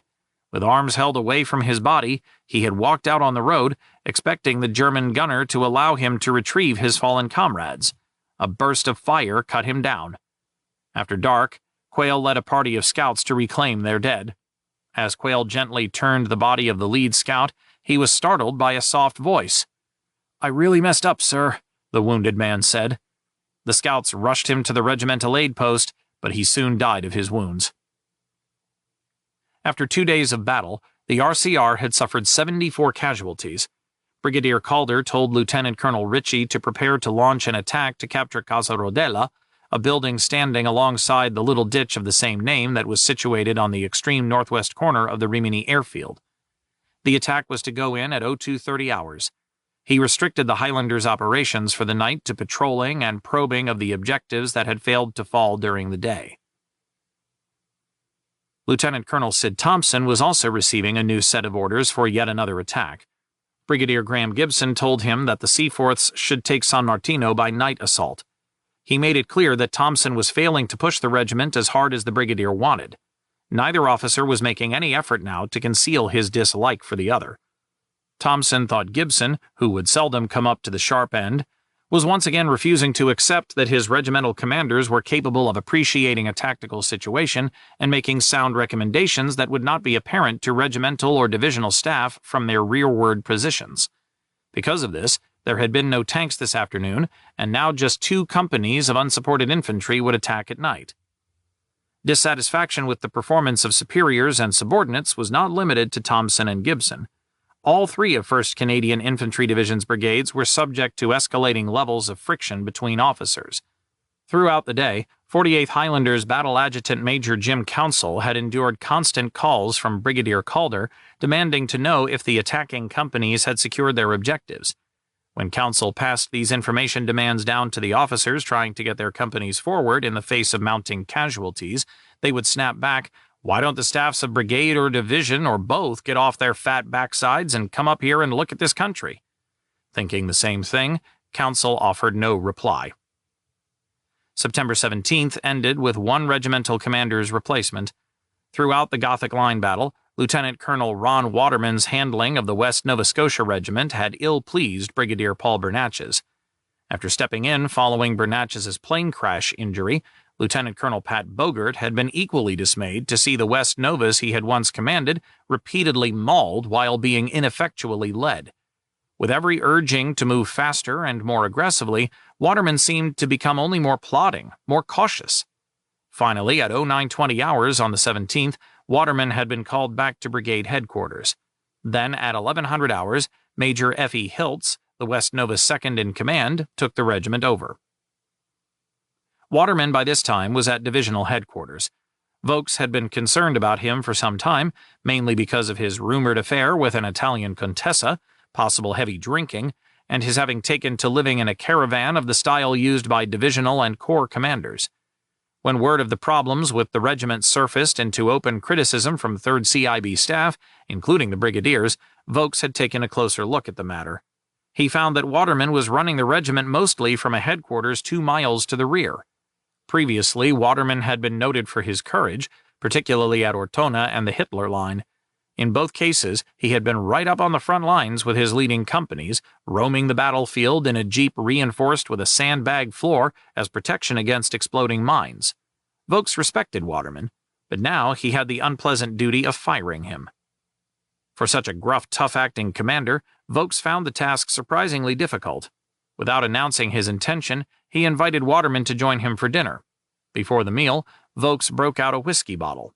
The two officers made a good dint in the liquor, and then enjoyed a sumptuous roast goose. Finally, they adjourned from the dinner for a few more drinks in the comfort of Vokes's caravan. When both were comfortably settled with glass in hand, Vokes said, "Ronnie." The seriousness of his tone caused Waterman to sit a little straighter. "Ronnie," Vokes repeated, "I think you are getting tired." Waterman shifted uneasily but said nothing. "And so I think you should go. Someone else assume the mantle of battalion commander. I hesitate saying this and doing this to you. You have been a first-class battalion commander, but now you seem to have gone to pieces." Vokes waited for Waterman's reaction. The man sat taller yet. "Oh, that's all right, General," he said quietly. "That's fine. I started this war as a lance corporal in the Patricias. As you know, I was commissioned. I've commanded a battalion in action. I've won the Distinguished Service Order. I'm quite happy to go." Waterman left as soon as was politely possible. After he departed, Vokes reflected that the average time that most regimental commanders in the 8th Army lasted was just 3 months. Waterman had served continuously since taking over the regiment in the midst of the Ortona battle on December 12, 1943. The pressure of the job had finally exhausted him and left him broken, used up, in Vokes's words. Returned to England, Waterman suffered the fate of many a replaced battalion commander. He got command of a training unit. Firing Waterman was not the only tough decision Vokes had to make on September 17th. Earlier, 1st Canadian Corps Commander Lieutenant General Tommy Burns had frankly asked him whether he had doubts about the continued offensive power of his battalions. If he did, Burns was willing to have the 2nd New Zealand Division, so strong in tank formations that it was really an armored division without the official designation, pass through on September 18th and take over the Corps' advance on the right flank of the 4th British Infantry Division. Vokes assured Burns that his men were still able to carry out the tasks assigned to them. Accordingly, Burns issued instructions for a renewed effort. Regardless of the situation on San Martino, Burns expected 1st CID to attack San Fortunato Ridge early the next day, with 4th British Infantry Division forming up alongside it to the left. On September 19th, these two divisions must advance to a road that ran west out of Rimini and overlooked the Marecchia River. That night, they would both establish bridgeheads across the river, and on the morning of September 20th, the 2nd New Zealand Division and 5th Canadian Armored Division would pass through and drive into the Po Valley. Vokes laid out a new plan that night. On the right flank, 1st CIB, less the Hastings and Prince Edward Regiment, would continue pushing towards Rimini to give the enemy the impression that the main attack was coming in that brigade's sector. Both the RCR and 48th Highlanders were to advance beyond the airfield early on September 18th. Meanwhile, the other two brigades would put in the true assault with 2nd CIB on the right and 3rd CIB the left. In 2nd CIB's sector, the Loyal Edmonton Regiment would replace the Seaforths on the right and advance together with the PPCLI, which would be on the left. The Carleton and York Regiment was to initially lead the 3rd CIB advance, with both the West Novas and the Vandeus passing through at the Ausa River to make the actual assault on San Fortunato. Vokes told his brigadiers that before this attack went in, the Seaforths were to make an effort to clear San Martino, but if this were not successful, the Loyal Edmonton Regiment would have to fight for their start line. For San Martino was the line from which their attack towards the Ausa River must begin. Chapter 29. Going to Bleed You. Shortly before midnight on September 17th, the Seaforth Highlanders of Canada's B and D companies, heavily equipped with Piats with which to take on the tanks deployed in San Martino, attacked with neither artillery nor armored support. The moment the troops crossed the start line, all radio communication with them ceased. They simply disappeared into a landscape palely lit by the false moonlight created by a series of searchlights far off on the left flank. A new tactic, unleashed for the first time by 8th Army, anti-aircraft searchlights positioned on nearby hills bathed the area of attack in a harsh white light to illuminate the ground and simultaneously blind the German defenders. Some of the beams were directed against hill features, so they reflected back on the ground below, while others blazed directly onto the area designated for illumination. The searchlights immediately hampered German movement. Within hours of their first use, the 29th Panzer Grenadier Division reported that having its front lit up by searchlights made it most difficult to carry out moves. 10th Army's Generaloberst Heinrich von Vietinghoff told Commander-in-Chief Southwest Generalfeldmarschall Albert Kesselring, "Last night the enemy did the weirdest thing I ever saw. He lit up the battlefield with searchlights." Then he complained that there was no way to knock the lights out. "It's a great worry to the boys to be lighted up and blinded and not be able to do anything about it," von Vietinghoff concluded. While the searchlights were intended to support 4th British Infantry Division's night attack, the intense light washed over into 1st Canadian Infantry Division's sector like light cast by a rising moon. But the intervening hills between the actual light positions and the advancing Seaforths cloaked the immediate ground around them in deep shadows. The Seaforths had hoped for surprise, but the paratroopers saw them coming up the slope and hit the leading platoons with long bursts of MG-42 fire. Then, quickly withdrawing into deep bunkers dug under the buildings, they called artillery and mortar fire virtually on top of their own position.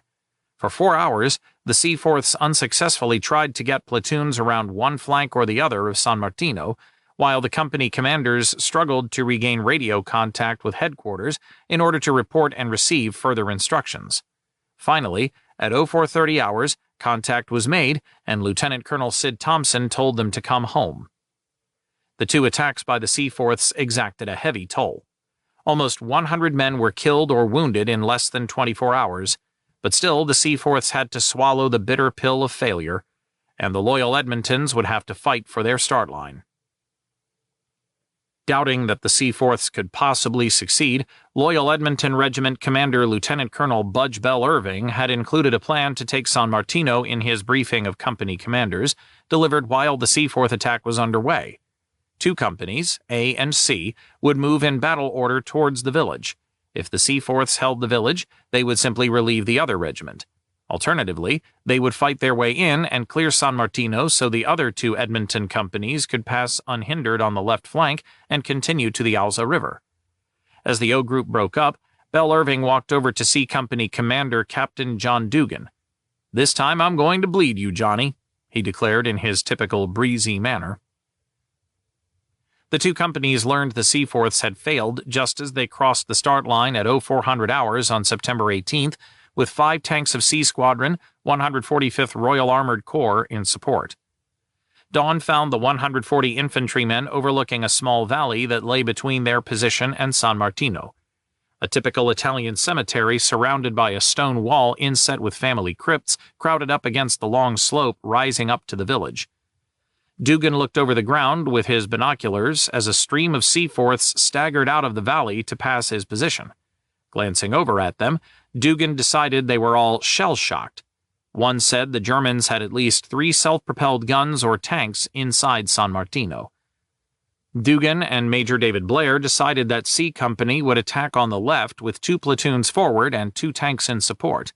Blair's A Company would meanwhile be on the right, but without tanks because the officers wanted the remaining 3 to take up hull-down positions on the ridgeline and suppress the Germans in San Martino with main gun fire. Dugan wished they had artillery or other fire support, but none had been offered. The captain was uneasy. To send 2 companies without a reconnaissance to take an objective that the Seaforths had not been able to take when they were on the ground and knew the lay of it seemed a bit impossible, he said later. Near the cemetery was a line of abandoned trenches that Dugan set as a rally point before his men started the long climb up to San Martino. At 0600 hours, the 2 companies and 2 tanks descended the slope. The morning was cloudy, with a cool breeze blowing off the Adriatic. The Germans let them reach the slit trenches and then opened up with a terrific fire. He had the gully absolutely covered, snipers, MGs, a tank on the right, one on the left. His 88s were firing at almost point-blank range. One section, which almost got into the village, was withered. The remainder of the forward platoons were pinned down. Dugan's 2 supporting tanks, commanded by an Anglo-Burmese lieutenant, rolled past the infantry on the left and started up the hill with guns blazing. Seconds later, both tanks were burning, and the lieutenant was among the tankers killed. The German fire intensified, coming down at a really tremendous rate. The gully was enfiladed from both sides. The defensive fire covered the area to within 150 yards of his positions on the crest. Dugan called for smoke, which came down eventually, but the enemy's fire was so intense that we could not advance. We stayed there from 0600 to 0930 hours, and all that time his fire never let up. At 0900, Blair was killed. A Company's second-in-command dashed over to where Dugan sheltered in one of the trenches. When he told the captain that A Company was very hard hit, Dugan decided to use the covering smoke to pull back and reorganize. One of Dugan's platoons, however, was well to the front of the rest of his company. By radio, Lieutenant Keith McGregor told the captain his men were safer remaining in a series of deep German dugouts they had found than trying to withdraw across such a long stretch of open ground. Dugan concurred. It rankled him badly enough to withdraw, and to have to do so at great risk of more casualties made the matter all the worse. The captain, who had won a military cross in Sicily, had never before failed to capture an objective. There was nothing dignified about the withdrawal. When the smoke arrived, everyone just ran towards the ridgeline from which they had advanced almost 4 hours earlier. Knowing that once men started running, their instinct would be to keep going as far as possible, Dugan sprinted to beat his men to the top. Winning the race, he spun around and started grabbing men, ordering them to assume a defensive position. Many of the soldiers coming in were bleeding from wounds, some were barely able to walk, and others were being dragged along or carried by their mates. Dugan realized then just what a mauling the two companies had suffered. C Company had 14 casualties, but A Company had 44 either killed or wounded. Including Major Blair, 21 men had died. As he finished steadying the men, Major Jim Stone strode up. The Edmonton's second-in-command lit into Dugan with a real dressing down for this disorganized withdrawal. "I think that's unfair, sir," Dugan responded stiffly. "I think we were very fortunate that the withdrawal was stopped here instead of a lot further back." Stone relented slightly. "What happened to you?" he asked. "Nothing," Dugan replied. "Then why are you bleeding?" Dugan touched the side of his face and discovered it was covered in blood. A bullet or piece of shrapnel had gashed his forehead, and blood was gushing from the wound. Stone ordered Dugan back to the regimental aid post with the other wounded. "God damn it, no! I'm mad and I'm staying here," Dugan snapped. Stone shrugged and called the medical officer up to dress Dugan's wound. Then Stone amalgamated the two companies into one and put Dugan in command of it, with orders to remain on the ridge while a new plan was developed. Bell Irving and 2nd CIB Brigadier Graham Gibson decided that continued direct assaults on San Martino would only grind the Edmontons up like the Seaforths before them. Instead, they would try bypassing it on the left. While Dugan's combined company pressured San Martino from the front, B and D companies would swing to the village's left and follow either the Carleton and York Regiment or the Princess Patricia's Canadian Light Infantry. Both of these regiments had set off shortly after dawn with the intention of driving through to the Alsa River. The PPCLI had kicked off its attack at 0530 hours on September 18th. B Company, under command of Major Colin McDougall, and Major Pat Crofton's D Company were to hook around the end of the narrow spur codenamed Whipcord and push northward.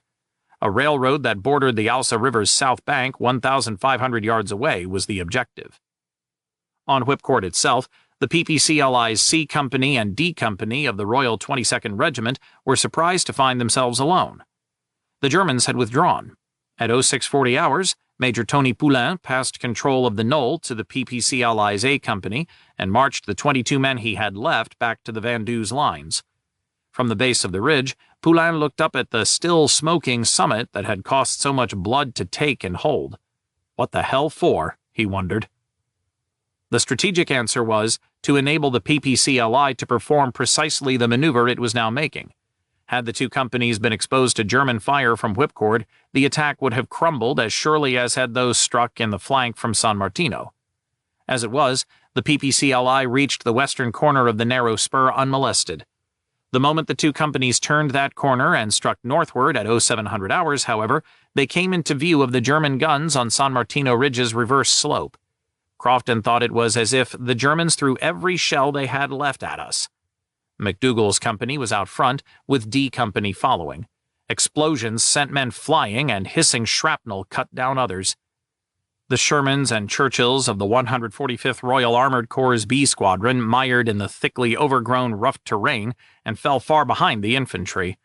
McDougall and Crofton knew the best way to escape the shelling from San Martino was to get in among the Germans defending the Alsa River, so they urged their men to greater haste and let those who fell lie. At 0800 hours, the small force broke into a line of trees riddled with abandoned slit trenches and tumbled into them for cover.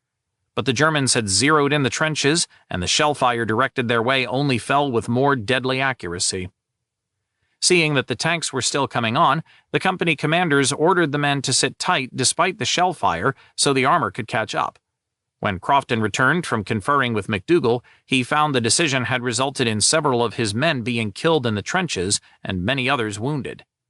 Any likelihood of the tanks reaching the infantry ended at 0920 hours when several well-concealed anti-tank guns ripped into them. The squadron commander's tank went up in flames and he was killed. With the tanks dying behind them and the two companies having lost about 50% of their strength, Crofton and McDougall decided their only course was to run for the objective while they still had some men left. The soldiers dashed through a rain of artillery fire until reaching a brick building into which everyone piled for cover. A German tank could be heard grinding back and forth somewhere nearby. Crofton flopped down on a chair next to where McDougall was braced against the wall, and the two officers started discussing how to reach the railroad with enough men still alive to take the objective. There was a hellish crash overhead, and a tank shell sliced through the roof and caromed into the wall right behind Crofton. Shrapnel flew around the room, and a chunk of steel or masonry struck Crofton in the back of the head. When he regained consciousness a few minutes later, Crofton had such a terrific headache and was so dizzy that McDougall told him to wait in the building for evacuation. There were so few men left in either company, McDougall said, that he could easily command them all. At 10:10 hours, McDougall led the 60 remaining combat effectives through to the railroad and a short distance past it to the cover of a ditch. From across the Alsa, Germans on the river's opposite shore opened up with anti-tank guns and machine guns. Several times over the next few hours, the Germans massed around the tiny force, but McDougall scattered them with artillery fire before a counterattack could be launched. Meanwhile, a major effort to rescue the wounded strewn along the line of advance was underway. Under the watchful eyes and guns of the scout platoon, whose snipers were particularly vigilant, stretcher-bearers carried the wounded back to Whipcord. Here they were loaded onto half-tracks and the regiment's ambulances for shuttling to a regimental aid post set up in the Palazzo dei Vergers. Crofton was among the evacuated, but his wound proved only minor, and after being bandaged up, he returned to duty. At nightfall, the anti-tank and medium machine gun platoons filtered through to shore up B and D companies. Several tanks arrived at 22:30 hours. With the PPCLI on the Alsa River, the flank of San Martino was finally turned. Their casualties totaled 7 dead and 55 wounded. The PPCLI were not the only Canadians to reach the Alsa River that day. About 1,500 yards to the left, the Carleton and York Regiment's A Company started digging in on the south bank at 0800 hours. In fact, A and C Companies, which together had led the regiment's attack, moved so quickly at first that they overtook the supporting fire several times and were shelled by their own artillery or bombed by Kitty Hawks. Fortunately, only a few casualties resulted. The artillery and aerial support provided for the Carleton and York attack was extensive, the result of their being on the boundary line between the operational areas of 1st Canadian Infantry Division and 4th British Infantry Division. The latter division was receiving massive support from 8th Army's gunners and the Desert Air Force to enable it to push through the rugged, highly defensible terrain of the foothill country. Some of this fire was easily slopped over to support the Canadian regiment. September 18th saw the culmination of a terrific gun battle between 8th Army and the Germans defending the Rimini Line. The gun-for-gun ratio between the Germans and Allies here during the past 5 days had been virtually equal, an unusual situation because normally 10th Army was greatly outgunned. But Kesselring had shifted every available artillery piece to the Adriatic, along with sufficient ammunition to keep them firing. The Germans routinely fired in excess of 11,000 rounds each of these 5 days, a weight of fire just slightly lower than that of 8th Army. Tenth Army could not, however, match the Allies in air superiority or even challenge the Desert Air Force during the daytime. Allied flyers launched hundreds of strikes against San Fortunato Ridge and other parts of the German line. On September 18th, the attacks on San Fortunato rose to a crescendo of 486 strikes by 24 light bombers, 228 medium bombers, and 234 fighter bombers. Fighter bombers alone dumped 128 tons of ordnance on the ridge. 10th Army Chief of Staff Generalmajor Friedrich Wenzel reported that the massive Allied bombing of the ridge made it impossible for the German gunners to man their weapons. And when the artillery is silenced, fighting becomes a murderous mess, he complained. Despite the intensity of the fire that had backed up the two Carleton and York companies, they still found it impossible to cross the river because the Germans were holding in strength on the other side from fortified gun pits. With 4 of their 6 12th Royal Tank Regiment tanks lost en route to mechanical breakdowns, one of the survivors was knocked out by an anti-tank gun just as it reached the riverbank.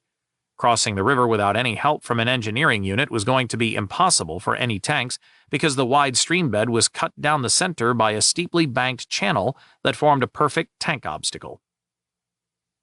Considering the Carleton and York regiments safely on their objective, 1st Canadian Corps Headquarters staff redirected the artillery and aerial cover back to 4th British Infantry Division.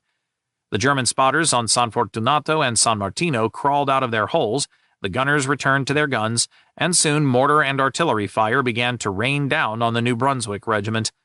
The resulting casualties were relatively light, 6 men killed and 20 wounded.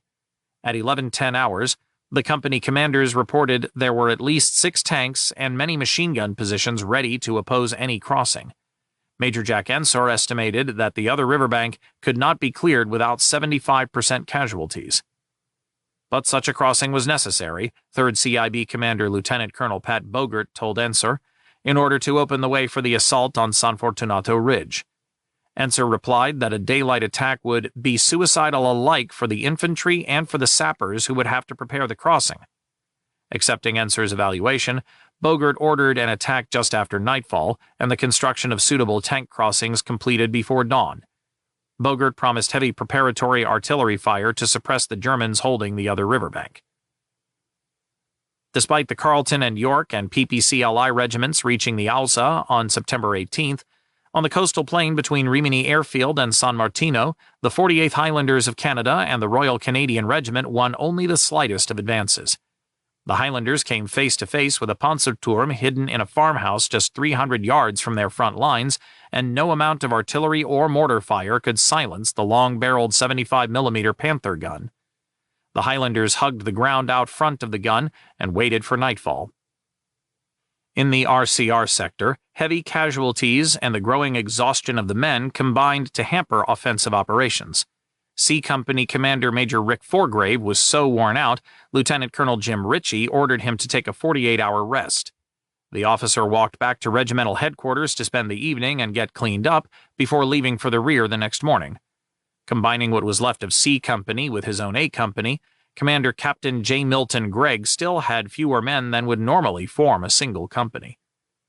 But Gregg detected a certain loosening ahead, and soon after a platoon under Lieutenant A.D. Egan captured a stone house the Germans had previously held with ferocious determination. Although the paratroopers counterattacked and wounded several of Egan's men, the platoon hung on until Gregg was able to reinforce them with the rest of his men. Meanwhile, Lieutenant Jimmy Quayle and his surviving scouts prowled the front, attempting to cause mayhem by sniping at the German positions. Quayle was creeping along the edge of Rimini Airfield when a mortar bomb went off nearby. Metal fragments embedded his left leg and cut his forehead. Apart from a slight limp and some dramatic dried blood on my forehead, he later wrote, I had no problems. Quayle refused evacuation not so much out of devotion to duty as out of fear of losing his special belongings, particularly souvenirs like excellent German binoculars, a Luger pistol, a P-38 pistol, and an Iron Cross. Theoretically, your kit followed you back to hospital, but in practice it usually disappeared. As evening approached, RCR Adjutant Captain Ted Shooter assumed temporary command of the regiment so that both the exhausted Ritchie and his second-in-command Major Strome Galloway could get some rest during what was anticipated to be an uneventful night. Radio traffic, which for many days and nights had been virtually constant and full of reports of desperate battle, suddenly hushed. Wondering if the lack of activity might indicate that the paratroops were withdrawing, Shooter radioed Gregg at 2300 hours and asked that he send out a patrol. Gregg reported back at 0300 hours that the patrol had gone well forward without finding any enemy. Excited now, Shooter told Gregg to go as far forward with his entire company as possible before dawn. He then woke Ritchie and reported his actions. The lieutenant colonel grunted a couple of times by way of response, and Shooter took this to mean his orders were endorsed. The RCR was not the only unit discovering that the paratroopers were falling back. At 0100 hours, a 48th Highlander patrol probed carefully up the slopes of San Martino, expecting to trip an ambush. Instead, they got right through to the shattered ruins of the farm buildings there to be greeted only by a deadening silence. When Lieutenant Colonel Don Mackenzie learned that San Martino was empty, he immediately roused D Company Commander Lloyd Smith and told him to get his men up there.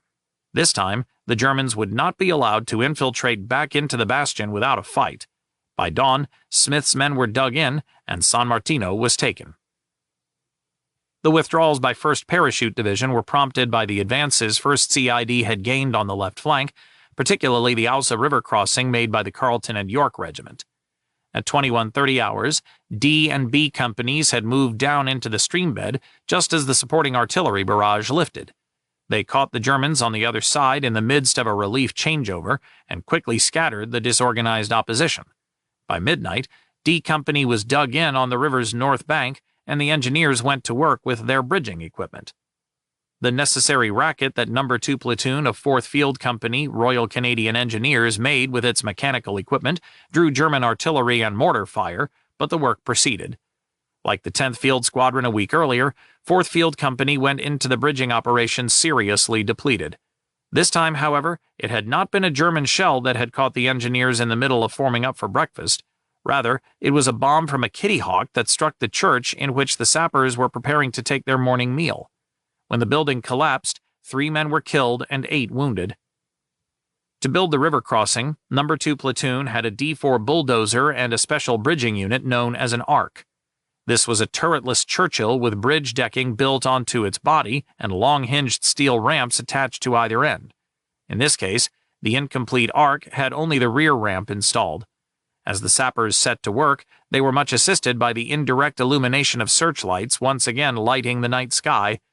They drove the ARC into the river channel and found its truncated span sufficient to bridge the river if the bulldozer cut the bank down on both sides to create adequate approaches. By 0320 hours, the engineers reported the crossing ready for traffic.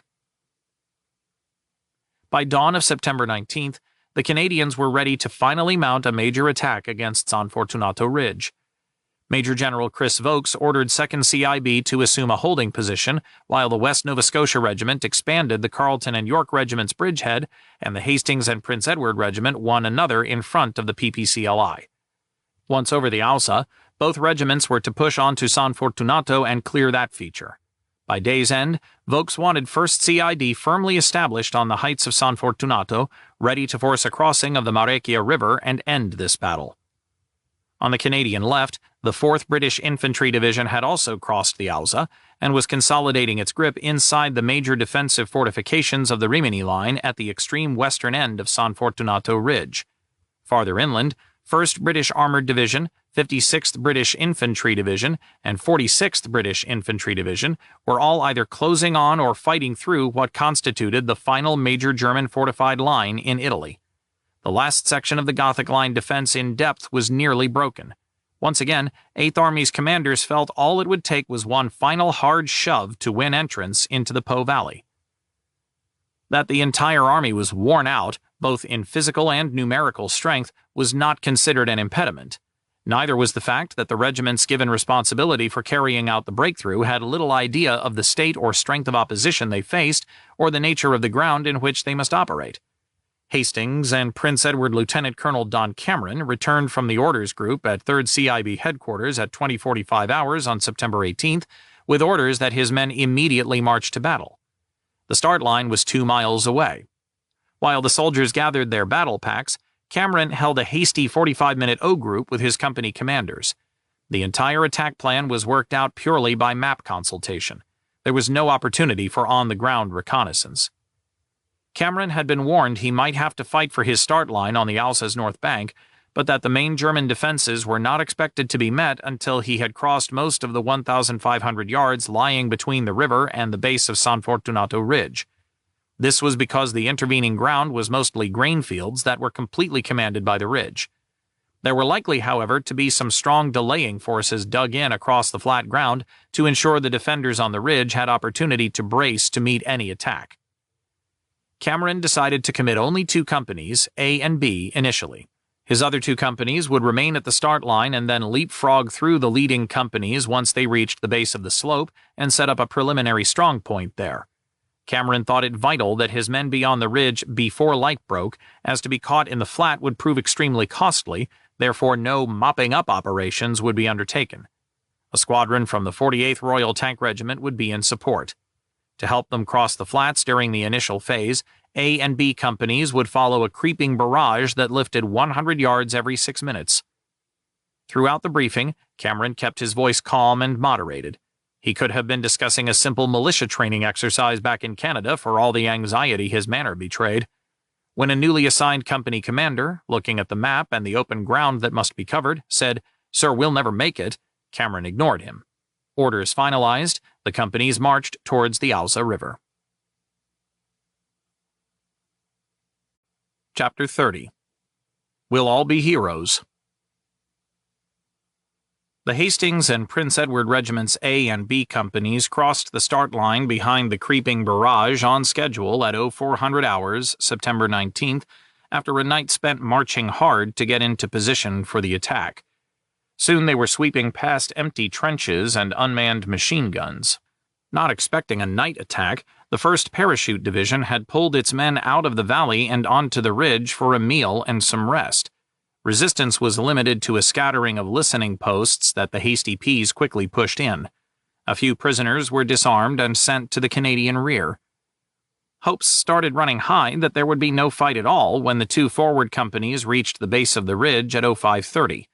Minutes earlier, Lieutenant Colonel Don Cameron had committed the 2 following companies into the plain to carry out their mission of passing through the leading companies and taking the ridge. A Squadron of the 48th Royal Tank Regiment, under command of Major J. Cromwell, bumped its Churchills across the Arc Bridge in the Carleton and York Regiments' position, and then started searching out in the plain for the infantry. The little valley was swathed in a thick cloud of smoke meant to screen the attack from German observation. While the smoke partially succeeded in this purpose, it also prevented the tankers from spotting the infantry companies that had spread out to avoid being detected by the enemy.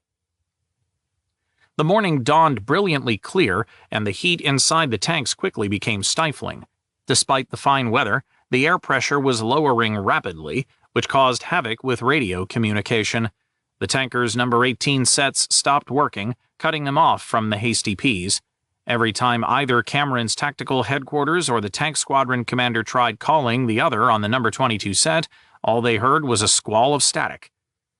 Having realized they were under attack, the paratroopers were saturating the valley with artillery, mortar, and machine gun fire. They also pushed men down the slope to meet the attack. The fire directed at B Company's position on the left was so intense that C Company was unable to pass through. Cameron ordered it to swing right and follow D Company through A Company's position. The attack was staggering. Cameron worked frantically to maintain the momentum by bringing continuous artillery concentrations down on the ridge and cloaking the slope and valley in ever-thickening layers of smoke. Finally, the tankers blundered upon the infantry, and with the artillery pounding the slope and ridge ahead, started climbing alongside D Company. Infantry and tanks clawed through shell-torn vineyards and orchards, while the British tankers anxiously remarked spotting several Tigers and self-propelled guns forming up on the very edge of the ridgeline to meet them. Moments later, one Churchill took a direct hit and started to burn. Then another died. Others were falling by the wayside with thrown tracks or with tangles of the wire used to support grapevines jamming bogey wheels. D Company reached a road running laterally across the slope and engaged a company-strength force of paratroopers dug in behind it. A short hand-to-hand fight was followed by a sudden German surrender. The Hasty Peas had noticed on the way up the slope that whenever they closed with a pocket of resistance and a fight with bayonets, rifle butts, and fists seemed imminent, that the paratroopers threw in the towel. This time, 60 prisoners were sent streaming down the hill. D Company pressed on up the ever-steepening slope, with the tanks now forced to use a single narrow track that switchbacked up the steep ridge face. 200 yards beyond the road, the infantry was finally halted by machine gun fire. Left of D Company, C Company failed to get across the road before being forced to ground. The 3 remaining operable tanks pressed on alone until at 1100 hours and just 30 yards from the ridgeline, a Faust Patrona knocked out the lead tank. Then the paratroopers swarmed the surviving Churchills. Tankers fought hand-to-hand to save their tanks and only narrowly managed to beat a hasty retreat to the comparative safety of a hull-down position behind a farmhouse near D Company. There was so little ammunition left for the main guns that the tankers reported they had to save these for their own defense. Cameron, enjoying a momentary return of communications with the tankers, forwarded their ammunition needs to their brigade and asked for more tanks. Even with renewed munitions, 2 tanks were not going to be enough. He told his companies on the slope to dig in, but to be ready to advance again just before last light. The current 3rd Canadian Infantry Brigade plan was for the Hasty Peas to push on to the ridge at dusk with the West Nova Scotia Regiment on the left flank. This, Cameron was assured, would secure the whole feature and beyond on our front. Cameron was dubious because the West Novas were still in the valley, having barely left their start line. He figured the West Novas would still be trying to reach the base of the ridge when the Hasty Peas had to try carrying the top. Back at brigade headquarters, a 2-battalion attack might appear to be taking shape, but here at the front, Cameron saw 2 regiments fighting individual battles. There was another worry. On the maps, the regiment's final objective had appeared to be the ridgeline, but his 2 company commanders, who were on the slope just 200 yards from the objective, reported that this position appeared to be a false summit completely dominated by the proper ridgeline. So even if his men got to the objective, Cameron doubted they would be able to hold it. They never had to try.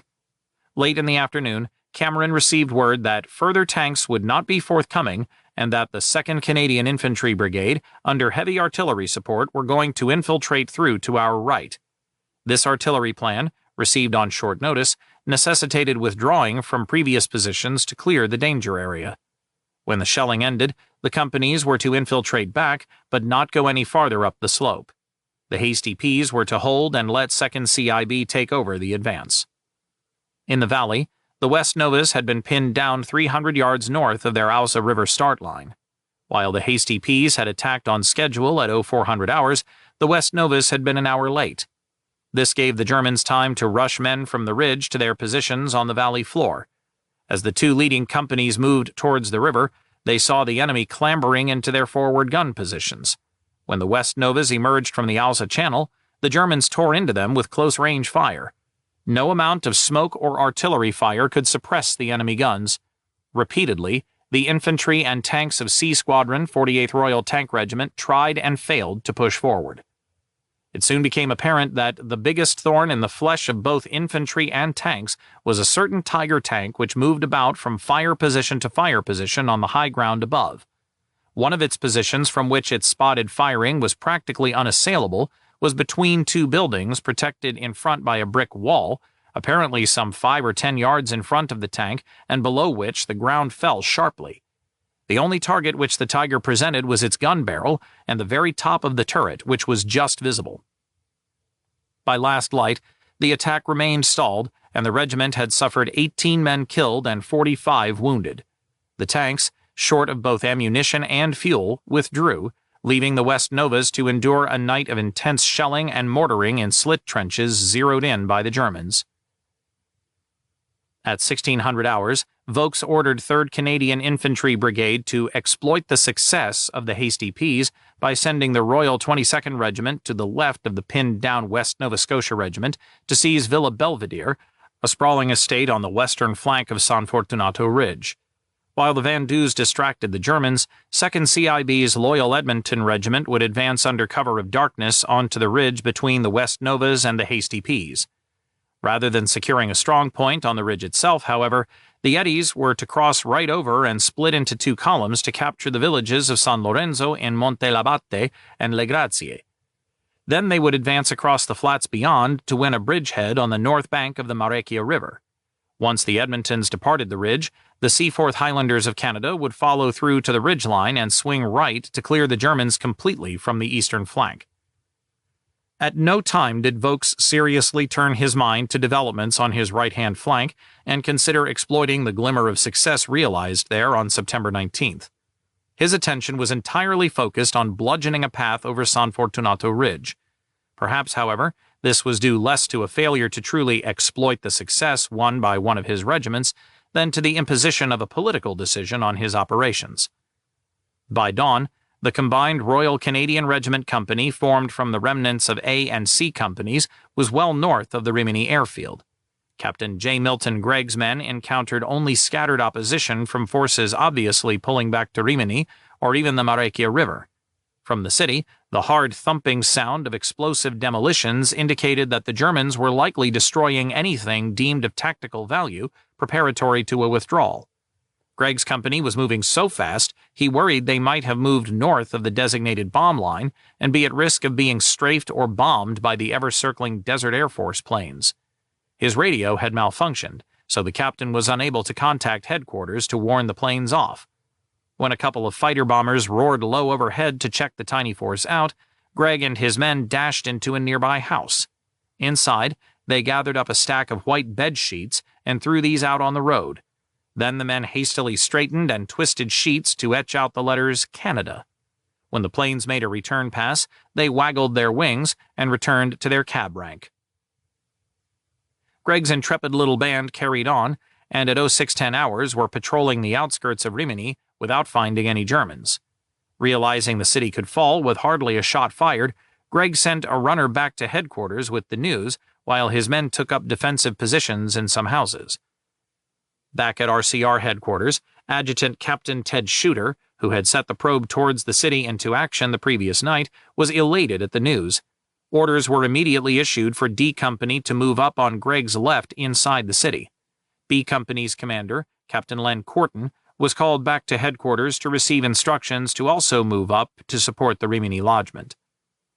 It was 0730 hours, and the officers at RCR headquarters were taking a few minutes to wash and shave while things were at a lull. 5 officers and several other ranks were in the courtyard cleaning up. Shooter stood next to his friend, Captain Rick Forgrave, who was happily cleaning the muck of battle off his body and talking about his forthcoming 48-hour rest period in Cattolica. Finished before Forgrave, Shooter playfully snapped a towel across the other officer's backside and then beat a hasty retreat into the headquarters to avoid Forgrave's legendary towel-snapping reflexive counterattack. Suddenly, a powerful explosion rocked the courtyard. A piece of shrapnel pierced Forgrave's skull. Lieutenant Jimmy Quayle had both legs and his right arm broken by the force of the blast, and shrapnel peppered his buttocks and thighs.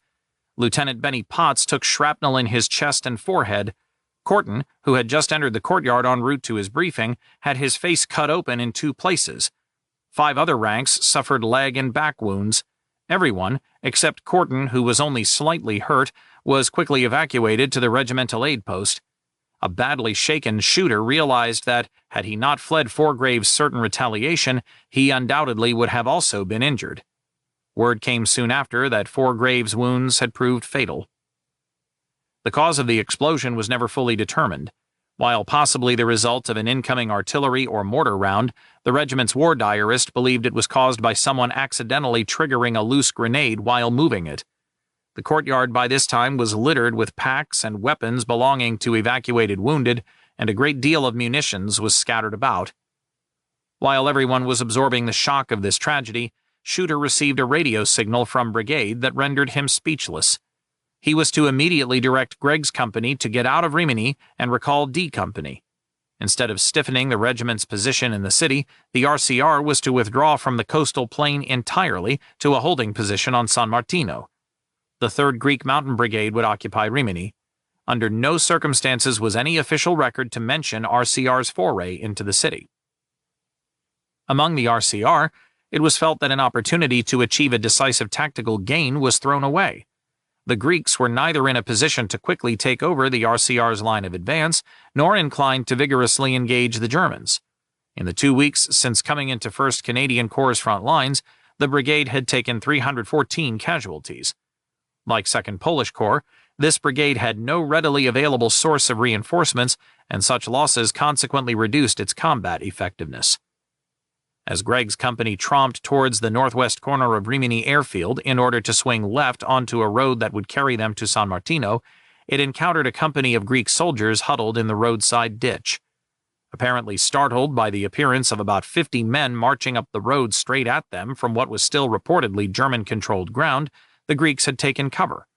Gregg was unimpressed by the cautious pace of their advance. Had the RCR been allowed to mount an all-out attack on Rimini with support by the 48th Highlanders of Canada, the ancient Roman Ponte di Tiberio bridge spanning the Marecchia River could have been in 1st Canadian Infantry Brigade's hands by nightfall. Instead, the RCR marched eastward to occupy San Martino, while the Highlanders moved into the bridgehead over the Ausa that had been won on September 18th by the Princess Patricia's Canadian Light Infantry. Both were defensive moves intended to stabilize a front that was supposed to be ripped asunder that very night when 2nd CIB and 3rd CIB were to take San Fortunato Ridge. After it marched out of San Martino on the morning of September 18th, Lieutenant Colonel Jean Allard had expected the Royal 22nd Regiment to receive at least 5 days' rest. The Vendus were in rough shape, physically exhausted and badly depleted by casualties. What was needed was some time for officers and men to rest, eat decent meals, and clean themselves up. Instead, at 0530 hours on September 19th, Allard received orders from 3rd CIB headquarters to move up behind the attacking West Novas. Although asleep when this order arrived, Allard was still fully dressed. When his batman woke him and put the order in his hand, Allard immediately jumped into his jeep and drove back to brigade for an extensive briefing. Lieutenant Colonel Pat Bogert, who had obviously delayed issuing Vokes's orders of almost 12 hours earlier in order to give the men a scant rest, was far from encouraging. The West Nova attack had faltered and the Hasty Peas were in trouble. Then word came that the Vendus were to carry out an assault. That decision made me wonder, Allard later wrote. We of the R22nd all believed that we had earned a good rest. We were now required to return to the front within 6 hours, in a sector where 2 battalions had just been broken. Disobeying orders was out of the question, but I quickly decided that, for my men, the time of the attack would be delayed as much as possible. Allard proceeded to the start line, where he found the situation of the brigade's other 2 regiments extremely confused.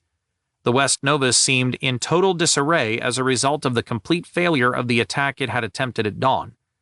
The approaches across the valley that the Vendus were to cross were completely bare, more like a pool table than tactical terrain. Allard asked for a delay, but Vokes approved only a short one that would still necessitate a daylight advance. Allard pretended to accept this, but set about planning an attack at dusk.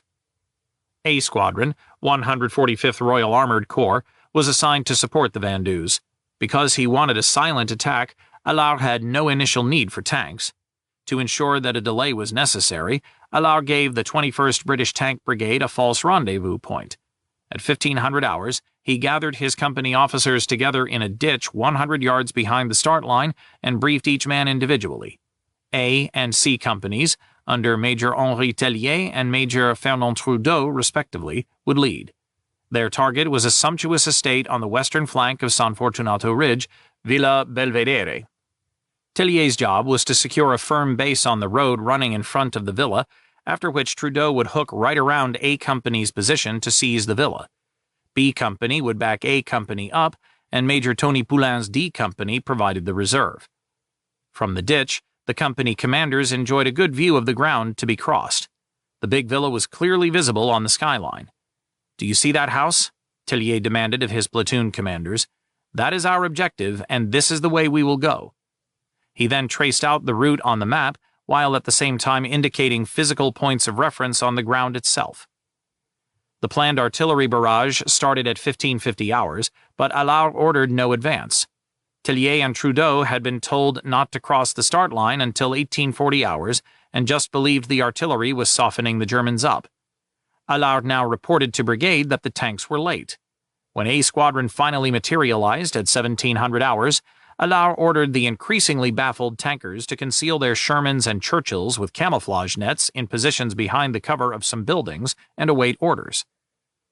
Tellier thought the tanks could prove useful in the role of direct artillery, so he went over and asked the squadron commander to fire on the objective from the moment his company crossed the start line until he fired a very light.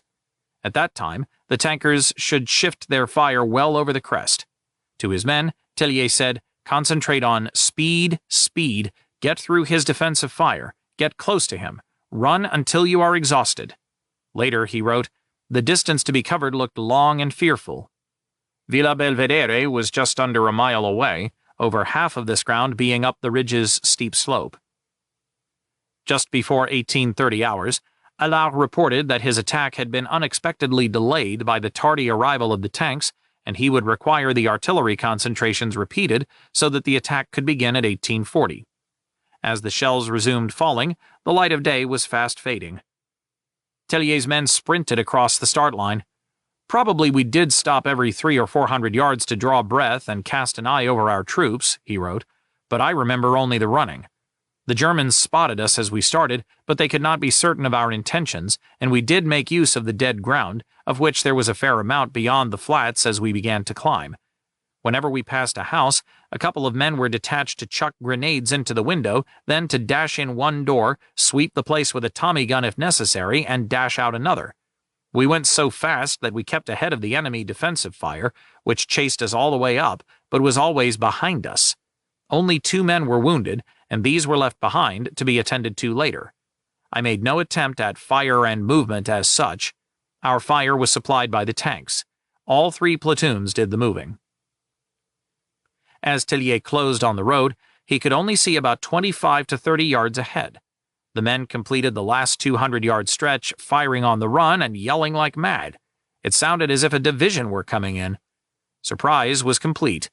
Sentries had no time to sound the alarm before the Vendeus were in the defensive trenches rooting out dozing Germans or interrupting their meal. 8 men were captured in a trench, another 16 in a small house. They were now past their original objective and closing on Villa Belvedere. The right-hand platoon rushed the mansion and killed 7 Germans manning a trench in front of it. Then they put a bouquet of grenades into the house, at the same time yelling in Italian to anybody inside to come out and surrender. Apparently, the inhabitants either understood Italian or the grenades, for out marched no fewer than 41 armed enemy, including a captain. Tellier set his tactical headquarters up in the villa and locked the Germans in the cellar. Not all the Germans were so easily killed or captured. One of Tellier's privates, bayonet fixed on his rifle, rounded a tree and ran head-on into a soldier coming out of a trench. Losing his rifle in the collision, the private kicked the German in the stomach.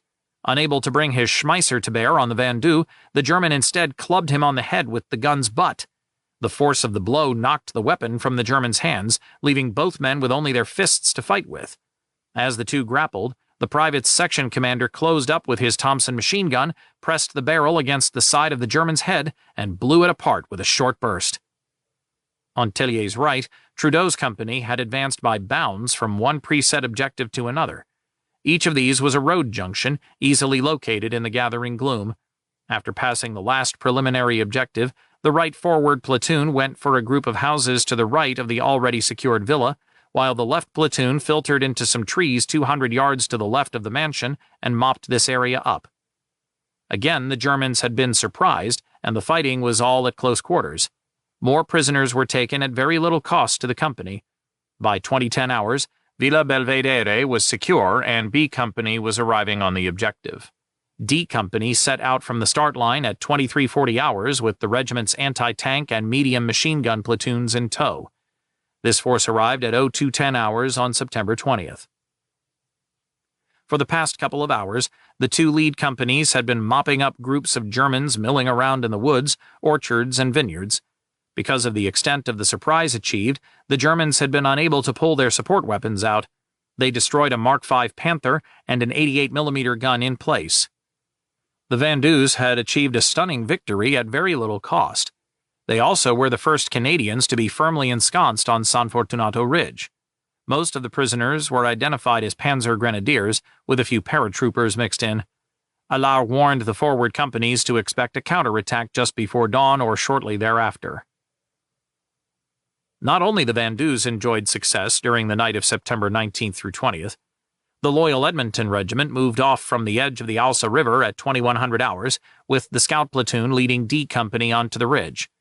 The company was to follow a path through the saddle that bisected the eastern and western high points of San Fortunato Ridge. The ridge itself contained about 2,000 acres of vineyards, fields, and orchards crisscrossed by roads, many of them sunken. While the southern and western slopes to the summit were steep, to the north and east they fell away gently to the level plains beyond. Although only about 160 feet high, the last significant point of high ground on the north slope was topped by the hamlet of San Lorenzo in Monte Labate, the Edmonton's final objective. From the base of the south slope of San Fortunato Ridge to San Lorenzo was about 2,500 yards. The village itself was inconsequential, just a few little houses, but there was a large stone high-steepled church that dominated the northern slope of the ridge, which would serve as a defensible bastion and observation point. D Company was to cover most of the intervening distance before stopping at a road junction, codenamed Bovey, and forming a firm base through which B Company would pass and continue on to seize the hamlet, codenamed Moir.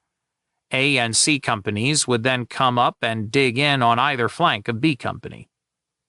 Things started badly, as D Company was shelled while forming up and had 7 men wounded. Under command of Major F.H. McDougall, the company nonetheless got off on time. Traveling with it was a section of engineers whose services were soon required to clear strings of box mines that barred the company's path.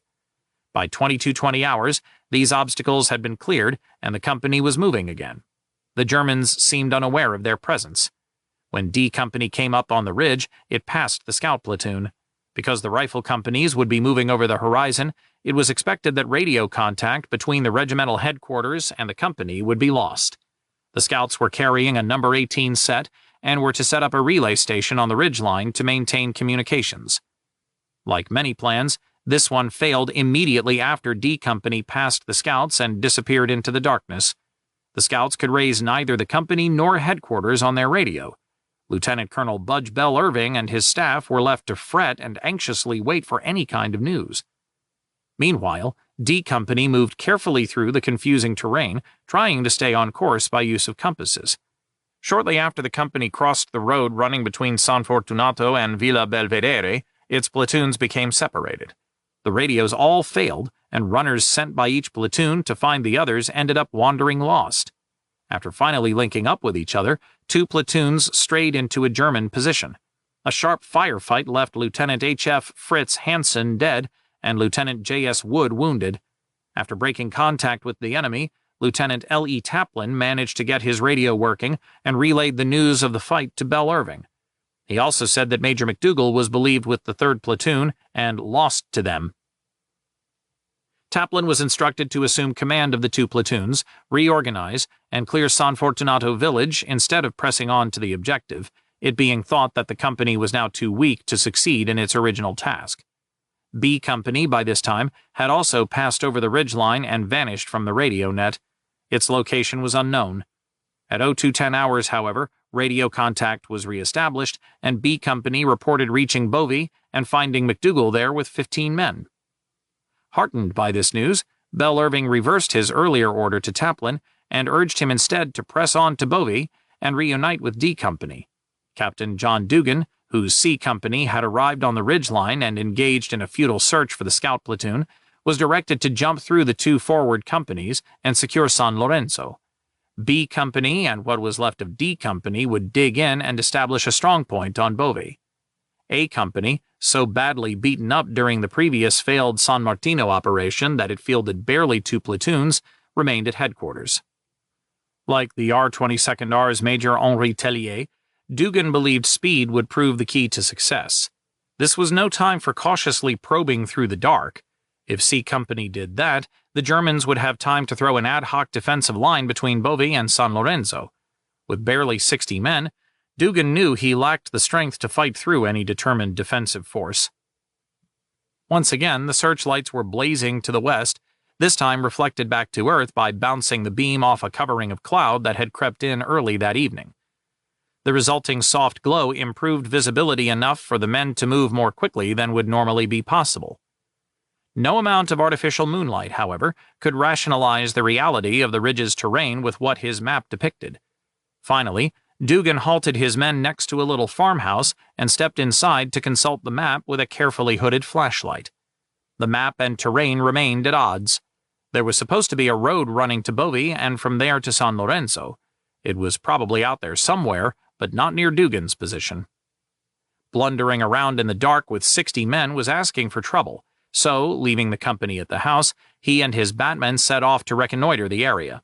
They soon stumbled upon a sunken road that the compass showed ran north to south. The two men walked carefully up it, listening for sounds. All Dugan heard was the soft muttering of voices coming from caves pocking the 20-foot-high banks on either side of the track. Everyone in the caves seemed to be speaking Italian. Dugan thought they were civilians hiding in the scant shelter of holes dug to escape the heavy Allied bombardments. But he also knew that this kind of road was ideal for use by the Germans as a shelter or defensive position. The sound of gunfire up ahead told him that the other two companies were probably fighting to hold Bovi. He needed to get there quickly. Time and again, Dugan had noted that the Germans were such creatures of doctrine they seldom could respond to any action that was unexpected or appeared illogical in terms of tactics. At Ortona, Dugan had led the 1st Edmonton platoon into the town's outskirts by charging up a ditch bordered on either side by open ground swept by machine guns. If the Germans had positioned a single machine gun at their end of the ditch, the platoon would have been slaughtered. But the paratroopers defending Ortona had never expected anyone to be crazy enough to use the ditch for an approach. Dugan had got into the town without losing a man and won the fight for control of the outskirts. Do the unexpected, he thought, and do it quickly. Rushing back to the farmhouse, the captain told his men, "We're going to move very quietly. Don't speak, don't shoot at anything, and we may have a chance to get through. If we're successful, we'll all be heroes. If not, we'll all be dead." The company moved quickly up the sunken road without encountering any Germans, just a few Italians who poked heads warily out of their caves and then ducked back inside at the sight of the passing Canadians. C Company emerged from the sunken road at an intersection with a road that led down to Bovi. As the infantry came astride the intersection, a Tiger tank clanked down the opposite slope and headed towards Bovi. Dugan's Piat man tried to bring the weapon to bear, but the tank rolled out of range. With the tank now between him and Bovi, and the road following a spine of ground that would leave his men silhouetted in the false moonlight, Dugan led his men down the west slope of the spine into a patch of bamboo that provided good cover. The company then circled northwest through the bamboo to come up on the road on the other side of Bovi. As they approached the road, Dugan signaled No. 13 platoon off to the left and took the other two platoons to the right.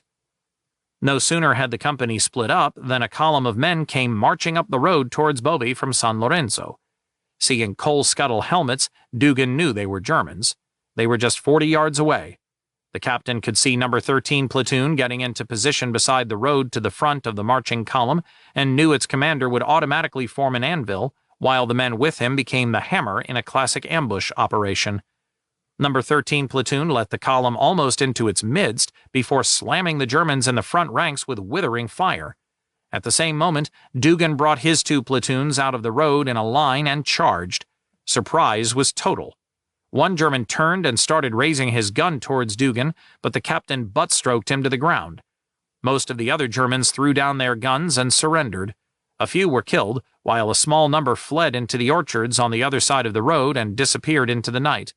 3 officers were among the prisoners. C Company marched its prisoners up to Bovi, where at 0330 hours they found B Company and the single platoon of D Company. The other 2 platoons from D Company had yet to arrive. As the company commanders started reorganizing and determining who would guard the prisoners, the Tiger tank Dugan had seen earlier rolled towards them. Some of the men brought up Piats, but against the heavy armored front the weapons would be useless. Sergeant H.O.W. Powell had what was needed. In his pack were several 75 Hawkins anti-tank grenades that he quickly armed and scattered across the road in a loose string. Intended to blow the tracks off tanks, The Hawkins grenades were fitted with a crush igniter fuse that set off an explosive charge when the tracks ground over the grenade. The Tiger triggered one grenade and broke a track. Powell, now armed with a Piat, circled behind the Tiger and fired a charge at its less heavily armored rear. The round glanced off harmlessly. After reloading, Powell calmly advanced to within 15 feet of the Tiger and punched a round through a weak chink in its armored hide. Moments later, the crew bailed out and surrendered. Once the tank was dealt with, C Company headed for San Lorenzo. A short distance from the objective, Dugan sent the lead platoon forward to probe the German strength. The platoon commander sent a runner back saying San Lorenzo was unoccupied. Dugan rushed the rest of the company in and established a strong point in the church and several of the houses. Because the Germans could come at him from any side, he faced men in every direction. It was 0430 hours, and Dugan quickly realized he had secured the objective just in time, for coming up the road from the north was another German column obviously sent to occupy the village. Dugan strung his Bren gunners out to face them from covered positions. "Our Bren gunners had a grand time," he wrote later, mowing them down right and left. 20 minutes later, another counterattack struck from the west, with the Germans trying to infiltrate through the dense undergrowth on that flank. But Dugan had established radio contact with the Edmonton headquarters and was able to call artillery down. The shelling broke the counterattack before it began. The sun was starting to rise, and Dugan could see that the church was a shelled-out ruin. But he also saw that San Lorenzo was a beautiful location, offering a 360-degree panoramic view over the German positions. To the north stretched the wide-open expanse of the Po Valley. In every other direction lay the German defensive positions on the northern slopes of San Fortunato Ridge. There were 5 Tiger tanks among the houses of Monticello, midway between the base of the ridge and the Marecchia River. Dugan hoped they remained unaware of his little band's presence. He had nothing with which to fight them. The Edmonton presence on San Fortunato Ridge was extremely precarious. Less than 200 riflemen concentrated in 2 isolated pockets more than 2,000 yards inside German territory. Both Dugan and McDougall in their respective little outposts could hear tanks prowling around on their flanks, but were uncertain whether this meant the tankers knew their whereabouts. Their radio reports back to headquarters alarmed Major Jim Stone. If the tanks rustled up some infantry and seriously attacked Beauvais and San Lorenzo, the positions would be overrun. C Squadron, 145th Royal Armored Corps, was trying to move up the forward slope of the ridge to reach Beauvais, but the tanks were having a tough time. Several had already thrown tracks on the steep grade, and the rest were crawling painfully towards the ridgeline. They would be hours getting through, even if they were to escape being shot up by the Germans. Never comfortable in the role of being regimental second in command, a duty that required long hours of administrative paperwork in the relative safety of headquarters, Stone decided he should directly help his rifle companies. He gathered the anti-tank platoon under Captain George Brown and had it hook 1 6-pounder up to a truck and another to a Bren carrier. With Stone in the lead vehicle, the small force headed up a narrow road leading to the ridgeline. It was another of the seemingly crazy gambles in which Stone and Dugan specialized, but Stone believed the odds tilted in his favor. The day before, he had conducted a lone reconnaissance up onto the ridge and had discovered the same sunken road Dugan had used. His assessment had also been that the Germans had failed to tie the route into their defensive system. Instead, it was an open hole the bold might penetrate. This proved the case. At 0700 hours, Stone's anti-tank force pulled into Beauvais without incident. Their arrival, however, immediately drew the attention of a self-propelled gun lurking on the ridge above the Edmonton position. Its fire knocked out the 2 vehicles. Under the direction of Sergeant Bill Ross, the crews pushed the guns into safe positions from which they kept the SPG at bay and also engaged other German targets. The guns started shooting at German infantry and vehicle targets. Perhaps the most lucrative target was a battery of horse-drawn field guns, which the gunners prevented from escaping until they could be destroyed by fighter bombers. Ross's courageous efforts in moving the guns to safety earned him a military medal, while Stone took home a Distinguished Service Order, and Dugan added a bar to the military cross he had won in Sicily. Stone was pleased that his gamble had paid off, but he also knew the risk had been somewhat less than it might first seem. As his force had headed up the ridge, more Canadians had been moving up the slopes into the face of the German positions and forcefully brushing them aside. By mid-morning of September 20th, control of San Fortunato Ridge had shifted decisively into Canadian hands. Chapter 31. The Gallant Attackers. At 0220 hours on September 20th, Lieutenant Colonel Sid Thompson was ordered to extend the Loyal Edmonton Regiment's foothold with a 3-company assault in 1 hour's time against the eastern heights of San Fortunato Ridge. Thompson put the Seaforth Highlanders of Canada's D Company out front, followed by B Company and then C Company, with instructions to move up to the ridge line immediately to the right of the Edmonton route and then hook around the rear of San Fortunato Village. From here, it would advance northeast to the village of Le Grazie, situated on the ridge's eastern edge. Major Davy Fulton, the 28-year-old son of a British Columbia Member of Parliament and grandson of a former BC Premier, commanded D Company. His lead platoon was crossing the ridgeline when a German soldier popped up and fired a Faustpatrone. The exploding round caused 8 casualties and smashed the platoon's single Piat launcher. When Fulton deployed his other platoons to the right to outflank the German position from which the Faustpatrone had erupted, they came under close-range machine gun fire. Determined to prevent the attack bogging down, Fulton sent Sergeant Thomas Roberts to find a route around the German left flank. By 0430 hours, the sergeant guided the 2 leading companies in a side-slip move that turned the flank of the strong German position. Quickly reforming so that D Company was on the left and B Company on the right, the Seaforths moved down the ridgeline in a 2-company-wide assault that carried them through the few pockets of German resistance. By dawn, the Seaforths were firmly in control of Le Grazie. When Fulton's company had been temporarily blocked on the ridgeline, Thompson had ordered C Company to break away from the attack line, follow the highway paralleling the base of the ridge for about 1,000 yards, and then swing up to seize a road junction west of Le Grazie. This objective was named Covignano. Having been badly mauled at San Martino, C Company was hardly fit for combat. Just a few hours before Major Hallworth Glendinning learned he was to go into an attack, the company commander had been trying to integrate 24 reinforcements into his depleted ranks. 2 of these were platoon commanders, Lieutenants S. Dickinson and J.H.F. Mara. Glendinning hastily arranged for the reinforcements to be armed, equipped, fed, and then shuffled into the platoons. Lieutenant Mara, commanding No. 13 Platoon, led the advance along the road. After advancing just a short distance, the leading section came under mortar fire and Private J.H. Bohan was killed. Mara's men pressed on, fighting their way through a long string of houses bordering the road. Then they started climbing up to the ridgeline, with Lance Corporal D.G. Skinner's section in the lead. When heavy machine gun and rifle fire came from a house to the section's front, Skinner led his men into a draw and crept up on the building's blind side. The small force jumped the 8 Germans inside and killed them with rifle fire and grenades. Skinner set his section inside the building, which provided a good position to cover C Company's right flank during its uphill advance. Skinner's covering operation allowed Glendinning to attack Covignano Crossroads. While the 2 inexperienced lieutenants spread their platoons in a line to keep the Germans occupied with gunfire, Glendinning took No. 14 Platoon and conducted a wide sweeping movement to get behind the enemy. Having set this platoon in the German rear, the major ran back to his other 2 platoons. Along the way, he encountered a wounded Seaforth signaller, hefted the man over his shoulder, and carried him 400 yards to safety. By the time Glendinning reached the platoons, Skinner was desperately trying to stave off a fierce counterattack. If he lost the building, the right flank of the 2 platoons would be exposed to murderous fire.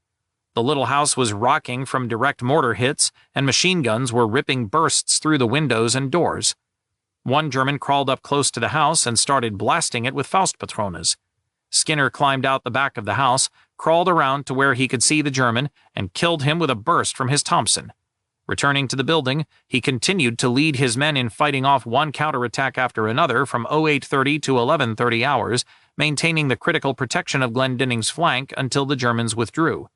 For his action, Skinner was awarded the Distinguished Conduct Medal. Glendinning, meanwhile, had set his anvil and hammer attack into motion, with the first 2 platoons serving as the hammer and No. 14 Platoon waiting in the German rear to be the anvil. The Germans were stunned by the ferocity of the Seaforth attack, and 40 surrendered almost the moment the 2 platoons charged. They pushed on, rooting Germans out of dugouts until linking up with No. 14 Platoon. The final bag in this short operation was 52 German prisoners. They also captured a small hospital where a doctor and 3 orderlies were treating 24 wounded. Opposition virtually collapsed, and Glendinnings's men pushed on to Covignano without further delay, scooping up another 20 prisoners en route. With the crossroads secure at 11:30 hours, Glendinning sent a runner to bring Skinner's section in, and soon the company was snug on its objective. In addition to the prisoners taken, Glendinning estimated they had killed another 15 to 20 Germans. The company had suffered only 1 man killed and another wounded. It was a masterful operation, and one that earned Glendinning a Distinguished Service Order. While the Seaforths settled into a triangular-shaped defensive position that largely controlled the eastern flank of San Fortunato Ridge, the Royal 22nd Regiment had fought to hold Villa Belvedere on the western flank. Using the cover of darkness, the Germans had established snipers in trees growing close to C Company's position on the regiment's northwestern flank. The sniper fire directed at Major Fernand Trudeau's platoons was so heavy and accurate that any movement in C Company's perimeter became almost impossible. Trudeau reported that his men were pinned down. The situation quickly became chaotic when the Germans struck the company with anti-tank and heavy machine gun fire from positions to their front. Trudeau pulled back to reorganize, but was unable to withdraw 1 platoon of about 15 men under Lieutenant P. La Rochelle. This platoon holed up inside a little house next to a substantial mansion and was soon surrounded and in imminent danger of being overrun. When Trudeau reported his situation to Lieutenant Colonel Jean Allard, the Vendoux commander immediately radioed D Company's Major Tony Poulain and ordered a counterattack on the Germans threatening La Rochelle's position. Poulain, who had only 50 men and was in a position well south of Trudeau's company, looked up the slope. He could hear La Rochelle's men firing like mad to keep the Germans at bay and see the building they were in. A long swath of steeply rising open ground lay between. Trudeau's other platoons were down by Major Henri Tellier's A Company on the left flank and a lot closer to the action. Poulain wondered why the hell Allard ordered him to counterattack rather than Trudeau. It was Trudeau's platoon, after all, that had been abandoned, and the C Company commander at least had some idea of the ground. However, orders were orders. Poulain had 2 choices. He could charge right up the hill to La Rochelle's house, or he could set off on a wide sweep to the left to strike the Germans in the rear. The first option was obviously suicidal, the second only somewhat less so. To balance the odds, Poulain hooked one of the 6-pound anti-tank guns to a jeep. His company then began a long trek to the west that took them behind a line of trees and up a steep slope to the top of the ravine. His men had to push the jeep and gun up the last long, steep grade. Once they were astride the ridgeline, Poulain unhooked the gun and brought it to bear on the Germans surrounding La Rochelle's house. So far, he had escaped detection. It was a cool, cloudy day, but every man was dripping sweat. The major told 10 men to position themselves so they looked down the reverse slope of San Fortunato towards the Po Valley. "Keep your eyes open," he cautioned, "and shoot like hell if anything happens." The gunners were told to open up in support the moment the Germans started opposing Poulain's attack. From the ridgeline to where the German positions were formed around La Rochelle's house, the ground was sparsely vegetated and flat. Poulain knew he could do nothing but dash across it and hope to close with the enemy before they saw the 40 Vendouxs coming. They went down the hill quietly, almost sprinting. By the time the Germans realized they were being attacked, D Company was on top of them. The enemy fled into a house, but Poulain was ready for that. He had a man with a Piat rip into it with an explosive charge that marked it for the anti-tank gun on the ridge.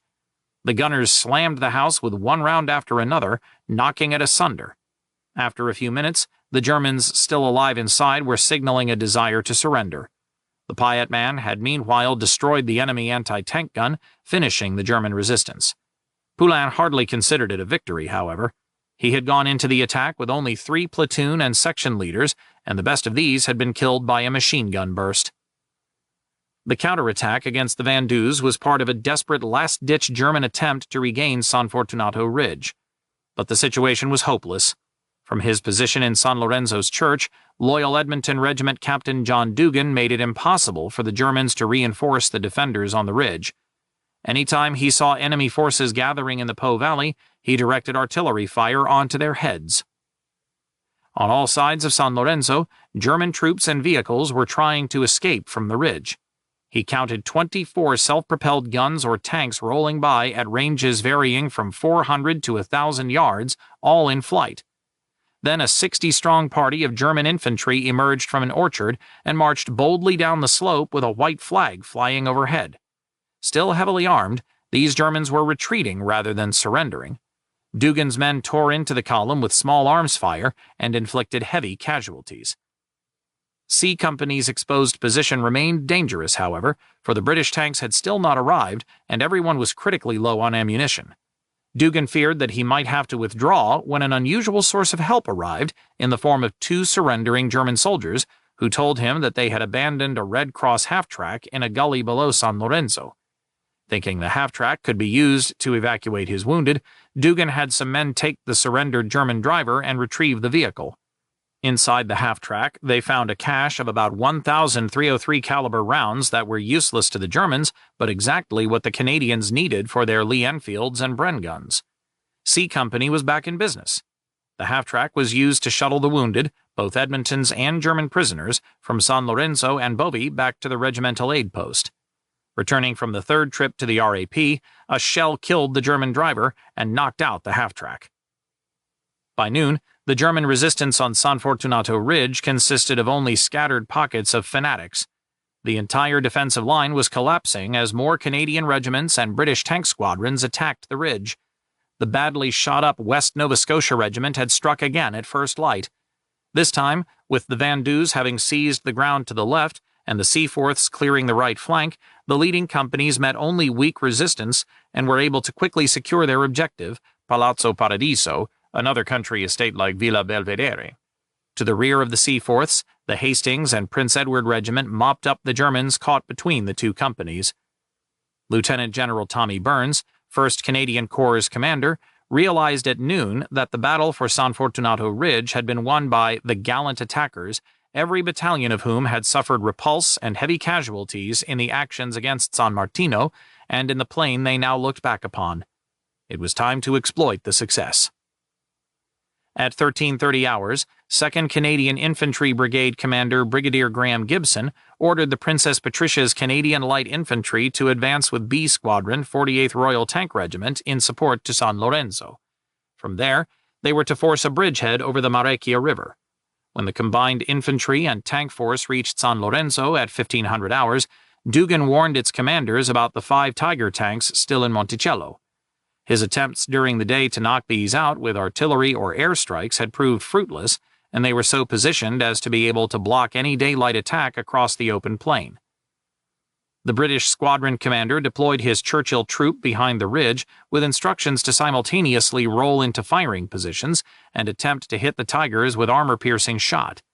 His Sherman troops were similarly positioned with instructions to fire high-explosive shells on the buildings that the Germans were using for protection. Each tank was to fire only 1 round at a time and then quickly pull back to cover before the Germans could retaliate. On the first attempt, one of the tanks scored a hit, but it was unclear if the Tiger was knocked out. The Churchills moved to new positions and popped up for another try. This time, one of the Tigers slammed an 88mm shell into a Churchill. Although it failed to penetrate, the crew was stunned by the tremendous concussion. Although the British tankers kept this firefight going until nightfall, the Tigers never budged. If the PPCLI were to win a bridgehead over the river, it would have to do so under the cloak of darkness. Something unpleasant has happened, 10th Army's Generaloberst Heinrich von Vietinghoff told Commander-in-Chief Southwest Generalfeldmarschall Albert Kesselring at 1100 hours on September 20th. Less than 2 hours earlier, he had reported that the night's activities had resulted in no serious Canadian advances. Now he had to confess the loss of San Fortunato Ridge. The defending divisions were retreating in disarray, and there had been heavy casualties. Most of those losses were men taken prisoner rather than killed. The Canadian prison cages were bursting. The Seaforths alone had taken 214 prisoners by 1400 hours. The Vandus also reported capturing more than 200 Germans, and the Edmontons had another 300 in the cage at regimental headquarters. They reported having killed or wounded 150 Germans. During mopping up operations, the Hasty Peas bagged 112 soldiers and killed about 40 more. 76th Panzer Corps Commander General der Panzertruppen Traugott Herr wanted to pull his artillery north of the Marechia, for some of his batteries were under direct machine gun fire. Thinking Herr was once again succumbing to defeatism, Kesselring refused. He needed to consult first with his staff. 10th Army Chief of Staff, Generalmajor Friedrich Wenzel, discussed the matter by phone with his counterpart at Kesselring's headquarters, Generalleutnant Army Group Chief of Staff Hans Rütiger. The situation on the Adriatic coast, he said, was very strained. The 29th Panzer Grenadier Division had been practically wiped out on San Fortunato Ridge, and the 162nd Turkoman Division had disintegrated.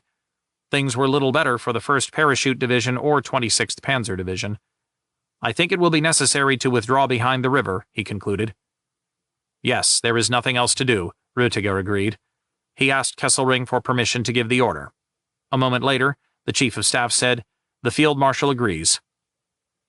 Although he knew the withdrawal necessary, Kesselring despaired of the consequences. "I have the terrible feeling that the thing is beginning to slide," he confided to his diary that evening.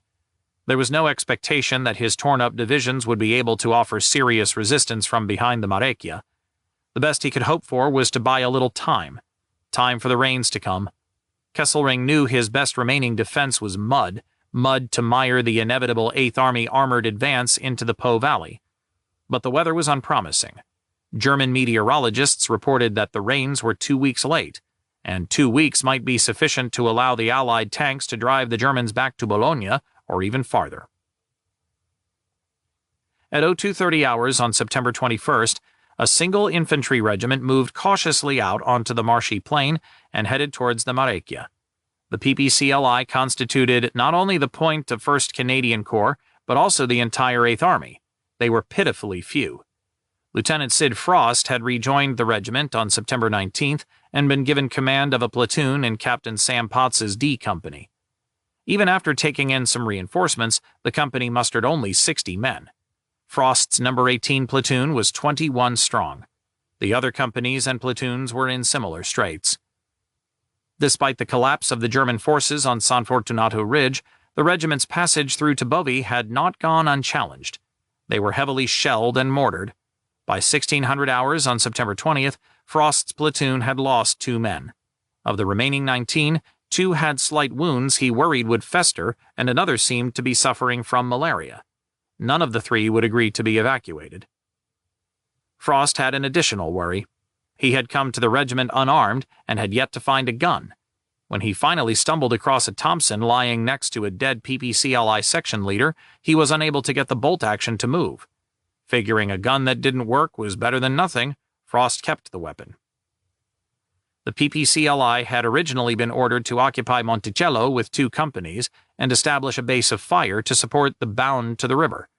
With the village still presumably held by 5 Tiger tanks and undoubtedly some covering infantry, Lieutenant Colonel R.P. Slug Clark decided to bypass it. The leading companies would head instead for a little cluster of white buildings standing close to the river that was codenamed Peak. B and D companies were to secure this objective, and then A Company would pass through and effect the river crossing. It was a mile from Bovey to Peak, all crossing open ground. No. 18 platoon led the way into the valley. As they moved out, it started to rain. Walking along, Frost tried distractedly to fix the Thompson. Finally, after an hour on the move, he threw the useless gun into a ditch. At that very moment, a guttural voice sounded ahead of him. Then a tank engine started, followed by another and yet another. The weaponless Frost jumped into the ditch, his men following suit, while the tanks clanked off into the night towards the river. D Company carried on, moving ever more cautiously as they drew closer to Peak. At 0445 hours, Frost's leading section commander materialized out of the soggy blackness and tapped him on the shoulder. He reported that they were almost on Peak. The man pointed out a white shape ahead that the lieutenant realized was indeed a building. Leaving one section behind with the 2-inch mortar to cover their advance, Frost took the other 2 sections forward and found the buildings abandoned. The 2 companies set up a defensive perimeter among the houses, and Captain Potts tried to radio back that the leading companies were on the objective, but was jammed by static. Potts kept trying and finally reached Lieutenant Colonel Clark at 0545 hours. A Company set off immediately from Bovey towards Peak. Major E.W. Cutbill and his company crossed the Marecchia at 0950 hours and took up a position astride Highway No. 9 running from Rimini inland to Cesena. The company came under sporadic shelling, but there was no response by either German infantry or armored units. Clark ordered D Company to move up to a position 700 yards west of A Company. Frost was starting to feel the effects of lack of sleep when Potts told him the company was to cross the river. His men looked dead on their feet. Little wonder, they had been under almost constant shelling since September 16th, whereas he had been in the front lines less than 48 hours. Still, the platoon gathered its gear and formed up without a word of complaint. A great bunch of lads, he thought.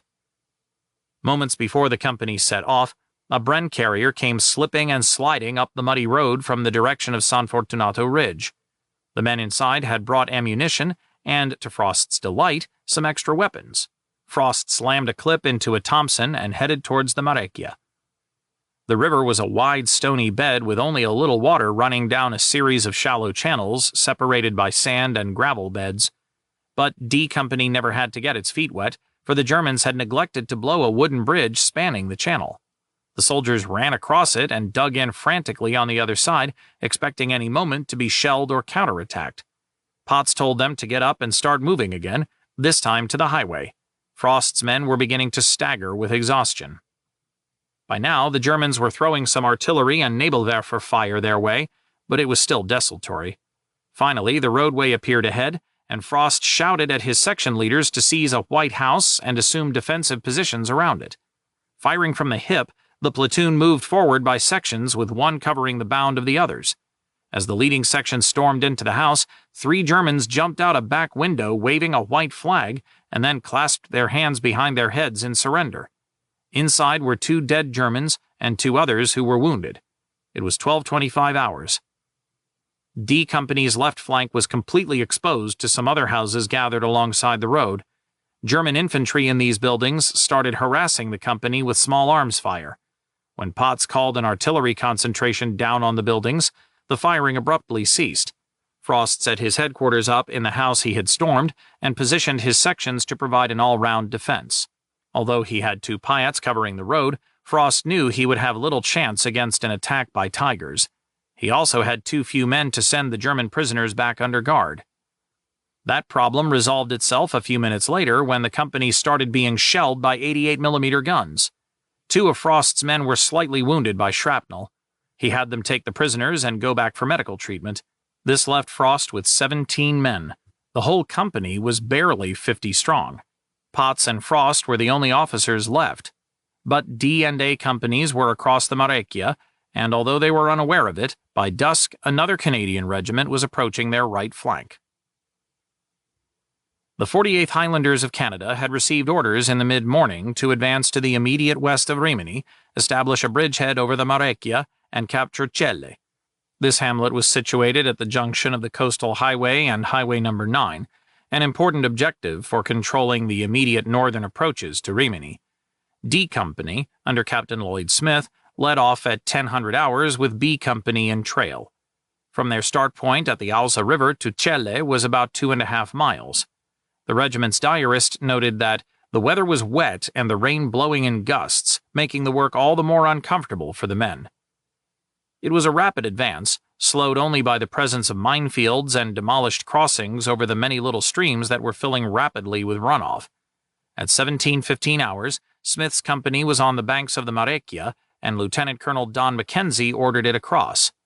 45 minutes later, Smith reported his company was over the river and had met no resistance. Mackenzie urged Smith on to Celle. Dusk was falling as the company closed to within 100 yards of the hamlet. German machine guns opened up from several of the buildings, forcing Smith's men to ground. Smith tried to work his platoons into Celle, but the enemy resistance was fierce. A protracted stalemate ensued that persisted into the early morning hours of September 22nd. At 0200 hours, Smith was personally so close to the German positions that he had to turn his radio set off for fear a signal from regimental headquarters would betray his location. Finally, after 3 attacks on the hamlet, D Company gained a foothold and started clearing houses. By 0530 hours, Smith radioed that Celle was secure. Mackenzie offered congratulations and then told the captain to hold firm until 2nd New Zealand Division passed through later that day. After this happy event occurred, the regiment was to pull back from the Marecchia to a rest position south of Rimini. While the Highlanders experienced a quiet day in Celle until being relieved by the New Zealanders at 1700 hours, the PPCLI companies on their left endured heavy shelling. Lieutenant Sid Frost wondered if any of them would survive. One shell after another struck the house in which his platoon headquarters and one section sheltered in a large downstairs room. The second story was being torn apart, and plaster, bricks, and chunks of supporting timbers were falling from the ceiling. Outside, stonks from Nebelwerfers were blasting the yard so thickly that Frost could see none of the men from his other two sections. He hoped they were all deep inside their slit trenches. Suddenly, one of the men outside burst in with a shattered arm pumping blood. He said the bombardment was the worst he had ever seen and that Frost should pull the men into the farmhouse or they would all be killed. Thinking the house a poor refuge at best, but better than the yard, Frost agreed and signaled the section commanders outside to bring their men inside. By now, the entire 2 rooms of the upstairs had been blown clean away, and the 3 downstairs rooms were receiving the full attention of several 88mm guns. But the stout stone walls held. Then a mortar round pierced the ceiling and ripped one room, fortunately unoccupied, to pieces. Frost gathered everyone together in the big room, which he thought was better protected than the other smaller remaining room. The little room soon disintegrated when a large shell broke through the ceiling and exploded. Frost bent down to speak to one of his wounded men just as an armor-piercing round ripped through the wall where his head had been moments before and exited out the rear wall in a flash of sparks. Everyone flattened on the floor as another AP round flashed through the room. A Nebelwerfer stonk fell on the house and chunks of the ceiling collapsed, with only some strong beams overhead providing any protection. Smoke and dust filled the room. One man started sobbing hysterically. More holes were punched into the walls by AP rounds. It seemed impossible that the shattered structure could stand any more damage. Frost heard the hard grinding noise of approaching tank tracks, coming from the left flank where the Germans held the buildings. He figured they were going to be overrun. Warily, Frost raised his head and peeked out a window. The tanks were Churchill's. Frost staggered outside, waving and shouting greetings to the New Zealanders. It was 1100 hours, September 22nd. For the Canadians, the Gothic Line battle was over. Chapter 32. Well done, Canada.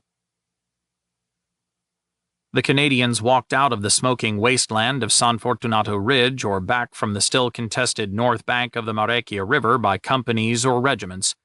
It all depended on how the final hours of battle found them deployed. To a man, they were nearly dead with exhaustion. Uniforms were ragged and torn, caked with filth and dried blood. Many sported grimy bandages that covered various cuts, burns, holes opened in flesh by bullets or shrapnel, wounds insufficiently serious to warrant evacuation. Others had graver injuries, but had refused evacuation so as not to leave their buddies short a man who might make all the difference. There were those who carried deeper injuries of the mind that might never heal, the product of all they had seen and done during 26 days in hell. They were unshaven, hair stiff with dirt, fingernails broken and bloody from working weapons. Hunger gnawed at their guts, but they still lived, and for the moment, that was all that mattered. Italy's fickle fall weather had brought rain that left their uniforms sodden, their bodies chilled. As the men trudged to the rear, quartermasters and other headquarters staff worked frantically to secure billets where the men might lie down with at least a roof over their heads to keep them dry. It was a difficult task in a land devastated by more than a month of shelling and bombing. Everywhere they looked, buildings sat with roofs blown in by direct hits, or with no roof and walls shattered and jagged as broken teeth. The Seaforths marched from San Fortunato to Palazzo dei Vergers on the San Martino Ridge. Here, its rear echelon headquarters had been established late on September 19th, joined the next day by Brigadier Graham Gibson's 2nd Canadian Infantry Brigade headquarters. At the time, the building had seemed no more than some luxurious mansion badly shot up by artillery, but afforded with a good view of the Alsa River Valley and the southern slopes of San Fortunato Ridge. There had been shell holes in the walls and the roof, and the great expanses of gardens had been reduced to a mess of craters. Padre Roy Durnford initially thought it was a marvelous place. "I do not sleep in the dungeons or wine cellars below, but sleep on ground floor surrounded with oil paintings of fabulous worth." But the rifle companies on September 19th had enjoyed no pleasant sleep. Earlier they had prepared for battle and then marched into the gathering darkness towards the Alza River. Durnford had watched their departure anxiously, worried by the high number of fresh reinforcements who all seemed inadequately armed and fed, and some few wholly inexperienced. "I go to sleep thinking of dead faces I had seen, and oil paintings, and magnificent furniture and ornaments." It was sometime later, on September 20th, that the destruction began. Durnford watched in horror as exhausted soldiers yanked aged oil paintings from the walls and threw them out flat on the floor to serve as beds. Some of the canvases were strong and supple enough to bear the weight of men who lay on old masterpieces, boots and all. Others, as Major Jim Stone of the Loyal Edmonton Regiment witnessed later that day, smashed into 1,000 pieces. Durnford collected many of the paintings, thinking that he must either rescue them or they would surely be destroyed. "Many works of art have gone through sheer Philistinism," he noted. "If I had taken them at the start, that would not have happened." Durnford gave some paintings that he recovered to other chaplains in the Canadian regiments.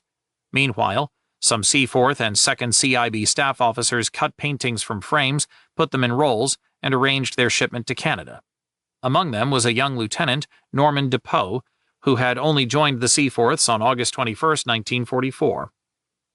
Between attempts to rescue artwork from the destruction or looting by the respective Seaforth and 2nd CIB headquarters staffs, Durnford attended to the grim business of burying the many dead Seaforths. On September 20th, 20 men killed by shell fire were interred in the palace grounds. "It was too horrible to describe," he wrote. "I feel sick in body and heart. Go to bed, out of temper and weary of it all." The looting of the palace, which was owned by the House of Ripoli, continued in fits and spurts until the Seaforths and 2nd CIB headquarters left for Cattolica on the morning of September 23rd. The two headquarters staffs wound up a successful operation with an impromptu party in the officers' mess, which was located in the main ballroom of the palace, noted the 2nd CIB war diarist. The palace had proved an admirable brigade headquarters, and in spite of the great damage done to the building, there were still sufficient rooms to house all of brigade headquarters and the rear echelon of the Seaforths of Canada. Come the morning, however, most officers and men were glad to see the back of the place. The Seaforths war diarist described it as a battle-scarred, devastated backwash, which was only mitigated by the knowledge that a move to a rest area was imminent. Soon after the regiment and brigade headquarters left for Cattolica, reports circulated about the extent of the looting, and given the property owner's noble connections, an investigation was undertaken. The investigation focused on the Seaforths, with no note made of the presence of brigade headquarters staff. It was not a vigorous investigation, and nothing came of it. Stone, who became aware of the investigation, was unsurprised that no action was taken against any soldiers looting from a family of dubious political leanings. He figured the family had probably been fascists, a point that would explain why the Germans had left the contents intact. Certainly the Germans had usually stripped other Italian mansions clean of anything valuable, the booty added to their government's massive holdings, or to the personal collections of individual Nazi leaders. There was no shortage of devastation elsewhere in the region, which may have made pursuing one rumored looting incident not worth undertaking. Having endured 92 bombing raids, more than any other Italian city, Rimini was a ruin. A further 1.47 million rounds of artillery shells had been fired on it. This represented 14,000 tons of explosives. 90% of Rimini was either destroyed or heavily damaged. Seaforth Highlanders of Canada Commander Lieutenant Colonel Sid Thompson briefly considered bivouacking his regiment there, but after a brief visit pronounced it in too ruinous state. Canadian Broadcasting Corporation's radio correspondent Peter Stursberg reported that he found the city's central plaza, named after Julius Caesar, utterly desolate, and told listeners at home his impression perhaps arose due to the dull, menacing sky and the gallows out there in the middle of the empty square. The gallows had been used by fascists and Germans to hang suspected partisans. "We drove," he added, to Rimini, across the airfield over which the Canadians and Greeks had fought so hard, over a flat straight road littered with boughs and branches. The heavy clouds made the flat fields dank and dark and foreboding, and the shattered buildings of Rimini seemed in keeping with them. The town has suffered heavily from shell fire and bombing, and the Germans, before they left, blew up many buildings as roadblocks. Yet the Arch of Augustus is untouched, and the statue of Julius Caesar and the Renaissance clock tower in the main square are miraculously undamaged, for all the buildings around are in ruins. Stursberg got out of his jeep and climbed over piles of rubble and debris to reach the center of town here. Near the Arch of Augustus, I found a Canadian mortar platoon, its mortars all set up for action. Private Charles Little of Toronto said to me, "Boy, this place is a junk heap." That junk heap was home to 50,000 people before war visited it with such tragic consequence. 21-year-old newspaper journalist Amedeo Montemaggi soon returned to his beloved Rimini from hiding in the country and was appalled. Except for a couple of small rooms at its front, a bomb had destroyed his family home. The neighboring houses had all been leveled. He managed to prop up a badly sagging corner of the remaining structure with a log and scrounged enough usable roof tiles from those blown into the streets and yards to adequately repair the roof over the remaining rooms to keep out the winter rains. One room served as a rough kitchen area, the other a bedroom. Like most of Rimini's surviving population, Montemaggi turned his thoughts to rebuilding. The English-speaking Montemaggi found temporary work as an interpreter for the string of Allied units that subsequently used Rimini as a temporary base. In a land where food and shelter remained scarce, he was not alone in seeking work with the Allies, who were blessed with plenty of the former and able to offer the latter if needed. 16-year-old Ovilio Monti also worked as an interpreter for the Allies and found the duty far preferable to his enforced time serving the Germans. Shortly after the fighting rolled past Coriano, Monti had walked to Riccione. He secured work initially in the officers' mess of a British unit, but found the tea they insisted he both constantly serve and drink a foul concoction. He learned there were Canadians nearby who might need a hand. Knowing Canadians were supposed to be like Americans, Monti figured they must drink coffee, something he yearned for. He was fortunate. The Royal Canadian Regiment took him in. Although he spent time in the kitchen, Monti's chief duty was as a guide and interpreter. This did not mean going out with Canadians and showing them the sights around Rimini. It meant ensuring none of the men ran afoul of the many fascists living in Riccione.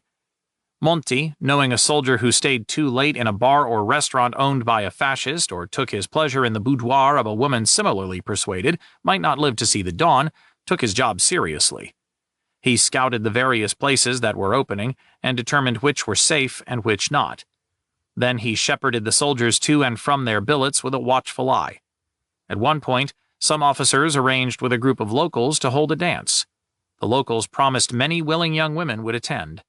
Instantly suspicious, Monti soon learned that the locals involved were fascists. He reported this to the provost, and the dance was quickly scuttled.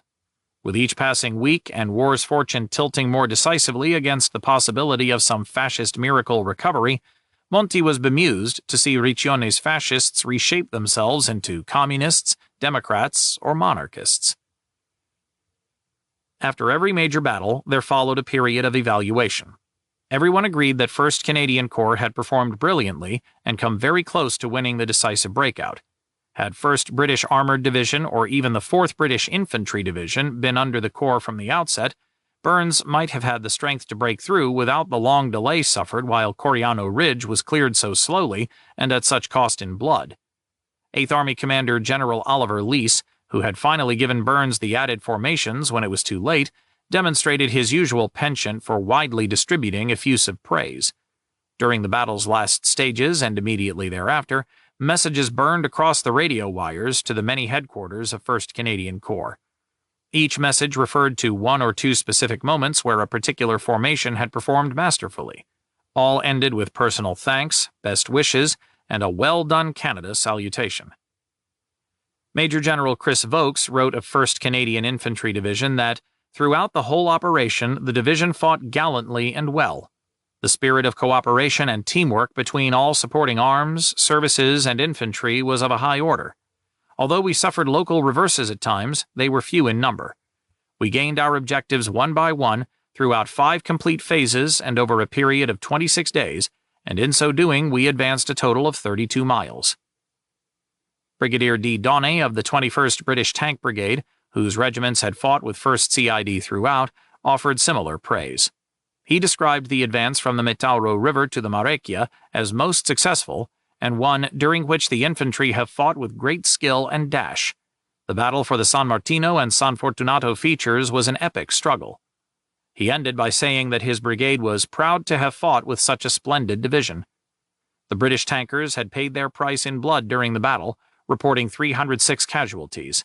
Of these, 9 officers and 53 other ranks died. Tanker casualties were usually far lower than those suffered by infantry. Certainly this proved true at the Gothic Line.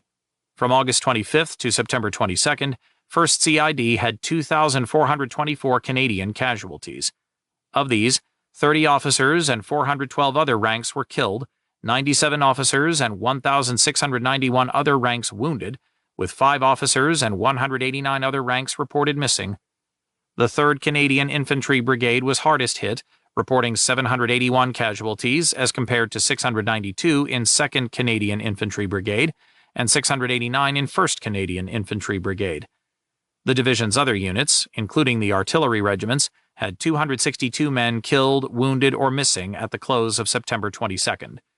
For 5th Canadian Armored Division, the battle had been a little shorter, from August 25th to the final clearing of Coriano Ridge on September 19th, and it lost 28 officers and 293 other ranks killed, 70 officers and 961 other ranks wounded, 1 officer and 15 other ranks missing.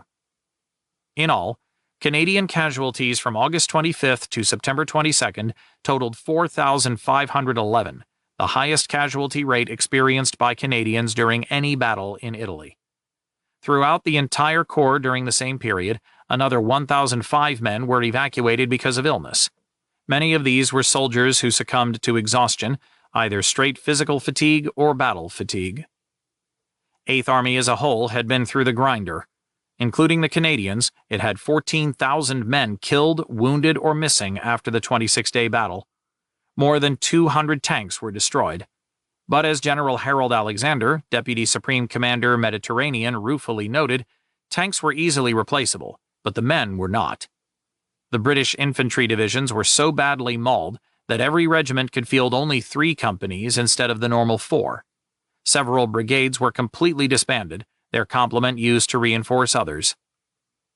The Germans also suffered heavily. Up to September 15th, 76th Panzer Corps, which had faced the 8th Army on the Adriatic coast, reported 14,604 casualties. No records after that period to the end of the battle survived, but Lieutenant General Tommy Burns had ample justification in believing that the Germans must have lost many more before withdrawing across the Marecchia. The Canadians alone had taken 2,500 prisoners over the 26 days. While the loss of men was great, even greater perhaps was the loss of experience. At the end of the day, the commanders of almost every Canadian regiment noted that the veteran ranks had been decimated. The West Nova Scotia Regiment had suffered the highest casualties of all, 75 dead and 255 wounded, half its strength, with a disproportionately high number of these being soldiers who had landed in Sicily. The West Novas would march towards the next battle without their hard-earned combat experience and skill. They would also march under the command of a new officer, Lieutenant Colonel A.L. Saunders. Not all losses to the regiments resulted from shot or shell. The West Nova's Lieutenant Colonel Ron Waterman was not the only commander sacked in the battle's aftermath. The intense feud between Seaforth Highlanders of Canada Lieutenant Colonel Sid Thompson and 2nd CIB Brigadier Graham Gibson proved too much. As Thompson later put it, "We fired each other." Burns called Thompson into his headquarters shortly after the battle. "I gather you and Gibson aren't getting along too well," he said. Thompson agreed that was the case. "Gibson is a permanent force soldier and this is his life," Burns said. That meant Gibson could not be fired for failure of command. "So I'm going to send you both home." In Thompson's case, this meant a transfer to Britain and relatively speedy appointment to command of the Black Watch, Royal Highland Regiment of Canada. Lieutenant Colonel Budge Bell Irving, a Seaforth Highlander before being posted to command of the Loyal Edmonton Regiment, returned to command his original regiment. This paved the way for Major Jim Stone's promotion to lieutenant colonel and ascendancy to command of the Eddies. Gibson's replacement would not come until October 6th, and he would ostensibly be evacuated on medical grounds. Lieutenant Colonel Pat Bogert, who had commanded 3rd CIB skillfully after stepping in for the injured Paul Bernatchez, assumed the helm as 2nd CIB's brigadier. By the time the final shakeout of command changes was concluded within the ranks of 1st CID, 8th Army was itself in the throes of adjusting to a new commander. Chief of the Imperial General Staff, Field Marshal Sir Alan Brooke, had never believed General Oliver Leese up to the task. The decision to shift the focus of the offensive against the Gothic Line from the Central Apennines to the Adriatic remained controversial, and lack of decisive success little enhanced Brooke's estimation of the general. Brooke considered Leese a serious disappointment. He gave Brooke the impression of stickiness and lack of thrust. When Brooke won Prime Minister Winston Churchill's ear, Leese's replacement was agreed. Firing an army commander could, however, adversely affect the morale of both a nation and those serving in its ranks. So Leese moved to another job, ostensibly a promotion. An able administrator, if in the informal manner of English old boys, Leese was appointed Commander-in-Chief, Allied Land Force Southeast Asia, under Supreme Allied Commander Southeast Asia, Lord Louis Mountbatten. Thus, Leese was gently removed from direct hands-on command of combat troops. He received the news on September 28 from General Sir Harold Alexander, Deputy Supreme Commander Mediterranean, during a walk on the beach south of Rimini. "I am to be an Army Group Commander," he wrote after, "in the final fight against the Japanese. It's a wonderful command in wartime, and I pray for the strength and wisdom and guidance to carry it through." Alexander, he added, was so nice about it and said I was the only person. Lieutenant General Tommy Burns had fewer friends, uncompromising foes in his 2 divisional commanders, and could claim no membership in the Canadian Army's Old Boys network. Hence, his fate proved grimmer than Leese's. Despite the accolades Leese and Alexander grudgingly offered for his handling of the Gothic Line breakthrough and Alexander's recommending him for a DSO, Burns never won the latter's confidence. The new 8th Army commander, General Richard McCreary, thought Burns cautious and methodical when dash and verve were necessary to debouch across the Po Valley. Burns could no longer count on support from the Canadian government. Following Defense Minister James Leighton Ralston's late September inspection of Canada's forces in Italy, he left convinced that Burns had to be replaced. McCreary dropped the axe in person on October 24th. He informed Burns that he was not satisfied with me as Corps Commander and had recommended that I be replaced. While Burns had survived the loss of command following a similar recommendation in the wake of the Leary Valley battle, this time his fate was sealed. On November 2nd, Burns went on leave to Rome. While there, he was summoned to England by Canadian 1st Army Commander General Harry Crerar and posted as senior Canadian officer at the 21st Army Group headquarters. Lieutenant General Charles Folks replaced him as 1st Canadian Corps Commander. The 5th Canadian Armored Division was spared significant leadership bloodletting. Major General Bert Hoffmeister had been generally pleased with the performance of his brigade and regimental commanders. He was also too busy to think of replacing men. For as the Gothic Line battle ended, there was no rest for his division. The long-anticipated debouch into the Po began immediately, with 5th CAD crossing the Marecchia and driving into the valley to the west of 2nd New Zealand Division. Debauch turned into mud-soaked slog as the rains at last fell in torrents and the Germans erected one defensive line after another behind every ditch and river. The tank country of the Po Valley proved as illusory as the belief that a quick and decisive victory was at hand in Western Europe and the end of the war possible before year's end. Soon 1st CID was back in the line alongside its armored division colleagues, and week after week of fighting awaited the entire Canadian Corps as 8th Army crept slowly northward. More Canadians must die in Italy, with the only certainty that there would be another river, and behind it, more Germans surely waiting. Fall would give way to another bitter, mud-drenched winter that would culminate in the last major Canadian battle in Italy. From December 2, 1944 to January 5, 1945, 1st Canadian Corps would be entangled in a battle on the outskirts of Ravenna as it attempted to advance from the Montone River to the Senio River. The butcher's bill for winning a patch of ground barely 10 miles by 15 miles would ultimately tally 2,581 killed or wounded, the 4th bloodiest Canadian battle of the campaign. and the advance would continue to grind on for another 2 months before the Canadians were withdrawn from the Italian front for transfer to new battles in Holland and Germany itself. Far too few of the young men who, on July 10, 1943, had landed on the beaches of Sicily to begin the long journey through Italy would escape unscathed to see the final victory on May 7, 1945.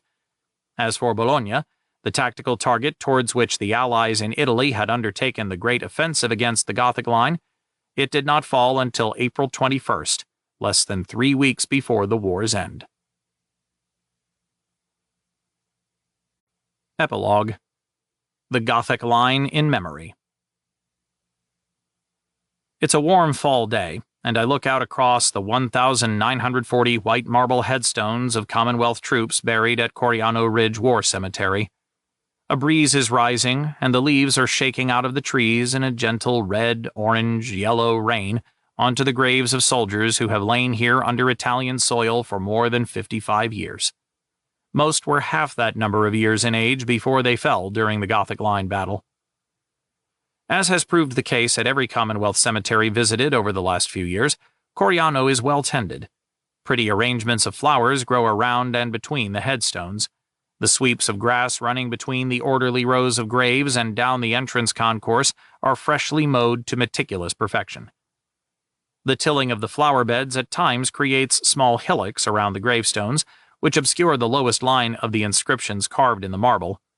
For no particular reason, as I pass between the rows of headstones of Canadian dead that are concentrated on the cemetery's southern flank, I scrape back the earth at the base of Captain George Richard Corkett's grave. Later, I learn that the 28-year-old Corkett had the misfortune to rejoin the Princess Patricia's Canadian Light Infantry on September 22, 1944, the very last day of the Gothic Line battle. An exploding German shell killed him. The inscription reads, "Beloved husband of Aileen, father of Georgina Ann, born in England, 1944. And so I learned that Corkett had taken a bride in England and fathered a child in the same year he perished.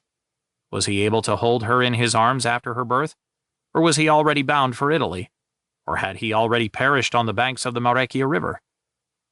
Here, walking from headstone to headstone and reading the names of the dead, their ages, their hometowns, the regiments in which they served, and the epitaphs that family have had etched in the marble, it is impossible to remain unmoved by the sacrifice these Canadians made. It is particularly poignant to see the headstones of men with whose death I am familiar.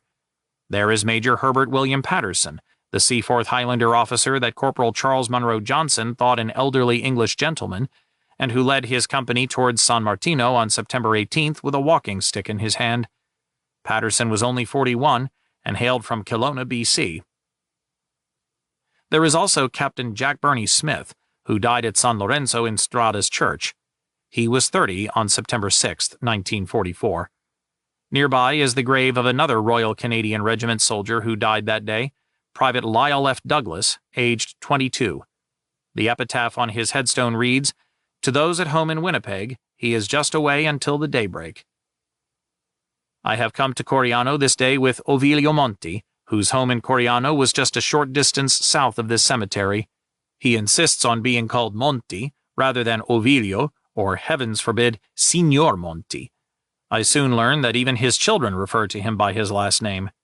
Because it was Canadian troops who liberated Coriano and also gave Monti a job after, Monti has great affection for us. He has penned a short article, reprinted at one time in the Canadian Legion, on "Why I Am a Lucky Man." His luck was in surviving the battle that rolled over Coriano and then having the opportunity to build a life after. Monti is still grateful for his liberation from the fascists and the German Nazis. He has a good life, too. The skills he learned working with the Royal Canadian Regiment sparked an interest in providing service to people, which resulted in his becoming a hotelier. Today, he owns 2 seaside hotels, one in Rimini, the other in Riccione. There is also a guest house in the country near Coriano. Monti has often had Canadian dignitaries stay at his hotel and has acted as host and interpreter for them. On several occasions, his hotel has been the base for the Canadian Staff College tours of the Gothic Line held every couple of years. For the Canadian military, the Gothic Line battle has become a textbook case for the study of battlefield tactics and strategy. Usually, a few veterans have accompanied the tours as resource personnel. John Dugan and Henri Tellier have served in this role. Dugan was called on so often he eventually bowed out, having, he said, gone back to the cemeteries of dead friends too many times. In addition to Canadian veterans, staff college tour planners have drawn upon the expertise that German veterans bring to understanding the battle. One of the most regular former German officers so involved is Oberst Gerhard Mumm. A company commander in the 29th Panzer Grenadier Division during the battle, Mumm fought immediately opposite Tellier at Villa Belvedere and was caught in the artillery concentrations that Dugan called down on the Germans pulling off the ridge on September 20th. Tellier and Mumm became friends, while Dugan's relationship with his ex-enemy proved more guarded. There is respect, but there is also the barrier of dead Canadian friends who died in a war that was, in the final analysis, Germany's making.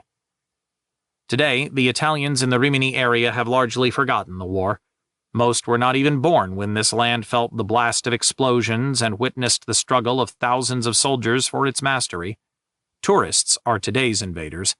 They come by the tens of thousands to the longest-stretching beach resort in Europe, where they sit in beach chairs lined up in regimented rows 10 to 20 deep in front of their hotels and bronze themselves under an Adriatic sun. Germans mostly, and this invasion is generally welcomed. There are still Italians who remember the battle, of course. One has even made it his lifetime calling. Amedeo Montemaggi, the once young journalist, is undoubtedly the world's leading expert on the Gothic Line and author of several books in Italian on the subject. When I meet him, he is working to a publisher's deadline and has the inevitable glazed look in his eye caused by too little sleep, too many pages yet to write, and too many questions that remain unresolved. He still takes time out to provide his analyses of the Canadian role in the Great Battle for the last German defensive line. Hofmeister, he believes, demonstrated a touch of genius in seeing that he could bounce the Gothic Line. But there was a following inability of 1st Canadian Corps, due to its weakness, to exploit the breaches won through each defensive line quickly enough. So the breakout from the Rimini Line came too late to give 8th Army the decisive victory required. Montemaggi's summary seems accurate. It is doubtful, of course, that a breakout into the Po Valley 2 or 3 weeks earlier would have resulted in the great armored blitzkrieg that the Allies sought. Traveling from Bologna to Ravenna and from there down the coastline to Rimini is a sobering experience. The canals, rivers, and ditches that must be crossed unfurl in an endless parade. Many are substantial enough to present major barriers to the attackers and provide fine anti-tank ditches from behind which a defender could offer stiff resistance. This proved the case for 8th Army when it did move out into the plain, and it was not just the mud that slowed the advance to a crawl. The Germans fought with their normal defensive skill from behind these rivers and canals. In doing so, they frustrated Allied intentions in Italy. Ultimately, the goal of the campaign became more to keep German divisions pinned down there and grind them up, an operation in attrition, rather than seeking any major offensive breakout. Campaigns of attrition are costly for both sides. Certainly, this was the case with the Italian campaign. It is estimated that the Allies suffered 320,955 casualties, while inflicting 658,339 on the Germans prior to the surrender of all German forces in Italy on May 2, 1945. By the time of the surrender, 1st Canadian Corps was gone from Italy. It had left at the end of March 1945 for northwestern Europe. In all, 92,757 Canadians saw service in Italy, and more than a quarter became casualties. The total numbers of casualties has been set at 26,254. Of these, 5,399 were killed. About 60% of the casualties occurred in 5 major operations, of which the Gothic Line battle exacted the highest price. It's sunset when I visit Montecchio War Cemetery, the southernmost of the Commonwealth cemeteries where Gothic Line dead are buried. With 582 graves, it is comparatively small by the standards that guide the burying of war dead. Among the Canadian graves is an uninterrupted row of a dozen men from the West Nova Scotia Regiment. They all died in the minefield on August 31st during that regiment's failed attack on the Gothic Line proper. There is also the grave of a 21-year-old Irish Regiment of Canada private, William Winslow. His wife, Patricia, had recently visited the cemetery. She noted in the register, "You are always in my heart." As I walk from the cemetery, I carry with me the hope that Private Winslow and all the others who lie in graves scattered across Italy and Sicily shall always have a place deep in the heart of a nation's memory.